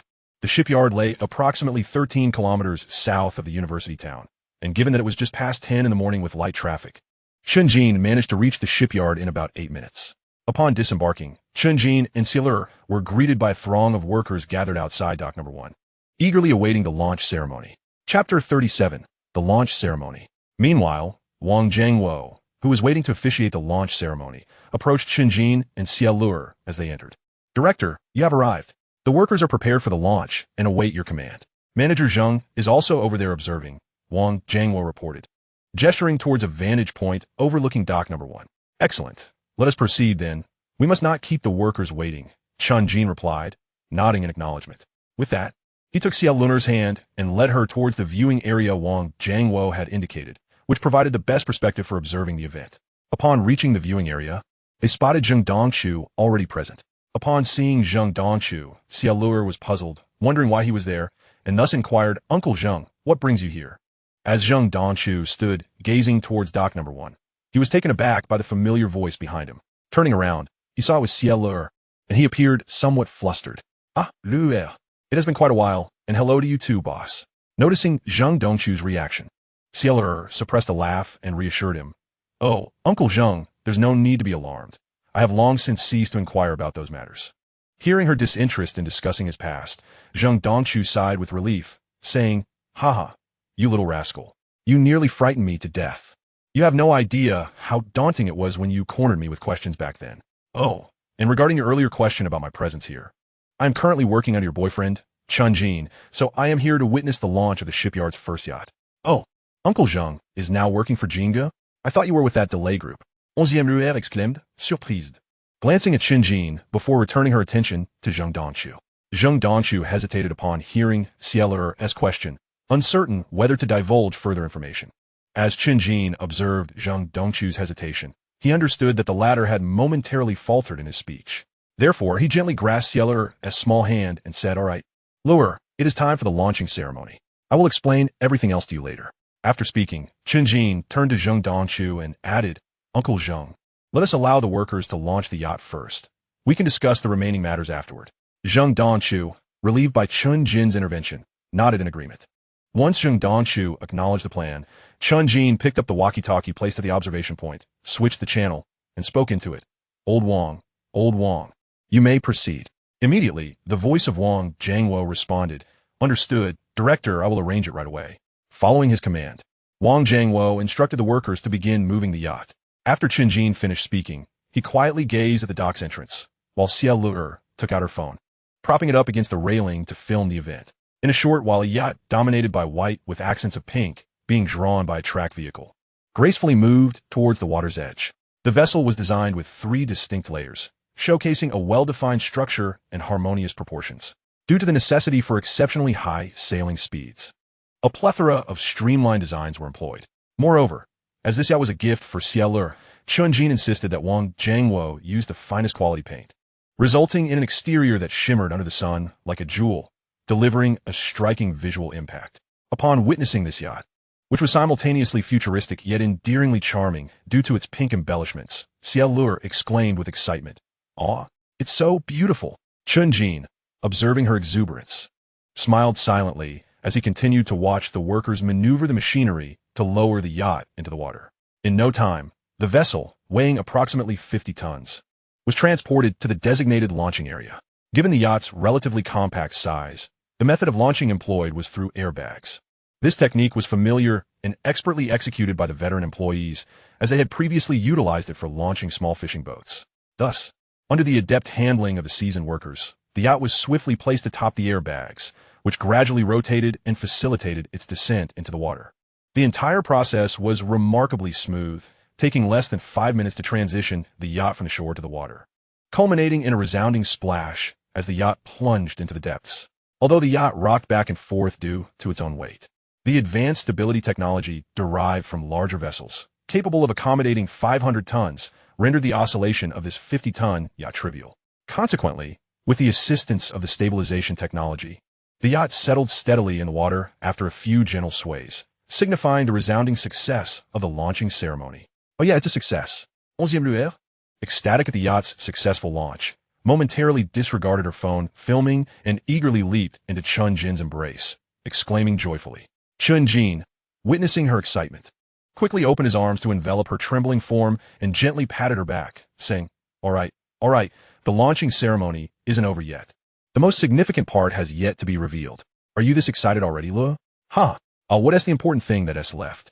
ISNT. The ceremony concluded once the yacht is launched. Cielur, curious, lifted her head from Chen Jin's embrace to inquire. Zheng Dongshu, overhearing their conversation, recognized what Chen Jin meant and, with a knowing smile, took the initiative to explain, the birth of a ship is akin to that of a human.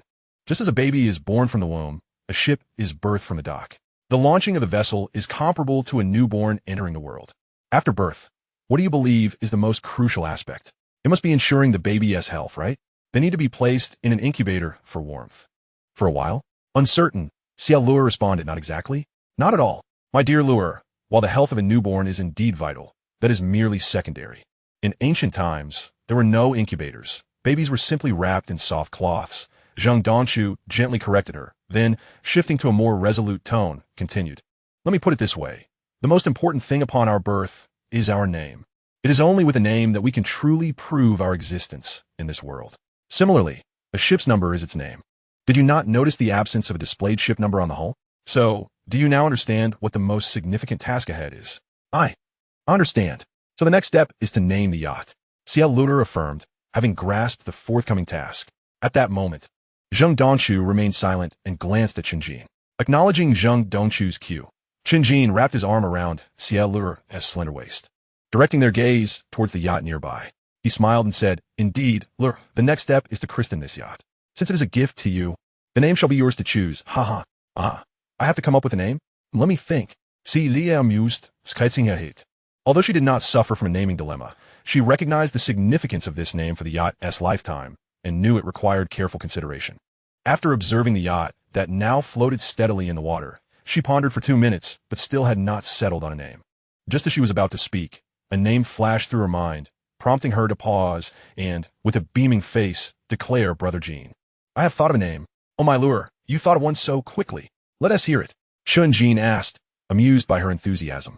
Since this is the boat that Brother Jin gifted to me, let us call it Jin Lo, she proposed, combining his surname with her own. Jin from Chen Jin and Lu from Cielur. It seems you truly adore this name.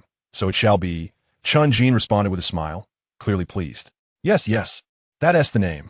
Cielur nodded vigorously upon hearing Chen Jin's approval. Once Cielur finished speaking, Chen Jin picked up the walkie-talkie and communicated with Wang Jiangwo.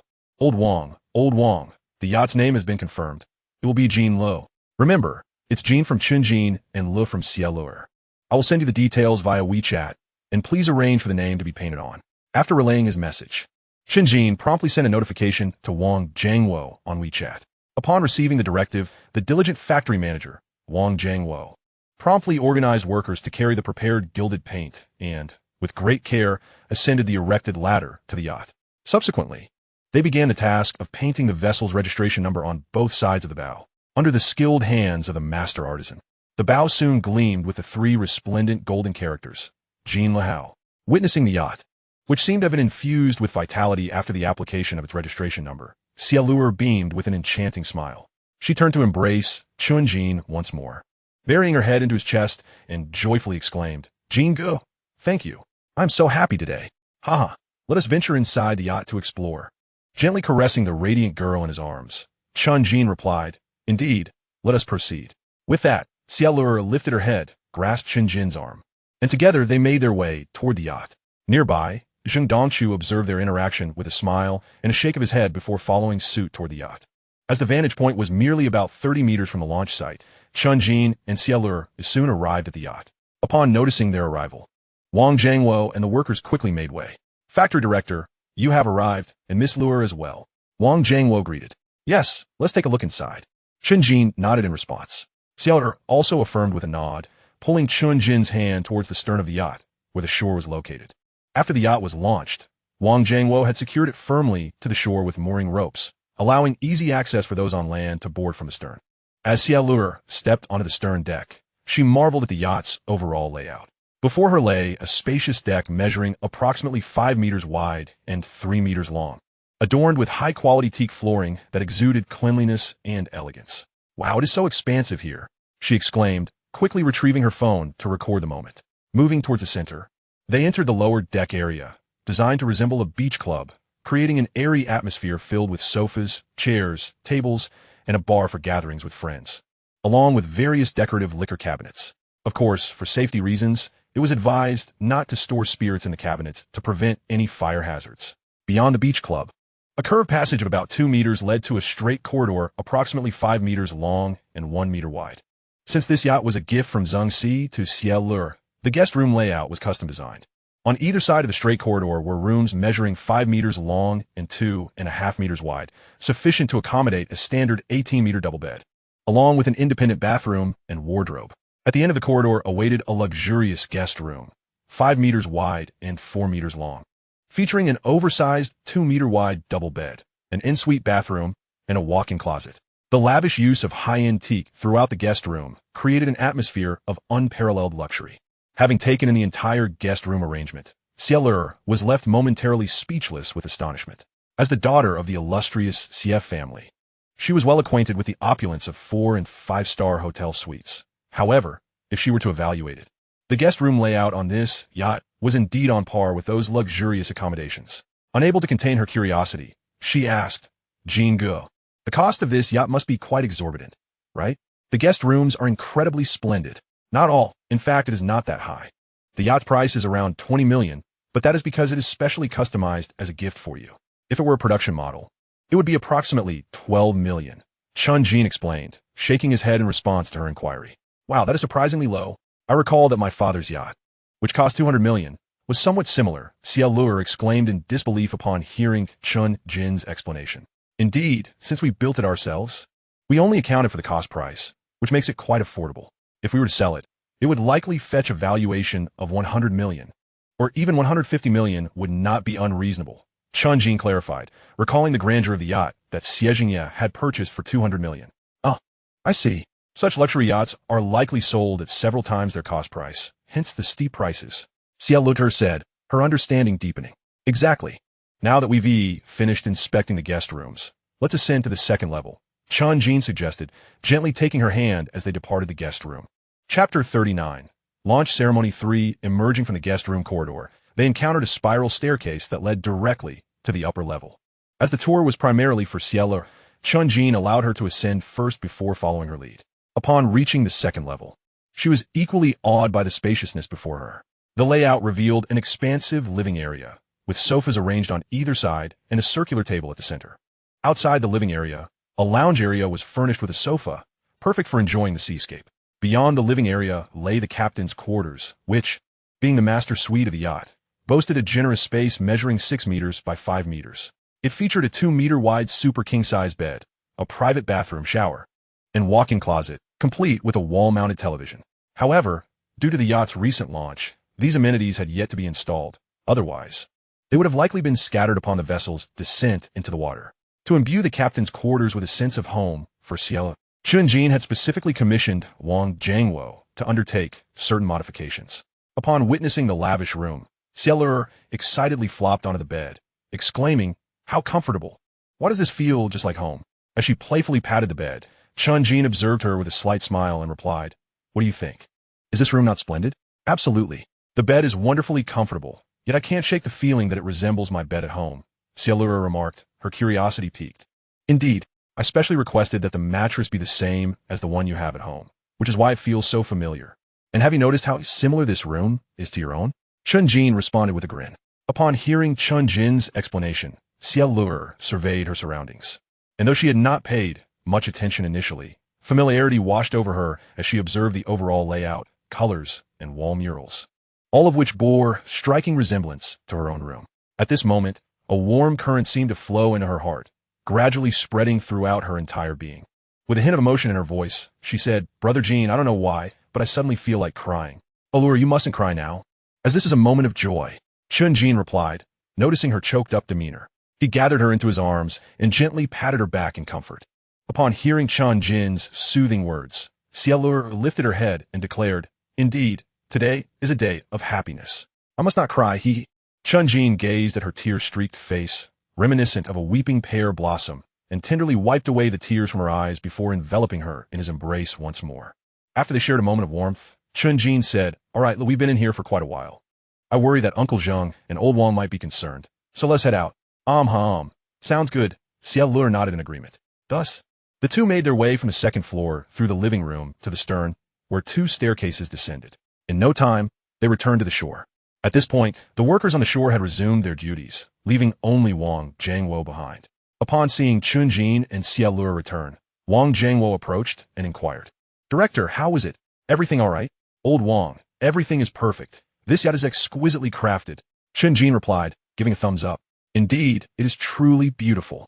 Cielo chimed in enthusiastically. "Excellent. Since both the director and Miss Luer have deemed it satisfactory, we can now begin arranging the sea trials. Additionally, we must also organize the upcoming building plans at the factory," Wang Jiangwo exclaimed, relieved by their praise. "By the way, Old Wang, how do we plan to conduct the sea trials?" Chen Jin asked, intrigued by the topic. "Director, the sea trial is quite straightforward. We simply need to take the boat out to sea and make a few laps. Typically, for small vessels like ours, they are launched and immediately taken out without any testing. However, since our yacht possesses immense power, we need to test its capabilities and ensure there are no issues with the hull during high-speed maneuvers, such as cracks or the like. If all goes well, it will confirm the success of the yacht's design and construction," Wang Jiangwo explained. "Oh, I see. I thought we would have to conduct some complex examinations. In that case, please arrange for a few workers to install the equipment on board, fill up the fuel and freshwater tanks, and procure some food supplies. I will provide you with a list for the purchases. Lure will join us for the experience, of course. And rest assured, the workers who need to work overtime during the National Day holiday will receive triple pay," Chen Jin assured. "Also, to ensure safety, Old Wang, please find a few workers who are skilled in water navigation to accompany us on another boat. Perhaps we could even do a live broadcast to promote our yacht, and they will also be compensated at the same overtime rate." During his studies in naval architecture and marine engineering, Chen Jin had come across information about sea trials. But having never participated in one, he was relieved to hear that it did not involve any complicated procedures. He promptly offered to take part in the sea trial himself, insisting that Cielo accompany him, as this was a gift for her, and she certainly should not miss out. Naturally, Chen Jin would not set sail without proper precautions. He called upon Wang Jiangwo and arranged for another yacht to escort them to avoid any unexpected situations that could endanger their lives. "Understood, Director. I will make the necessary arrangements right away," Wang Jiangwo responded promptly. Afterward, he departed to gather workers to install the equipment. At that moment, Zheng Dongchu, who had just descended from a flybridge on the third level of the yacht, approached Chen Jin and the others. He walked over to Chen Jin and, with a hint of concern, said, "Boss, I noticed a potential issue while observing from the flybridge. If we accelerate the boat to 70 knots, could the driver be thrown off the boat if we encounter high waves? Wouldn't that pose a danger? To be honest, I have never seen a yacht that goes this fast. Even the fastest speedboats only reach about 60 knots. Upon hearing Zheng Dongchu's concerns, Chen Jin chuckled and replied, "Haha, Uncle Zheng, rest assured, we have taken these matters into account and have devised appropriate solutions. For instance, in addition to the essential seatbelt at the driver's station, we have installed a cushioning device at the base to effectively minimize any jolting, making it virtually impossible to be thrown off. He paused for a moment before continuing. Moreover, we have integrated a hull stabilization technology into the yacht, which can reduce swaying by 85 under normal water conditions. In extreme conditions, such as the high waves or strong winds you just mentioned, it can still reduce swaying by 55. So you need not worry about that. However, the issue of weightlessness upon falling from a wave cannot be resolved at this time, and will need to be noted as a precaution. After Chen Jin's explanation, Zheng Dongchu nodded in understanding and apologized. All right, boss, I sincerely apologize for my overthinking. Now that you have implemented the necessary measures, I have no further concerns. I believe our yacht, with its stunning appearance, terrifying performance, and luxurious decor, will undoubtedly outshine any other yacht currently on the market. I must take a closer look at the design documents you provided earlier. If I hadn't been so busy, I wouldn't have had such doubts. It's no trouble at all, Uncle Zheng. You've certainly been a great help during this time, not only handling company registration, but also overseeing the renovations and shipyard matters. I suggest you hire a couple of secretaries for yourself. Offering them a higher salary is worth it since you will have more tasks ahead. Understood, boss. Now that our yacht has completed the launch ceremony, I shall return to review the design documents thoroughly. After the pleasantries, Zheng Dongchu excused himself, realizing he had not spent enough time studying the yacht's design documents and only had a superficial understanding of its performance data. He intended to read the documents carefully to avoid being uninformed when it came time for promotion. All right, Uncle Zheng, you may head back. Lure, and I will take a stroll around the factory first, Chen Jin said, recognizing Zheng Dongchu's need to attend to his responsibilities and not hindering his departure. After saying this, Zheng Dongchu left. As Zheng Dongchu departed, Chen Jin took Xia Lure on a leisurely stroll around the shipyard. Over the past month, the yard had undergone significant transformations. Not only were there several docks under construction, but the ground had also been meticulously renovated, adorned with various stacks of timber, including freshly procured teak planks and maritime equipment. An abundance indeed. Thus, it was not just Xia Lure who was gazing around in wonder. Chen Jin, too, was captivated by the sights as they ambled along. Given the shipyard's prior focus on constructing large cruise ships, the vastness of the facility meant that it took nearly an hour for the two to complete their exploration. Had they not been accustomed to running regularly, they might have been sore for days after such an excursion. Ultimately, upon Xia Lure's suggestion that she could no longer continue, Chen Jin escorted her home. Chapter 40. The Surge of Yacht Enthusiasm. That evening, Xia Lure edited the recording of her yacht's launch and the subsequent tour aboard it, adding titles and descriptions. The yacht that Brother Jean promised to gift me has finally set sail. Its exterior, a delicate blush hue, is truly stunning. The interior is equally opulent, and Brother Jean mentioned that this yacht can reach speeds exceeding 70 knots. I wonder what that speed feels like, as I have yet to experience such velocity on the water. Moreover, Brother Jean mentioned that there are more yachts of the same model available for sale. So, dear followers, do keep an eye out. After finalizing the video, she uploaded it to her Douyin platform.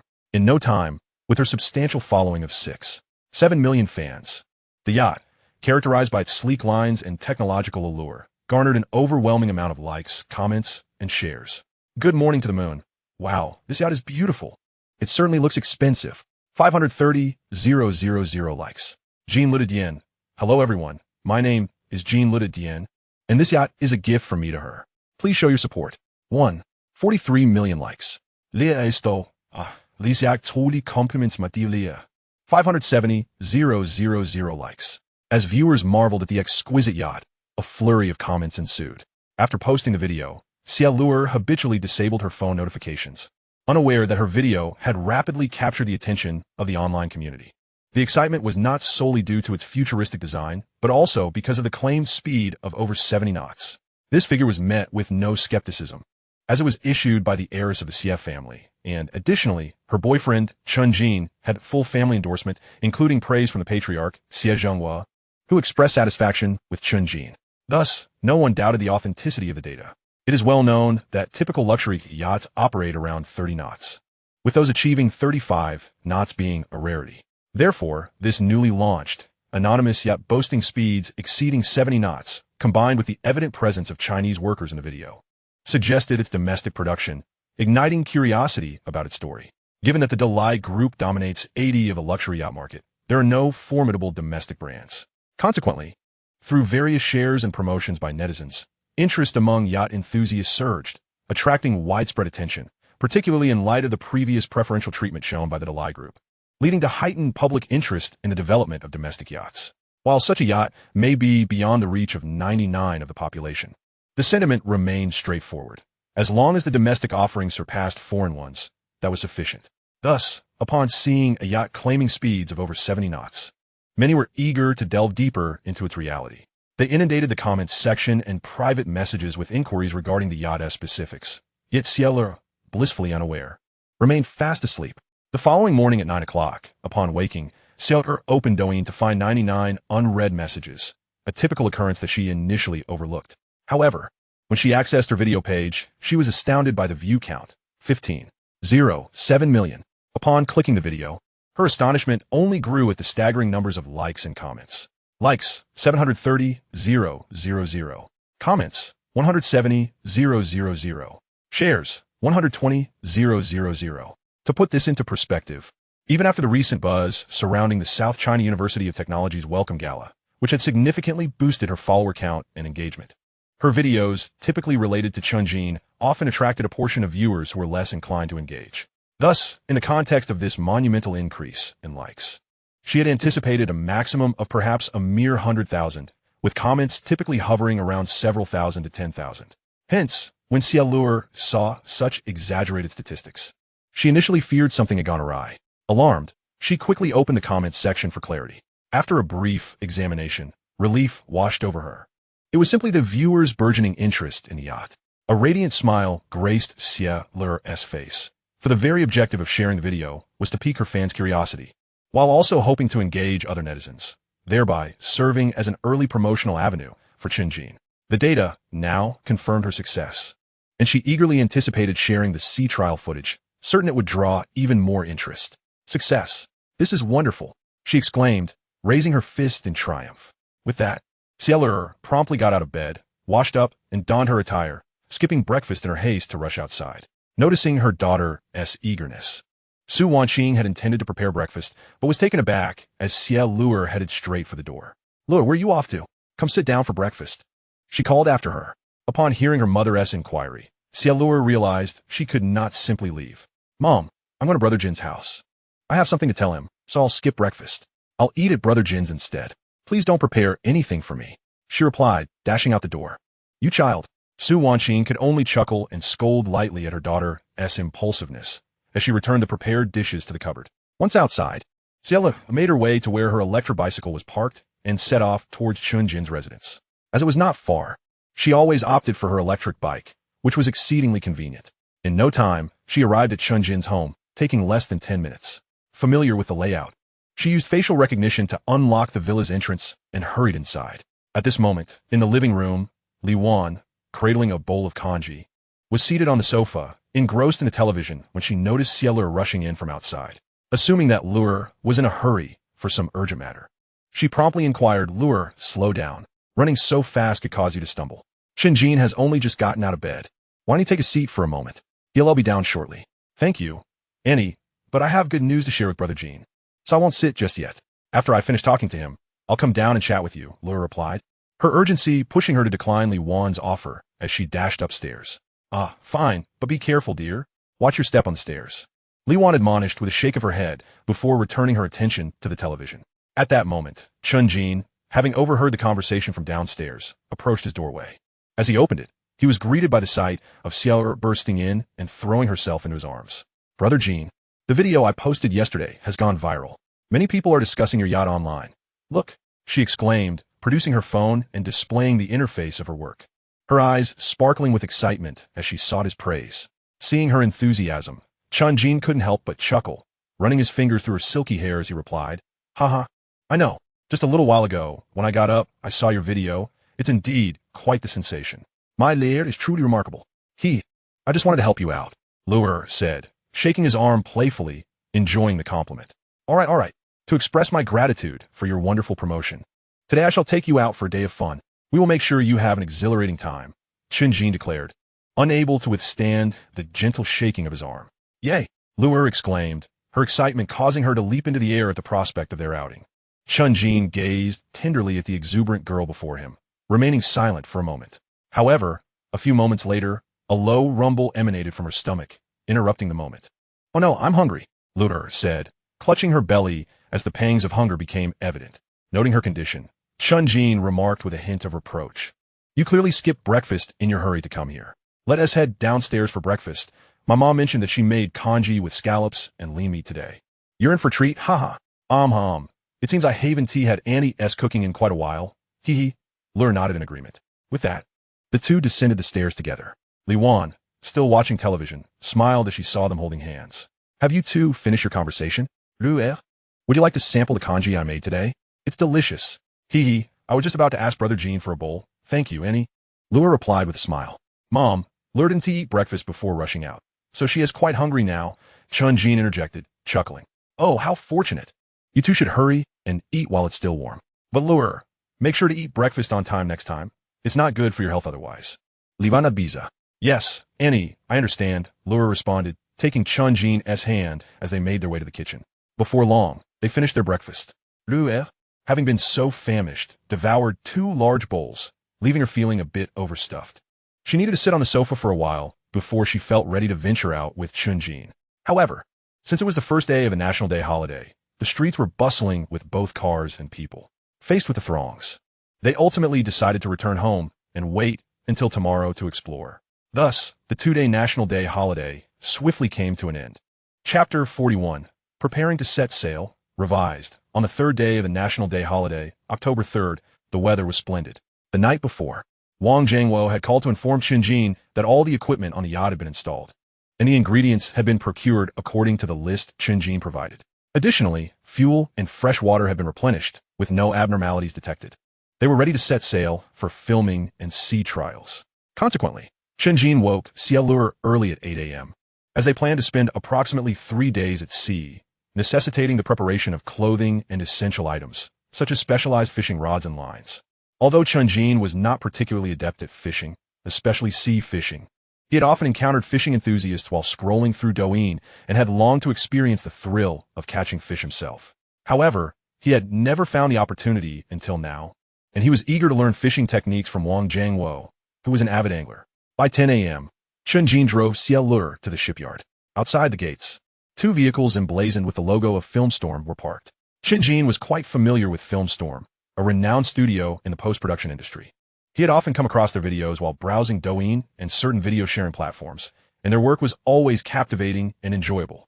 Thus, for this outing, he had arranged for Zheng Dongchu to invite them to assist in creating a promotional video. After all, to attract the interest of affluent individuals, particularly the tycoons from certain oil-rich nations, a high-quality promotional video was essential.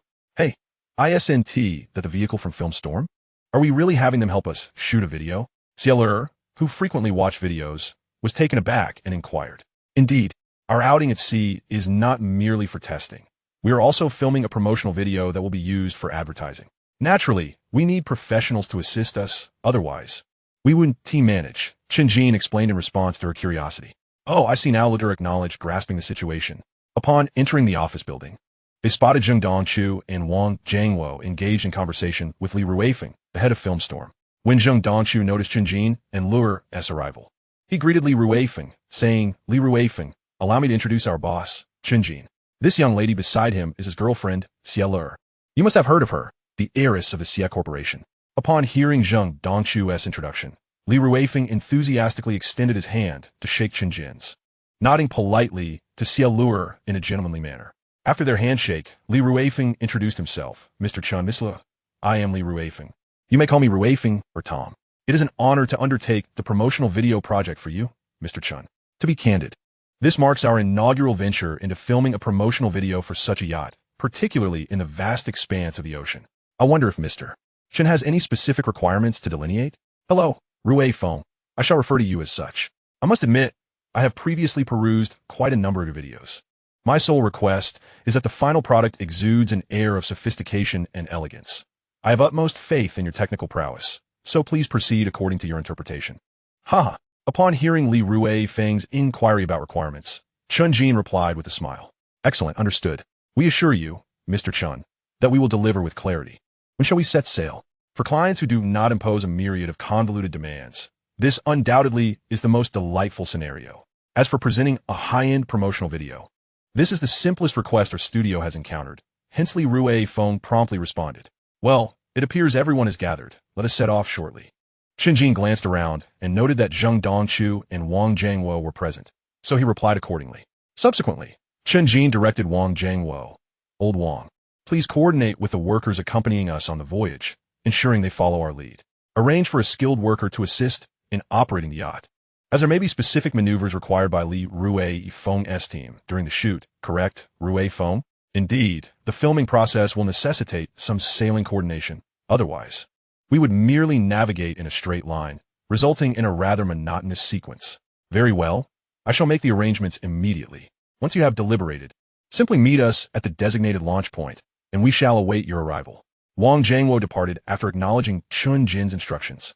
Observing Wang Jiangwo's departure, Chen Jin turned to Zheng Dongchu and suggested, Uncle Zheng, why not accompany us for a ride?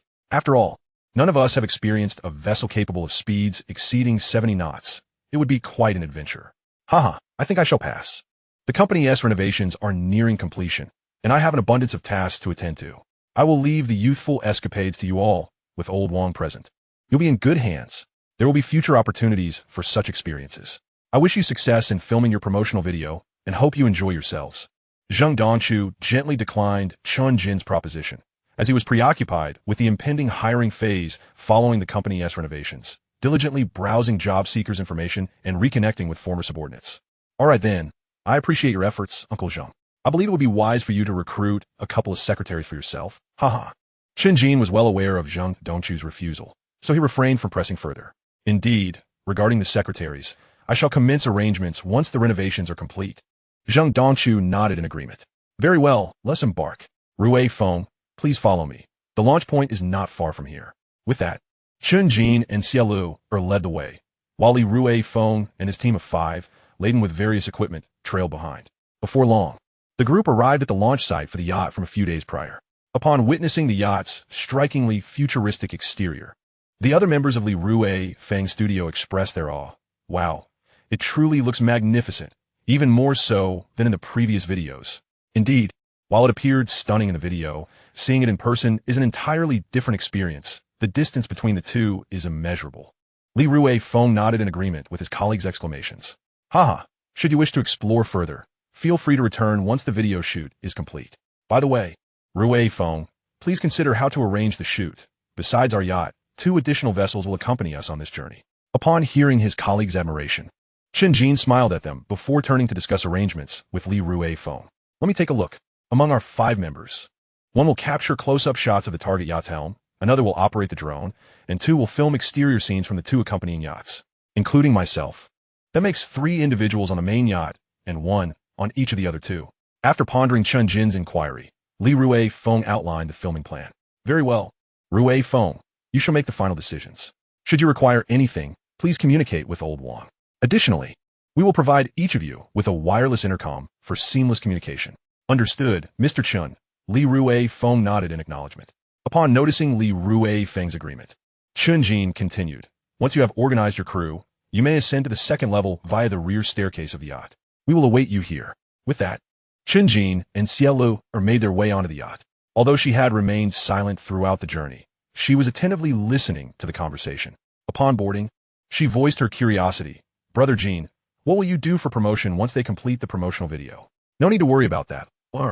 Uncle Zheng and the others will handle it. Moreover, our yacht has already garnered a certain level of recognition due to your previous promotional video, making subsequent marketing efforts quite straightforward. This is largely thanks to your contributions. Chen Jin reassured Xiaolu as he gently squeezed her small hand. Ah yes, Uncle Zheng has experience in this field. He will undoubtedly excel. 11e le exclaimed, enlightened by Chen Jin's explanation. Well, as long as you understand.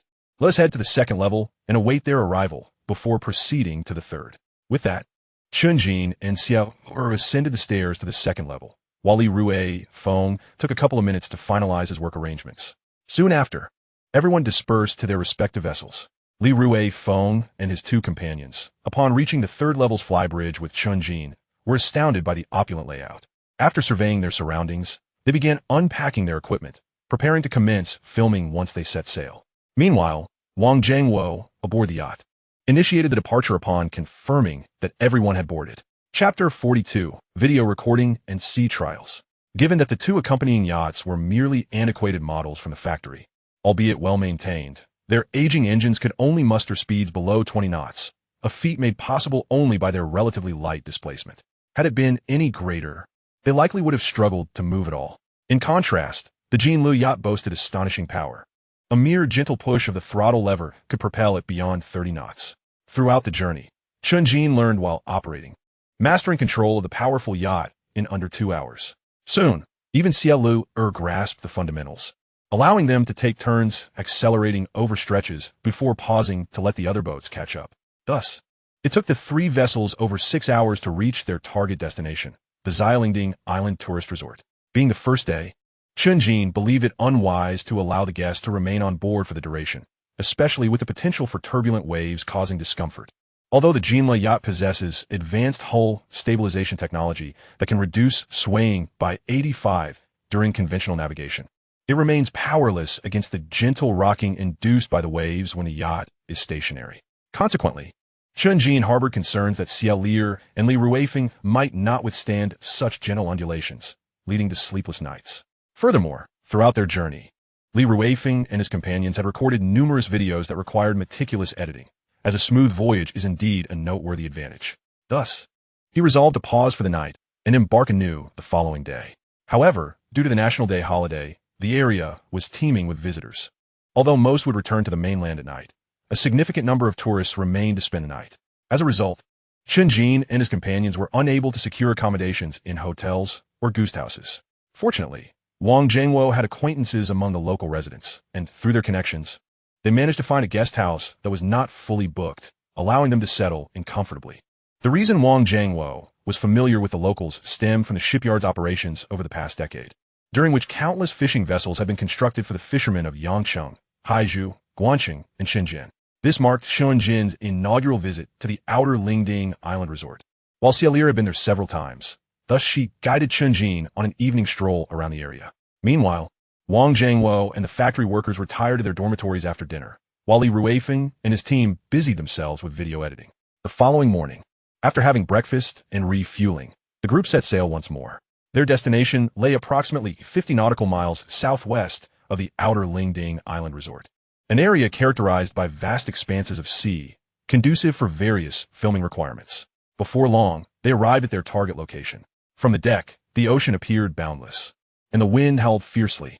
Due to the complex maneuvers required for filming, such as sudden accelerations and sharp turns, Chen Jin, still newly acquainted with piloting, entrusted the helm to a worker designated by Wang Jiangwo. This worker, a young man named Zhao Fei, approximately 25 or 26 years of age, had a sun-kissed complexion from years of labor at the shipyard. Under his adept control, the yacht executed various intricate maneuvers with ease.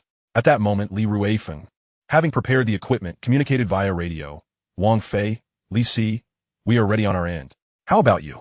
Tom, I'm ready, Wang Fei replied. I'm also prepared, Li Si responded. Excellent, let us commence filming. Upon hearing that both were ready, Li Ruifeng announced.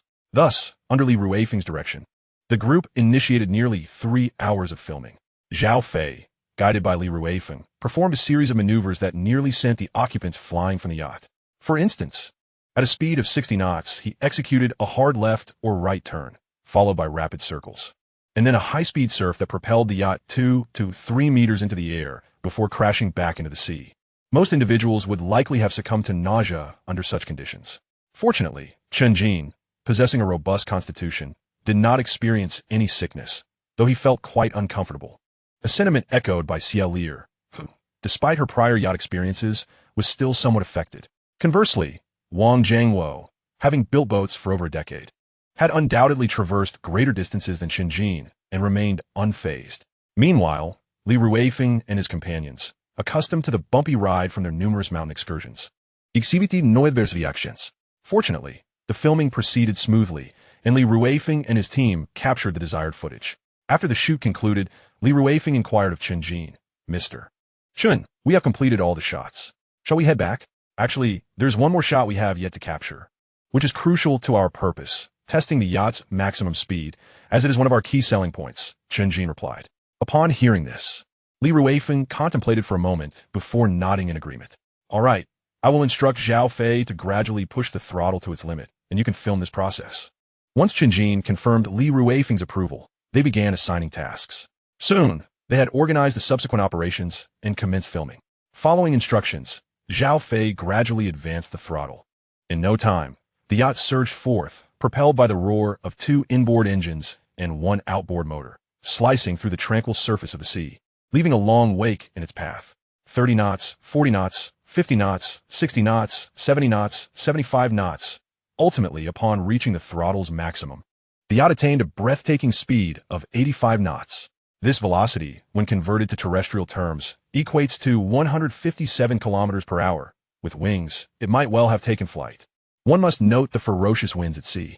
At this moment, an ominous howling sound enveloped the vessel, as if it might be crushed under the pressure. Yet the yacht, constructed with high-strength aluminum alloy and reinforced with specially customized thick glass, remained steadfast and stable, unaffected by the terrifying gusts. Inside, the ultra-high-definition cameras recorded the spectacle, while an aerial drone captured the Jinli yacht's breathtaking speed across the ocean, perfectly concluding this segment of filming. After completing the shoot, the group returned to the outer Lingding Island for some rest. That evening, Li Ruifeng announced their intention to return home the following day, expressing their desire to promptly edit the promotional video, so as not to squander the full payment Chen Jin had provided in advance. However, Chen Jin and Wang Jiangwo still had subsequent tests to conduct and needed to venture out once more. Thus, the next day, Chen Jin arranged for one of the yachts to escort Li Ruifeng and his team back to Yanshan, while he and his companions continued towards the waters they had occupied the previous day. Nevertheless, this time, Chen Jin and Xia Lier opted not to remain aboard the Jinli yacht, as the previous day's exhilarating experience had been rather daunting, and they were not keen on repeating it, especially knowing that the testing process would likely involve even more extreme maneuvers. Therefore, they chose to observe from another yacht equipped with binoculars. Upon arriving at the designated location, Wang Jiangwo's voice crackled through the radio. "Boss, we have installed the testing apparatus and are ready to commence." "Excellent. Proceed with your plan. I will observe from here," Chen Jin replied. "Understood, we shall begin," Wang Jiangwo affirmed, before instructing Zhao Fei to start the engines. Before long, the Jinli yacht gracefully sliced through the water, speeding toward the horizon. Although Wang Jiangwo had mentioned a simple circuit for the sea trial, data collection remained essential. In addition to the original intention of inspecting whether the yacht would sustain damage during high-speed and maximum-speed voyages, such as assessing whether the hull might exhibit cracks, dents, or other forms of damage, and evaluating the glass's ability to withstand such fierce maritime winds, they sought to gather data on the wind thrust experienced by the yacht at maximum speed today. They also aimed to ascertain whether the navigation and electrical systems could function properly under these conditions and meet the design specifications. The rationale behind testing the wind thrust was to determine if the conventional steel materials available on the market could endure such high velocities when employed for the hull. Should these materials prove inadequate, the mass production of yachts would necessitate a return to specialized aluminum alloys, which would inevitably escalate costs and, consequently, retail prices. Thus, this was the ultimate objective of their sea trials. Regrettably, preliminary estimations revealed that standard aluminum alloys could not withstand such high thrust unless the hull thickness was increased by over threefold, which would significantly raise the vessel's displacement and reduce internal space, an undesirable trade-off. Furthermore, even substituting with alternative materials, such as fiberglass, would similarly require an increase in thickness by more than double to meet the demands. And fiberglass is not only costly, but also poses environmental concerns during production, an outcome that Chen Jin was keen to avoid. Fortunately, there was some positive news. The data indicated that while conventional materials were unsuitable, a thinner specification of aluminum alloy, such as one with a thickness of 1 centimeter, in contrast to the 2 centimeters thickness used for the Jinlu, could effortlessly handle speeds of 85 knots, thus significantly reducing costs. Moreover, the Jinli's navigation and electrical systems functioned flawlessly during high-speed operations, signifying that the first yacht produced after the transformation of the South China Shipyard had achieved exceptional results. Chapter 43. The bearing production line is nearing completion with new ideas. After the tests were concluded, Chen Jin and Xia Lier returned to the Jinlu. Seizing the early hours, Chen Jin took out a fishing rod and joined Wang Jiangwo in fishing. However, due to Chen Jin's lack of experience in sea fishing, He ultimately returned empty-handed despite Wang Jiangwo's guidance. While Wang Jiangwo managed to catch 2 sea bream, weighing approximately 3 pounds each, thus reaping some rewards. The group then prepared a simple meal in the yacht's dining area, featuring steamed sea bream and pan-fried sea bream, complemented by 2 side dishes, all of which were quite delectable, with Wang Jiangwo, an avid fisherman, having learned various cooking techniques for fish. After the meal, Wang Jiangwo and Zhao Fei departed on another yacht back to Yangcheng, while Chen Jin and Xiaolur planned to remain on Lingding Island for an additional day before returning. Given that the National Day holiday still had 2 days left, they seized the opportunity to linger a bit longer in the resort area. The influx of visitors during the holiday was substantial, and every time the Jinla docked, many would come to take photos or record videos, particularly since many had previously watched Xiaolur's videos, rendering them highly curious about this yet they had never seen before. If they could capitalize on this opportunity to gain further exposure, it would be quite advantageous. Chen Jin also considered showcasing the yacht's speed of 85 knots, but he understood that such opportunities were rare, and he preferred not to push for publicity until there was a solid foundation for mass production, waiting for the completion and activation of a new shipyard. Thus, he adopted a nonchalant attitude, enjoying his time with Xiaolur on Lingding Island. The area, being a popular tourist destination, had blossomed into a vibrant attraction, with streets lined with various delicacies. For the 2 food enthusiasts, it was akin to entering paradise, as they indulged from one end of the street to the other, eating from afternoon until evening. Eventually, feeling too satiated to continue, they hurried back to their lodging.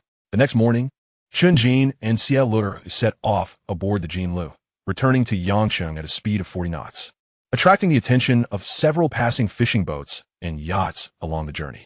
Upon their return to Yangcheng, Chen Jin took the opportunity to visit Beitong Steel. From Zheng Taizhu, he learned that, due to overtime work, the construction of the factory building had been completed and the production line had been delivered and was currently being installed. Once the installation was finished, pre-production testing could commence, and if all went smoothly, the production line would officially start operating in 5 days. Chen Jin was delighted by this news, as it indicated that the bearing sales business could soon be launched, allowing for the accumulation of more points. Therefore, after returning home from the steel factory, Chen Jin reached out to Zheng Dongchu to inform him of the current status of the bearing production line. Upon understanding the situation, Zheng Dongchu assured him that he would expedite the establishment of the company. Chen Jin trusted this assurance, but also emphasized that there was no need for haste, as the company would require a period of adjustment before launching operations. A steady and methodical approach was paramount.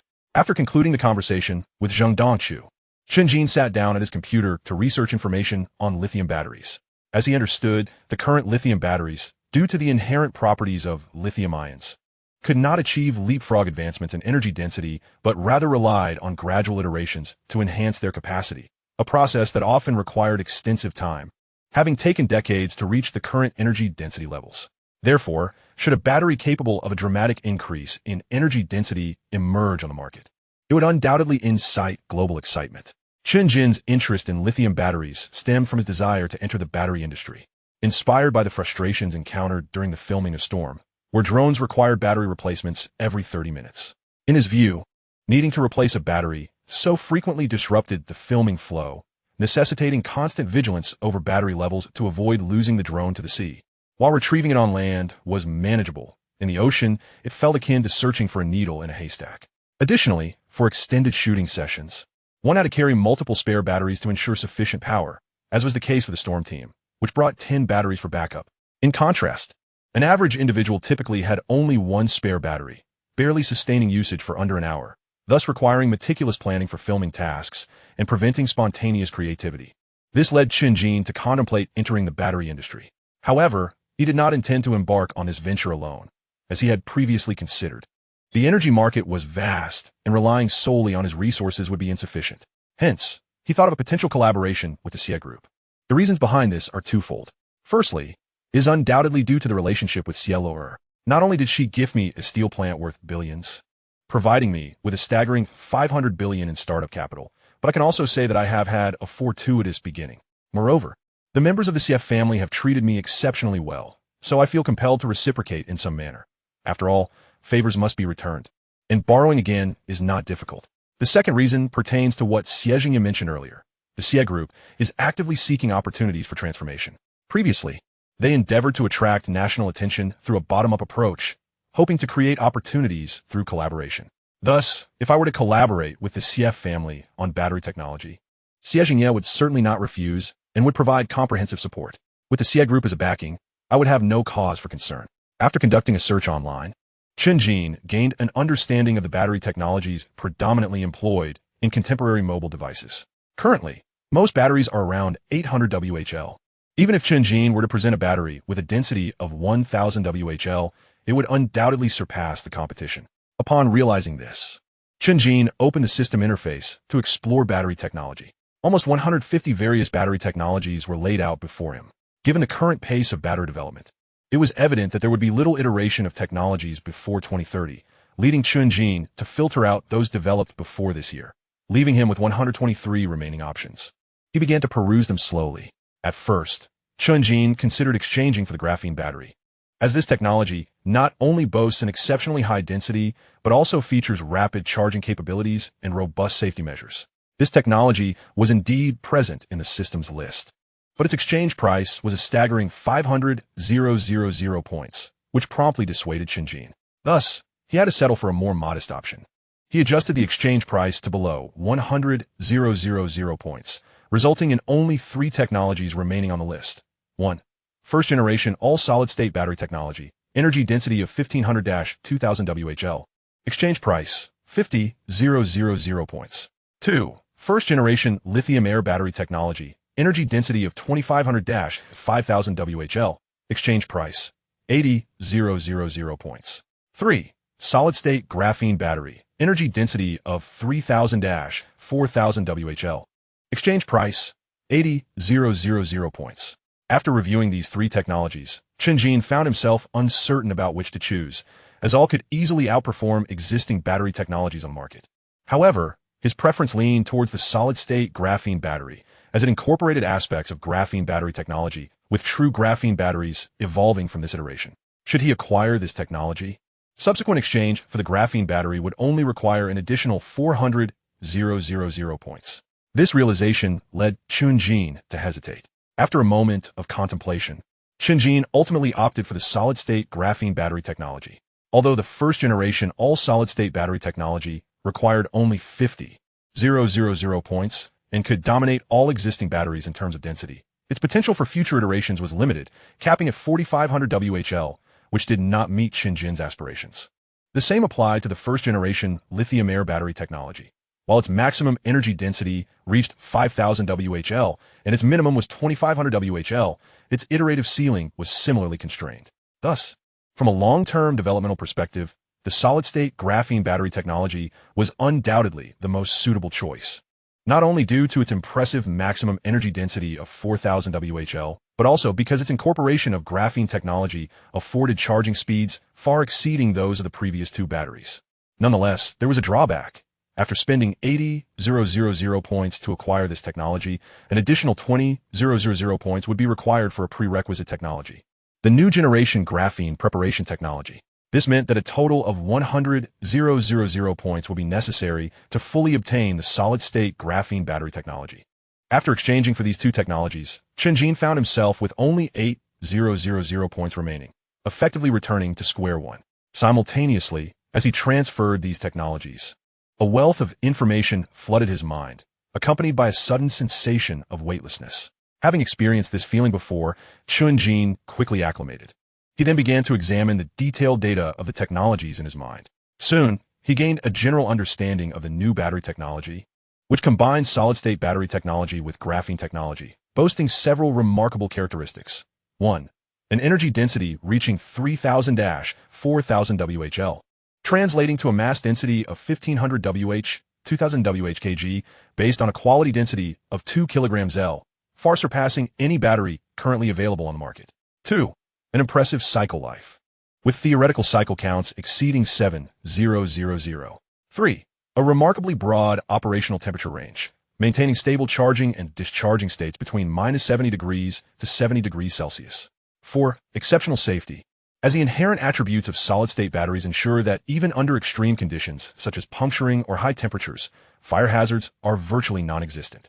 5. Rapid charging capabilities, enabled by the application of graphene technology, achieving speeds up to 12 times that of conventional lithium batteries. 6. The potential for miniaturization and lightweight design. Facilitated by the solid-state battery structure, making it highly suitable for small devices such as smartphones, laptops, and drones. After reviewing the battery technology, Chen Jin proceeded to examine the new graphene preparation technology. According to the information transmitted to his mind, this innovative preparation method was an improvement over the current chemical vapor deposition technique. It not only addressed the high equipment requirements, but also resolved the issues of scalability in mass production. Consequently, this technology significantly reduced the costs associated with graphene preparation, leading to widespread application of solid-state graphene batteries. After thoroughly understanding both technologies, Chen Jin dedicated himself to transcribing the technical content onto his computer. Given the complexity of the principles involved in battery technology, he spent a full 4 hours transferring the information, resulting in nearly 20,000 words. Had it not been for his previous life's rigorous typing practice, the task would have consumed even more time. Additionally, he needed to create several illustrative diagrams using drawing software. Ultimately, Chen Jin worked diligently from noon until after 6 in the evening, spending 6 hours in his room. During this time, his mother called him multiple times for dinner, but he chose to finish his work first. Consequently, by the time he completed, 30 minutes had elapsed, and he was quite famished. After sending the document to the printer, he dashed downstairs to eat. The following afternoon, Chen Jin called Xie Jingye and learned that he was at home. Thus, Chen Jin brought along the printed documents from the previous day and headed to the Xie residence. Upon receiving a call from Chen Jin, Xie Jingye arrived early at the designated cool spot in the manor, a serene area beneath a large banyan tree, where the air was refreshingly cool and free from ants and insects. Following regular maintenance, this location had been adorned with numerous benches and round tables, making an ideal retreat for respite from the heat. As he noticed Chen Jin's arrival, he gestured warmly, "Young Jin, over here." Upon hearing the voice, Chen Jin turned and spotted Xie Jingye seated on a bench beneath the tree. He responded, "Oh, okay, Uncle Xie." He then approached and sat across from Xie Jingye. Continuing the conversation, "Uncle Xie, why didn't you go out with Annie and Luer today? I thought you might have joined them, which is why I called." Xie Jingye chuckled. "They went to the Tianho temple to pray for blessings. Why should I tag along? Besides, you didn't go either, did you? I'm sure Luer must have invited you." He then inquired, "So what brings you here today, given that you have a document in hand? I presume it must be of considerable significance?" Upon hearing Chen Jin's question and noticing the document he held, Xie Jingye smiled and replied, Luer, he did indeed invite me, but I had planned to come see you today. I figured you wouldn't be going, so I declined. As for today's matter, it is substantial, and I believe you will be more astonished than when you first encountered special steel." With a cheerful grin, Chen Jin handed over the document. Xie Jingye, intrigued by Chen Jin's claim that this document would astonish him even more than special steel had, accepted it with curiosity. "What extraordinary invention have you conjured up this time? Let me take a look." He opened the first page to find it detailed the principles and implementation of a solid-state graphene battery technology, with a note stating theoretical energy density, 3,000 for 1,000 WHL. Stunned, Xie Jingye gasped and glanced up at Chen Jin, who encouragingly gestured for him to continue. Recognizing that this was not the moment for discussion, Xie Jingye proceeded to the next page, his astonishment escalating with each line he read. Although he lacked a technical background and had never delved into the battery industry, the thorough descriptions within the document presented him with a technology poised to revolutionize the energy sector, leaving him utterly awestruck. Indeed, as Chen Jin had asserted, the material was even more shocking than his prior encounter with special steel. It is noteworthy that the battery industry, along with the broader energy sector, had seen minimal innovation for decades. Countless enterprises had poured vast sums into developing new energy technologies, with electricity being the most promising direction. However, constrained by material limitations, the existing lithium battery technology had made only incremental progress. Now, before him lay an entirely new battery technology boasting an energy density of 3,000 for 1,000 WHL, a revelation that would bewilder anyone who laid eyes upon it. As he reached the 5th page, Xie Jingye sprang to his feet and, pulling Chen Jin along, said, "Young man, this isn't the place for discussion. Let us talk in the study." Understanding Xie Jingye's state of mind, Chen Jin followed him into the study. Once inside, Xie Jingye closed the door and inquired, "Young Jin, you must tell me honestly, did you develop this on your own?" "Uncle Xie, indeed I did. Who else would possess such a groundbreaking innovation?" Chen Jin replied with a smile. "True enough," Xie Jingye acknowledged. "This is a double-edged sword. If wielded wisely, it could serve as a formidable weapon, but if mismanaged, it could become someone else's fortune. Xie Jingye did not question Chen Jin's claim of authorship further, acknowledging that no one would willingly hand over $1 trillion technology. He nodded and continued, "By the way, what exactly do you intend to achieve by bringing me this data?" "Uncle Xie, given our relationship, I'll be straightforward. I brought this documentation to propose a collaboration between you and the Xie family." Chapter 45. The excited Xie Jingye upon revealing his intention, even though Xie Jingye had anticipated it. He could not conceal the uncontainable joy that spread across his face upon hearing Chen Jin's confirmation.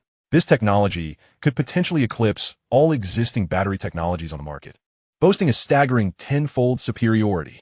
If introduced to the market, established battery enterprises that currently dominated would face monumental challenges and threats, and many might even succumb to the harsh realities of competition, leading to their downfall. It is widely noted that the business world resembles a battlefield. Despite the Xie Group's position as the leading conglomerate in Yangcheng, with assets amounting to hundreds of billions, this success stemmed from the foresight of the previous generation, who strategically invested in real estate. However, recent years had seen a contraction in policies, causing the real estate industry to decline, while rival companies employed various tactics to seize market share, making the Xie Group's situation increasingly tenuous. Even Xie Jingye found himself frequently engaging in corporate intrigue with other CEOs. Thus, he sought a transformative opportunity for the Xie Group. Now, an unparalleled opportunity was at hand. Should they successfully board this high-speed train, the Xie Group could not only achieve a comprehensive transformation, transitioning from traditional real estate to the boundless potential of the energy sector, but also ascend to a leadership position. This technological advantage could facilitate the development of other high-tech enterprises, further expanding their business landscape and propelling the group toward growth and prosperity. The individual who brought such a monumental opportunity to the Xie Group was none other than the young man before him, who bore the smile of his beloved daughter's boyfriend. At that moment, Xie Jingye found it challenging to encapsulate his feelings about the young man before him. It was as though fortune itself had smiled upon him, orchestrating events so that this young man miraculously saved his only daughter 2 years ago, sparing him the heartbreak of losing her. Then, just over a month ago, he had once again presented the Xie Group with a chance that had captured national attention, marking a pivotal step in their transformation journey. Now, he had brought forth astonishing news of an unprecedented battery technology. This technology boasts an energy density tenfold that of existing battery technologies, effortlessly overshadowing products released by well-established energy enterprises. This is no mere opportunity. It is akin to having delectable, soft, and mouth-watering delicacies presented right before one's lips, requiring only the slightest parting of the lips to indulge in this rare culinary delight. Upon contemplating this, Xie Jingye could no longer contain the overwhelming joy and excitement surging within him. He extended his hands and grasped Chen Jin as firmly, then declared with grandeur, "Chen Jin, I find myself at a loss for words to adequately convey my gratitude." After struggling to articulate his thoughts, Xie Jingye was interrupted by the flood of emotions welling up inside him. His eyes sparkled with a radiant mixture of excitement, joy, and astonishment. Yet he found it challenging to express his current feelings in words. He was acutely aware that since assuming the presidency of the Xie Group, it had been quite a while since he had experienced such emotions. Observing Xie Jingye's speechlessness due to his excitement, Chen Jin smiled reassuringly and remarked, "Uncle Xie, I understand your sentiments, but given our rapport, there is no need for such formalities, haha." Hearing Chen Jin's light-hearted tone, Xie Jingye recognized his own overreaction and joined in the laughter, saying, "Yes, it is indeed my folly. Who would have thought that after more than 2 decades in the business world, I would display such a demeanor in front of a younger colleague? How embarrassing. Yet, I cannot entirely blame myself. It is you, my friend, who has brought forth something truly astonishing. Well then, Uncle Xie, you must adapt well moving forward. Who knows? I might have even more incredible things up my sleeve." Chen Jin teased, not countering Xie Jingye's playful jab, but instead dropping an even more explosive revelation. "Hiss, you don't genuinely possess something even more astonishing, do you? Don't frighten me. This current battery is already impressive enough. We need to study it thoroughly first." Upon hearing that Chen Jin had more shocking technology, Xie Jingye instinctively felt it was quite likely true. He inhaled sharply, questioning, perhaps. However, at present, there is nothing more. Chen Jin's response was ambiguous, leaving the conversation open-ended. "All right then, I want to pry further. Regarding our collaboration, what are your thoughts? Please feel free to express any requests you may have." With a slight smile, Xie Jingye shifted the conversation back to the matter of collaboration. "Well, Speaking of collaboration, I haven't fully considered it yet. How about we first produce a sample, and then we can make decisions based on the data from the sample? But do you have any thoughts on this, Uncle Xie? Chen Jin replied somewhat awkwardly to Xie Jingya's inquiry. That sounds good. Let us first head to the research institute and get the sample ready. Coincidentally, old Lu and the others have returned to the lab today. I'll give him a call to arrange for some researchers familiar with battery technology to assist. Xie Jingyan nodded in agreement with Chen Jin's suggestion. He then dialed the number of Lu Zhengyi, the head of the research institute, and informed him of the need for several researchers specializing in battery technology, also requesting the preparation of several top-tier confidentiality agreements. Although Lu Zhengyi was puzzled by his boss's peculiar requests, he complied, as the boss had indicated he would arrive shortly. After concluding the call, Xie Jingyan promptly drove to the research institute with Chen Jin.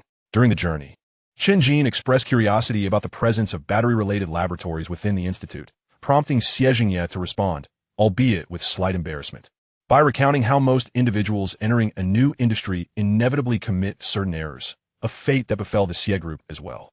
The Yangcheng First Research Institute was a prime example of this scenario. Initially, under the investment of the Xie group, it acquired the largest private research institute in Yangcheng, the Xinhua Research Institute, which was later renamed Yangcheng First Research Institute.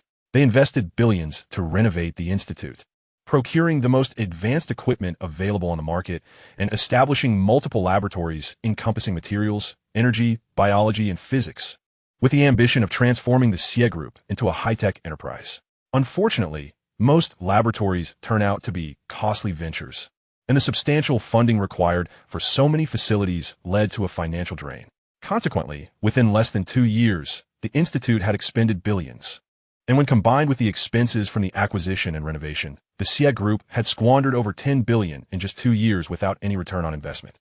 Even the Xie group, which typically maintained a cash flow of hundreds of billions, found this unsustainable. If this pace continued, the fortune accumulated over decades could soon be depleted. Thus, after much deliberation, while not ceasing financial investments, Xie Jingyan imposed a cap on the institute's annual funding, restricting it to no more than 2 billion.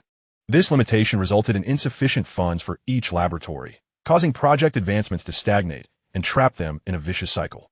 Although the Yangcheng First Research Institute held a notable reputation, it had failed to produce any significant technological breakthroughs in recent years. Ultimately, after expending over 20 billion, the Xie group had not achieved its desired outcomes, prompting Xie Jingyan's urgent desire to garner national support, allowing the institute to collaborate with renowned domestic universities, which would inject new vitality and development into the research institute. Upon hearing Xie Jingyan's account, Chen Jin was left speechless, astonished by the numerous events that had transpired within the Xie group over the years. However, he refrained from voicing his opinions.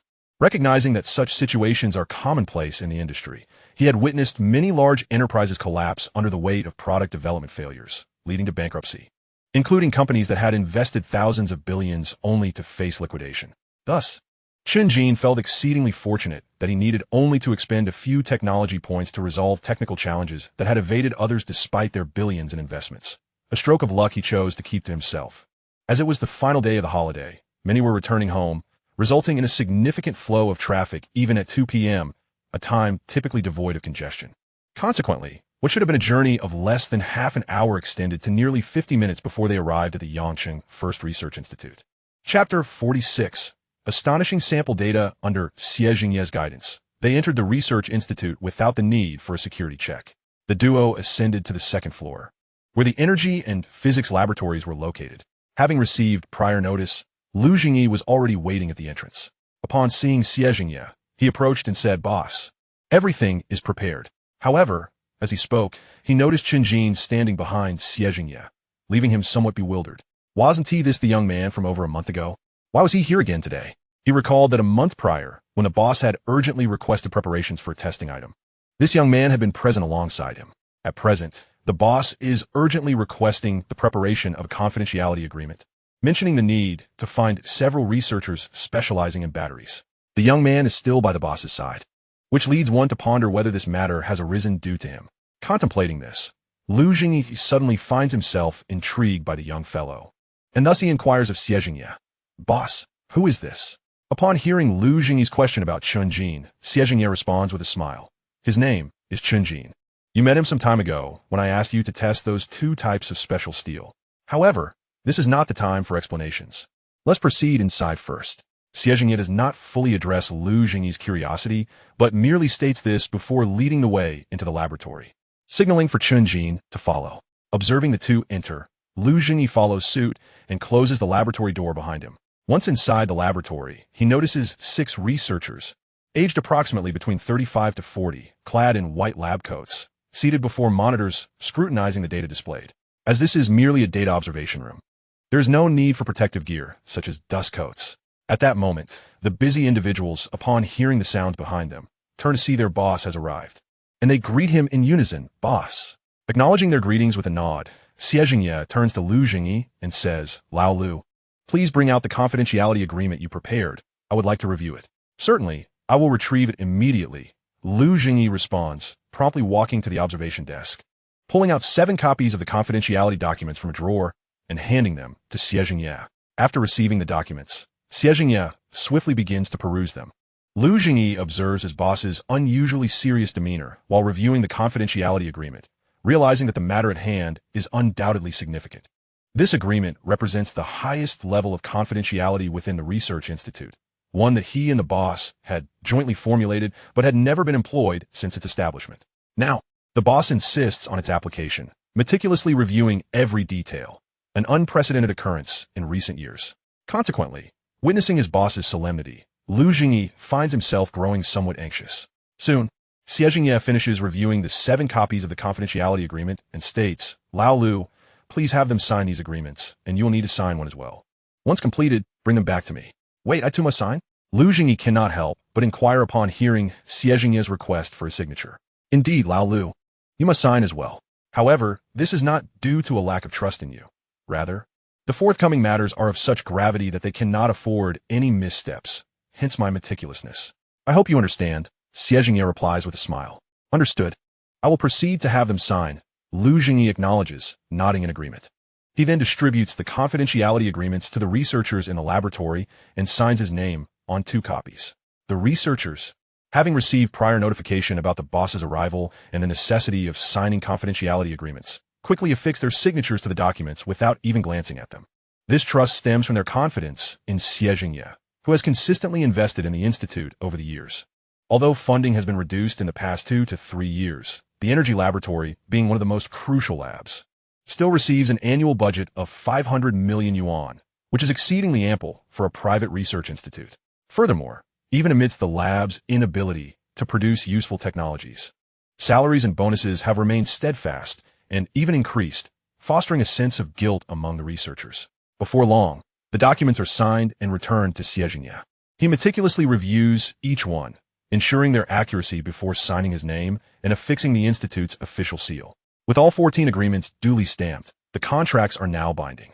Setting the agreements aside, Xie Jingye addresses the laboratory members and Lu Jingyi, stating, "I trust you are all quite puzzled by the nature of this matter. Given the advance notice and the signing of confidentiality agreements." Noticing the nods of acknowledgement from the researchers, he continues, "The reason for this confidentiality is that what you are about to see is of such critical importance that it is beyond the capacity of our Xie group to bear. Therefore, I implore you, considering my years of fair treatment towards you, to maintain strict confidentiality." Upon witnessing Xie Jingye's grave demeanor, the laboratory members and Lu Jingyi nod in understanding. Receiving the assurances he sought, Xie Jingye proceeds, "Well, since you comprehend the seriousness of the situation, I shall speak plainly. This is a novel battery technology, encompassing both the principles and implementation plans.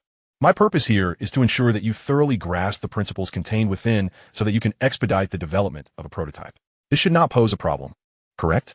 Jiangming, please take the materials and review them. Feel free to ask questions if you have any." With that, Xie Jingye retrieves the documentation provided by Chen Jin from his briefcase and hands it to Jiangming, the head of the energy laboratory. Upon hearing Xie Jingye call out a name, Chen Jin glances at the recipient of the materials, an individual slightly older than the other researchers, approximately 45 years of age. His balding head suggests he is a person of considerable expertise. Indeed, Chen Jin's assumption proves accurate. All researchers within this institute have been painstakingly recruited by the Xie group, each possessing exceptional technical skills.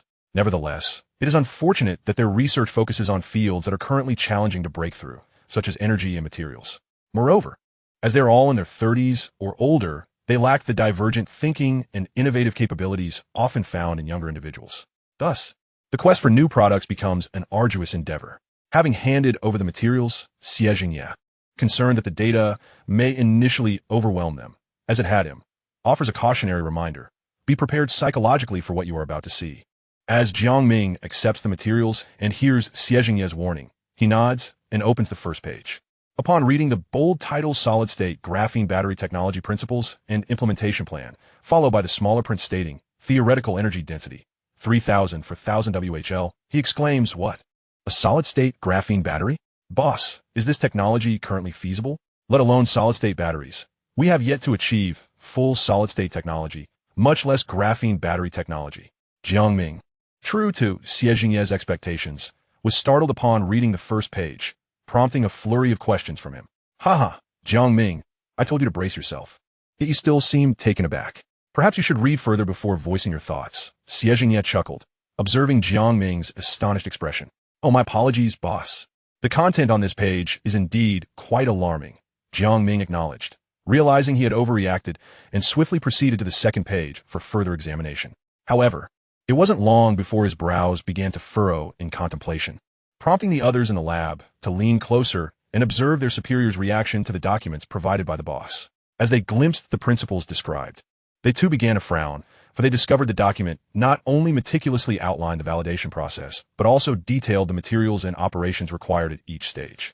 It was evident that anyone with an understanding of battery technology could, given the appropriate machinery and materials, construct a battery from this documentation. Once they had thoroughly reviewed the materials and reconfirmed their findings, Jiang Ming couldn't contain his excitement and exclaimed to Xie Jingye, "Boss, this document is extraordinarily comprehensive, and the descriptions of the steps are remarkably clear. Aside from the high precision requirements for graphene, which may pose a slight challenge, the rest is virtually devoid of difficulty. Moreover, our laboratory can address the graphene precision issue, albeit it will require some time." Upon hearing Jiang Ming assert that there were no significant challenges, Xie Jingye smiled and replied, "Excellent. Then hasten to produce the samples. We shall review the actual data from the finished products later." "Certainly, boss. I will arrange that immediately. Lu Jia, Jiang Ming, join me in preparing the equipment. The rest of you, having seen the materials required, go gather what we need," Jiang Ming instructed. Eager to delegate tasks, the other five, thrilled at the opportunity to partake in the creation of such groundbreaking battery technology, promptly set to work. Chapter 47. Astonishing Sample Data 2. Meanwhile, Lu Zhengyi, witnessing his colleagues busying themselves with the preparation of equipment and materials, picked up the documents resting on the table. Undoubtedly, he too was taken aback by the bold text written within, initially perplexed by the boss's caution. However, after reviewing the materials, the reason became clear. The significance of battery technology, particularly one boasting an energy density of 3000 to 4000 WHL, was unprecedented. Even Lu Zhengyi, who specialized in material science and had limited knowledge of battery technology, was left in awe upon reading the detailed principles outlined within. It was as if the complex solid-state battery research that had eluded them for over a decade was rendered deceptively simple. Moreover, it was evident that the principles described were based on solid-state battery technology, integrated with graphene technology. Given that solid-state batteries had yet to be invented, let alone those utilizing graphene, the potential value of this technology could easily exceed trillions in the future, particularly as a green currency. No wonder the boss was so cautious. The implications were truly staggering. Unable to restrain his curiosity, Lu Zhengyi finally inquired, "Boss, where did this technology originate? It couldn't possibly have come from this young man beside you, Chen Jin, could it?" "Haha, old Lu, having perused this document, you now understand my cautious approach. You guessed it right. This technology was indeed brought forth by Chen Jin," Xie Jingye confirmed with a smile. "Wow, it really is from him. That's astonishing." Lu Zhengyi gasped, his astonishment palpable. "Indeed, and a month ago, the 2 steel samples I had you test also originated from him. So, do not underestimate his youth. What he brings forth is anything but ordinary. By the way, Chen Jin, this is someone you met previously. He is Lu Zhengyi, the head of our research institute, currently specializing in material science, including metal and composite materials. If you have anything to discuss, feel free to communicate privately," Xie Jingye remarked, empathizing with Lu Zhengyi's sentiments. He then divulged the origins of the special steel they had previously tested. Hello, I am Lu Zhengyi. You could just call me Old Lu," Lu Zhengyi offered, extending his hand to shake with Chen Jin. "Hello, I am Chen Jin. You can simply call me Chen Jin as well," Chen Jin replied with a smile, taking Lu Jingyi's hand. Haha, no need to be so formal. We're all colleagues. Speak to each other as friends. However, old Lu, please ensure that the security at the Institute is tightened. We cannot afford any oversights this time. Xie Jingye advised with a grin, observing the handshake between Chen Jin and Lu Jingyi before addressing the security matter. Understood. I will instruct the security department to enhance their patrols, Lu Jingyi confirmed. As the three conversed, the personnel in the energy laboratory had already prepared the necessary equipment and materials, commencing operations as described in the documentation. With over a decade of rich experience, they were well versed in the steps of battery manufacturing, and with the comprehensible principles and detailed instructions provided by Chen Jin, they managed to produce a sample in less than an hour. The crafted battery sample took the form of a flat rectangular prism, approximately the size of a standard smartphone screen, around 4 inches in size and with a thickness comparable to that of the device. As it was their first attempt, they had not perfectly controlled the dimensions. In a moment of excitement, Jiang Ming, his hands trembling slightly, carefully picked up the sample battery with tweezers and placed it on the testing platform. He then rushed to the intercom in the lab, addressing the microphone, "Boss, the battery sample is ready. Shall we begin data testing now?" Due to the design of the facility, which separated the data observation room from the laboratory, Jiang Ming needed to use the intercom to communicate with the personnel in the data observation area. Upon hearing Jiang Ming's announcement of the completed battery, Xie Jingye hurried to the intercom, responding, "Indeed, let us commence data testing immediately. We must swiftly ascertain the battery's data." "Understood, boss. I will begin the testing now. Please keep an eye on the display screen," Jiang Ming confirmed, eager to proceed. Upon receiving the instructions, Jiang Ming promptly switched the detection device to charging mode. He then connected the 2 terminals of the battery to the corresponding lines on the device, which could meticulously detect the voltage, current, and other information during the charging or discharging process, as the battery was devoid of any charge upon completion of its manufacturing. This device served to preliminarily assess the charging speed and approximate capacity of the battery. Once Jiang Ming established the connection, data began to appear on the instrument. Voltage, 4532V. Current, 331A. Total power, 149952W. A sharp intake of breath reverberated through the laboratory upon witnessing such a staggering power output. The astonishing charging power of 1500W left not only the personnel in the lab, but also Xie Jingye and Lu Jingyi in the observation room utterly astounded. One must consider that this is merely the power of a single battery. Should it be assembled into a battery pack, the charging power would soar to unimaginable heights. As the crowd marveled at the battery's power, the charging rate gradually increased until the power meter finally stabilized at 17415, with a voltage of 45V and a current of 387A. However, shortly thereafter, the power meter began to decline until it reached 0, indicating that the battery was fully charged, with the entire charging process lasting nearly 20 minutes. According to the data displayed on the detection device, the average charging power throughout this period was 1627W, signifying that a total of 542 watt-hours had been delivered to the battery, equivalent to 0.54 kilowatt-hours. Faced with such astounding figures, everyone in the laboratory and the observation room, aside from Chen Jin, stood speechless, their jaws agape. To them, it was astonishing that such a diminutive battery could require an entire 542 watt-hours to reach full charge. This was no trivial amount. For comparison, the renowned Tesla 4680 battery, deemed the most potent in the world, has a capacity of roughly 99 watt-hours. Although the difference is merely over 5-fold, the disparity in size is considerable. Thus, when adjusted for scale, this freshly manufactured battery eclipses Tesla's well-established 4680 battery by approximately 7-fold. Furthermore, the discharge data of the battery remains uncertain. Should the discharge voltage fall below 5V, the capacity of this battery would indeed be extraordinary. With this thought in mind, Lu Jingyi was the first to recover from his astonishment, as the discharge data was still unknown. He immediately approached the microphone, his voice brimming with excitement as he exclaimed, "Jiang Ming, swiftly measure the battery's discharge data. Hurry." The others in the laboratory awoke from their stupor at Lu Jingyi's fervent call, prompting Jiang Ming to decisively switch the instrument from charging mode to discharging mode. The device quickly displayed the data: voltage, 42V, current, 3A, discharge power, 126W. Gasp! Such voltage! Ignoring losses, this suggests that the battery's capacity reaches an astounding 129,047 mAh. This could indeed alleviate concerns over endurance. Upon observing the battery's discharge data on the large screen in the observation room, Lu Jingyi again inhaled sharply. Beside him, Xie Jingye was equally astonished by the battery specifications. Upon hearing Lu Jingyi's remarks, he grasped the significant gap between this battery and others on the market.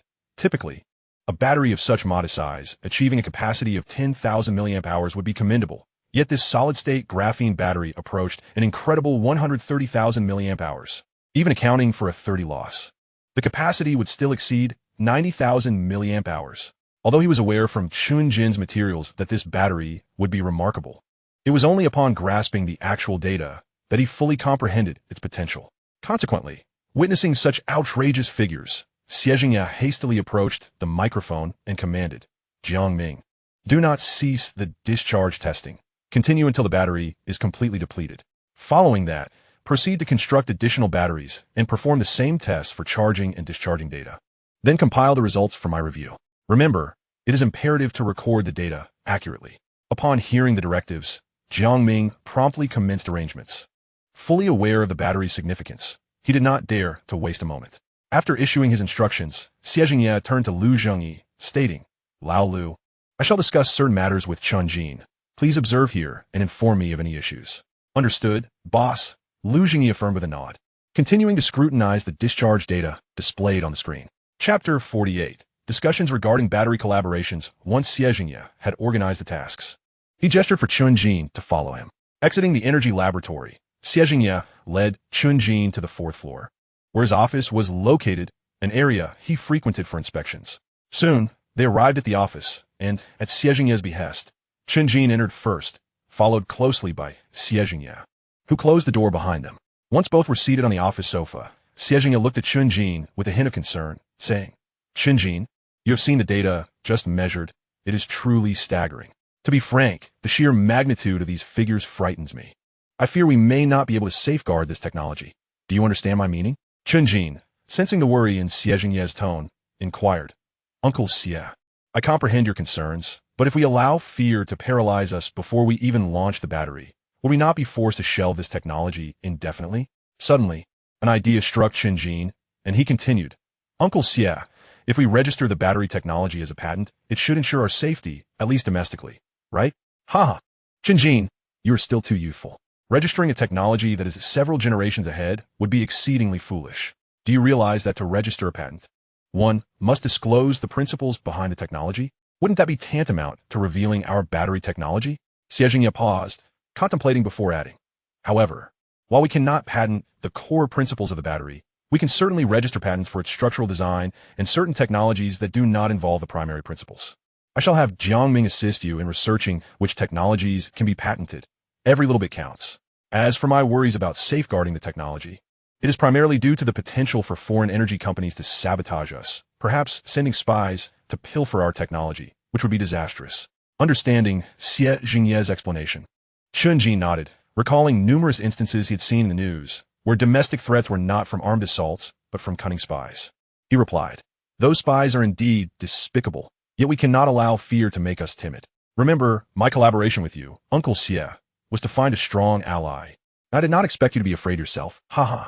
Of course, I am fearful. The energy sector has implications that resonate globally, with its intrinsic value exceeding trillions of green coins. In our humble CF family, we possess merely a few trillion huaxia coins, which amounts to approximately 100 billion green coins, hardly enough to even scratch the surface of their wealth. Do you truly believe I would not harbor trepidation? However, to assert that there exists someone unafraid would be accurate, and indeed quite fitting." Responding to Chen Jin's jest, Xie Jingye retorted, suddenly conjuring two remarkably suitable targets in his mind. "Is it possible, Uncle Xie, that you are referring to our Huaxia government?" Upon hearing Xie Jingye mention a person unperturbed by even tens of trillions of green coins, Chen Jin's mind immediately conjured a name, leading him to exclaim in astonishment, "Indeed, that is correct, although it is not entirely accurate, for you have overlooked the Huaxia military. This prospect holds immense significance for the military, even surpassing the specialized steel you previously sold to them. Just imagine, if one of our formidable vessels were equipped with our batteries, would it not ensure uninterrupted endurance? Such a capability possesses strategic importance. Therefore, with their backing, we can proceed without any lingering concerns. You recall Minister Li, do you not? We can seek his assistance to establish a connection. I believe, given our prior fruitful collaboration, he would not decline. Xie Jingye smiled, unperturbed by Chen Jin's ability to guess his intended reference.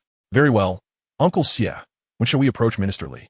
Chen Jin felt a flicker of excitement at Xie Jingye's suggestion, for he realized he could not safeguard this matter alone, especially since even Xie Jingye felt apprehensive.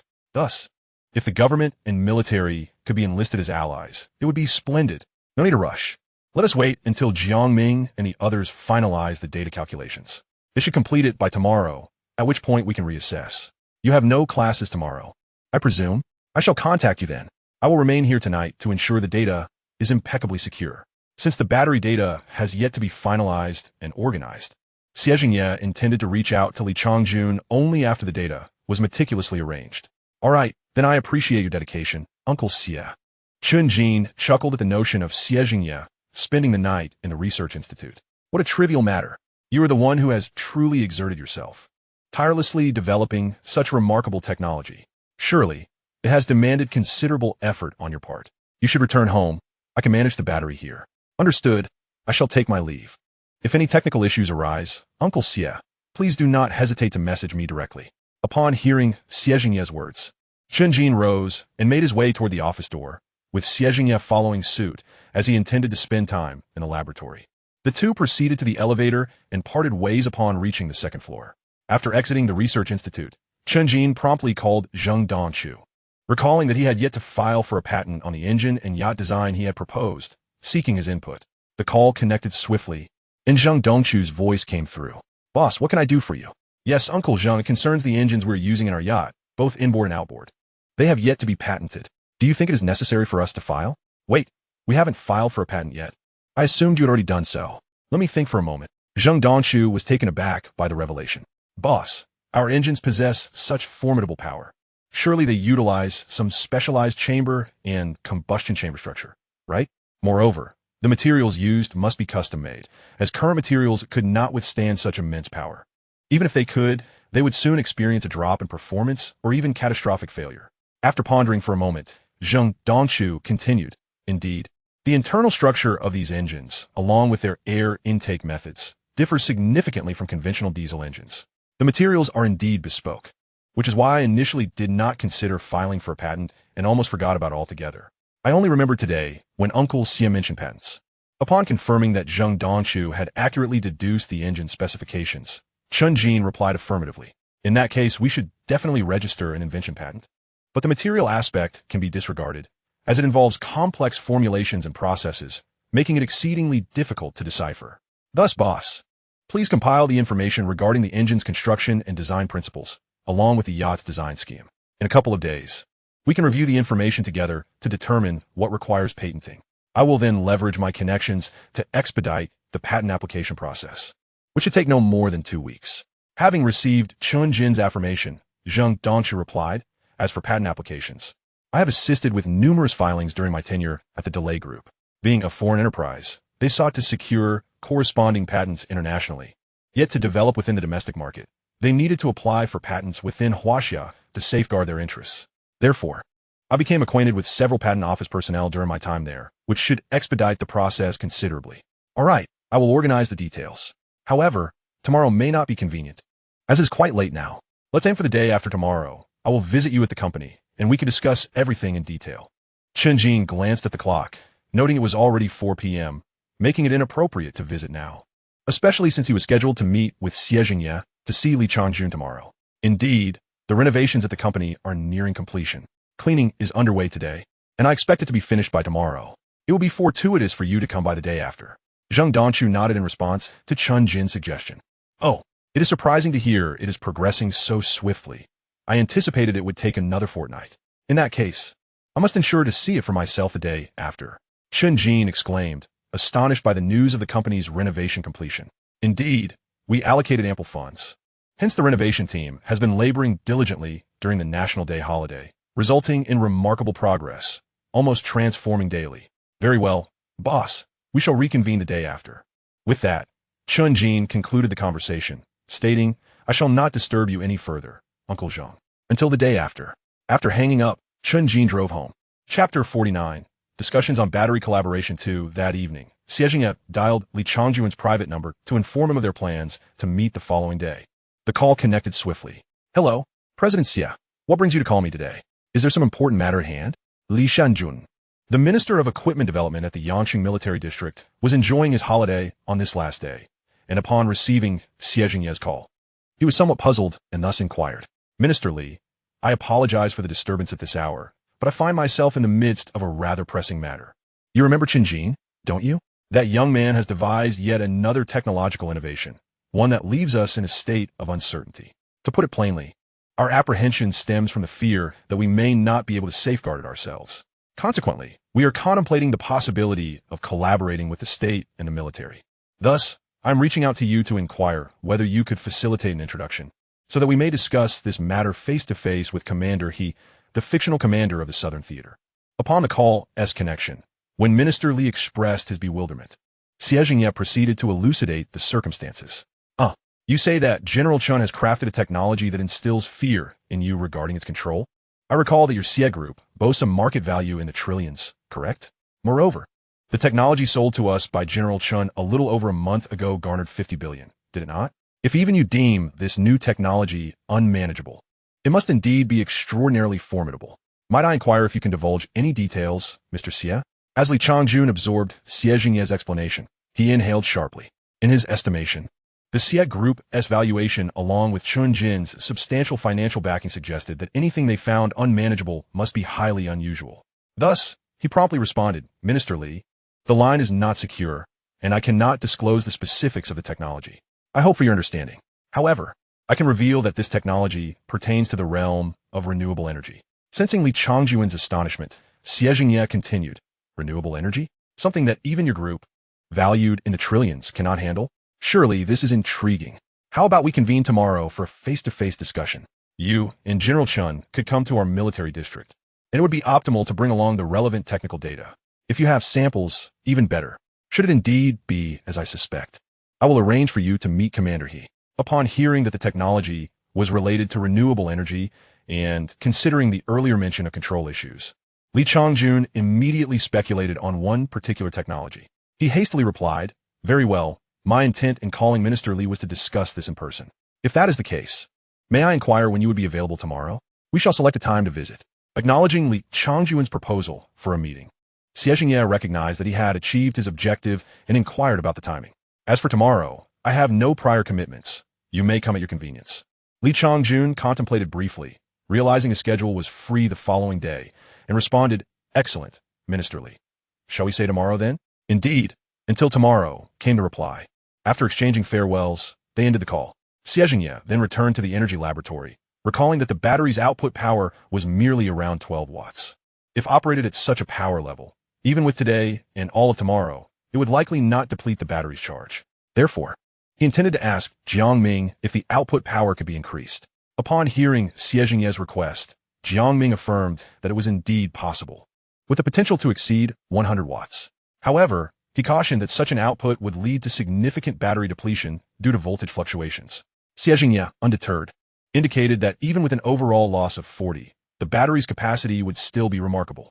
Thus, Jiang Ming instructed another researcher in the lab to construct a DC boost converter.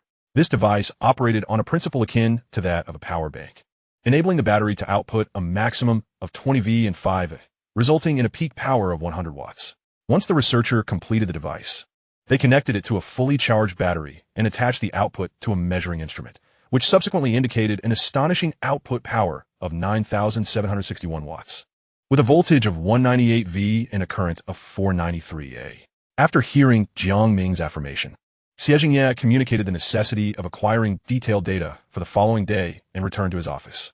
Meanwhile, the laboratory staff, exhilarated by the extraordinary battery data, expressed their eagerness to stay engaged. For researchers, it is quite common to observe data through the night, especially when faced with a groundbreaking battery technology.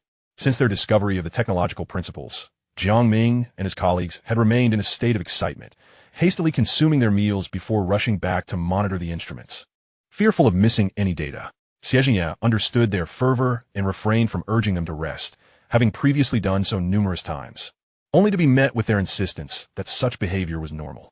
Early the next morning at 8 o'clock, Jiang Ming, sporting dark circles under his eyes, knocked on Xie Jingye's office door. Just risen from slumber, Xie Jingye opened the door and inquired, "How are the data preparations coming along?" "Boss, they're ready. The testing report is here. Additionally, this box contains 4 battery samples. 2 are fully charged, and 2 are uncharged, all properly labeled," Jiang Ming replied, handing over the report and the box. "Last night, we tested 6 batteries, each at 50 watts, 80 watts, and 100 watts, conducting 2 tests for each until 7 this morning when we finalized the data.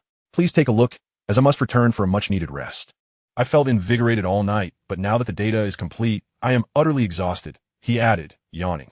Observing Jiang Ming's pronounced fatigue, Xie Jingye smiled and said, "Thank you for your hard work. You should rest now.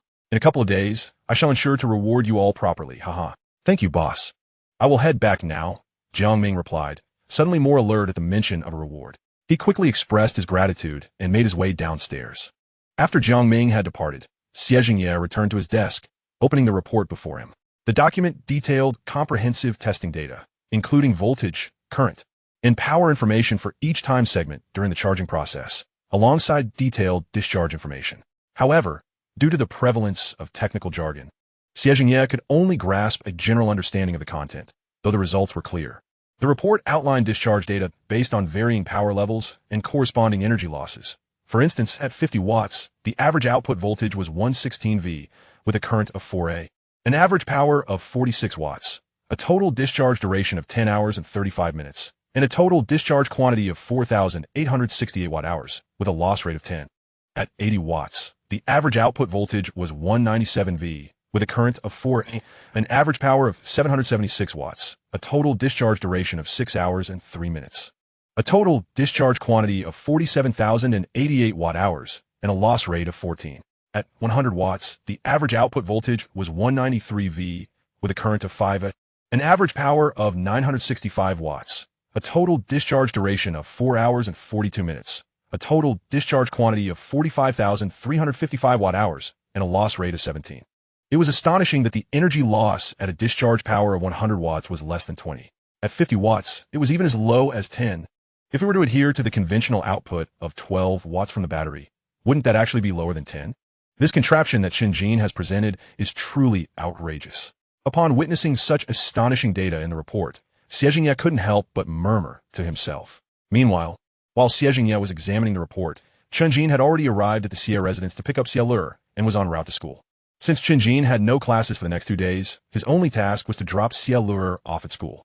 As today marked the first working day after the holiday, the traffic was quite heavy, causing them to take an extra 10 minutes to arrive. Upon reaching the first research institute of Yangsheng, it was already 9:40 in the morning. Therefore, as soon as Chen Jin alighted from the vehicle, he headed straight to the 4th floor of the institute. The security guard outside had already received prior instructions from Xie Jingye, and since Chen Jin had visited twice before, the guard recognized him. Thus, he faced no obstacles along the way. Upon entering Xie Jingye's office, Chen Jin found him seated behind his desk, seemingly engrossed in some tasks. Upon noticing Chen Jin's arrival, Xie Jingye rose and said, "Chen Jin, you're here. The battery test report has been finalized and is on the coffee table. Please take a seat on the sofa and peruse it while I attend to some matters. I'll be with you shortly." Understanding that Xie Jingye had pressing engagements, Chen Jin settled onto the sofa and began to review the report placed on the coffee table. After the system had imbued him with knowledge of battery technology, Chen Jin had fully grasped all related materials, allowing him to comprehend the specialized terminology within the report. Upon encountering the astonishing data, he felt immensely satisfied, particularly given the 80,000 technology points invested to obtain it. Before long, in less than 5 minutes, Xie Jingye had completed his tasks. He then picked up the box containing the battery from his desk and addressed Chen Jin on the sofa. "All right, Chen Jin, let us proceed." "Certainly, Uncle Xie," Chen Jin replied with a nod. Following this, he trailed behind Xie Jingye as they exited the research institute. Since there were only the 2 of them, Chen Jin took the wheel. Chapter 50, A Reunion with Li Changjun. Given that the research institute was less than 5 kilometers from the Yangsheng military district, the duo arrived at the reception hall they had visited before within merely 10 minutes. As they approached the entrance, they were intercepted by a guard. "Gentlemen, may I inquire if you have an appointment? If so, please provide the details. If not, I must kindly ask you to leave." "Indeed, we have an appointment with Minister Li Changjun from the Equipment Development Department. You may verify with him," Xie Jingye responded to the guard's inquiry. Upon hearing the name Li Changjun, The guard instructed them to wait momentarily while he confirmed the information back at the security office. Before long, the guard returned and stated, "You must be Xie Jingye and Chen Jin, correct? Minister Li did indeed inform us yesterday that 2 individuals would be visiting him today. If you are indeed Xie Jingye and Chen Jin, could you please present your identification or provide your ID numbers for verification?" "Of course, my ID number is." Both men complied, reciting their identification numbers for the guard's records. After the guard verified their information and conducted a security check, he allowed them entry. Once inside the military district, a soldier escorted them to a different reception hall than the one they had previously visited, leading Chen Jin to perceive that their treatment this time differed somewhat from before. Soon after entering the reception hall, they spotted Li Changjun waiting by the door of a conference room. Upon their arrival, he promptly approached Xie Jingye and shook his hand, exclaiming, "Mr. Xie, it's been a while. I just received word from the guard that you were here, so I've been waiting for you. I sincerely apologize for the inconvenience. The recent international climate has been quite tense, as you may be aware, prompting us to enhance our security measures." He then turned to Chen Jin with a tone filled with gratitude. "Mr. Chen, I cannot thank you enough for your invention of the special steel. Not only has it greatly assisted us, but it has also propelled our nation's military capabilities forward. Your contributions are monumental." After shaking hands with Xie Jingye, Li Changjun turned to Chen Jin and expressed his appreciation. "Haha, I completely understand. Bolstering security is indeed necessary. Minister Li, as a citizen of Huaxia, it is my duty, and the nation has compensated me accordingly. It is a mutually beneficial arrangement. And please, there's no need to call me Mr. Chen. Simply refer to me as Chen Jin." Chen Jin responded with a smile to Li Changjun's remarks. "Haha, very well. I shall call you Chen Jin." It's rare to find a young individual with such remarkable talent who remains humble and composed. Previously, we need not mention the special steel, but Mr. Xie has informed me that you have developed yet another astonishing innovation. If our country had more young talents like you, how can we not be strong? Upon hearing Chen Jin's words, Li Changjun offered further praise. "Ha, Minister Li, do not be deceived by Chen Jin's youthful appearance. While his capabilities are indeed commendable, his humility is somewhat overstated." Xie Jingye interjected with a chuckle upon hearing Li Changjun's remark about Chen Jin's modesty. "It's all right. Youth should be exuberant, otherwise. How would they be considered young?" "Ah, yes. Let us move inside to discuss. This setting is not conducive for conversation," Li Changjun suggested, smiling as he led the way into the conference room. Very well. Chen Jin and Xie Jingye followed him inside. Once they entered the conference room, Li Changjun gestured for them to take their seats and began, "Yesterday, Mr. Xie, you mentioned over the phone that Chen Jin has developed a technology that you all believe is too valuable to safeguard, which pertains to the realm of new energy. If I understand correctly, you must be referring to a particular battery technology, one with exceptionally high density, I presume? Let me take a guess." "Indeed, Minister Li, you are correct. Chen Jin has indeed developed a battery technology with remarkably high energy density. Why not take a stab at guessing the specifics?" Xie Jingye replied, not surprised by Li Changjun's deduction, as the only technology within the new energy sector that posed a risk of being inadequately protected was indeed battery technology. "Ha! Let me take a guess then. First, it must possess an extraordinarily high energy density, one so formidable that your multi-billion valuation cannot secure it. Could it be that the energy density of this battery exceeds 1500 WHL? As far as I know, the energy densities of most power batteries on the market hover around 300 to 400, while those in mobile phones may be somewhat higher, yet generally remain around 700 to 800. If your battery achieves over 1500, that is indeed remarkable, and I can understand your concern about safeguarding it." "Haha, Minister Li, your guess is somewhat on the low side. Perhaps you should aim higher?" Xie Jingye replied with a smile at Li Changjun's estimation of 1500. And Chen Jin joined in the laughter. "Whoa, it surpasses 1500. In that case, this indeed becomes extraordinary. Mr. Xie, why not just tell me directly instead of keeping me in suspense?" When Li Changjun learned that the battery's density exceeded 1500, he was taken aback and could not help but urge Xie Jingye to reveal the details directly. "Very well. I shall speak plainly to you, Minister Li. The battery technology developed by Chen Jin is called the solid-state graphene battery. The energy density of this battery ranges from 3000 to 4000, meaning its energy density is at least 3000 or higher. Thus, it should be evident to you why we believe we cannot maintain our position," Xie Jingye explained, noticing Li Changjun's growing impatience, and proceeded to divulge the battery information. Upon hearing that the battery's density reached beyond 3000, Li Changjun was nearly rendered speechless, cautiously confirming, "Mr. Xie, you cannot be mistaken, can you? An energy density of 4000. with a minimum of 3,000? Minister Li, I assure you, I am not mistaken. This is data compiled by our researchers who worked through the night. Additionally, this box contains 4 battery samples we have just produced. 2 are in a discharge state, while 2 are fully charged, and our data has been derived from these samples, Chen Jin clarified, understanding Li Changjuan's incredulous tone, as he himself had experienced a similar disbelief upon examining Chen Jin's documentation. He handed over the file and the box. Li Changjun opened the documents. Being the minister of the Equipment Development Department with a technical background, he was capable of comprehending the data presented.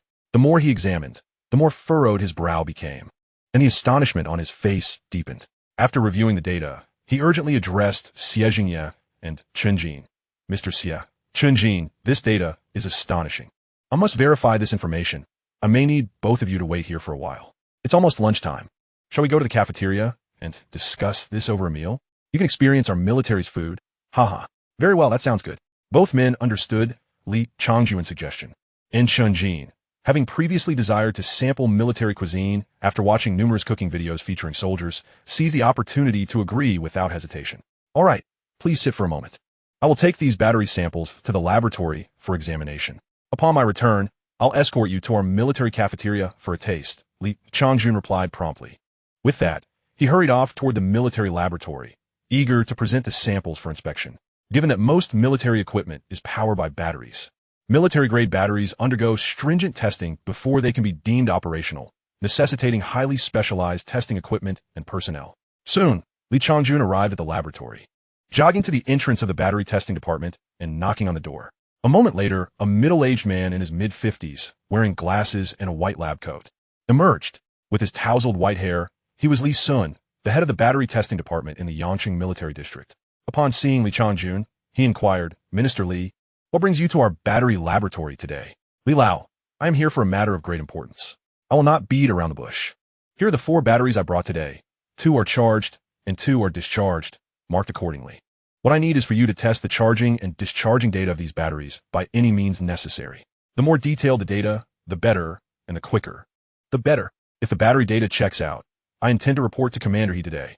After speaking, Li Changjun suddenly remembered that the data should not be disclosed to outsiders and added, oh, by the way, Li Lao, this battery data is extremely sensitive, so please refrain from sharing any information with anyone other than myself. Should you need to discuss it, please notify me beforehand to obtain my consent. Seeing Li Changjuan's seriousness, Li Sun understood that these batteries were extraordinary. He accepted the box and opened it, revealing 4 compartments, each housing a silver case battery. Upon inspecting one, he found no production information, only a label indicating it was in a discharged state. The same was true for the other 3, prompting him to respond, understood. I will commence testing immediately and will notify you once the data is ready. Hangju, Li Lao, I won't disturb you further. Please contact me when you have news, Li Changjun replied swiftly. After that, he turned and exited the laboratory, intending to return to the reception area, ensuring that his guests would not be kept waiting for too long. Chapter 51, The Astonished Li Sun. After Li Changjun departed, Li Sun returned to the laboratory and selected one of the batteries labeled as discharged, placing it under a microscope for a closer examination. He aimed to discern any differences in appearance from other batteries. However, to his disappointment, aside from this battery being approximately twice as thick as a standard smartphone battery, he could not identify any distinguishing features, even under magnification. Abandoning his superficial analysis, he connected the battery to the testing apparatus and activated the testing switch. As he prepared to record the data points in his notebook, the charging power displayed on the device startled him, prompting him to quickly deactivate the test. He picked up the battery with tweezers and returned it to the microscope for another look, but it appeared unaffected by the astonishing charging power. As he contemplated contacting Li Changjun to confirm the battery information, he recalled Li Changjuan's earlier caution about the significance of the data and the need for confidentiality. Presumably, Li Changjun was already aware of the extraordinary nature of the battery's data, which is why he sought verification. With this in mind, Li Sun placed the battery back on the testing apparatus, reconnected the terminals, and reopened the testing switch. The display immediately revealed the current charging power, 510, 944W. With the charging voltage at 542V and the charging current at 332A. This was the first time he had encountered such remarkable charging power. It is known that even military batteries require multiple units to be connected in series to achieve such high charging power. Yet here was a single battery capable of producing over 1500 W. What extraterrestrial technology is this? Where on earth did Chen Jin acquire such a battery? These were the thoughts racing through Li Sun's mind. Promptly, he grabbed his notebook and pen, diligently recording the power, voltage, and current data at each stage. Soon, the battery was charged at an average power level peaking at 1,612 watts for nearly 21 minutes before reaching full capacity. At this moment, the instrument displayed a power reading of 0, signifying that the battery was fully charged. Li Sun, who had been meticulously recording data, transitioned from initial shock to a state of numbness. Initially, he had assumed that under such high power conditions, the battery would be fully charged in approximately 5 minutes. As the charging time surpassed 5 minutes, he speculated it might take 10 minutes, then 15, and ultimately 20 minutes. It was only after 20 minutes and 34 seconds that the battery was completely charged, leaving him utterly speechless. He had observed the charging data displayed on the instrument, 5526 Wh. To think that such a small battery required 0.55 kilowatt-hours to reach full charge was nothing short of extraordinary. It was a remarkable feat. In light of this astonishing charging data, he swiftly transferred the fully charged battery to another testing apparatus, intending to assess its discharge data. Shortly after connecting the battery terminals, the instrument indicated the current discharge data, voltage, 42V, current, 3A, discharge power, 126 W. This battery was truly exceptional. What type of battery was this? He realized that if he were to solely rely on discharge testing to ascertain capacity, it would likely take 2 days, which was far too long.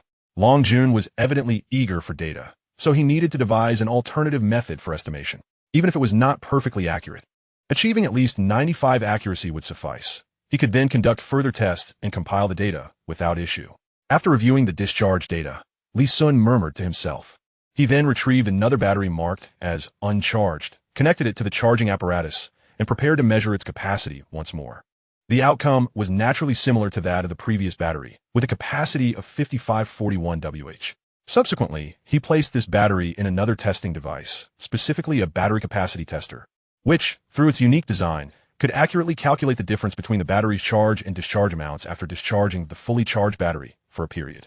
The first test was conducted at the battery's original discharge power, with each set tested for 10 minutes, yielding a capacity of 539 Wh and a loss rate of 27.32. Following this, at a power level of 20 W, the capacity data registered at 532 Wh with a loss rate of 39.88, then at 30 W. And finally, at the maximum power of 200 W, the capacity measured was 432 Wh, with a loss rate of just 2.2. This was astonishing. At a power level of 200 W, the loss rate was merely 2.2. It should be noted that this was a single battery. If multiple batteries were connected in series, one could easily maintain a loss rate below 3. Just how low was this battery's internal resistance? He realized that he needed to employ additional methods for further testing. As the head of the battery inspection department in the Yangqing military district, Li Sun's technical expertise was indisputable. He quickly employed multiple testing methods to ascertain the battery's capacity. And the results did not disappoint, showing minimal discrepancy from the data calculated by the battery capacity tester. After spending over 2 hours and utilizing various testing methods, Li Sun felt a profound admiration for this battery. If it were installed in a mobile phone, it could potentially last an entire month. Meanwhile, while Li Sun was preoccupied with testing, Li Changjun had already brought Chen Jin and Xie to the military canteen. Upon witnessing the canteen, which was several times larger than that of a school cafeteria, Chen Jin was equally taken aback.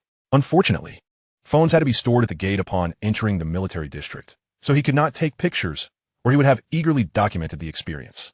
Seeing Chen Jin's intrigued demeanor, Li Changjun chuckled.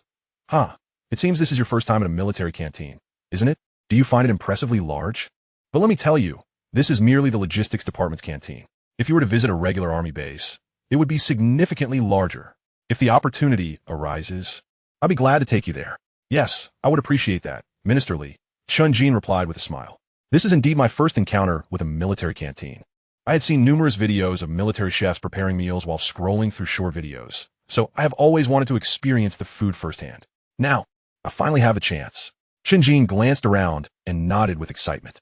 The canteen of a large unit is indeed quite impressive. I was fortunate enough to visit twice during my childhood. Xie chimed in, having overheard their conversation. Indeed, but let us not linger here. We should get our meals first and find a place to sit and chat, Li Changjun suggested, observing the three of them standing idle. All right. Both Chen Jin and Xie Jingye responded in unison. Seeing their agreement, Li Changjun led them toward the dining area. Upon arrival, he explained the meal process. Although it was termed an explanation, the procedure was essentially identical to that of a school cafeteria, so both Chen Jin and Xie Jingye navigated it with ease. Before long, the three of them had collected their meals and settled at a spacious table. Chen Jin, not one to be shy, immediately sampled a piece of scrambled eggs with garlic chives. The moment the unique aroma of garlic chives and eggs wafted into his nostrils, he couldn't help but comment on the chef's skill. This garlic chive and egg dish is quite delightful. Xie Jingye, hearing Chen Jin's praise, followed suit and took a bite of the same dish, nodding in agreement. Indeed, it's quite good. The quality rivals that of chefs at four-star hotels. Perhaps due to the large-scale cooking, it may lack a touch of precision, but it's still very commendable. As both men expressed their approval of the dishes, Li Changjun chuckled. Haha, as long as you both find it satisfactory. Chen Jin, if you feel it's insufficient, feel free to go back for more. In the military district, one must ensure they are well fed. Yes, I'm fine, Chen Jin replied between bites. Haha, good. After a round of pleasantries, the three of them settled into their meals. Before long, their plates were cleared, and they began discussing the matters at hand, particularly the special steel that Chen Jin had sold to the military. Due to confidentiality reasons, Li Changjun could not elaborate on specific tank details, but he could share updates on the tank's progress. According to Li Changjun, the design phase for the tank had been completed and prototype test vehicles were being arranged for production. Remarkably, 1/3 of the progress had already been achieved, with an expectation that the prototype would be ready for testing within a month. Both Chen Jin and Xie Jingye were astounded by the military's efficiency. It was hard to believe that only a month and a half had passed since the completion of the design, and production was already in progress. It was undeniable that China's infrastructure was unparalleled globally, and even the military district's pace in military technology development was impressively swift. As Chen Jin and Xie Jingye marveled at the situation, the military phone on Li Changjun's person began to ring. Upon checking the caller ID, he saw the name Li Sun. Chapter 52. The Stir Command Center. Upon seeing Li Sun's name on the display, Li Changjun immediately recognized that it pertained to the battery data. He swiftly answered the call, and Li Sun's voice came through with an urgent tone. Minister, where did you acquire this battery? Is there any relevant technical documentation? Noticing Li Sun's palpable agitation, Li Changjun quickly inquired, Li Sun, how is the battery data? After a deep breath, Li Sun responded, Minister, I must inform you, the battery data is astonishing. Not only does its capacity exceed 550 W, but its charging power is also remarkably high, reaching over 1,600 watts per single battery. Most importantly, the discharge loss is exceptionally low, indicating that the internal resistance of the battery is minimal. If this battery were to be utilized in military equipment, it would be of immense significance. So, where did you acquire it? Hearing Li Sun's astonishment, coupled with the data he provided, Li Changjun realized that the figures were indeed extraordinary. Confirming that the data previously given by Xie Jingye was accurate, he hastily replied, Li Sun, please compile all the data immediately. I will come to collect it. As for the source of the battery, I cannot disclose it just yet, but you will learn soon enough. All right, I've already organized the battery data. You may come to collect it now, Li Sun responded, understanding the need for discretion regarding the battery's origin. Thank you. I will head over now, Li Changjun said. Turning to Chen Jin and Xie Jingye. Mr. Xie, Chen Jin, the battery data has been finalized. I need to retrieve it, so I apologize for the inconvenience of asking you to wait here. Haha, no problem. Minister Li, please hurry. Both Chen Jin and Xie Jingye readily assented. Then I shall take my leave for a moment. I will return shortly. With that, Li Changjun hurriedly made his way out of the cafeteria. Since the cafeteria was somewhat distant from the laboratory, he summoned a military vehicle to transport him. Within 2 minutes, the military vehicle came to a halt before the laboratory's entrance. Upon disembarking, Li Changjun briskly made his way to the battery inspection laboratory. Soon, he arrived at the laboratory's door and knocked. Inside, Li Sun, recognizing the knock as Li Changjun's, swiftly approached and opened the door. As Li Changjun entered, he quickly closed the door behind him and asked, Li Sun, show me the battery data. Without responding immediately, Li Sun walked to the workbench, retrieved the organized data documents, and handed them to him. This data has been compiled using various testing methods and conditions. Although the final results of each method show slight discrepancies, they do not exceed 3, ensuring a high degree of accuracy. All the data is contained within. You can take a look. I need to grab a meal now. I've been working for over 2 hours and am quite famished. Thank you for your hard work, Li Sun. Please go eat. Li Changjun replied as he accepted the documents. Li Sun nodded, adding, "Oh, by the way, the battery samples are on that workbench. Remember to take them before you leave." He gestured towards the workbench before exiting the laboratory, leaving Li Changjun alone inside. Glancing in the direction Li Sun indicated, Li Changjun spotted the box containing the battery. He nodded in acknowledgement and began to peruse the documents in his hand. Indeed, the first data point he encountered displayed the battery's capacity in bold, 5526 Wh. Following, there were various discharge data from different testing methods, which closely aligned with the figures provided by Xie. Thus, he understood why both Xie and Chen Jin expressed their fear of being unable to keep this a secret. Consider the implications of a battery that is not only smaller than the current standard smartphone battery, but boasts a capacity of 550 Wh, despite being roughly twice as thick. Even if we consider the volume, it would still deliver a minimum of 350 Wh, a feat that would bewilder anyone. For context, the Tesla 4680 battery has a mere 99 Wh capacity. If this battery were to hit the market, the major battery manufacturers would undoubtedly be thrown into chaos. A plummet in stock prices would merely be the tip of the iceberg. Bankruptcy would be an inevitable outcome. Thus, these industry giants would undoubtedly resort to desperate measures to suppress the producers and developers of this battery, ultimately aiming for acquisition.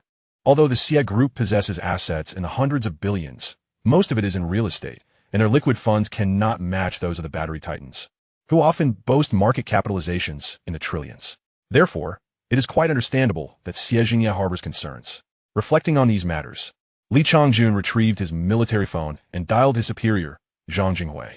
The call connected promptly, and Zhang Jinghui's puzzled voice resonated on the other end. "Changjun, what prompted you to call me today? There shouldn't be any pressing matters in the Yangqing military district, right?" "Minister, indeed there are no pressing issues in the district. But I have an important matter to report to Commander He," Li Changjun replied. "Oh, what could be so significant as to warrant notifying Commander He? Please share the details with me," Zhang Jinghui inquired, his demeanor turning serious. "Yes, Minister, it pertains to the young man named Chen Jin, who previously sold us special steel." "Do you recall him?" Li Changjun began. "Chen Jin? That name rings a bell. What about him?" Zhang Jinghui asked, recalling the military's substantial investment of 500 billion in 2 special steel formulas over a month ago. Today, he and Xie, the president of the Xie Group who introduced us to Chen Jin, have brought forward a battery technology developed by Chen Jin himself, dubbed the solid-state graphene battery. Furthermore, they have brought several battery samples with them. Pausing briefly to gather his thoughts, Li Changjun continued, "Initially, I placed my trust in Chen Jin, given that he successfully developed such extraordinary special steel. Hence, I requested Li Sun from the Battery Inspection Department to conduct a thorough examination of the battery. The results were astonishing. This battery, only about 15 times the size of a standard smartphone battery, boasts a capacity of 550 Wh. Minister, you understand the significance of possessing 550 Wh within such a compact volume, don't you? Moreover, not only that, but this battery is capable of achieving a charging power exceeding 1600 watts with a single unit. Upon witnessing such astonishing figures, I immediately thought it prudent to report to Commander He. Additionally, Chen Jin and his associates sought to collaborate with the military, which is why they approached me. A remarkable 550 Wh capacity, yet only 15 times the size of a standard mobile phone battery? Long Jun, you must be mistaken. Have these figures been verified?" Upon hearing such exaggerated data, Zhang Jinghui momentarily feared that he had misheard and reiterated his inquiry. "Minister, there has been no error. The data has been meticulously verified by Li Sun from our testing department, whose technical prowess you are well aware of. Furthermore, when Chen Jin and his team visited, they provided a testing report that corroborated Li Sun's findings almost identically. Thus, I felt compelled to contact you immediately after reviewing the data." Aware of Zhang Jinghui's disbelief, Li Changjun reaffirmed his statements. "Hold on, let me clarify this. You are saying that Chen Jin, who sold us 2 special steel formulas over a month ago, has now developed a technology called solid-state graphene battery within that same time frame, seeking to collaborate with our military, and has brought battery samples for our testing, which revealed a capacity of 550 Wh. After hearing Li Changjun's confirmation, Zhang Jinghui found himself somewhat dazed, pondering just what sort of genius Chen Jin truly was. Not only had he developed 2 remarkably advanced special steel formulations, but he had also engineered such a phenomenal battery. Moreover, he recalled that no one in the world had yet successfully developed solid-state batteries. Most industry giants were still deeply entrenched in the research phase. Yet here was Chen Jin, not only having accomplished this feat, but seemingly having created an upgraded version of the solid-state battery. Indeed, Minister, as you have just articulated. Upon hearing Zhang Jinghui's restatement, Li Changjun replied with certainty. Excellent, Long Jun.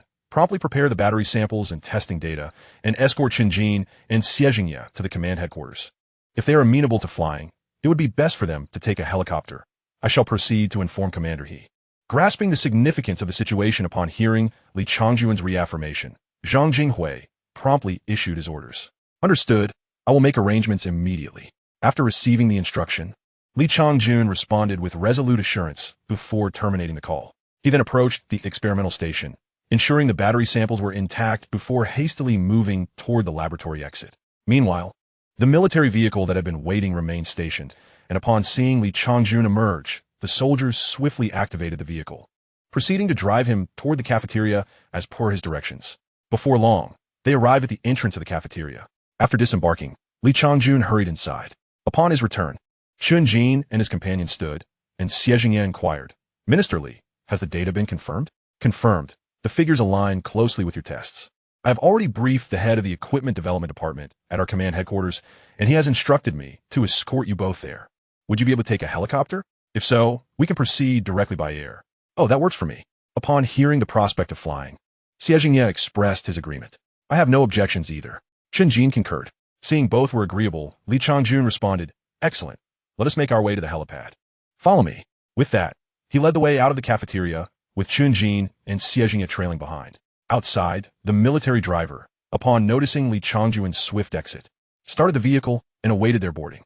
Once inside, Li Changjun signaled for Chen Jin and Xie Jingye to join him, instructing the driver to head to the helipad. The military driver complied, steering the vehicle toward the designated area. Chapter 53, The Stirred Command Headquarters. Soon, they arrived at the helipad. Prior to their arrival, Li Changjun had already notified the helipad personnel. Consequently, when they reached the site, the Z-20 helicopter had completed its pre-flight checks and was ready for takeoff. Though only a few minutes had elapsed, the unparalleled efficiency of the Chinese military ensured that all preparations were swiftly accomplished. Upon seeing Li Changjun, the helipad manager approached him, confirming that they were ready for departure. Li Changjun turned to Chen Jin and Xie Jingye, stating, The helicopter is ready for takeoff. Let us proceed. Shortly, a staff member will assist you with the safety gear. You need only take your seats. After hearing Li Changjun's words, Chen Jin and Xie Jingye nodded in agreement and followed him to the passenger seats of the helicopter. Shortly thereafter, two logistical staff members approached to assist Chen Jin and Xie Jingye in donning the appropriate equipment and provided them with noise-canceling headsets. In less than 2 minutes, they completed the entire fitting process. Once satisfied that both were properly equipped, Li Changjun instructed the helicopter pilot to take off. As the helicopter's rotor blades began to spin rapidly, they soon created a stable vortex, tracing an elegant arc through the air. With the assistance of this rotor-induced updraft, the helicopter ascended swiftly, promptly departing the helipad. Given that the command headquarters is located in the suburbs, approximately 50 kilometers from the urban area of Yangcheng Military District, a car journey might take over an hour. However, by helicopter, they would arrive in a mere 10 minutes, which was precisely why Zhang Jinghui had recommended air travel. Before long, under the stable flight of the Z-20, they reached the Southern Theater Command Headquarters in less than 11 minutes. From the helicopter, one could observe rows of orderly barracks arranged harmoniously within a few kilometers, their rooftops complementing the surrounding environment. The roads between the barracks were wide and straight, occasionally traversed by military vehicles or marching soldiers, all bustling with purpose and order. In another sector, numerous armored vehicles, tanks, self-propelled artillery, and technicians were diligently maintaining and servicing the equipment. Is this truly the headquarters of our Southern Theater? It is astounding. Chen Jin marveled from afar. Hearing Chen Jin's exclamation through the headset, Li Changjun chuckled. Ha, indeed. This is essential for safeguarding our nation as Southern Maritime Domain and Southeast Asia. Our capabilities must not falter. Moreover, this is merely the command headquarters. We have other, far larger Army and Air Force bases. As Chen Jin and Li Changjun conversed, the Z-20 gradually descended onto the helipad, and the rotor blades eventually came to a halt. Only once the blades ceased spinning did Li Changjun signal the logistical personnel waiting at the helipad to assist Chen Jin and Xie Jingye in removing their safety gear. Once the restraints were released, Li Changjun stepped forward, gesturing for the two to accompany him. The three then boarded a military jeep, heading toward the conference hall where Commander he awaited. The building, designated as the exclusive conference hall for the Commander, is not situated in the center of the base, but rather in a corner, appearing rather unremarkable from the outside. Under the guidance of Chen Jin, they swiftly arrived at the entrance of the conference hall, where a middle-aged man, seemingly in his 50s, awaited them. Clad in military attire that differed from that of other soldiers, Chen Jin could not discern the specific style. Upon seeing the middle-aged man, Chen Jin promptly exited the vehicle, approached him, performed a military salute, and stated, "Minister, I have brought the items. This is the report, and the box contains the battery samples. Additionally, I have brought Chen Jin and Xie Jingye. They are in the car." The middle-aged military officer accepted the report and the box from Chen Jin and replied, "Chen Jin, please invite our esteemed guest down. Commander, he has been waiting inside." "Understood." Chen Jin responded with another salute, and then approached the car to signal for Chen Jin and Xie Jingye to disembark. He then led them back to the middle-aged officer, introducing them, "Xie, Chen, this is Minister Zhang Jinghui, the head of the Equipment Development Department under our theater command, and my direct superior." After introducing Chen Jin and Xie Jingye, Chen Jin turned to Zhang Jinghui and said, "Minister, this is Xie Jingye, the president of the Xie Group from Yangcheng. And this is Chen Jin. Greetings to you both. It is a pleasure to meet you," Zhang Jinghui said, extending his hand to shake with Chen Jin and Xie Jingye. After the handshake, Zhang Jinghui looked at Chen Jin with a broad smile, admiration evident in his eyes, and remarked, "I have heard from Chen Jin that you, Chen Jin, are exceptionally talented at such a young age, having developed two remarkable types of special steel on your own. Upon meeting you today, it certainly proves true. You are truly a prodigy, haha." Zhang Jinghui's hearty laughter resonated in the air, imbued with sincerity and warmth. "Ah, Minister-san, you flatter me. These are merely modest achievements, a stroke of luck really," Chen Jin humbly replied, smiling at the praise. "Haha, luck is indeed a form of strength. There is no need for modesty," Zhang Jinghui said, shifting his gaze to the smiling Xie Jingye beside him, his gratitude overflowing. "And you are President Xie of the Xie Group, right? I sincerely appreciate your previous assistance to our military. Without your introduction, obtaining the data on those two extraordinarily impressive steel materials would have been far more challenging." Upon receiving Zhang Jinghui's heartfelt thanks, Xie Jingye quickly waved his hand and replied earnestly, "Minister Zhang, please, there is no need for such formality. Our Xie Group has always grown and thrived under the support and guidance of national policies. Contributing even a small measure to the country and the military is our inherent responsibility and duty. Very well, since that is the case, let us not delay any further. We must enter quickly so as not to keep Commander he waiting too long," Zhang Jinghui stated, stepping forward briskly towards the conference hall. Standing a short distance behind him, Chen Jin gestured for Chen Jin and Xie Jingye to proceed ahead, indicating that he would follow. Thus, Chen Jin and Xie Jingye quickened their pace, closely trailing Zhang Jinghui into the conference hall. Upon entering the hall, Chen Jin beheld the interior scene. His gaze was immediately drawn to a long, oval table, resembling a slumbering dragon resting in place, surrounded by neatly arranged chairs seemingly crafted from mahogany, imparting an air of solemnity. At the head of the table sat an elderly man, approximately 60, slightly gaunt yet exuding an authoritative presence. Chen Jin instantly recognized him as Zhang, the commander of the Southern Theater. To his left sat another middle-aged man, around 50, dressed in a white coat, presumably a researcher.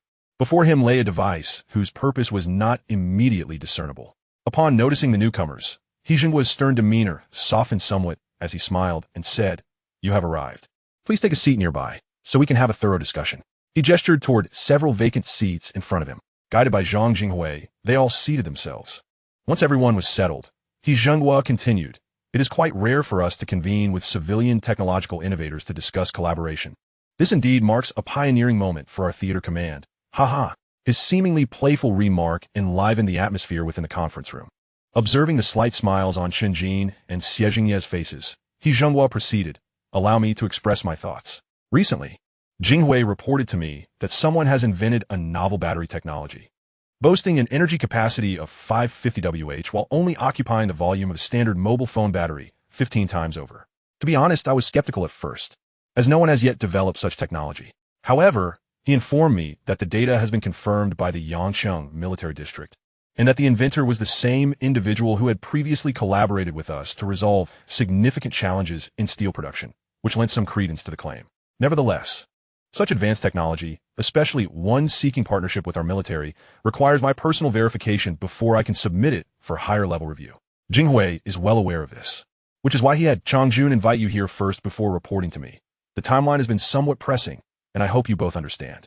After speaking, He Zhenghua took a sip from a thermos cup placed before him and inquired of Chen Jin and Xie Jingye. So, this young man is Chen Jin, and this is President Xie Jingye of the Xie Group? Upon hearing He Zhenghua's inquiry, both Chen Jin and Xie Jingye straightened their postures, nodding in affirmation. Yes, Commander He. Haha, there is no need to be nervous. As the saying goes, the military and civilians are one family. Let us engage as friends, with no need for excessive formality. He Zhenghua remarked, smiling at the pair. Very well, both Chen Jin and Xie Jingye replied, relieved to see a more approachable demeanor from He Zhenghua. And they returned to smile. Now, let us turn to the matter at hand. Chen Jin, please provide the battery samples to Zheng Ming for on-site testing of the battery data. And then show me the previous test reports. He Zhenghua instructed Li Changjun. Following the instruction, Li Changjun opened the box containing the batteries and handed it to the middle-aged man on He Zhenghua's left, whom Li Changjun recognized as Han Jingming, head of the Comprehensive Electronic Maintenance Division at the command, a master of electrical technology. Before him stood a device, a military-grade portable battery testing instrument, distinctly different from conventional battery testers. This equipment was specifically designed for rapid battery maintenance in emergency situations, boasting enhanced speed and precision in its assessments. Upon receiving the box handed to him by Li Changjun, Han Jingming promptly extracted a battery and connected it to the testing apparatus, commencing the evaluation. After passing the battery to Han Jingming, Li Changjun proceeded to hand over the report to He Zhenghua. Chapter 54. The stirred command headquarters, He Zhenghua swiftly opened the report to peruse its contents. However, as he observed the meticulously detailed data on battery performance across varying power outputs, despite maintaining an impassive facade, a tempest of astonishment surged within him. Could this technology truly be a product of domestic innovation? It was utterly astonishing. The further he delved into the report, the more profound his astonishment grew, as if the data were relentlessly challenging his previous perceptions of the nation's technological advancement. After spending several minutes scrutinizing the figures, he finally lifted his gaze to Han Jingming and inquired, Jingming, how is the data assessment progressing? Commander, the battery's data confirms Minister Zhang's assertions. Boasting an energy capacity of 550 Wh, with remarkably low discharge losses. I am currently assessing the internal resistance value, and it will be ready shortly, Han Jingming replied, lifting his eyes from the instrument. Before He Zhenghua could respond, Han Jingming noticed the internal resistance value displayed on the device and continued. The internal resistance value has been determined, standing at a mere 0.05 milliohms. And what does that signify? He Zhenghua queried, as he was not well-versed in electrical engineering. Commander, this value is exceedingly low. It is noteworthy that the lowest internal resistance achievable globally hovers around 1 milliohm. Thus, this battery's minimal discharge losses are attributable to its exceptionally low resistance, Han Jingming explained. Remarkable. Such a small battery, with such immense capacity. If applied to our military equipment, the endurance could multiply significantly, He Zhenghua exclaimed, his admiration for the data's authenticity evident. He then turned to Chen Jin and Xie Jingye, asking, Gentlemen, we have verified the data. How do you propose we proceed with our collaboration? Additionally, what are the challenges and costs associated with mass production of the batteries? Commander Chen Jin and I have contemplated establishing a battery production enterprise dedicated to manufacturing and distributing these batteries. Chen Jin would contribute his technological expertise, acquiring a 70 stake, while our Xie Group would invest 50 billion, securing a 10 share. The remaining 20 would depend on whether the military has an interest, Xie Jingye articulated. Regarding mass production difficulties, our laboratory personnel have evaluated that, apart from the production of high-precision graphene, which presents some challenges leading to slightly elevated costs, the other aspects are relatively straightforward. As for production costs, based on these 4 batteries, the manufacturing cost per unit is approximately 430 yuan, with graphene accounting for around 370 yuan, which is considered quite high. Of course, this is merely the laboratory cost.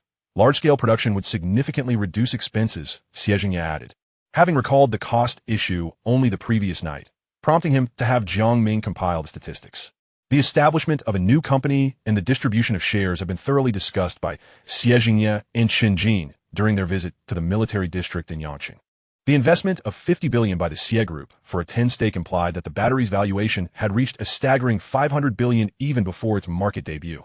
Oh, you are indeed conceding 20 of the shares, and your CIE group is investing 50 billion for just 10? It appears you are exceedingly confident in this battery. However, a production cost of 430 yuan per unit is rather steep, indicating that even with a substantial reduction, the retail price would not fall below 500 yuan, posing a significant challenge for market introduction. Although He Zhenghua comprehended the high laboratory production cost expressed by Xie Jingye, such an exorbitant price suggested that the battery could only be utilized in premium products, thereby hindering large-scale promotion in the near term. Commander He, this cost is indeed on the higher side, primarily due to the exorbitant expense of graphene production, which comprises nearly 90% of the total cost.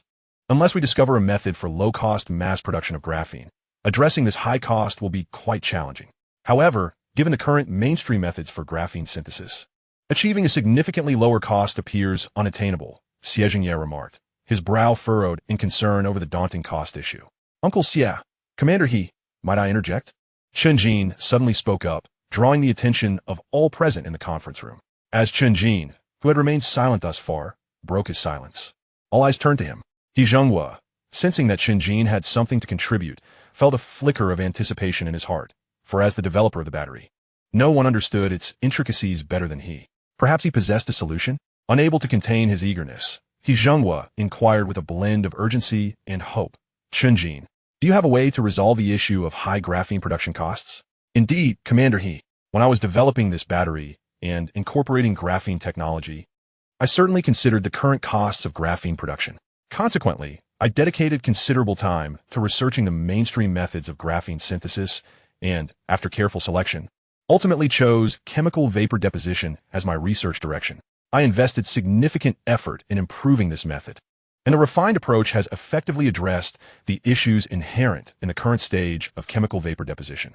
Furthermore, the modified production method entails relatively low costs and production difficulty, while yielding graphene of superior purity, thus making it more suitable for large-scale manufacturing. Hence, you need not worry about exorbitant production costs. Moreover, Commander He, should we successfully establish a partnership, I would be willing to generously offer this improved production method to the nation at no charge, as a modest contribution to the advancement of our technological endeavors, Chen Jin assured, responding to He Zhenghua's hopeful tone. Excellent. Truly, a young hero emerges. The nation is fortunate to have individuals like you, brimming with talent and a sense of responsibility. Given that production costs and difficulties are not obstacles, I shall report to my superiors shortly, allowing them to make a decision. With the leverage of your graphene production method, I am confident they will approve and provide robust support. Rest assured, He Zhenghua declared. Chapter 55. Achieving collaboration, however, before proceeding, I would like to pose another question to you, Chen Jin. Commander He, may I inquire if you have any questions?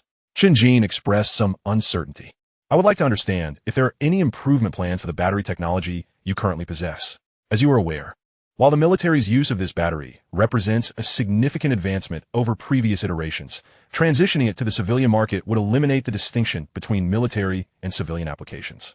This would hinder our ability to maintain a substantial advantage over other nations, as they could procure the battery through civilian products, albeit at a higher cost. However, military products are inherently costly as well, and given our nation's current trade mechanisms, we cannot prohibit the export of civilian products. You see my point, do you not? Chen Jin comprehended He Zhenghua's concerns, as the customary practice in domestic military industry involves showcasing one generation while keeping another under wraps, testing yet another, and concurrently developing a new one. Thus, what Huaxia currently presents is often already a product of more than 2 generations of iterative improvements. In a tone imbued with certainty, Chen Jin replied, Commander He, we indeed have improvement plans in place, and the upgraded battery will boast a significantly higher energy density, projected to be at least twice that of the current version. However, achieving this will likely require a considerable amount of time, approximately 6 months or more. Were it not for insufficient technological points, I could present the improvement plan on the spot. The 6-month estimate is merely based on the conditions of the shipbuilding and steel factories. The system does indeed contain improvement plans for the solid-state graphene battery technology, encompassing 2 proposals. The first is the solid-state graphene battery type 1, with an energy density of 800 to 900 WHL, requiring 100,000 technology points for exchange. The second, solid-state graphene battery type 2, boasts an energy density of 15,000-20,000 WHL, needing 200,000 technology points, but if Type 1 has already been exchanged, it could be obtained for just 100,000 points. Subsequent improvement plans would culminate in a fully realized graphene battery. Cough, cough. Did you just assert that the improvements could be completed in merely over 6 months? Such a brief period. Are you certain you haven't misspoken? Commander He, upon hearing that improvements to the battery could be made in just over 6 months, found the duration exceedingly short. It is worth noting that a decade ago, in 2014, mobile phones had already achieved batteries with a capacity of 4,000 mAh. Now, 10 years later, most mobile phone batteries hover around 5,000 mAh, with only a select few new models reaching 6,000 mAh. In a span of 10 years, the capacity of mobile phone batteries has only improved by a mere 15 times. Thus, when He Zhenghua learned that Chen Jin required only over 6 months to enhance the battery, achieving at least a 100 increase in energy density, even he, usually composed and steadfast, nearly choked on his words, struggling to maintain his poise. Indeed, Commander He, I am absolutely not mistaken, Chen Jin responded with unwavering conviction. Upon hearing this, He Zhenghua took a deep breath, striving to regain his composure, yet the slight tremor in his hands betrayed his inner excitement. Very well. If what you say is true, coupled with the advancements in the graphene preparation methods, I assure you that I will do everything in my power to facilitate our collaboration. You can rest assured on that front. After receiving Chen Jin's unequivocal confirmation, a radiant smile instantly illuminated He Zhenghua's face, even smoothing out the crow's feet at the corners of his eyes. Splendid. I appreciate your efforts, Commander He, Chen Jin said with a grin. No trouble at all. It is crucial to recognize that this matter extends far beyond our collaboration. It pertains to whether our nation's military capabilities and technological prowess can achieve a leap in development. Understood. Chen Jin nodded earnestly in response to He Zhenghua's remarks. Haha, I must take my leave now. Time is of the essence, and I must promptly report the current situation to my superiors. If you have any further topics to discuss, feel free to remain and delve deeper. He Zhenghua smiled heartily before rising with agility and swiftly exiting the conference chamber. After He Zhenghua's departure, Zhang Jinghui remarked to Chen Jin, Chen Jin, I am astonished that you have single-handedly developed 2 extraordinary types of special steel and a similarly remarkable new battery technology. And you have also resolved the costly challenge of producing high-purity graphene. Each of these achievements is sufficient to send shockwaves through the entire industry. It is truly hard to believe that a single individual could accomplish this. Minister Zhang, Chen Jin interjected, your words remind me. Could the batch of special steel we received earlier also have originated from this young man's hands? At that moment, Han Zhengming, who had been listening intently, could not restrain his curiosity and posed a question to Zhang Jinghui. He had previously learned that the command post had received a batch of exceptionally remarkable special steel, reputed to withstand the direct impact of 125 millimeters armor-piercing rounds despite being merely 5 centimeters thick. Astonishingly, after enduring such immense force, the steel showed no signs of damage whatsoever. Furthermore, another type of special aluminum alloy also demonstrated outstanding performance, resisting 127 millimeters anti-material sniper rounds with only a 1 centimeter thickness, resulting in a significant indentation but no penetration. This achievement was unprecedented in the realm of aluminum alloys. Thus, he had always been keenly interested in the inventor of these 2 special materials. However, he never anticipated that the creator of the special steel would be the very young man before him. Han, surprised are we? Zhang Jingwei chuckled. When Commander Chang reported to me, I was equally astonished. Indeed, at first I thought Chen Jin was merely a young man brought by President Xia to gain some exposure. I nearly made a grave mistake. As a result, I received a thorough scolding from old Zhang in our laboratory. Zhang Li Changjun added, joining in with a laugh. Ha! Serves you right for judging someone by their appearance. Zhang Jinghui teased, recalling Li Changjun's prior remarks. Observing the lively banter between the two, Chen Jin and Xie Jingye couldn't help but chuckle, surprised to witness such a humorous and relaxed exchange among the research leaders in the military. At that moment, Chen Jin spoke with a smile. Ha! You two are far too kind. The truth is, my ability to develop these items was merely a stroke of luck. I hardly deserve such accolades. As he spoke, Chen Jin humbly waved his hand. All right, we acknowledge your modesty, Chen Jin. Let's conclude this meeting. Once Commander he consults with the higher-ups and informs me, I will have Changju notify you. Given the current pace of our nation, we should provide you with a response within 3 days at the latest. So be prepared. Zhang Jinghui replied with a smile. Very well. We shall await Minister Zhang's good news, Chen Jin responded. Indeed, if you're interested in the large-scale military weaponry of our nation, you may allow Changjun to guide you on a tour. although our military district is generally not open to the public. We extend a warm welcome to individuals like you, who have made significant contributions to our country. Furthermore, if you, Chen Jin, can derive some inspiration for research and development during the visit, it would be a remarkable gain. Zhang Jinghui holds a high regard for Chen Jin's innovative capabilities. After all, geniuses capable of producing 3 astonishing technologies in just over a month are exceedingly rare. Consequently, he proactively suggested a tour of the large military equipment currently in the possession of the armed forces, hoping to ignite Chen Jin's interest in military apparatus. If a unique and extraordinarily efficient piece of equipment could be developed, it would be splendid indeed.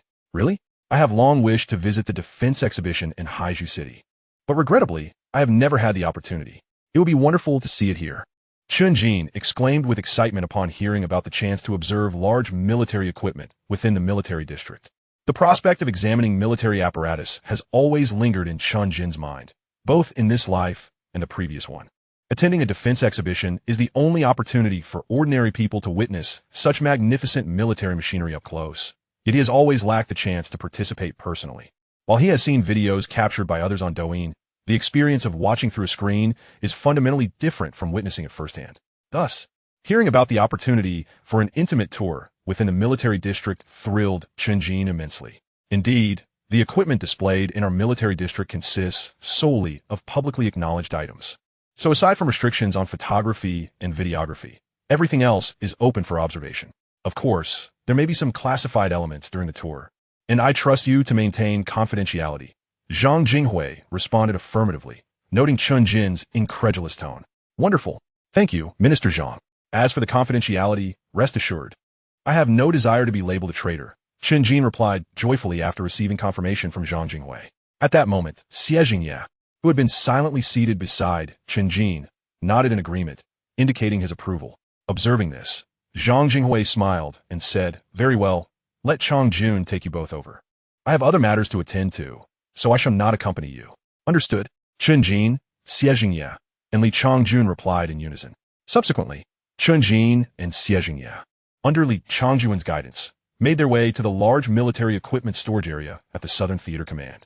This location housed an array of advanced equipment, including various tanks, self-propelled artillery, armored vehicles, all-terrain vehicles, and even numerous drone systems, such as the Rainbow and Wing Long series. For Chen Jin, an enthusiast of military technology who had never attended a defense exhibition, this experience was truly eye-opening. However, it was regrettable that the popular twin-tailed Scorpion drone was not among the displayed equipment, which remained a minor disappointment. Chapter 56. Achieving Collaboration. After Li Changjun guided them through all the equipment, a contented Chen Jin and Xie Jingye boarded a military Z-20 helicopter returning to the Yangqing military district. Since Xie Jingye needed to return to the corporate headquarters, Chen Jin dropped him off at Xie's building before heading toward the school. By then, it was already past 4 p.m., and Chen Jin did not intend to seek out Zheng Dongchu immediately since they had already scheduled a meeting for the following day. Upon returning to the school, Chen Jin resolved his dinner in the cafeteria. In the evening, he strolled along the riverside outside the school with Xie Le. The next afternoon, Chen Jin proceeded to the company to discuss the patent application details for the engine and yacht design plans with Zheng Dongchu. The primary focus for the engine application concerned its internal and external structural designs, including some specially designed air intake channels. As for the yacht, owing to the lack of complex technologies that could be easily replicated, the application would mainly encompass aesthetic design elements. After finalizing the required content and documentation for the application, Chen Jin entrusted the subsequent tasks to Zheng Dongchu. On the third day, shortly after finishing his class at 10 a.m., Chen Jin received a call from Xie Jingye, who informed him, "Chen Jin, Minister Li just called to say that Commander, he has confirmed our collaborative plan, and he, along with the relevant national team, has arrived at the Yangqing military district. We need to go over and finalize the collaboration details, so you should head over there now. I'm already en route." "Okay, I'll set off right away," Chen Jin promptly replied. After ending the call, he turned and walked toward the parking lot outside the school. On his way, he sent a message to Xie Le, informing her that he had urgent matters to attend to and would be unable to accompany her to afternoon classes. Understanding Chen Jin's busy schedule, Xie Le responded with a cute, encouraging emoji. Seeing her unique expressions brightened Chen Jin's mood slightly. After locating his vehicle in the parking lot, Chen Jin drove toward the Yangqing military district. Upon arrival, he noticed a business vehicle parked at the entrance, which belonged to Xie Jingye, indicating that it had already arrived. Hence, After disembarking, Chen Jin hurried toward the entrance. Since Li Changjun had already given instructions and the security personnel at the gate were familiar with Chen Jin, he was able to pass through with merely a security check, without needing to register his information. Once inside the military district, Chen Jin was brought to the reception hall he had visited 2 days prior. The hall was now bustling with numerous soldiers stationed outside, reflecting the country's significant emphasis on this collaboration. In addition to the soldiers, Li Changjun was waiting outside, and upon spotting Chen Jin, he rushed over to say, "Chen Jin, you're here. Hurry inside. The higher-ups are taking this very seriously, and many distinguished figures have arrived." "Oh, all right," Chen Jin responded, feeling a bit anxious upon hearing that many notable figures were present.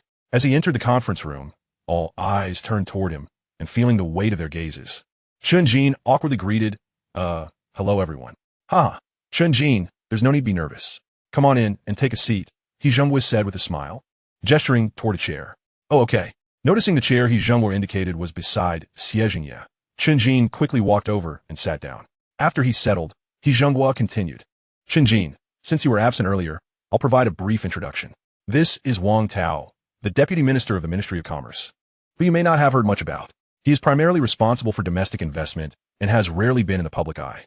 After I reported to the higher-ups, they took a keen interest and sent him over." He Zhengguo pointed towards a middle-aged man of approximately 55 to 60 years of age, clad in an administrative jacket, and said, "Minister Wang, greetings." Upon hearing He Zhengguo's introduction, Chen Jin promptly rose, extended his right hand toward the other man, and politely remarked, "Hello, Minister Wang." Wang Tao responded with a warm smile, saying hello, hello. He then firmly grasped Chen Jin's hand and continued, "I was truly astounded when I first heard about you from Commander He. He informed me that there exists a remarkably talented young individual, merely in his 20s, who has successfully developed a new battery technology that far surpasses existing products on the market. Moreover, he intends to collaborate with the state, which is unprecedented. Consequently, when the directive came down from above, I hastened to join Commander He without delay." He chuckled and added, "I'm immensely grateful for the support and attention from our nation. I am acutely aware of the significance of this technology. It is far too crucial to rely solely on my efforts to safeguard it. Therefore, I initially approached Uncle Xie, seeking collaboration with the Xie Group. After careful consideration, he decisively advised me to pursue a partnership with the state. After all, only our formidable nation possesses the strength and capability to ensure that this technology remains impervious to external disruptions. Hence, we reached out to Minister Li Changjun of the Yangqing military region, with the hope that he could facilitate our connection. I am sincerely thankful for his assistance, as it enabled us to communicate with Commander He." After hearing Wang Tao's words, Chen Jin casually recounted the twists and turns of the situation. "Ha! The strength of our nation is undoubtedly unquestionable. You can rest assured when collaborating with the state," Wang Tao replied, smiling at Chen Jin's remarks.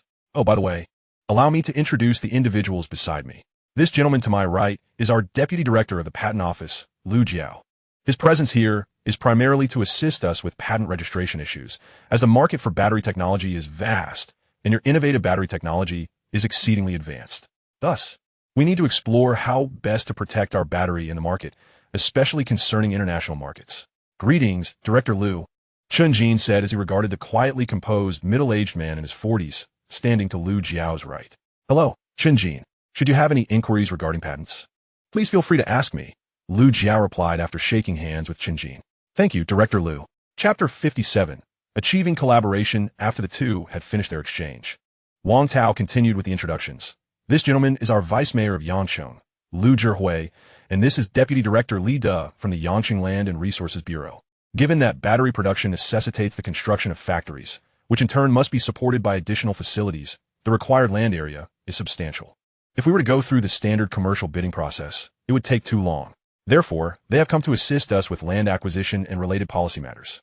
Upon hearing Wang Tao's introduction, Chen Jin looked towards the two middle-aged men seated beside Lu Jiao, both around the age of 50, and felt somewhat astonished that the mayor, typically not seen often, was present. Thus, Chen Jin again stood to shake hands. "Vice Mayor Lu and Deputy Director Li, greetings." "Hello, Chen Jin. It is indeed a great fortune for Yangcheng to have a scientific talent like you," Lu Zhihui remarked after shaking hands with Chen Jin. As the Vice Mayor of Yangcheng, he primarily oversees economic development. However, the city's progress has been relatively slow over the past 2 to 3 years, resulting in its gradual overtaking by other cities. Consequently, He has been continuously seeking opportunities for Yangcheng to achieve a breakthrough. Now, with the opportunity before him, Lu Zhihui felt an overwhelming excitement. As the new energy sector is not only strongly supported by the state, but has also become an indispensable part of our lives. The existence of domestic companies valued at over $1 trillion, alongside several others worth hundreds of billions, underscores this reality. Chen Jin's newly developed battery technology not only introduces innovation, but achieves performance levels several times greater than existing market products. Thus, with state support, there is no doubt that Chen Jin's enterprise is poised for rapid ascension. This will not only bring substantial tax revenue to Yangcheng, but also generate numerous employment opportunities and other latent benefits. It is precisely for this reason that, after Wang Tao's phone call, he promptly sought out the deputy director of the Land Resources Bureau, arriving at the Yangcheng military region together. Haha, Vice Mayor Liu. You flatter me. It is merely a stroke of luck, Chen Jin humbly replied, waving off the praise. Well, one cannot diminish your accomplishments. The fact that you have developed such technology speaks volumes about your abilities. Such achievements cannot be fabricated. Otherwise, others would have done so, Lu Zhihui remarked, clearly impressed by Chen Jin's humility. Now that we have completed the introductions, let us proceed to discuss the matters of our upcoming collaboration, Wang Tao interjected, noticing that the two were ready to engage. This meeting primarily concerns the battery collaboration. We can address other issues once our partnership is established. As both men turned their attention to him, Wang Tao continued speaking to Chen Jin and Xie Jingye regarding the battery collaboration. The higher-ups have approved your proposal to establish a new battery company. Chen Jin will hold a 70% equity stake through a technology investment, while the Xie Group will contribute $50 billion for a 10% stake. The remaining 20% will also not be taken advantage of by the state, which will invest $100 billion for a 20% stake. Furthermore, the government will not excessively interfere in your daily production and operations, ensuring that there are no malicious entities targeting you. Any other operational issues will be your responsibility to resolve. However, the higher-ups also hope that you, Chen Jin, can expedite the development of the iterative plan to support our nation's related endeavors.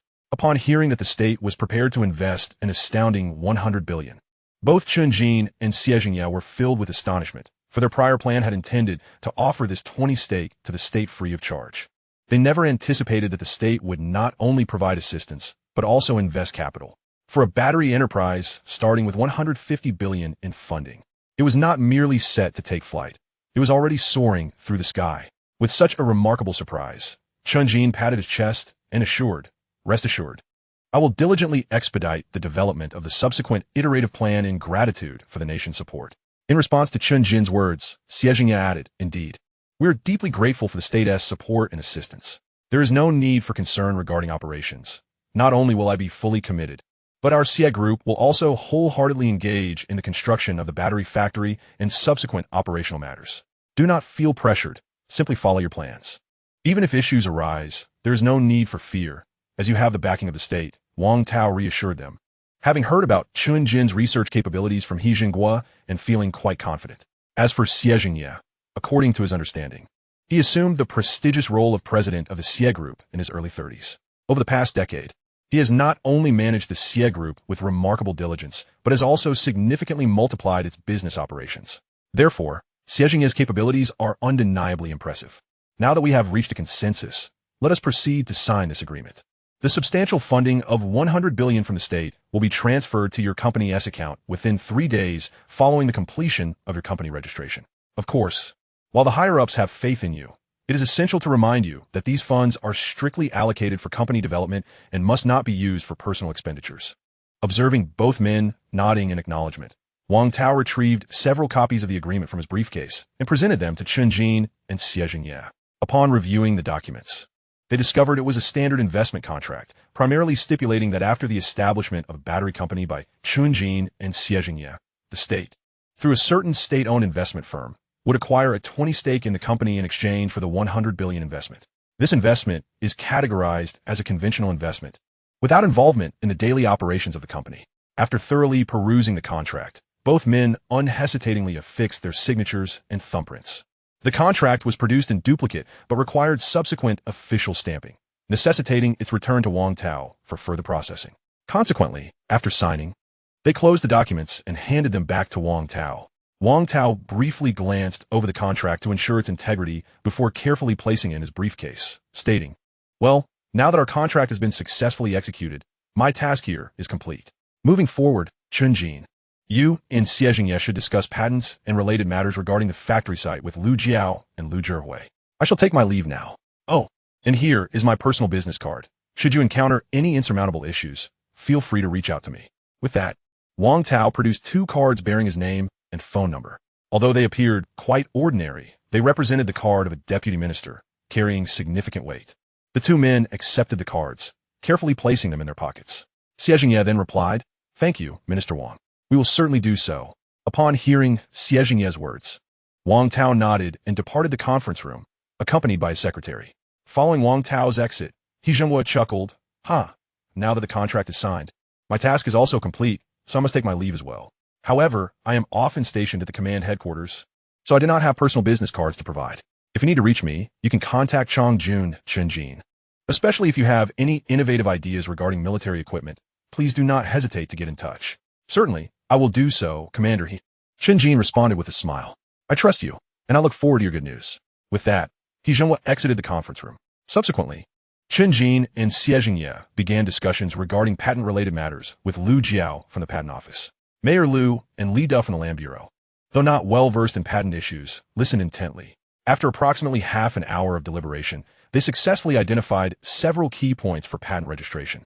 Following the compilation of relevant information, Lu Jiao took his leave, indicating that Chen Jin only needed to notify him when submitting the registration materials, and he would arrange for a swift review. The process for Mayor Lu was even simpler. He merely needed to confirm the size of the factory area and the surrounding environmental requirements, after which Li Da from a Land Bureau would ascertain which locations within the city were suitable for factory construction. However, this seemingly straightforward requirement posed challenges for Yangshan, as there were few compliant areas. Given Xie Jingye's specifications, he anticipated a factory area of approximately 1 million square meters, encompassing battery production, assembly facilities, graphene production, warehouses, employee accommodations, and dining facilities, with a total investment exceeding 30 billion. Thus, such a vast area could primarily be found only in the remote suburbs. Yet the transportation conditions in these areas were relatively poor, making them merely alternative options. Consequently, Lida scoured his information system and eventually identified 2 suitable parcels of land. One was located in the Langbei Industrial Zone, northwest of Baiyun District, which had previously served as a heavy industry production site, primarily for glass products. However, in recent years, Yangshan has gradually shifted its heavy industry to surrounding cities to deindustrialize, leading to the area becoming increasingly desolate, having been abandoned for nearly 3 years. The Langbei Industrial Zone, as a long-established industrial area, not only boasts a substantial area of 1.5 million square meters, but also benefits from high-quality roads developed during Yangqing's early industrialization, ensuring excellent transportation conditions. The other parcel lies to the west of the Wanli district, not far from Chen Jin's hometown, encompassing an area of 1 million square meters, originally intended for the construction of a golf course. Unfortunately, the investing enterprise faced financial difficulties during a 3-year period and could not sustain the high construction costs, necessitating a low-cost transfer back to the Yangqing government.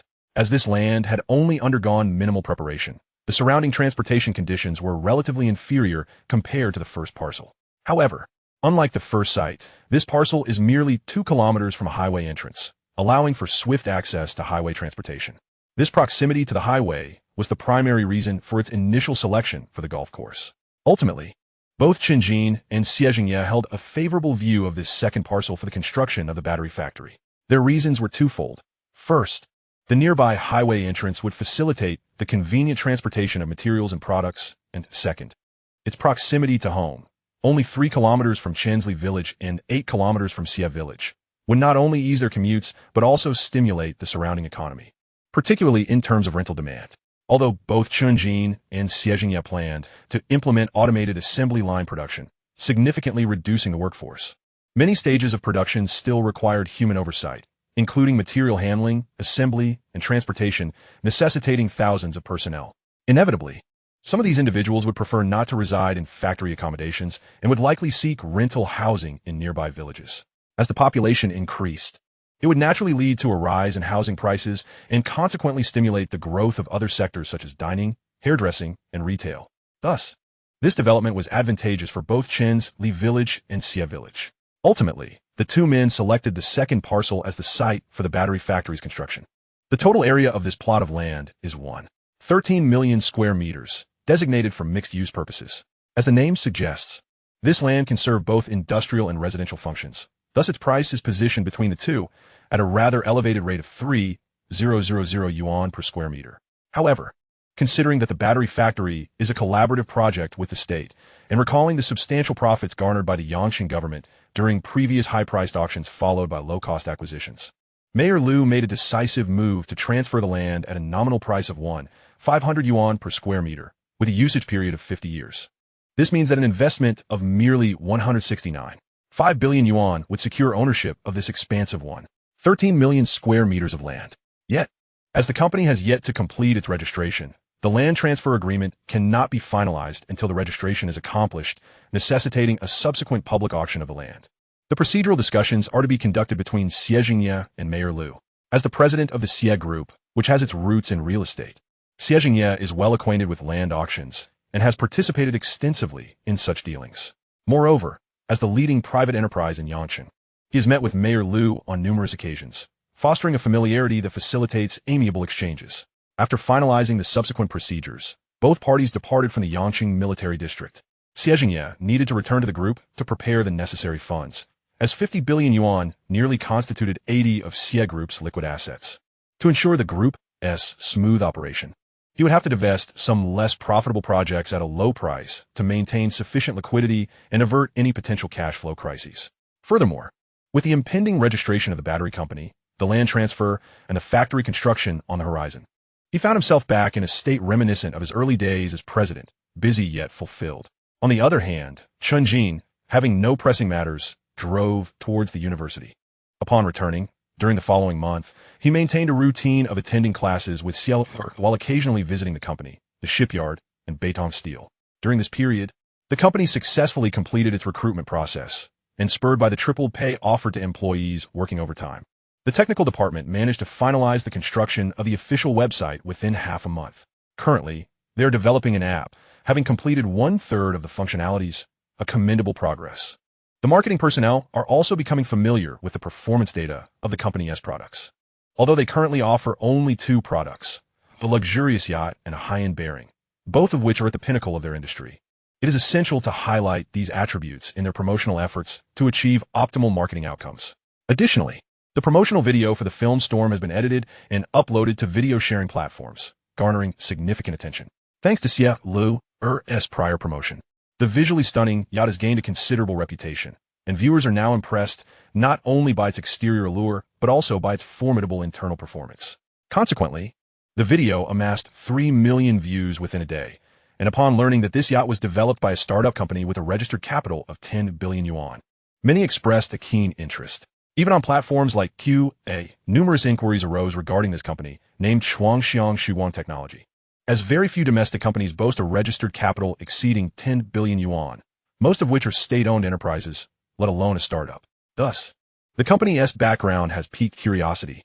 Yet aside from knowing that the owner is named Chen Jin and that he is in a relationship with the heiress of the Xie family, little else has surfaced, leaving those eager to unearth more information quite frustrated. As a result, this promotional video, after being widely shared by netizens, appeared across various video platforms. The marketing department seized the opportunity to purchase trending topics and hot searches, thereby amplifying the company's visibility nationwide and attracting the attention of affluent individuals and science from various regions. Ultimately, this effort yielded 18 yacht orders, each priced at a staggering 88 million yuan.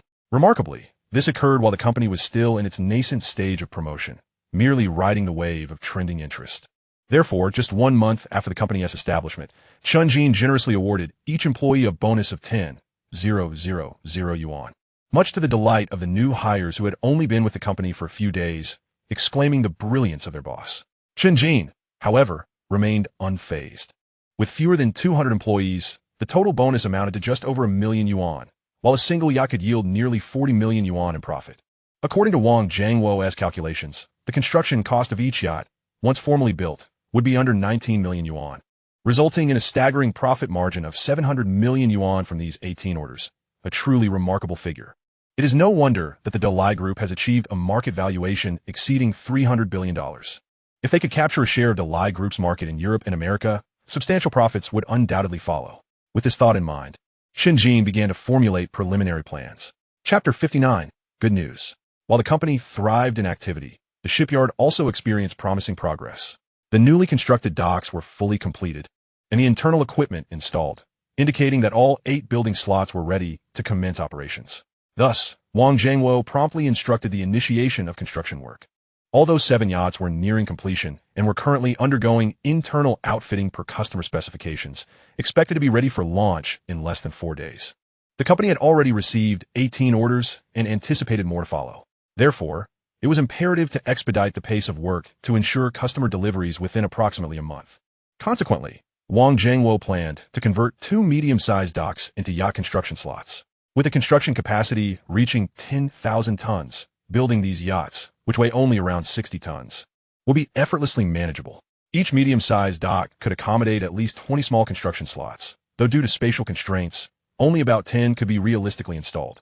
This expansion would allow for an additional 20 small construction slots, enabling simultaneous construction of 37 yachts. While the current workforce was insufficient, the renovation of the docks would not be completed overnight. Therefore, Wang Zhangguo's immediate tasks would involve arranging dock renovations while also recruiting additional workers. Although the situation was somewhat chaotic, who could have anticipated that, even before formal promotion, 18 orders would fill the factory's production capacity? Given the likelihood of receiving even more orders in the future, it was necessary to temporarily occupy the 2 medium-sized docks, as they were not currently in use. However, while Chen Jin agreed with this decision, he harbored his own plans. Thus, he discussed with Wang Zhangguo the acquisition of surrounding plots of land to continue constructing additional docks, ensuring sufficient capacity to meet future orders and prevent lengthy delivery delays. Fortunately, the land surrounding the shipyard had yet to be sold, likely due to the excessive noise from the shipyard deterring potential buyers from establishing factories or other structures in the vicinity, let alone residential developments. After negotiations with the city's Bureau of Land and Resources, Chen Jin expended $3 billion to acquire the entirety of a 253 million square meter plot surrounding the shipyard. Benefiting from the shipyard's proximity, this land had remained untouched, leading to a remarkably low average price of merely 700 yuan per square meter. Following the signing of the land purchase agreement, Chen Jin instructed Wang Zhangguo to promptly arrange for a construction team to commence site preparations. Additionally, the riverbank required deepening to accommodate the docking of large vessels. Otherwise, the harbor would be ill-equipped for such operations. Once the site was adequately prepared, subsequent steps would include surface hardening and the construction of docks. However, given the extensive area, even with Wang Zhangguo enlisting China Construction 3rd Engineering Division to undertake the project, it would take no less than 6 months. Thus, Chen Jin had no choice but to acquiesce to this timeline. Meanwhile, as Chen Jin and Wang Zhangguo grappled with the issue of insufficient construction space, a piece of good news emerged from the steel factory. After nearly a month of adjustments, the production line, recognized as the pinnacle of bearing manufacturing in the country, achieved an impressive pass rate of 99.6, thus ready for operation. According to the technicians' estimations, under continuous operation, this line could produce up to 8,000 bearings of external diameters ranging from 60 to 110 millimeters every 24 hours, equating to a monthly output of 240,000 units. This production speed is exceedingly rapid for high-end bearings. Upon learning that the production line was operational, Zheng Dongchu began coordinating with the marketing team for online promotions, primarily targeting high-end new energy vehicles as well as luxury gasoline-powered cars. In addition to online marketing, there would be offline promotional efforts, such as sending sales representatives directly to automotive companies and utilizing various advertising boards, although such arrangements had yet to be finalized. The rationale behind selecting these 2 sectors stemmed from the automotive industry's ubiquitous presence in households, presenting an enormous market. Furthermore, the government has been actively promoting the development of electric vehicles, leading to a plethora of new or updated models each year, thereby escalating the demand for corresponding components. Electric vehicles, emblematic of high horsepower, can easily exceed 400 horsepower, even at a price point around 200,000 yuan. Additionally, their torque is significantly greater, necessitating higher standards for bearings. While luxury gasoline vehicles may not always boast greater horsepower than electric ones, their status as premium automobiles precludes them from opting for ordinary bearings. Having identified the primary market directions, Zheng Dongchu not only initiated marketing efforts, but also reached out to several automotive executives he had previously met during his tenure at the Delay Group.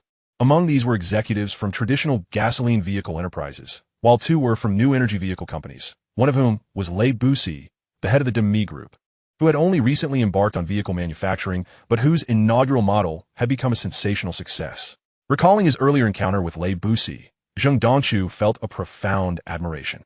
During their discussions, Lei Busi did not present himself as the president of a multi-billion listed group, but rather as an individual passionately dedicated to technology, facilitating a seamless exchange.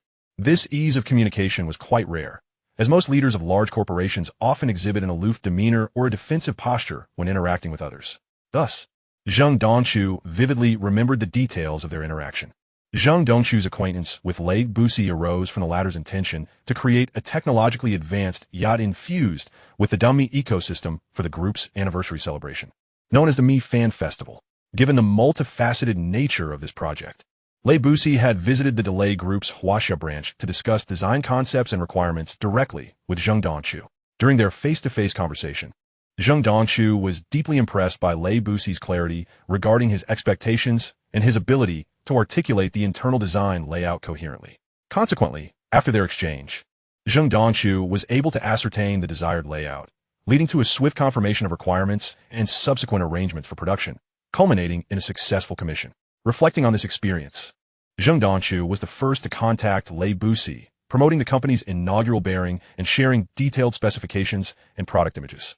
Given that minor issues inevitably arose during yacht construction requiring client confirmation, and recognizing that Lei Busi, despite having a secretary, would find it cumbersome to relay messages through intermediaries, they added each other on private WeChat. However, after sending the information and data to Lei Busi, Zheng Dongchu did not receive an immediate response, which he understood, as it was widely known that Lei Busi was currently preoccupied with promoting the Demi Ultra model. Consequently, Zheng Dongchu continued to reach out to other automotive executives. Regrettably, he received only one response, which clearly expressed skepticism regarding the provided data.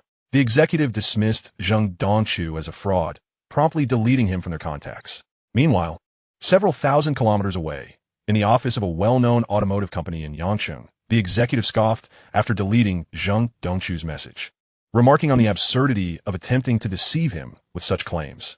On the other hand, Zheng Dongchu, having sent out his messages, was met with a notification indicating that the recipient had enabled friend verification and that he was not yet a contact. This left him momentarily taken aback. He had intended to offer to send samples for testing, but found that the executive was unwilling to engage in any discussion, hastily removing him from their contacts. To his further astonishment, out of a total of 7 executives he contacted, aside from 2 who had yet to respond, 5 expressed disbelief and 4 chose to delete him, with the last opting to block him entirely. This experience profoundly impacted Zheng Dongchu, granting him insight into the challenges faced by sales personnel. If even acquaintances were quick to sever ties, it was evident that those in sales dealing with unfamiliar individuals faced an even greater uphill battle. After several unsuccessful attempts to reach out, Zheng Dongchu eventually gave up. However, to his surprise, later that evening, he received a message from Lei Busi, who inquired with some curiosity, "Mr. Zheng, to be candid, I find it hard to place my trust in this data, for as far as my understanding goes. There remains a notable disparity between domestic bearing products and those produced abroad. Such data suggests bearings that not only foreign manufacturers cannot produce, but which our domestic industry also struggles to match. Thus, I wonder how you can substantiate the authenticity of this data, Mr. Zheng." After concluding an afternoon's work schedule, Lei Bus took out his phone to check WeChat messages, a routine he had adopted over the past few months. Upon perusing the messages from familiar contacts, he was unexpectedly greeted by a message from someone he had not been in touch with for quite some time. This individual, he recalled, was the general manager of the Huaxia branch of Delay Group. They had conversed several times regarding a custom yacht order, leaving a lasting impression on him.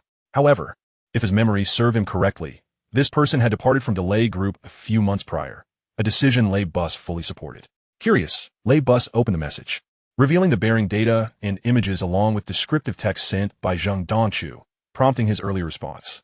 Upon receiving Lei Bus's reply, Zheng Dongchu swiftly typed back, "Mr. Lei, I understand that it is impossible to convince you of the authenticity of this data at once, and I do not wish to merely assure you verbally that it is indeed genuine.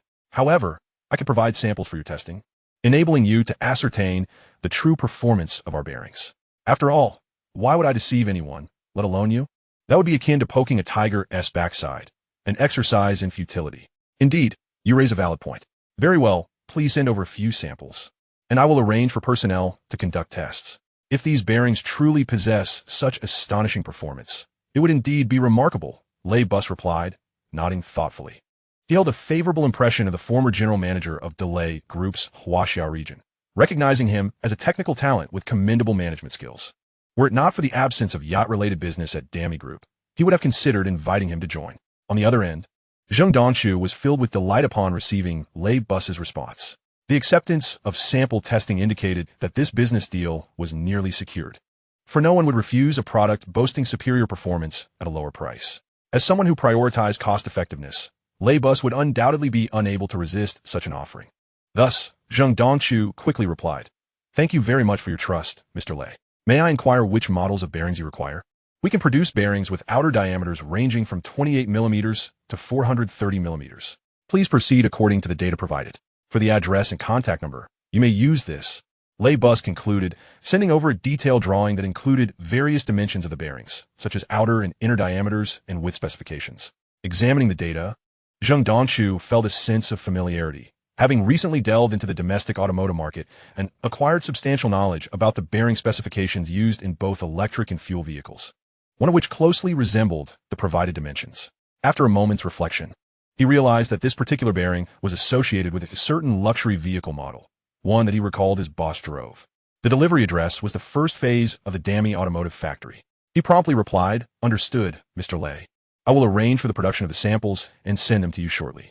With that, he noted the contact in his address book as Zheng Taizhu and forwarded the drawings along with the delivery information, stating, "Director Zheng, here are the specifications for the bearings.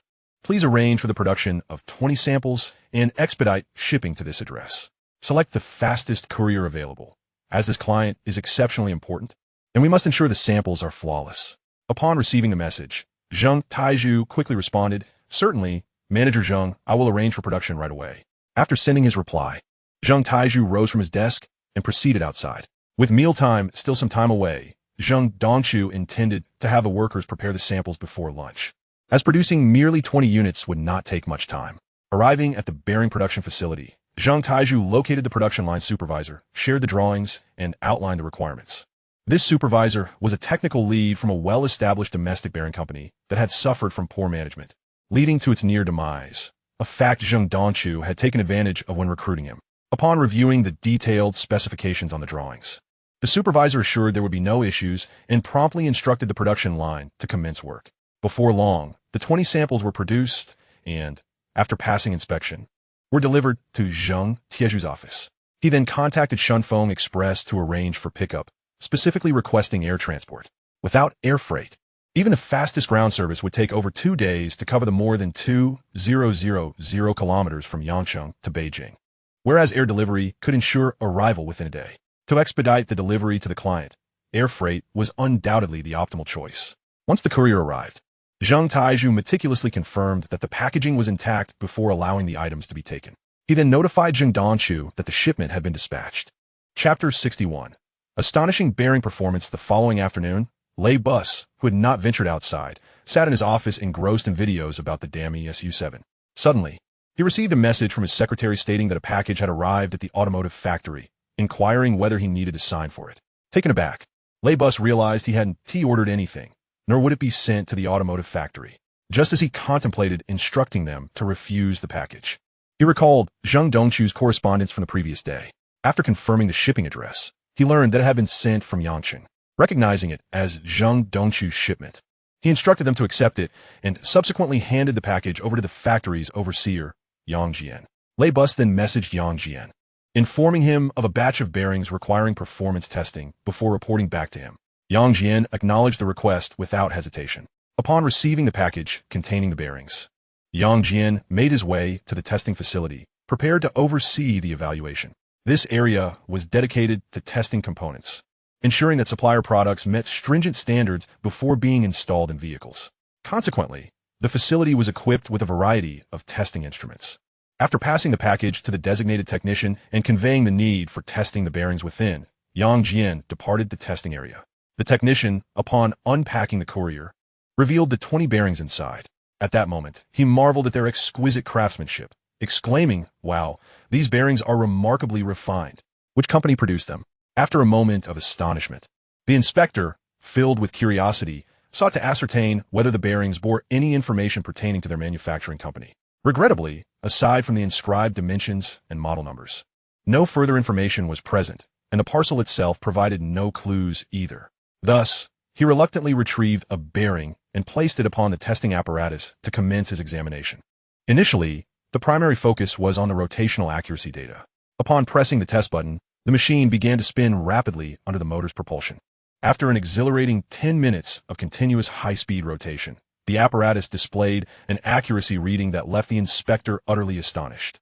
The results surpassed those of the renowned bearings produced by the German company Flair, which are famed globally and utilized by numerous luxury vehicles.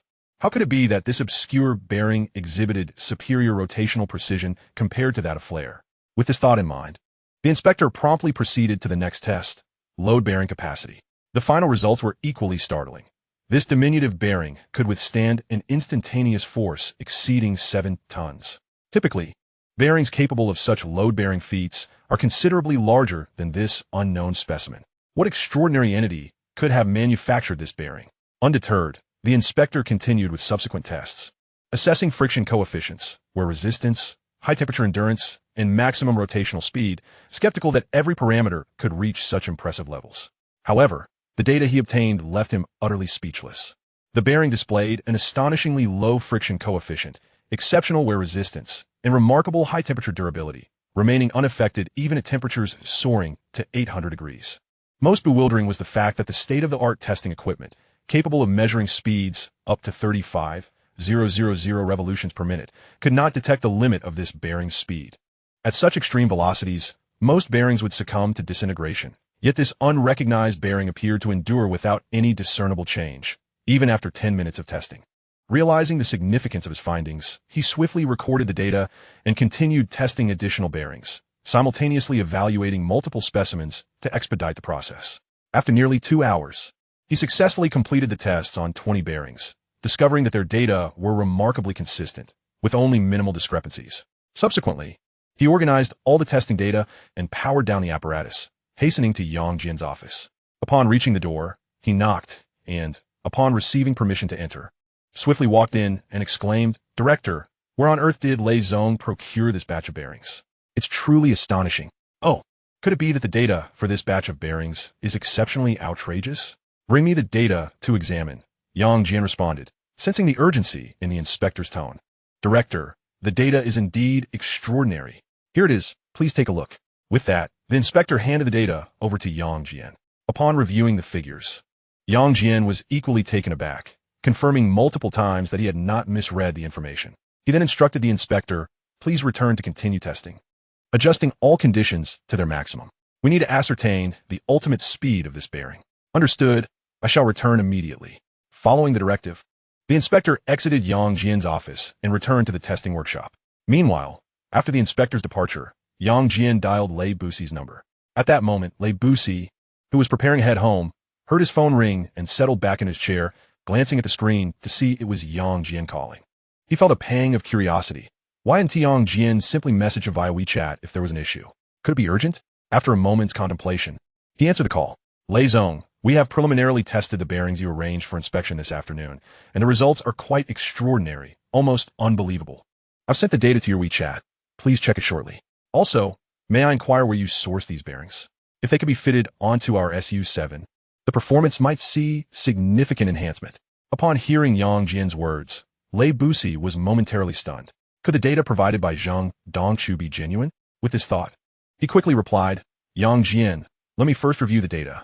Please arrange for the testing personnel to continue long-term assessments of this bearing. We must obtain precise measurements.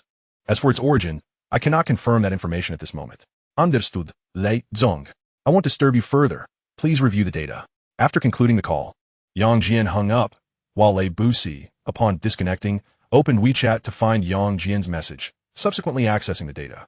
Like Yang Jin, Lei Busi was astonished by the figures presented, realizing that someone in the country had managed to create such extraordinarily high-performance bearings. Particularly notable was the wear resistance. which was 5 times greater than that of the bearing currently utilized in the Su-7, along with a remarkably low friction coefficient. If these bearings could be incorporated into the current Su-7, there was a genuine possibility of substantial performance improvement. A lower friction coefficient implies that the motor can achieve higher speeds at the same power level, thereby increasing horsepower and overall performance. Chapter 62. Le Boussier's visit. With these thoughts, Le Boussier decided to personally observe the testing progress. Thus he sent Yang Jin a message indicating his intention to visit. Shortly thereafter, he left his office and made his way to the parking lot, instructing the driver to head to the automotive factory. Upon receiving the message, Yang Jin simply acknowledged it. Given that the headquarters of the Dami Group is approximately 50 kilometers from the first phase of the Dami automotive factory, it took nearly an hour for Le Boussier to arrive. Upon disembarking, he briskly walked towards the testing workshop. Upon his arrival, he found Yang Jin and the inspector intently reviewing the data displayed on the testing apparatus, diligently recording their notes. How are the results? Have the overall data for the bearings been compiled? He inquired. Hearing Le Boussier's voice, both individuals turned to face him, with Yang Jin responding. We have nearly completed the testing. Only a few minor projects remain, and they won't take much longer. He then gestured to the parcel resting on the table, saying, By the way, Le Zong, here are the bearings in question. You may examine them. Approaching the table, Le Boussier picked up one of the bearings. Taken aback by its stunning appearance, he had not anticipated that a bearing could be crafted so beautifully. Visually, it was a far cry from the image Zhang Dongchu had sent him. After several minutes of contemplation, Le Bus was greeted by Yang Jian, who announced that the testing was complete. Approaching with a set of data in hand, he remarked, Mr. Le, the results are in. Please take a look, and then I will provide you with a summary. As Yang Jian handed over the data, he continued, According to our analysis, the overall performance of this bearing surpasses the world-class bearing currently utilized in the Su-7 Ultra by over 30. Its friction coefficient is remarkably low, and most importantly, its wear resistance is exceptionally high. We employed the same testing methodology for comparative analysis, and while the bearing on the Ultra exhibited slight wear, this new bearing appeared utterly unaffected, remaining in pristine condition. It was only when the Ultra's bearing began to show signs of failure that this one displayed a mere hint of wear. Our estimations suggest that this bearing's wear resistance is at least 6 times superior to that of the one used in the Ultra, and over 10 times that of the one in the Su-7. It could be said that once installed, this bearing might not require replacement even after extensive use. Is the data truly that astonishing? Upon hearing Yang Jin's report, Le Bus could not help but inhale sharply. Indeed, Mr. Le, I have a premonition that if our Ultra were to adopt this bearing, its maximum speed could potentially increase by 3 to 5, and the standard Su-7 might see an enhancement of around 2. You may now reveal where this batch of bearings originates from, Yang Jin added, observing Le Bus's astonishment. To be honest, a friend of mine unexpectedly contacted me about a new bearing product from their company, inquiring if I had any interest, and he provided me with a detailed report. To be frank, I was initially skeptical upon reviewing the report, as there is currently no domestic manufacturer capable of producing bearings with such specifications. However, my friend offered to send me a sample for testing, and I thought that if he was willing to send a sample, they must have confidence in their product. Given my favorable impression of him, I agreed to have the sample sent for evaluation. As you can see, I was mistaken to assume otherwise. It turns out domestic manufacturers have indeed reached such heights. Upon Yang Jin's inquiry regarding the bearing's origin, Le Bus sighed and replied, Oh, so there is such a backstory. However, you are not alone in your disbelief. I am confident that over 99 of individuals in our country would be similarly incredulous upon seeing this data. The figures are truly extraordinary. This is not merely a case of catching up, but rather a complete surpassing. Yang Jin nodded in agreement. Yes, the data is quite outrageous. If we were to replace the bearings in our Ultra with this model, our competitive edge would increase significantly. I must inquire with my friend about the price of this bearing. If it is reasonable, I will convene a meeting to discuss further. Yang Jin, please continue your testing, ensuring that we gather ample data to confirm its accuracy. I must take my leave for now, Le Bus instructed, expressing his admiration before departing. Understood, Mr. Le. We will ensure the task is completed. Yang Jin responded with unwavering resolve, returning to the testing station to coordinate further rounds of testing. After Yang Jin had turned to leave, Le Bus nodded and made his way outside the factory. Once back in his vehicle, he retrieved his phone and opened WeChat. Locating Zhang Dongchu's contact, he typed, Mr. Zhang, we have received the bearings you sent, and the results are indeed remarkable. We are interested in procuring a batch. May I inquire about the pricing for your bearings? Once he confirmed that the message was sent, Lei Bus awaited a response. Meanwhile, Zheng Dongchu, reviewing a promotional proposal from the marketing department, noticed Lei Bus's message. Upon reading it, he revealed an expression of anticipated surprise, swiftly typing a reply.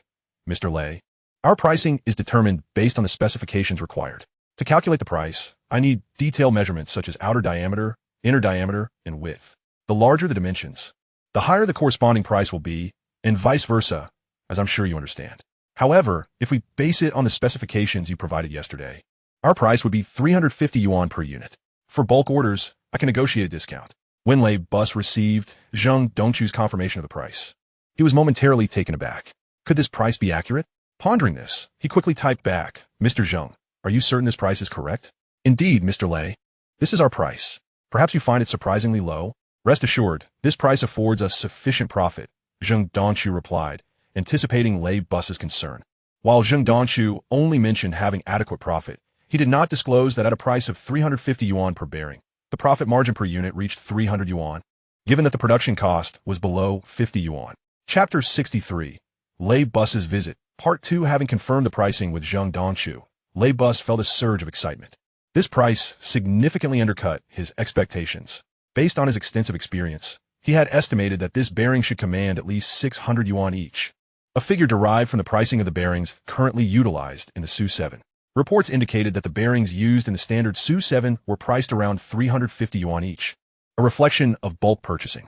The Ultra version, however, commanded a price of 450 yuan per unit, considering that for an additional 150 yuan per bearing, he could obtain enhanced performance. It seemed a worthy investment, given that a complete vehicle overhaul would result in a cost increase of less than 2,000 yuan.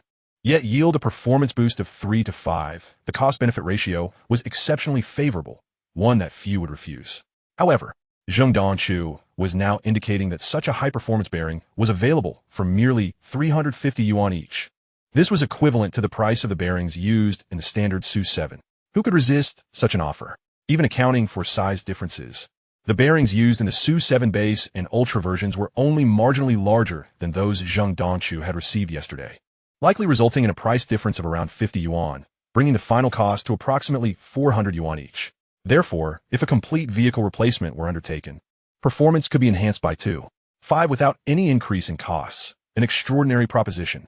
Consequently, Lei Bus hurriedly typed, to be honest, Mr. Zheng, this price is far below my expectations. When might you be available for a face-to-face discussion? I happen to be traveling to Yangsheng for a meeting in a couple of days. Certainly, Mr. Lei. Should you find it necessary to come over at that time, I'm always available on my end. Our company is located at address 63rd floor, CS Building, 167, Lijiang Avenue, Yangsheng, Chuangxiang Shuwang Technology Company, Limited. Upon noticing Mr. Lei's intent to engage in a face-to-face conversation, Zheng Dongchu realized that this deal was secured. However, he remained uncertain about the quantity Mr. Lei intended to procure. Thus, he replied accordingly. When Mr. Lei observed the address and the company name sent by Zheng Dongchu, his pupils constricted sharply. It was astonishingly this particular company. Previously, when this company's yacht had garnered significant attention, he had taken the initiative to research its information. Yet the details he uncovered were largely akin to what netizens had discovered. He only knew that the owner of the company was named Chen Jin and that there was a connection to the Xie Group. Due to the absence of any conflict of interest, he could not dispatch anyone for an in-depth investigation, leaving him without further insight into the company's particulars. Nevertheless, the staggering registered capital of 10 billion clearly indicated that it was no ordinary enterprise, especially considering its creation of a yacht capable of reaching speeds of 85 knots, and now introducing such an astonishing bearing product, which signified that this company was indeed exceptional. Contemplating this, Mr. Lei swiftly typed his response. Very well, Mr. Zheng, we shall meet then. Excellent. I shall look forward to your esteemed presence, Mr. Lei. Haha. Haha, Mr. Zheng, you flatter me. I dare not presume to call it that, but rather we shall collaborate for a win-win outcome. Agreed. A mutually beneficial partnership. When you arrive, please inform me, so I can extend my hospitality. Of course, no problem. Thus, amidst their jovial banter, they established a plan for an in-person discussion 2 days hence. On Mr. Lei's end, following the conclusion of his conversation with Zheng Dongchu, he opened a specialized software designed for internal discussions among shareholders and senior executives. He located one of the groups and sent a message. Ladies and gentlemen, I have an important announcement. Let us gather tomorrow afternoon to discuss certain matters. Upon receiving this message, the other shareholders promptly acknowledged it. Their trust in Mr. Lei was profound. Ordinarily, he would address minor issues directly within the group chat rather than calling for an in-person meeting, which piqued their curiosity regarding the gravity of this news. Thus, the following afternoon, several major shareholders and executives convened at a familiar rural retreat they often frequented.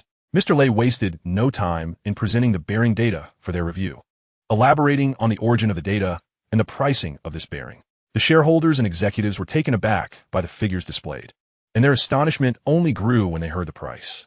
Observing their reactions, Mr. Lei articulated his concerns. The crux of the matter lay in whether to transition the orders for the Su-7 conventional version, which had yet to enter production, to this new bearing. If the conventional version were not delivered, this issue would cease to exist, such as in the case of the Ultra version. However, with over 80,000 units of the conventional version already delivered, two challenging dilemmas emerged. The first dilemma involved the replacement of the bearings, but this was immediately followed by the contractual obligations with the previous supplier. Should a complete transition occur, it would necessitate the cancellation of the contract with the former supplier, potentially leading to unpleasant disputes, especially with substantial inventory remaining that could not simply be discarded. After all, that represented a significant financial investment. Nevertheless, this issue was relatively manageable. The more complex concern lay with the users of the already delivered vehicles. Should this discrepancy be discovered, given the popularity of the Su-7 and the influence of individuals with ulterior motives, it could spark a considerable uproar.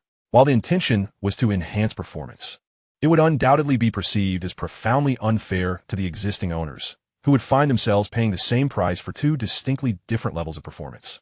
However, raising vehicle prices was out of the question, as doing so without a corresponding increase in cost contradicted the principles of the DAMI Group. Offering after-sale service for a paid replacement could also lead to numerous complications, such as long queues at service centers, as bearing replacements are inherently complex and time-consuming, marking the first point of Mr. Lei's indecision. The second dilemma entailed not replacing the new bearings, which would signify foregoing this opportunity for a free performance enhancement, a regrettable loss. Marking the second point of Mr. Lei's quandary, it was these two issues that prompted Mr. Lei to summon the board members for discussion. After half an hour of deliberation without resolution, one of the shareholders proposed a solution: customization options. This would be akin to high-performance kits available for sports cars, similarly aimed at enhancing performance without incurring skepticism, as customization implies an additional cost. However, the notion of increasing prices was inherently problematic, leading Mr. Lei to reject it outright. Yet, the shareholder proposed a novel solution: a customization option that included a complementary item of equal value. For instance, if the customization price was 2,000 yuan, the customer would receive a DAMI tablet or another equivalent product as a bonus, effectively balancing the cost. Moreover, the complementary tablet could be utilized for installation in the rear seat, ensuring perfect compatibility. Most importantly, as customization would require expenditure, many individuals would be disinclined to spend an additional 4,000 yuan on these products, thus alleviating potential disputes. Should controversy still arise, they could consider implementing a paid replacement option later, maintaining the same price threshold for customization while offering equivalent products, which would help resolve some disputes and ease the burden on after-sale service centers. Given that many users rarely modify their vehicles post-purchase, aside from essential maintenance, this approach would not only mitigate possible accusations of unfairness, but also empower the users, while simultaneously boosting sales of the DAMI tablets and other goods. Consequently, upon the articulation of this solution, nods of agreement filled the room, as attendees recognized the excellence of this approach. Mr. Lei, too, found merit in this proposal, and following a unanimous vote, they proceeded to discuss the pricing for the customization. Firstly, the price cannot be set too low, as this would diminish its perceived value and fail to achieve the desired effect. Secondly, it cannot be excessively high, lest it result in too few opting for customization, which would similarly thwart their objectives. Ultimately, they settled on a customization price of 4,000 yuan, precisely the cost of 2 DAMI tablets, perfectly occupying the 2 rear installation slots. Thus, amidst their light-hearted banter, they finalized the subsequent bearing replacement plan. According to their discussions, the forthcoming Su-7 Ultra version, along with the SUV model, would also be considered for a comprehensive replacement, though this plan would await discussions with Zheng Dongshu to ascertain bearing production capacity before reaching a final decision. Chapter 64. The visit of Raybus on the afternoon of the third day, after arriving in Yangcheng and completing his meetings. Raybus found himself at the foot of the Xia Corporation building. Recognizing the significance of such a prominent client, Zheng Dongchu took great care to prepare for this occasion. Upon receiving notice of Raibus's arrival, he promptly descended to the ground floor to await him. As soon as he spotted Raibus emerging from his vehicle, he approached with enthusiasm, extending his hand for a warm handshake while exclaiming, "Mr. Raibus, it has been far too long. Welcome, welcome." "Indeed, it has been quite a while," Raibus chuckled, reciprocating the gesture as they exchanged smiles. After a brief interlude, Zheng invited Raibus to the conference room located on the upper floors of the company. Along the way, numerous individuals acknowledged Raibus with greetings, a testament to his immense renown. His popularity soared not only online, but also in the real world. Once inside the elevator, they swiftly ascended to the 63rd floor. Upon entering the office, they were met with cheers from the employees, who were astonished that their manager had invited such a distinguished figure as Raibus. However, recognizing that this was not the time for idol worship, Zheng signaled for quiet and guided Raibus into the conference room. In addition to Raibus, a secretary accompanied him, while their bodyguards remained seated in the waiting area. As soon as Raibus settled into his seat, he posed the question that piqued his interest the most. "Mr. Zheng, may I inquire about your current bearing production capacity? We need this information to formulate our relevant proposals. Naturally, if your output is substantial, I shall be greatly reassured." "Rest assured, Mr. Raibus," Zheng replied with a smile. "Our production capacity is indeed commendable. Currently, we have only one production line in operation, yet we can produce up to 8,000 units daily with a remarkable quality acceptance rate of 99.6. Should there be a demand for different models, while this may slightly affect our output, we can still maintain a production level exceeding 5,000 units per day. I believe this capacity should sufficiently meet your requirements. If it is not, we can readily expand our production lines within approximately a month. As I'm sure you are aware, we are not lacking in funds. Our aim is merely to expand our market presence, which explains why we offer such high-performance bearings at such competitive prices. Indeed, your company has sparked quite a buzz online, akin to a dark horse emerging from obscurity. That staggering 10 billion in registered capital has certainly caught many by surprise, given that very few can muster such an amount to establish a company domestically. For instance, Demi Automotive also boasts a registered capital of 10 billion. Yet this is based on investments from Demi Group, while your company is solely privately owned, which makes a significant difference. Moreover, he continued, I have heard that your company's owner is remarkably young. Many are speculating about his background. To be frank, Mr. Zheng, would it be possible for me to meet your proprietor? I am eager to become acquainted with this enigmatic young entrepreneur. In response to Zheng's remarks about the company, Raibus chimed in with enthusiasm. Indeed, our owner is quite youthful. If you wish to meet him, that can certainly be arranged. However, just as Zheng was about to elaborate, he noticed his phone vibrating on the table, displaying an incoming call from Chen Jin, on silent, but not turned off. He promptly redirected, saying, Mr. Raibus, speaking of the devil, here is my boss calling. After a brief exchange of glances, Zheng took the cue to answer. With the phone to his ear, he heard Chen Jin's voice. Uncle Zheng, I noticed that Mr. Raibus is at our company. Is he still there? Yes, boss, Zheng replied. Mr. Raibus just arrived not long ago. He is here to discuss a potential order for our bearing products. Do you have any instructions? Oh, I see. I apologize for interrupting. I have a business matter I wish to discuss with Mr. Raibus. I should arrive at the company in about 20 minutes. If you are still engaged, that is fine. If not, please let him know that I hope he can wait for me. I believe he will find this matter most intriguing, Chen Jin replied, slightly embarrassed for interrupting. Understood, boss. I will convey your message. Is there anything else you need? Nothing else. I will be there shortly. After hanging up, Zheng placed the phone down and Raibus inquired with keen interest, Mr. Zheng, from your conversation, it seems your boss has matters to discuss with me? Indeed, Mr. Raibus, Zheng confirmed. My boss mentioned he has a business proposition he believes you will find quite compelling. Meanwhile, after terminating the call, Chen Jin accelerated his vehicle. He had long desired to meet Raibus, for once the battery factory was operational, a primary objective would be to penetrate the civilian market. Demi Group encompasses a diverse range of devices requiring batteries, including smartphones, tablets, headphones, smartwatches, and power banks, while Demi Automotive also necessitates a significant quantity of energy batteries. The solid-state graphene battery, with its ultra-high density, is undoubtedly an excellent fit. Who could resist a phone that charges in 5 minutes and lasts for days? Therefore, during the initial promotional phase of the batteries, collaborating with a significant consumer like Demi Group would be exceptionally advantageous. Consequently, upon learning that Raibus was present at his company, Chen Jin immediately called Zheng. Before long, Chen Jin arrived at the company building. Meanwhile, Zheng Dongxu and Raybus had nearly finalized the procurement project. The swift pace of their negotiations was attributed to two factors: the staggering 10 billion in registered capital from Chuangshan Shuguang and the astonishing production figures of the bearings. The procurement project was divided into a basic version and an ultra version, with the basic version comprising 5 models. The first model pertained to bearings, with distinct types for the front and rear wheels, while the remaining 3 models were designed for motors and rotating shafts. Although the SU-7 basic version featured 3 model types, the components used in the vehicle body were identical. The ultra version, however, required 7 bearing models.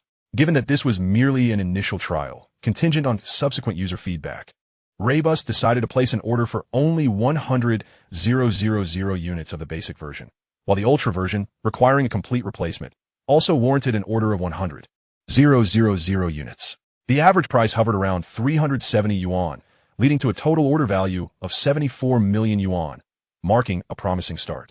Chapter 65. The Conquest of Raybus. Just as the two had finalized their contract, a knock resonated from outside the conference room. The two exchanged glances, and Zheng Dongxu remarked, "It must be my boss arriving. Mr. Lei, please have a seat for a moment. I will open the door." With that, Zheng Dongxu approached the entrance and pulled the conference room door inward, only to find Chen Jin standing outside. Zheng Dongxu continued, "Boss, you're here. Please come in." After saying this, he stepped aside to allow Chen Jin to enter. Upon stepping inside, Chen Jin immediately recognized this illustrious figure, renowned both online and in reality. The illustrious Lei Buds. He approached him politely, extended his hand for a handshake, and smiled as he said, "Hello, Mr. Lei. It's truly an honor to meet you. I often come across various reports and videos about you online, including your dream car, the Dammy SU-7.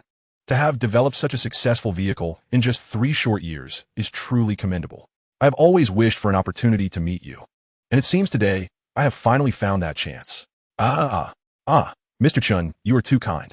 In fact, I have also long admired you from afar. I have always been curious about the identity of this mysterious billionaire. I had only known from the internet that you were quite young, but seeing you now, it is indeed astonishing. Upon hearing Chen Jin's enthusiastic and respectful words, Lei Buds couldn't help but display a humble smile and replied, "Haha, it's merely good fortune." Listening to Lei Bud's response, Chen Jin waved his hand and continued, "Oh, by the way, Uncle Zheng must have mentioned to you that I am here to discuss a business deal." "Yes, Zheng Dongxu did mention it and said I would be very interested. May I inquire what specific business you wish to discuss, Mr. Chen?" Upon hearing Chen Jin's inquiry about Zheng Dongxu's earlier comments, Lei Buds nodded and asked, "It's this item here," Chen Jin stated, producing a sample of a battery that was soon to be mass-produced from his pocket. "Can you guess its capacity, Mr. Lei?" Instead of directly answering Lei Bud's question regarding the battery collaboration, Chen Jin presented the sample and teased, "Let me take a look." Upon seeing the battery Chen Jin had withdrawn from his pocket and recalling Chen Jin's earlier claim of great interest in the matter, Lei Buds instantly speculated that this battery might possess an exceptionally high energy density. Otherwise, Chen Jin wouldn't have made such a remark. He couldn't help but inhale sharply as he took the sample from Chen Jin. As a person grounded in the sciences, Lei Buds had a fair understanding of various technologies. Although his knowledge was not profoundly deep, he could grasp the principles behind certain technologies. For instance, during his tenure overseeing Dammy's mobile phone business, he had familiarized himself with the information pertaining to batteries produced by various manufacturers, noting the differences in packaging technologies and unique identifiers among different brands. However, upon examining the battery sample given by Chen Jin, he found himself unable to discern which brand it belonged to, as it bore no identifying marks or production information. Consequently, Lei Buds found it challenging to estimate its capacity. If he were to compare it with Dammy's latest battery technology, this battery's size seemed approximately 15 times that of the battery in the Dammy 15 Pro. By those calculations, its capacity might be around 10,000 mAh. Furthermore, given Chen Jin's assertion of his keen interest, the actual capacity was likely much greater. With these thoughts swirling in his mind, Lei Buds hesitantly replied, "I see that the size of this battery is not particularly large. And since you mentioned I would be very interested, could it be that this battery has a capacity of 15,000 mAh? Mr. Lei, you've guessed incorrectly. You must have been misled by the current lithium battery technologies, assuming that my battery is also a lithium one." Chen Jin chuckled in response. Are you implying that this is not a lithium battery?" Lei Buds asked, somewhat bewildered by Chen Jin's words. "Indeed, I believe you've heard of solid-state batteries. Haven't you? Perhaps you've invested in several related enterprises? After Chen Jin's remark, Lei Buds nodded in acknowledgement. Well, I want to keep you in suspense, Mr. Lei. This is a solid-state graphene battery, an advancement over solid-state batteries by 2 generations. Its energy density will surpass your imagination, though I cannot disclose the exact density at this moment.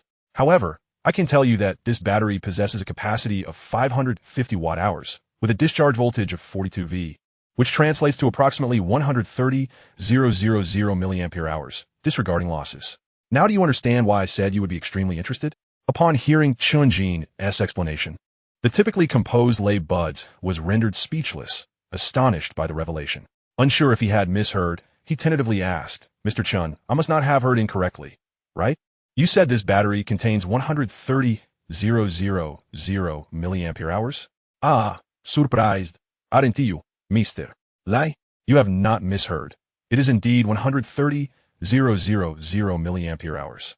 Moreover, our single battery charges an astonishing speed of over 1,600 watts. Not only that, but at a voltage of 42 V and a current of 3 A, the battery's discharge loss is less than 5, and even lower than that.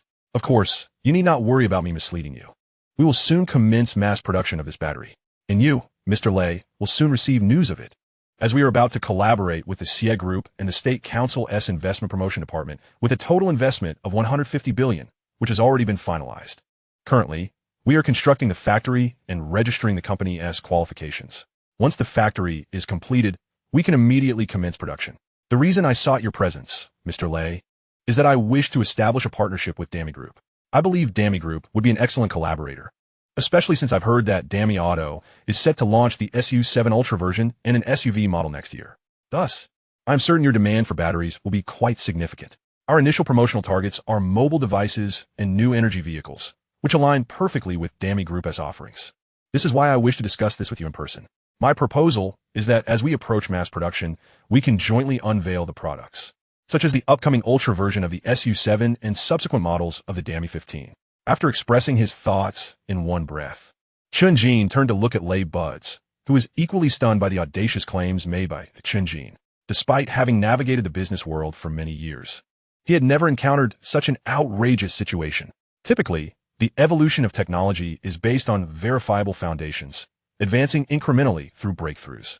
Yet now, someone was asserting that the battery technology, which had been in development for decades, had leaped directly from lithium batteries to the 3rd generation of mass production, bypassing the solid-state battery research phase entirely. In the same volume, the battery capacity had surged from merely around 10,000 milliampere hours to an astonishing 130,000 milliampere hours.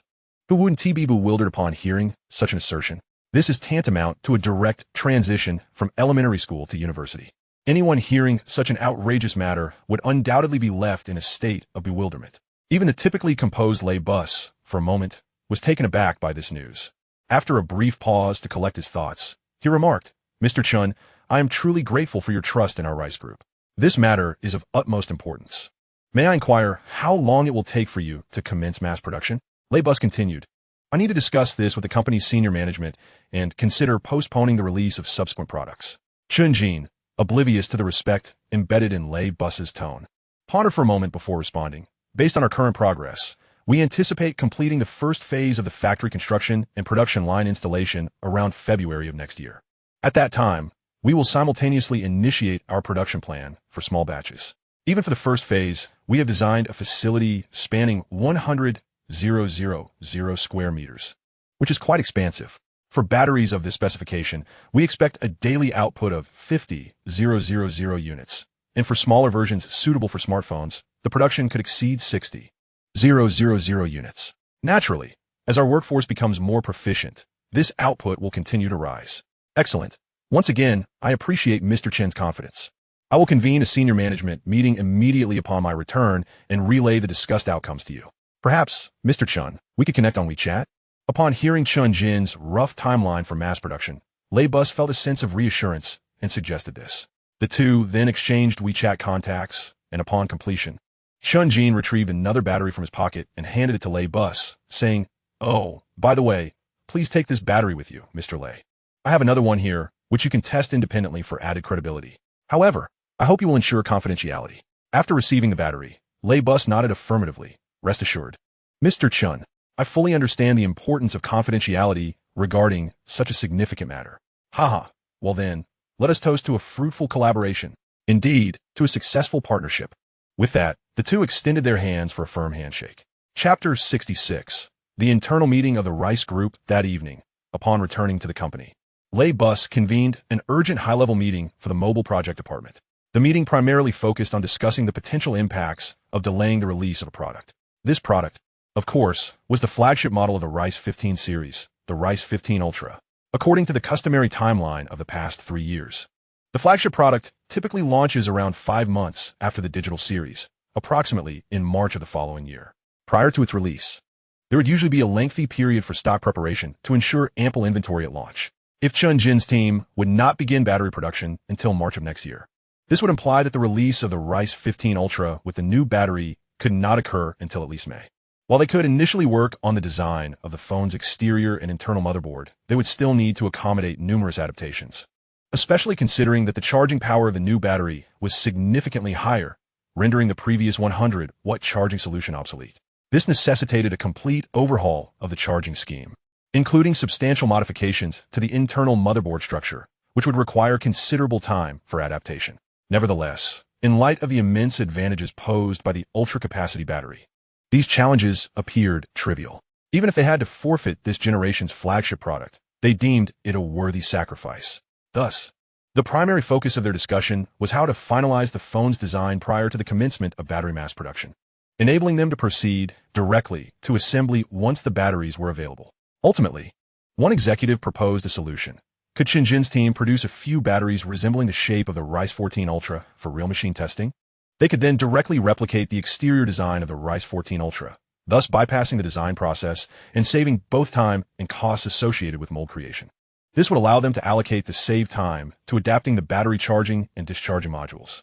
Given that the Rice 14 Ultra's design had garnered significant user approval, even those who were indifferent would not find it unattractive. Hence, retaining this appearance for the 15 Ultra would likely invite minimal complaints.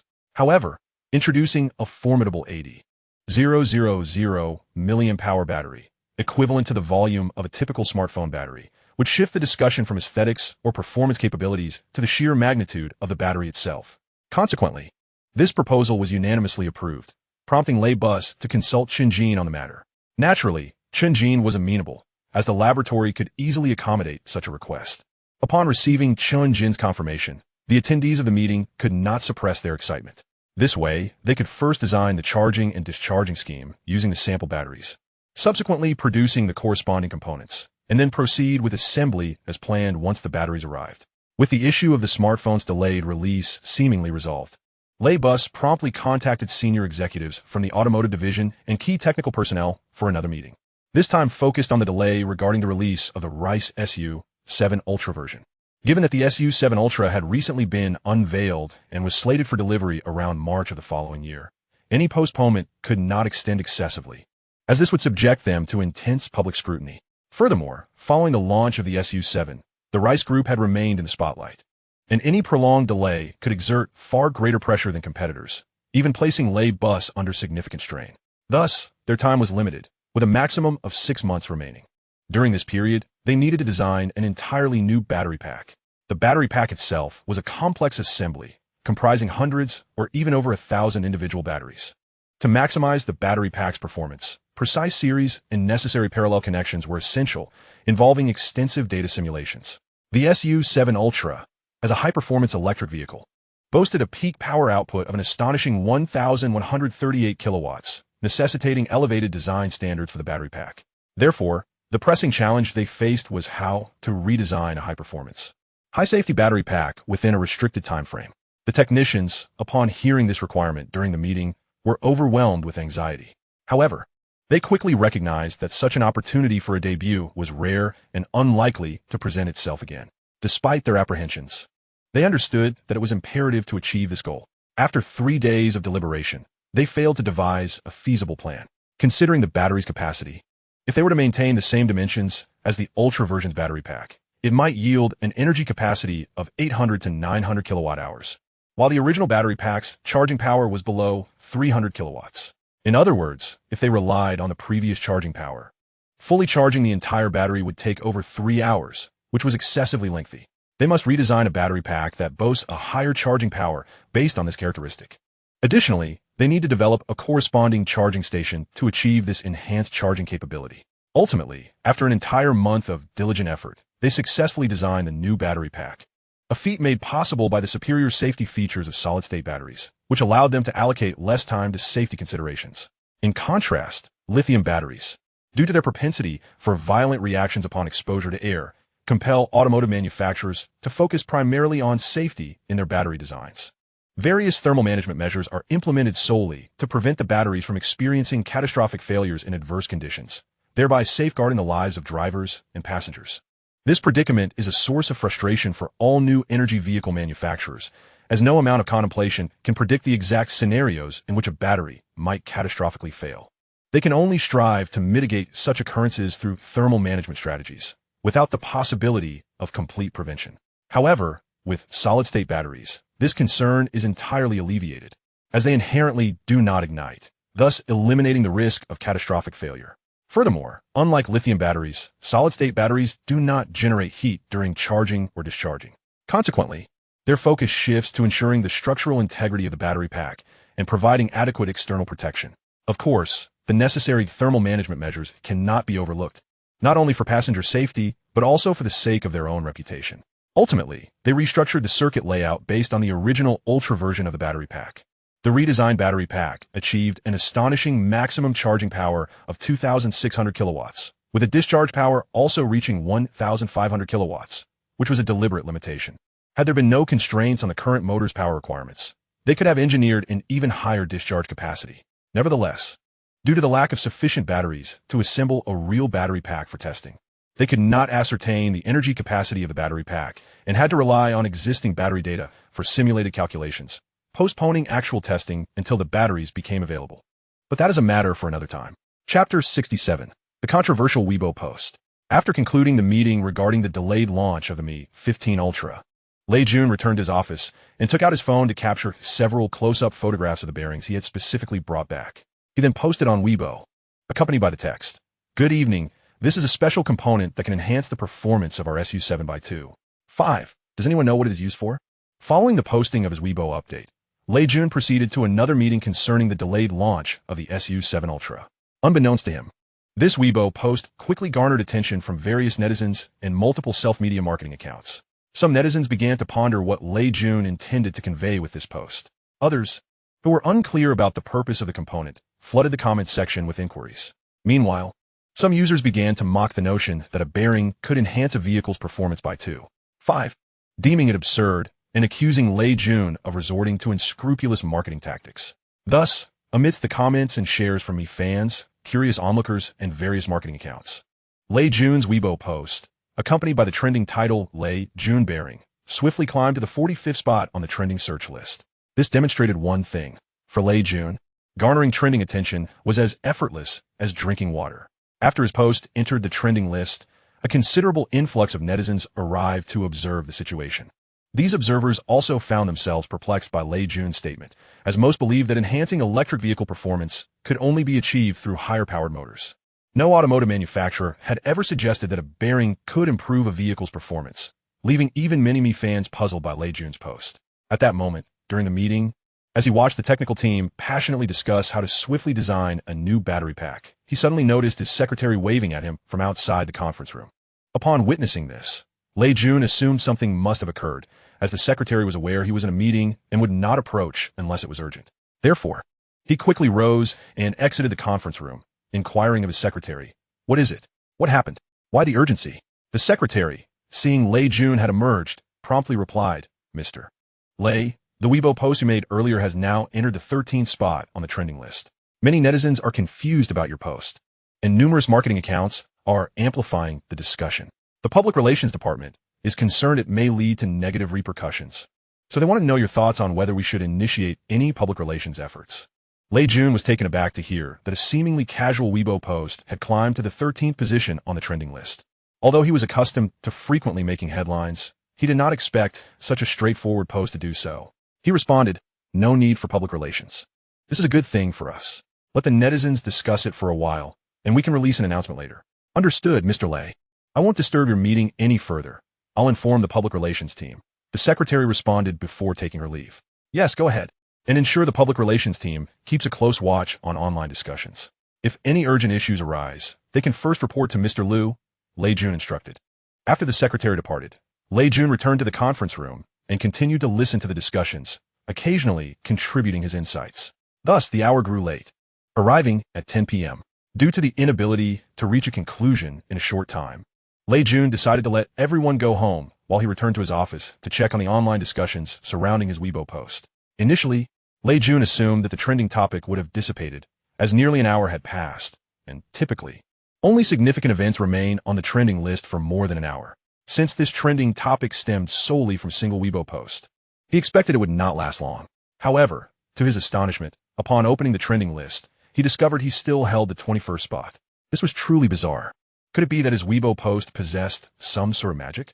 Intrigued, Lei Jun clicked on the trending term to delve deeper. After perusing several popular posts, he began to understand the magnitude of the discussion surrounding his Weibo update.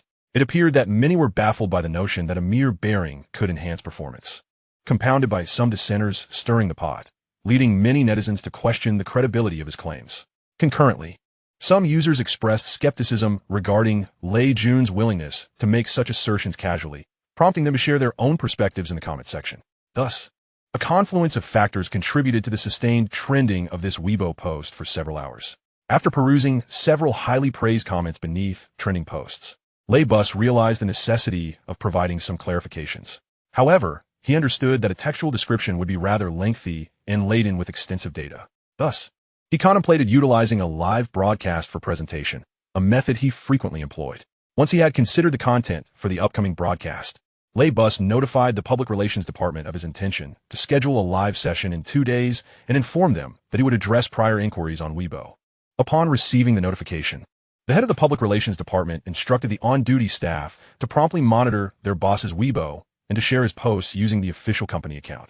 After informing the head of the Public Relations Department, Lei Bus opened his Weibo homepage and reposted his latest message, accompanied by the following text. It seems everyone is now aware of the utility of this item. However, it appears that many are still unclear on how to enhance its performance to 5. Fear not, in 2 days, I will host a live broadcast where our engineers will demonstrate precisely how performance improvements are achieved. Please join me in my live room at 3 p.m. a day after tomorrow. Let us not miss this gathering. Roses, roses. After posting on Weibo, Lei Bus set aside his phone and opened his computer. He needed to prepare the questions he intended to address during the live session.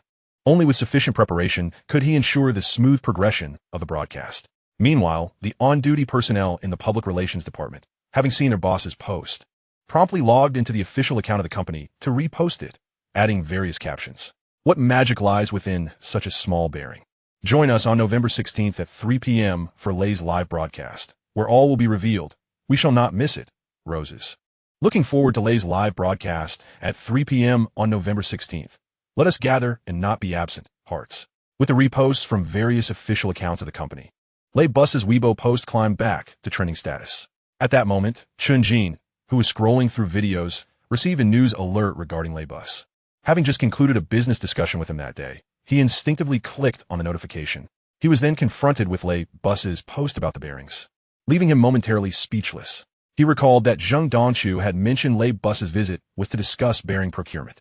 Originally, he had assumed Lei Bus would wait a while before commencing any publicity, yet here he was, revealing information that very night. The innovative promotional approach for a bearing was indeed eye-opening.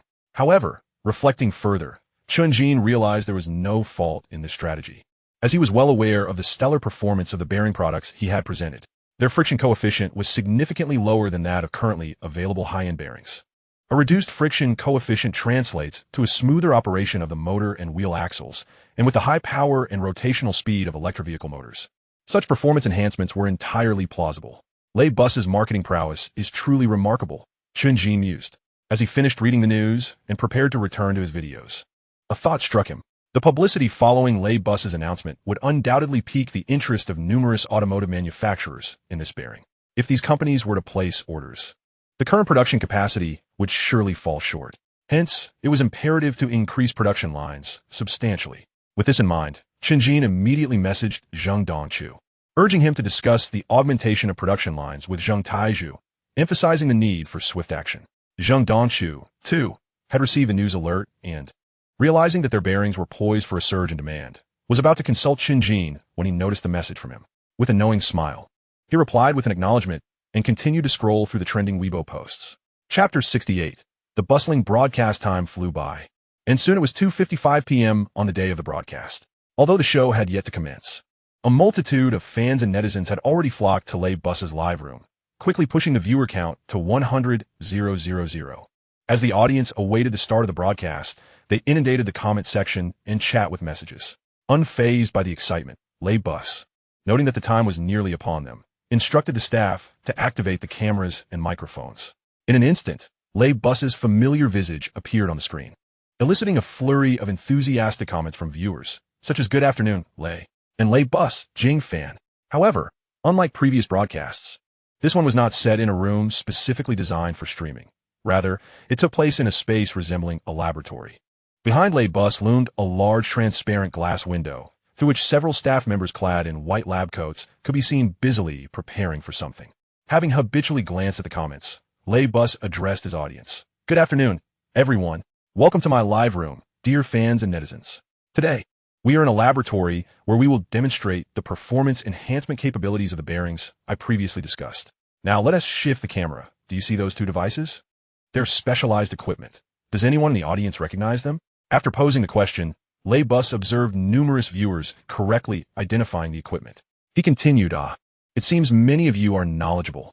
Allow me to introduce this device. It is specifically designed to test bearing performance, measuring parameters such as maximum rotational speed, friction coefficients, and wear characteristics. It is a comprehensive machine for performance evaluation. Today, we will utilize this machine to elucidate the variations brought about by different bearing performances. Now, let us invite our special guest, Shang Jun, to explain the testing process. He is a testing engineer at Dami Auto, primarily responsible for inspecting all components related to our vehicles to ensure they meet our specifications before entering production. All right, let us turn the camera to our laboratory." Upon concluding his introduction, the broadcast director switched the feed to the laboratory camera, revealing a man around 35 years old. Despite it being his first live session, the majority of technically inclined individuals possess a unique advantage when explaining concepts, clarity of thought. Although slightly nervous, he spoke fluently into the camera without a hint of hesitation. "Good afternoon, everyone. My name is Shang Jun, and I will be explaining the role of bearings in automobiles. As you may know, the connection between the wheels and the vehicle's body is facilitated by a suspension system. However, these two components cannot be directly connected. Why is that? The reason lies in the considerable friction that would arise at the connection point if they were to be directly linked. In such circumstances, if the wheels were to rotate rapidly, the contact point would generate exceedingly high temperatures and suffer from severe wear. Consequently, the vehicle would become inoperable in a short period. The purpose of bearings is to address this issue. Through their unique structure, they can transform sliding friction into rolling friction or low friction sliding, significantly reducing the frictional resistance between moving components. This not only minimizes energy loss and enhances mechanical efficiency, but also prolongs the lifespan of mechanical parts. Therefore, with bearings employed as supporting elements between the car's suspension system and the wheels, the vehicle can maintain a stable posture during prolonged rotation, thereby improving both the wheel's rotational efficiency and their longevity. However, a pressing concern arises. The load-bearing capacity of bearings is not infinite. It is influenced by the material and internal structure of the bearings themselves. If the exerted force and rotational speed exceed the bearing's load limit, it will soon fail. Thus, the performance of bearings directly impacts the overall performance of our vehicles. Let us now turn our attention to the screen. Shang Yun, having rapidly summarized the role of bearings based on his understanding, directed the camera towards the display of the testing instrument. At this moment, the audience in the live broadcast began to flood the chat with comments expressing their enlightenment. Naturally, there are also many mischievous viewers, inundating the chat with remarks like "I want to see Lei Bus," "Stop talking, I'm falling asleep," and so forth. Shang Jun, unaware of the screen's content, remained undeterred and continued. Everyone can see that the testing instrument now displays data on several parameters, among which the coefficient of friction is the primary factor affecting our vehicle's performance. The lower the coefficient of friction, the smoother the wheel's rotation. The bearing currently being tested is a standard rolling bearing purchased from the market. In an unloaded state, it exhibits a remarkably low coefficient of friction, approximately 0.0003.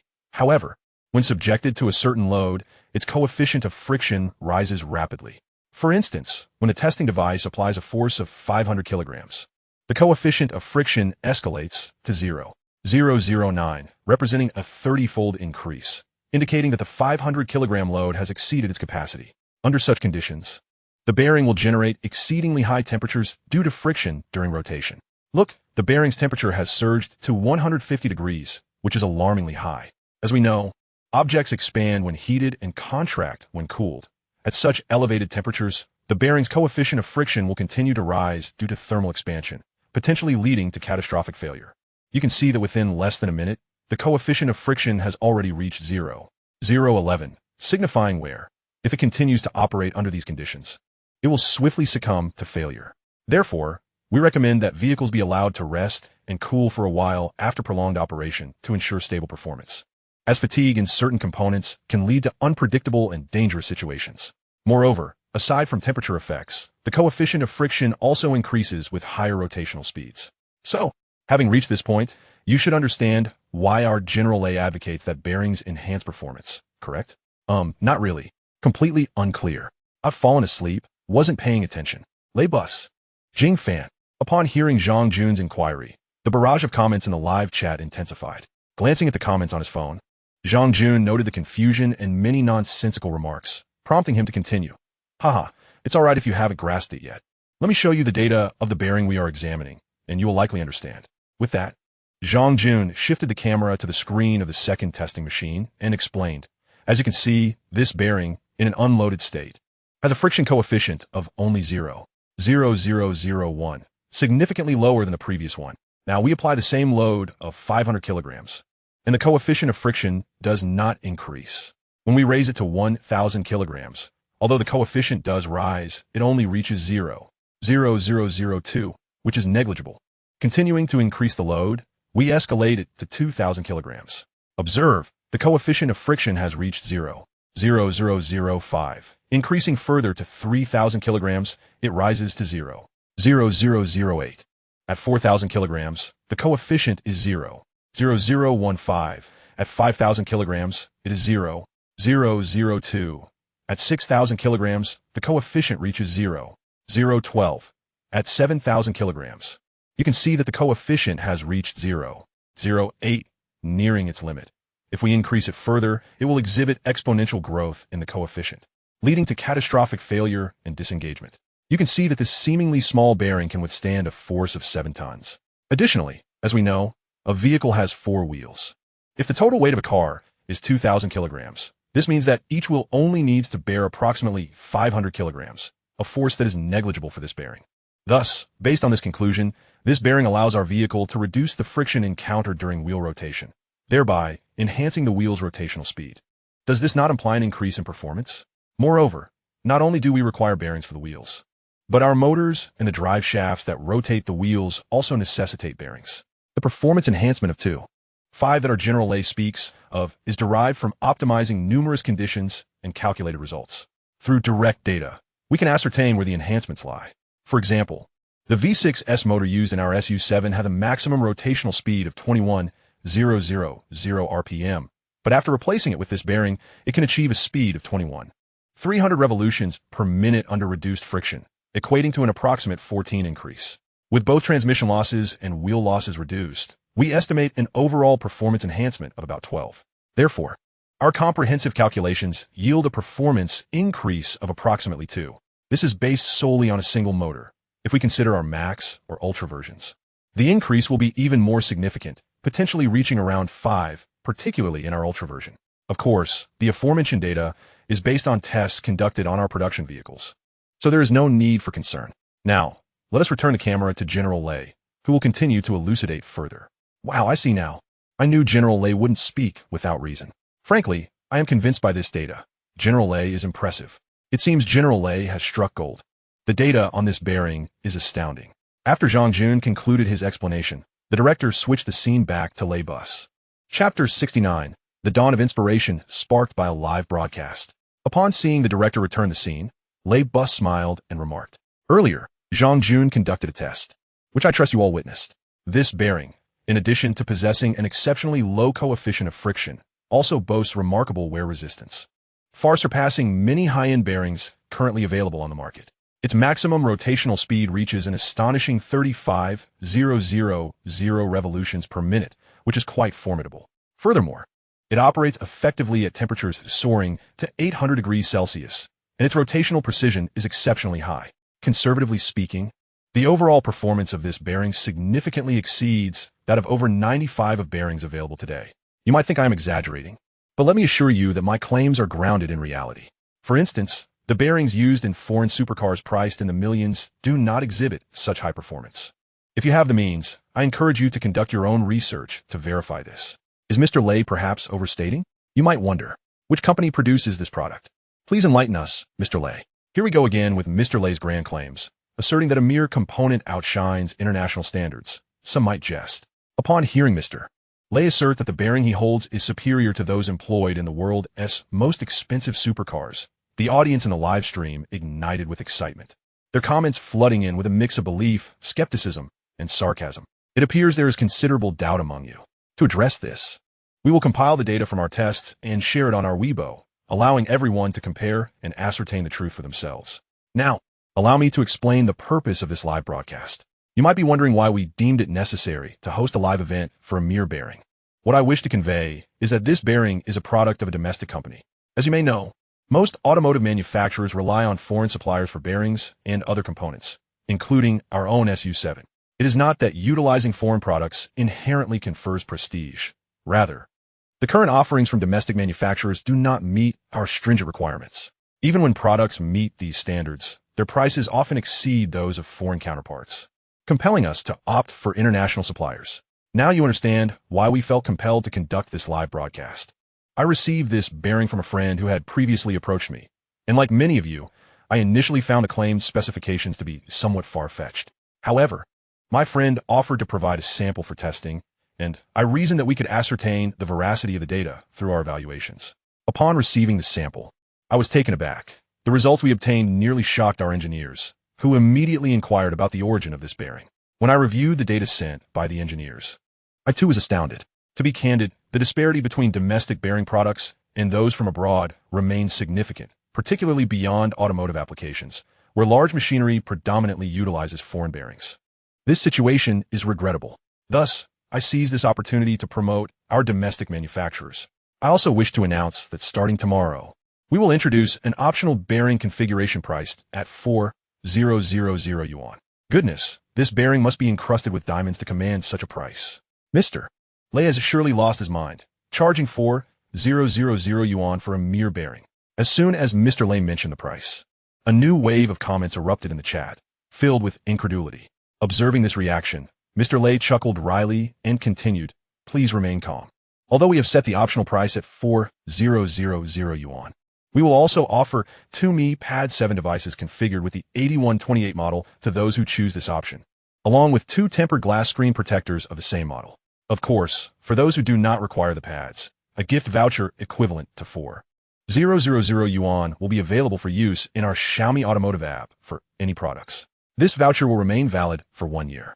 Additionally, for those who have already secured their orders, there is no need for concern. We will initiate an order modification event starting tomorrow, lasting 3 days, during which those orders not yet in the production process can be amended.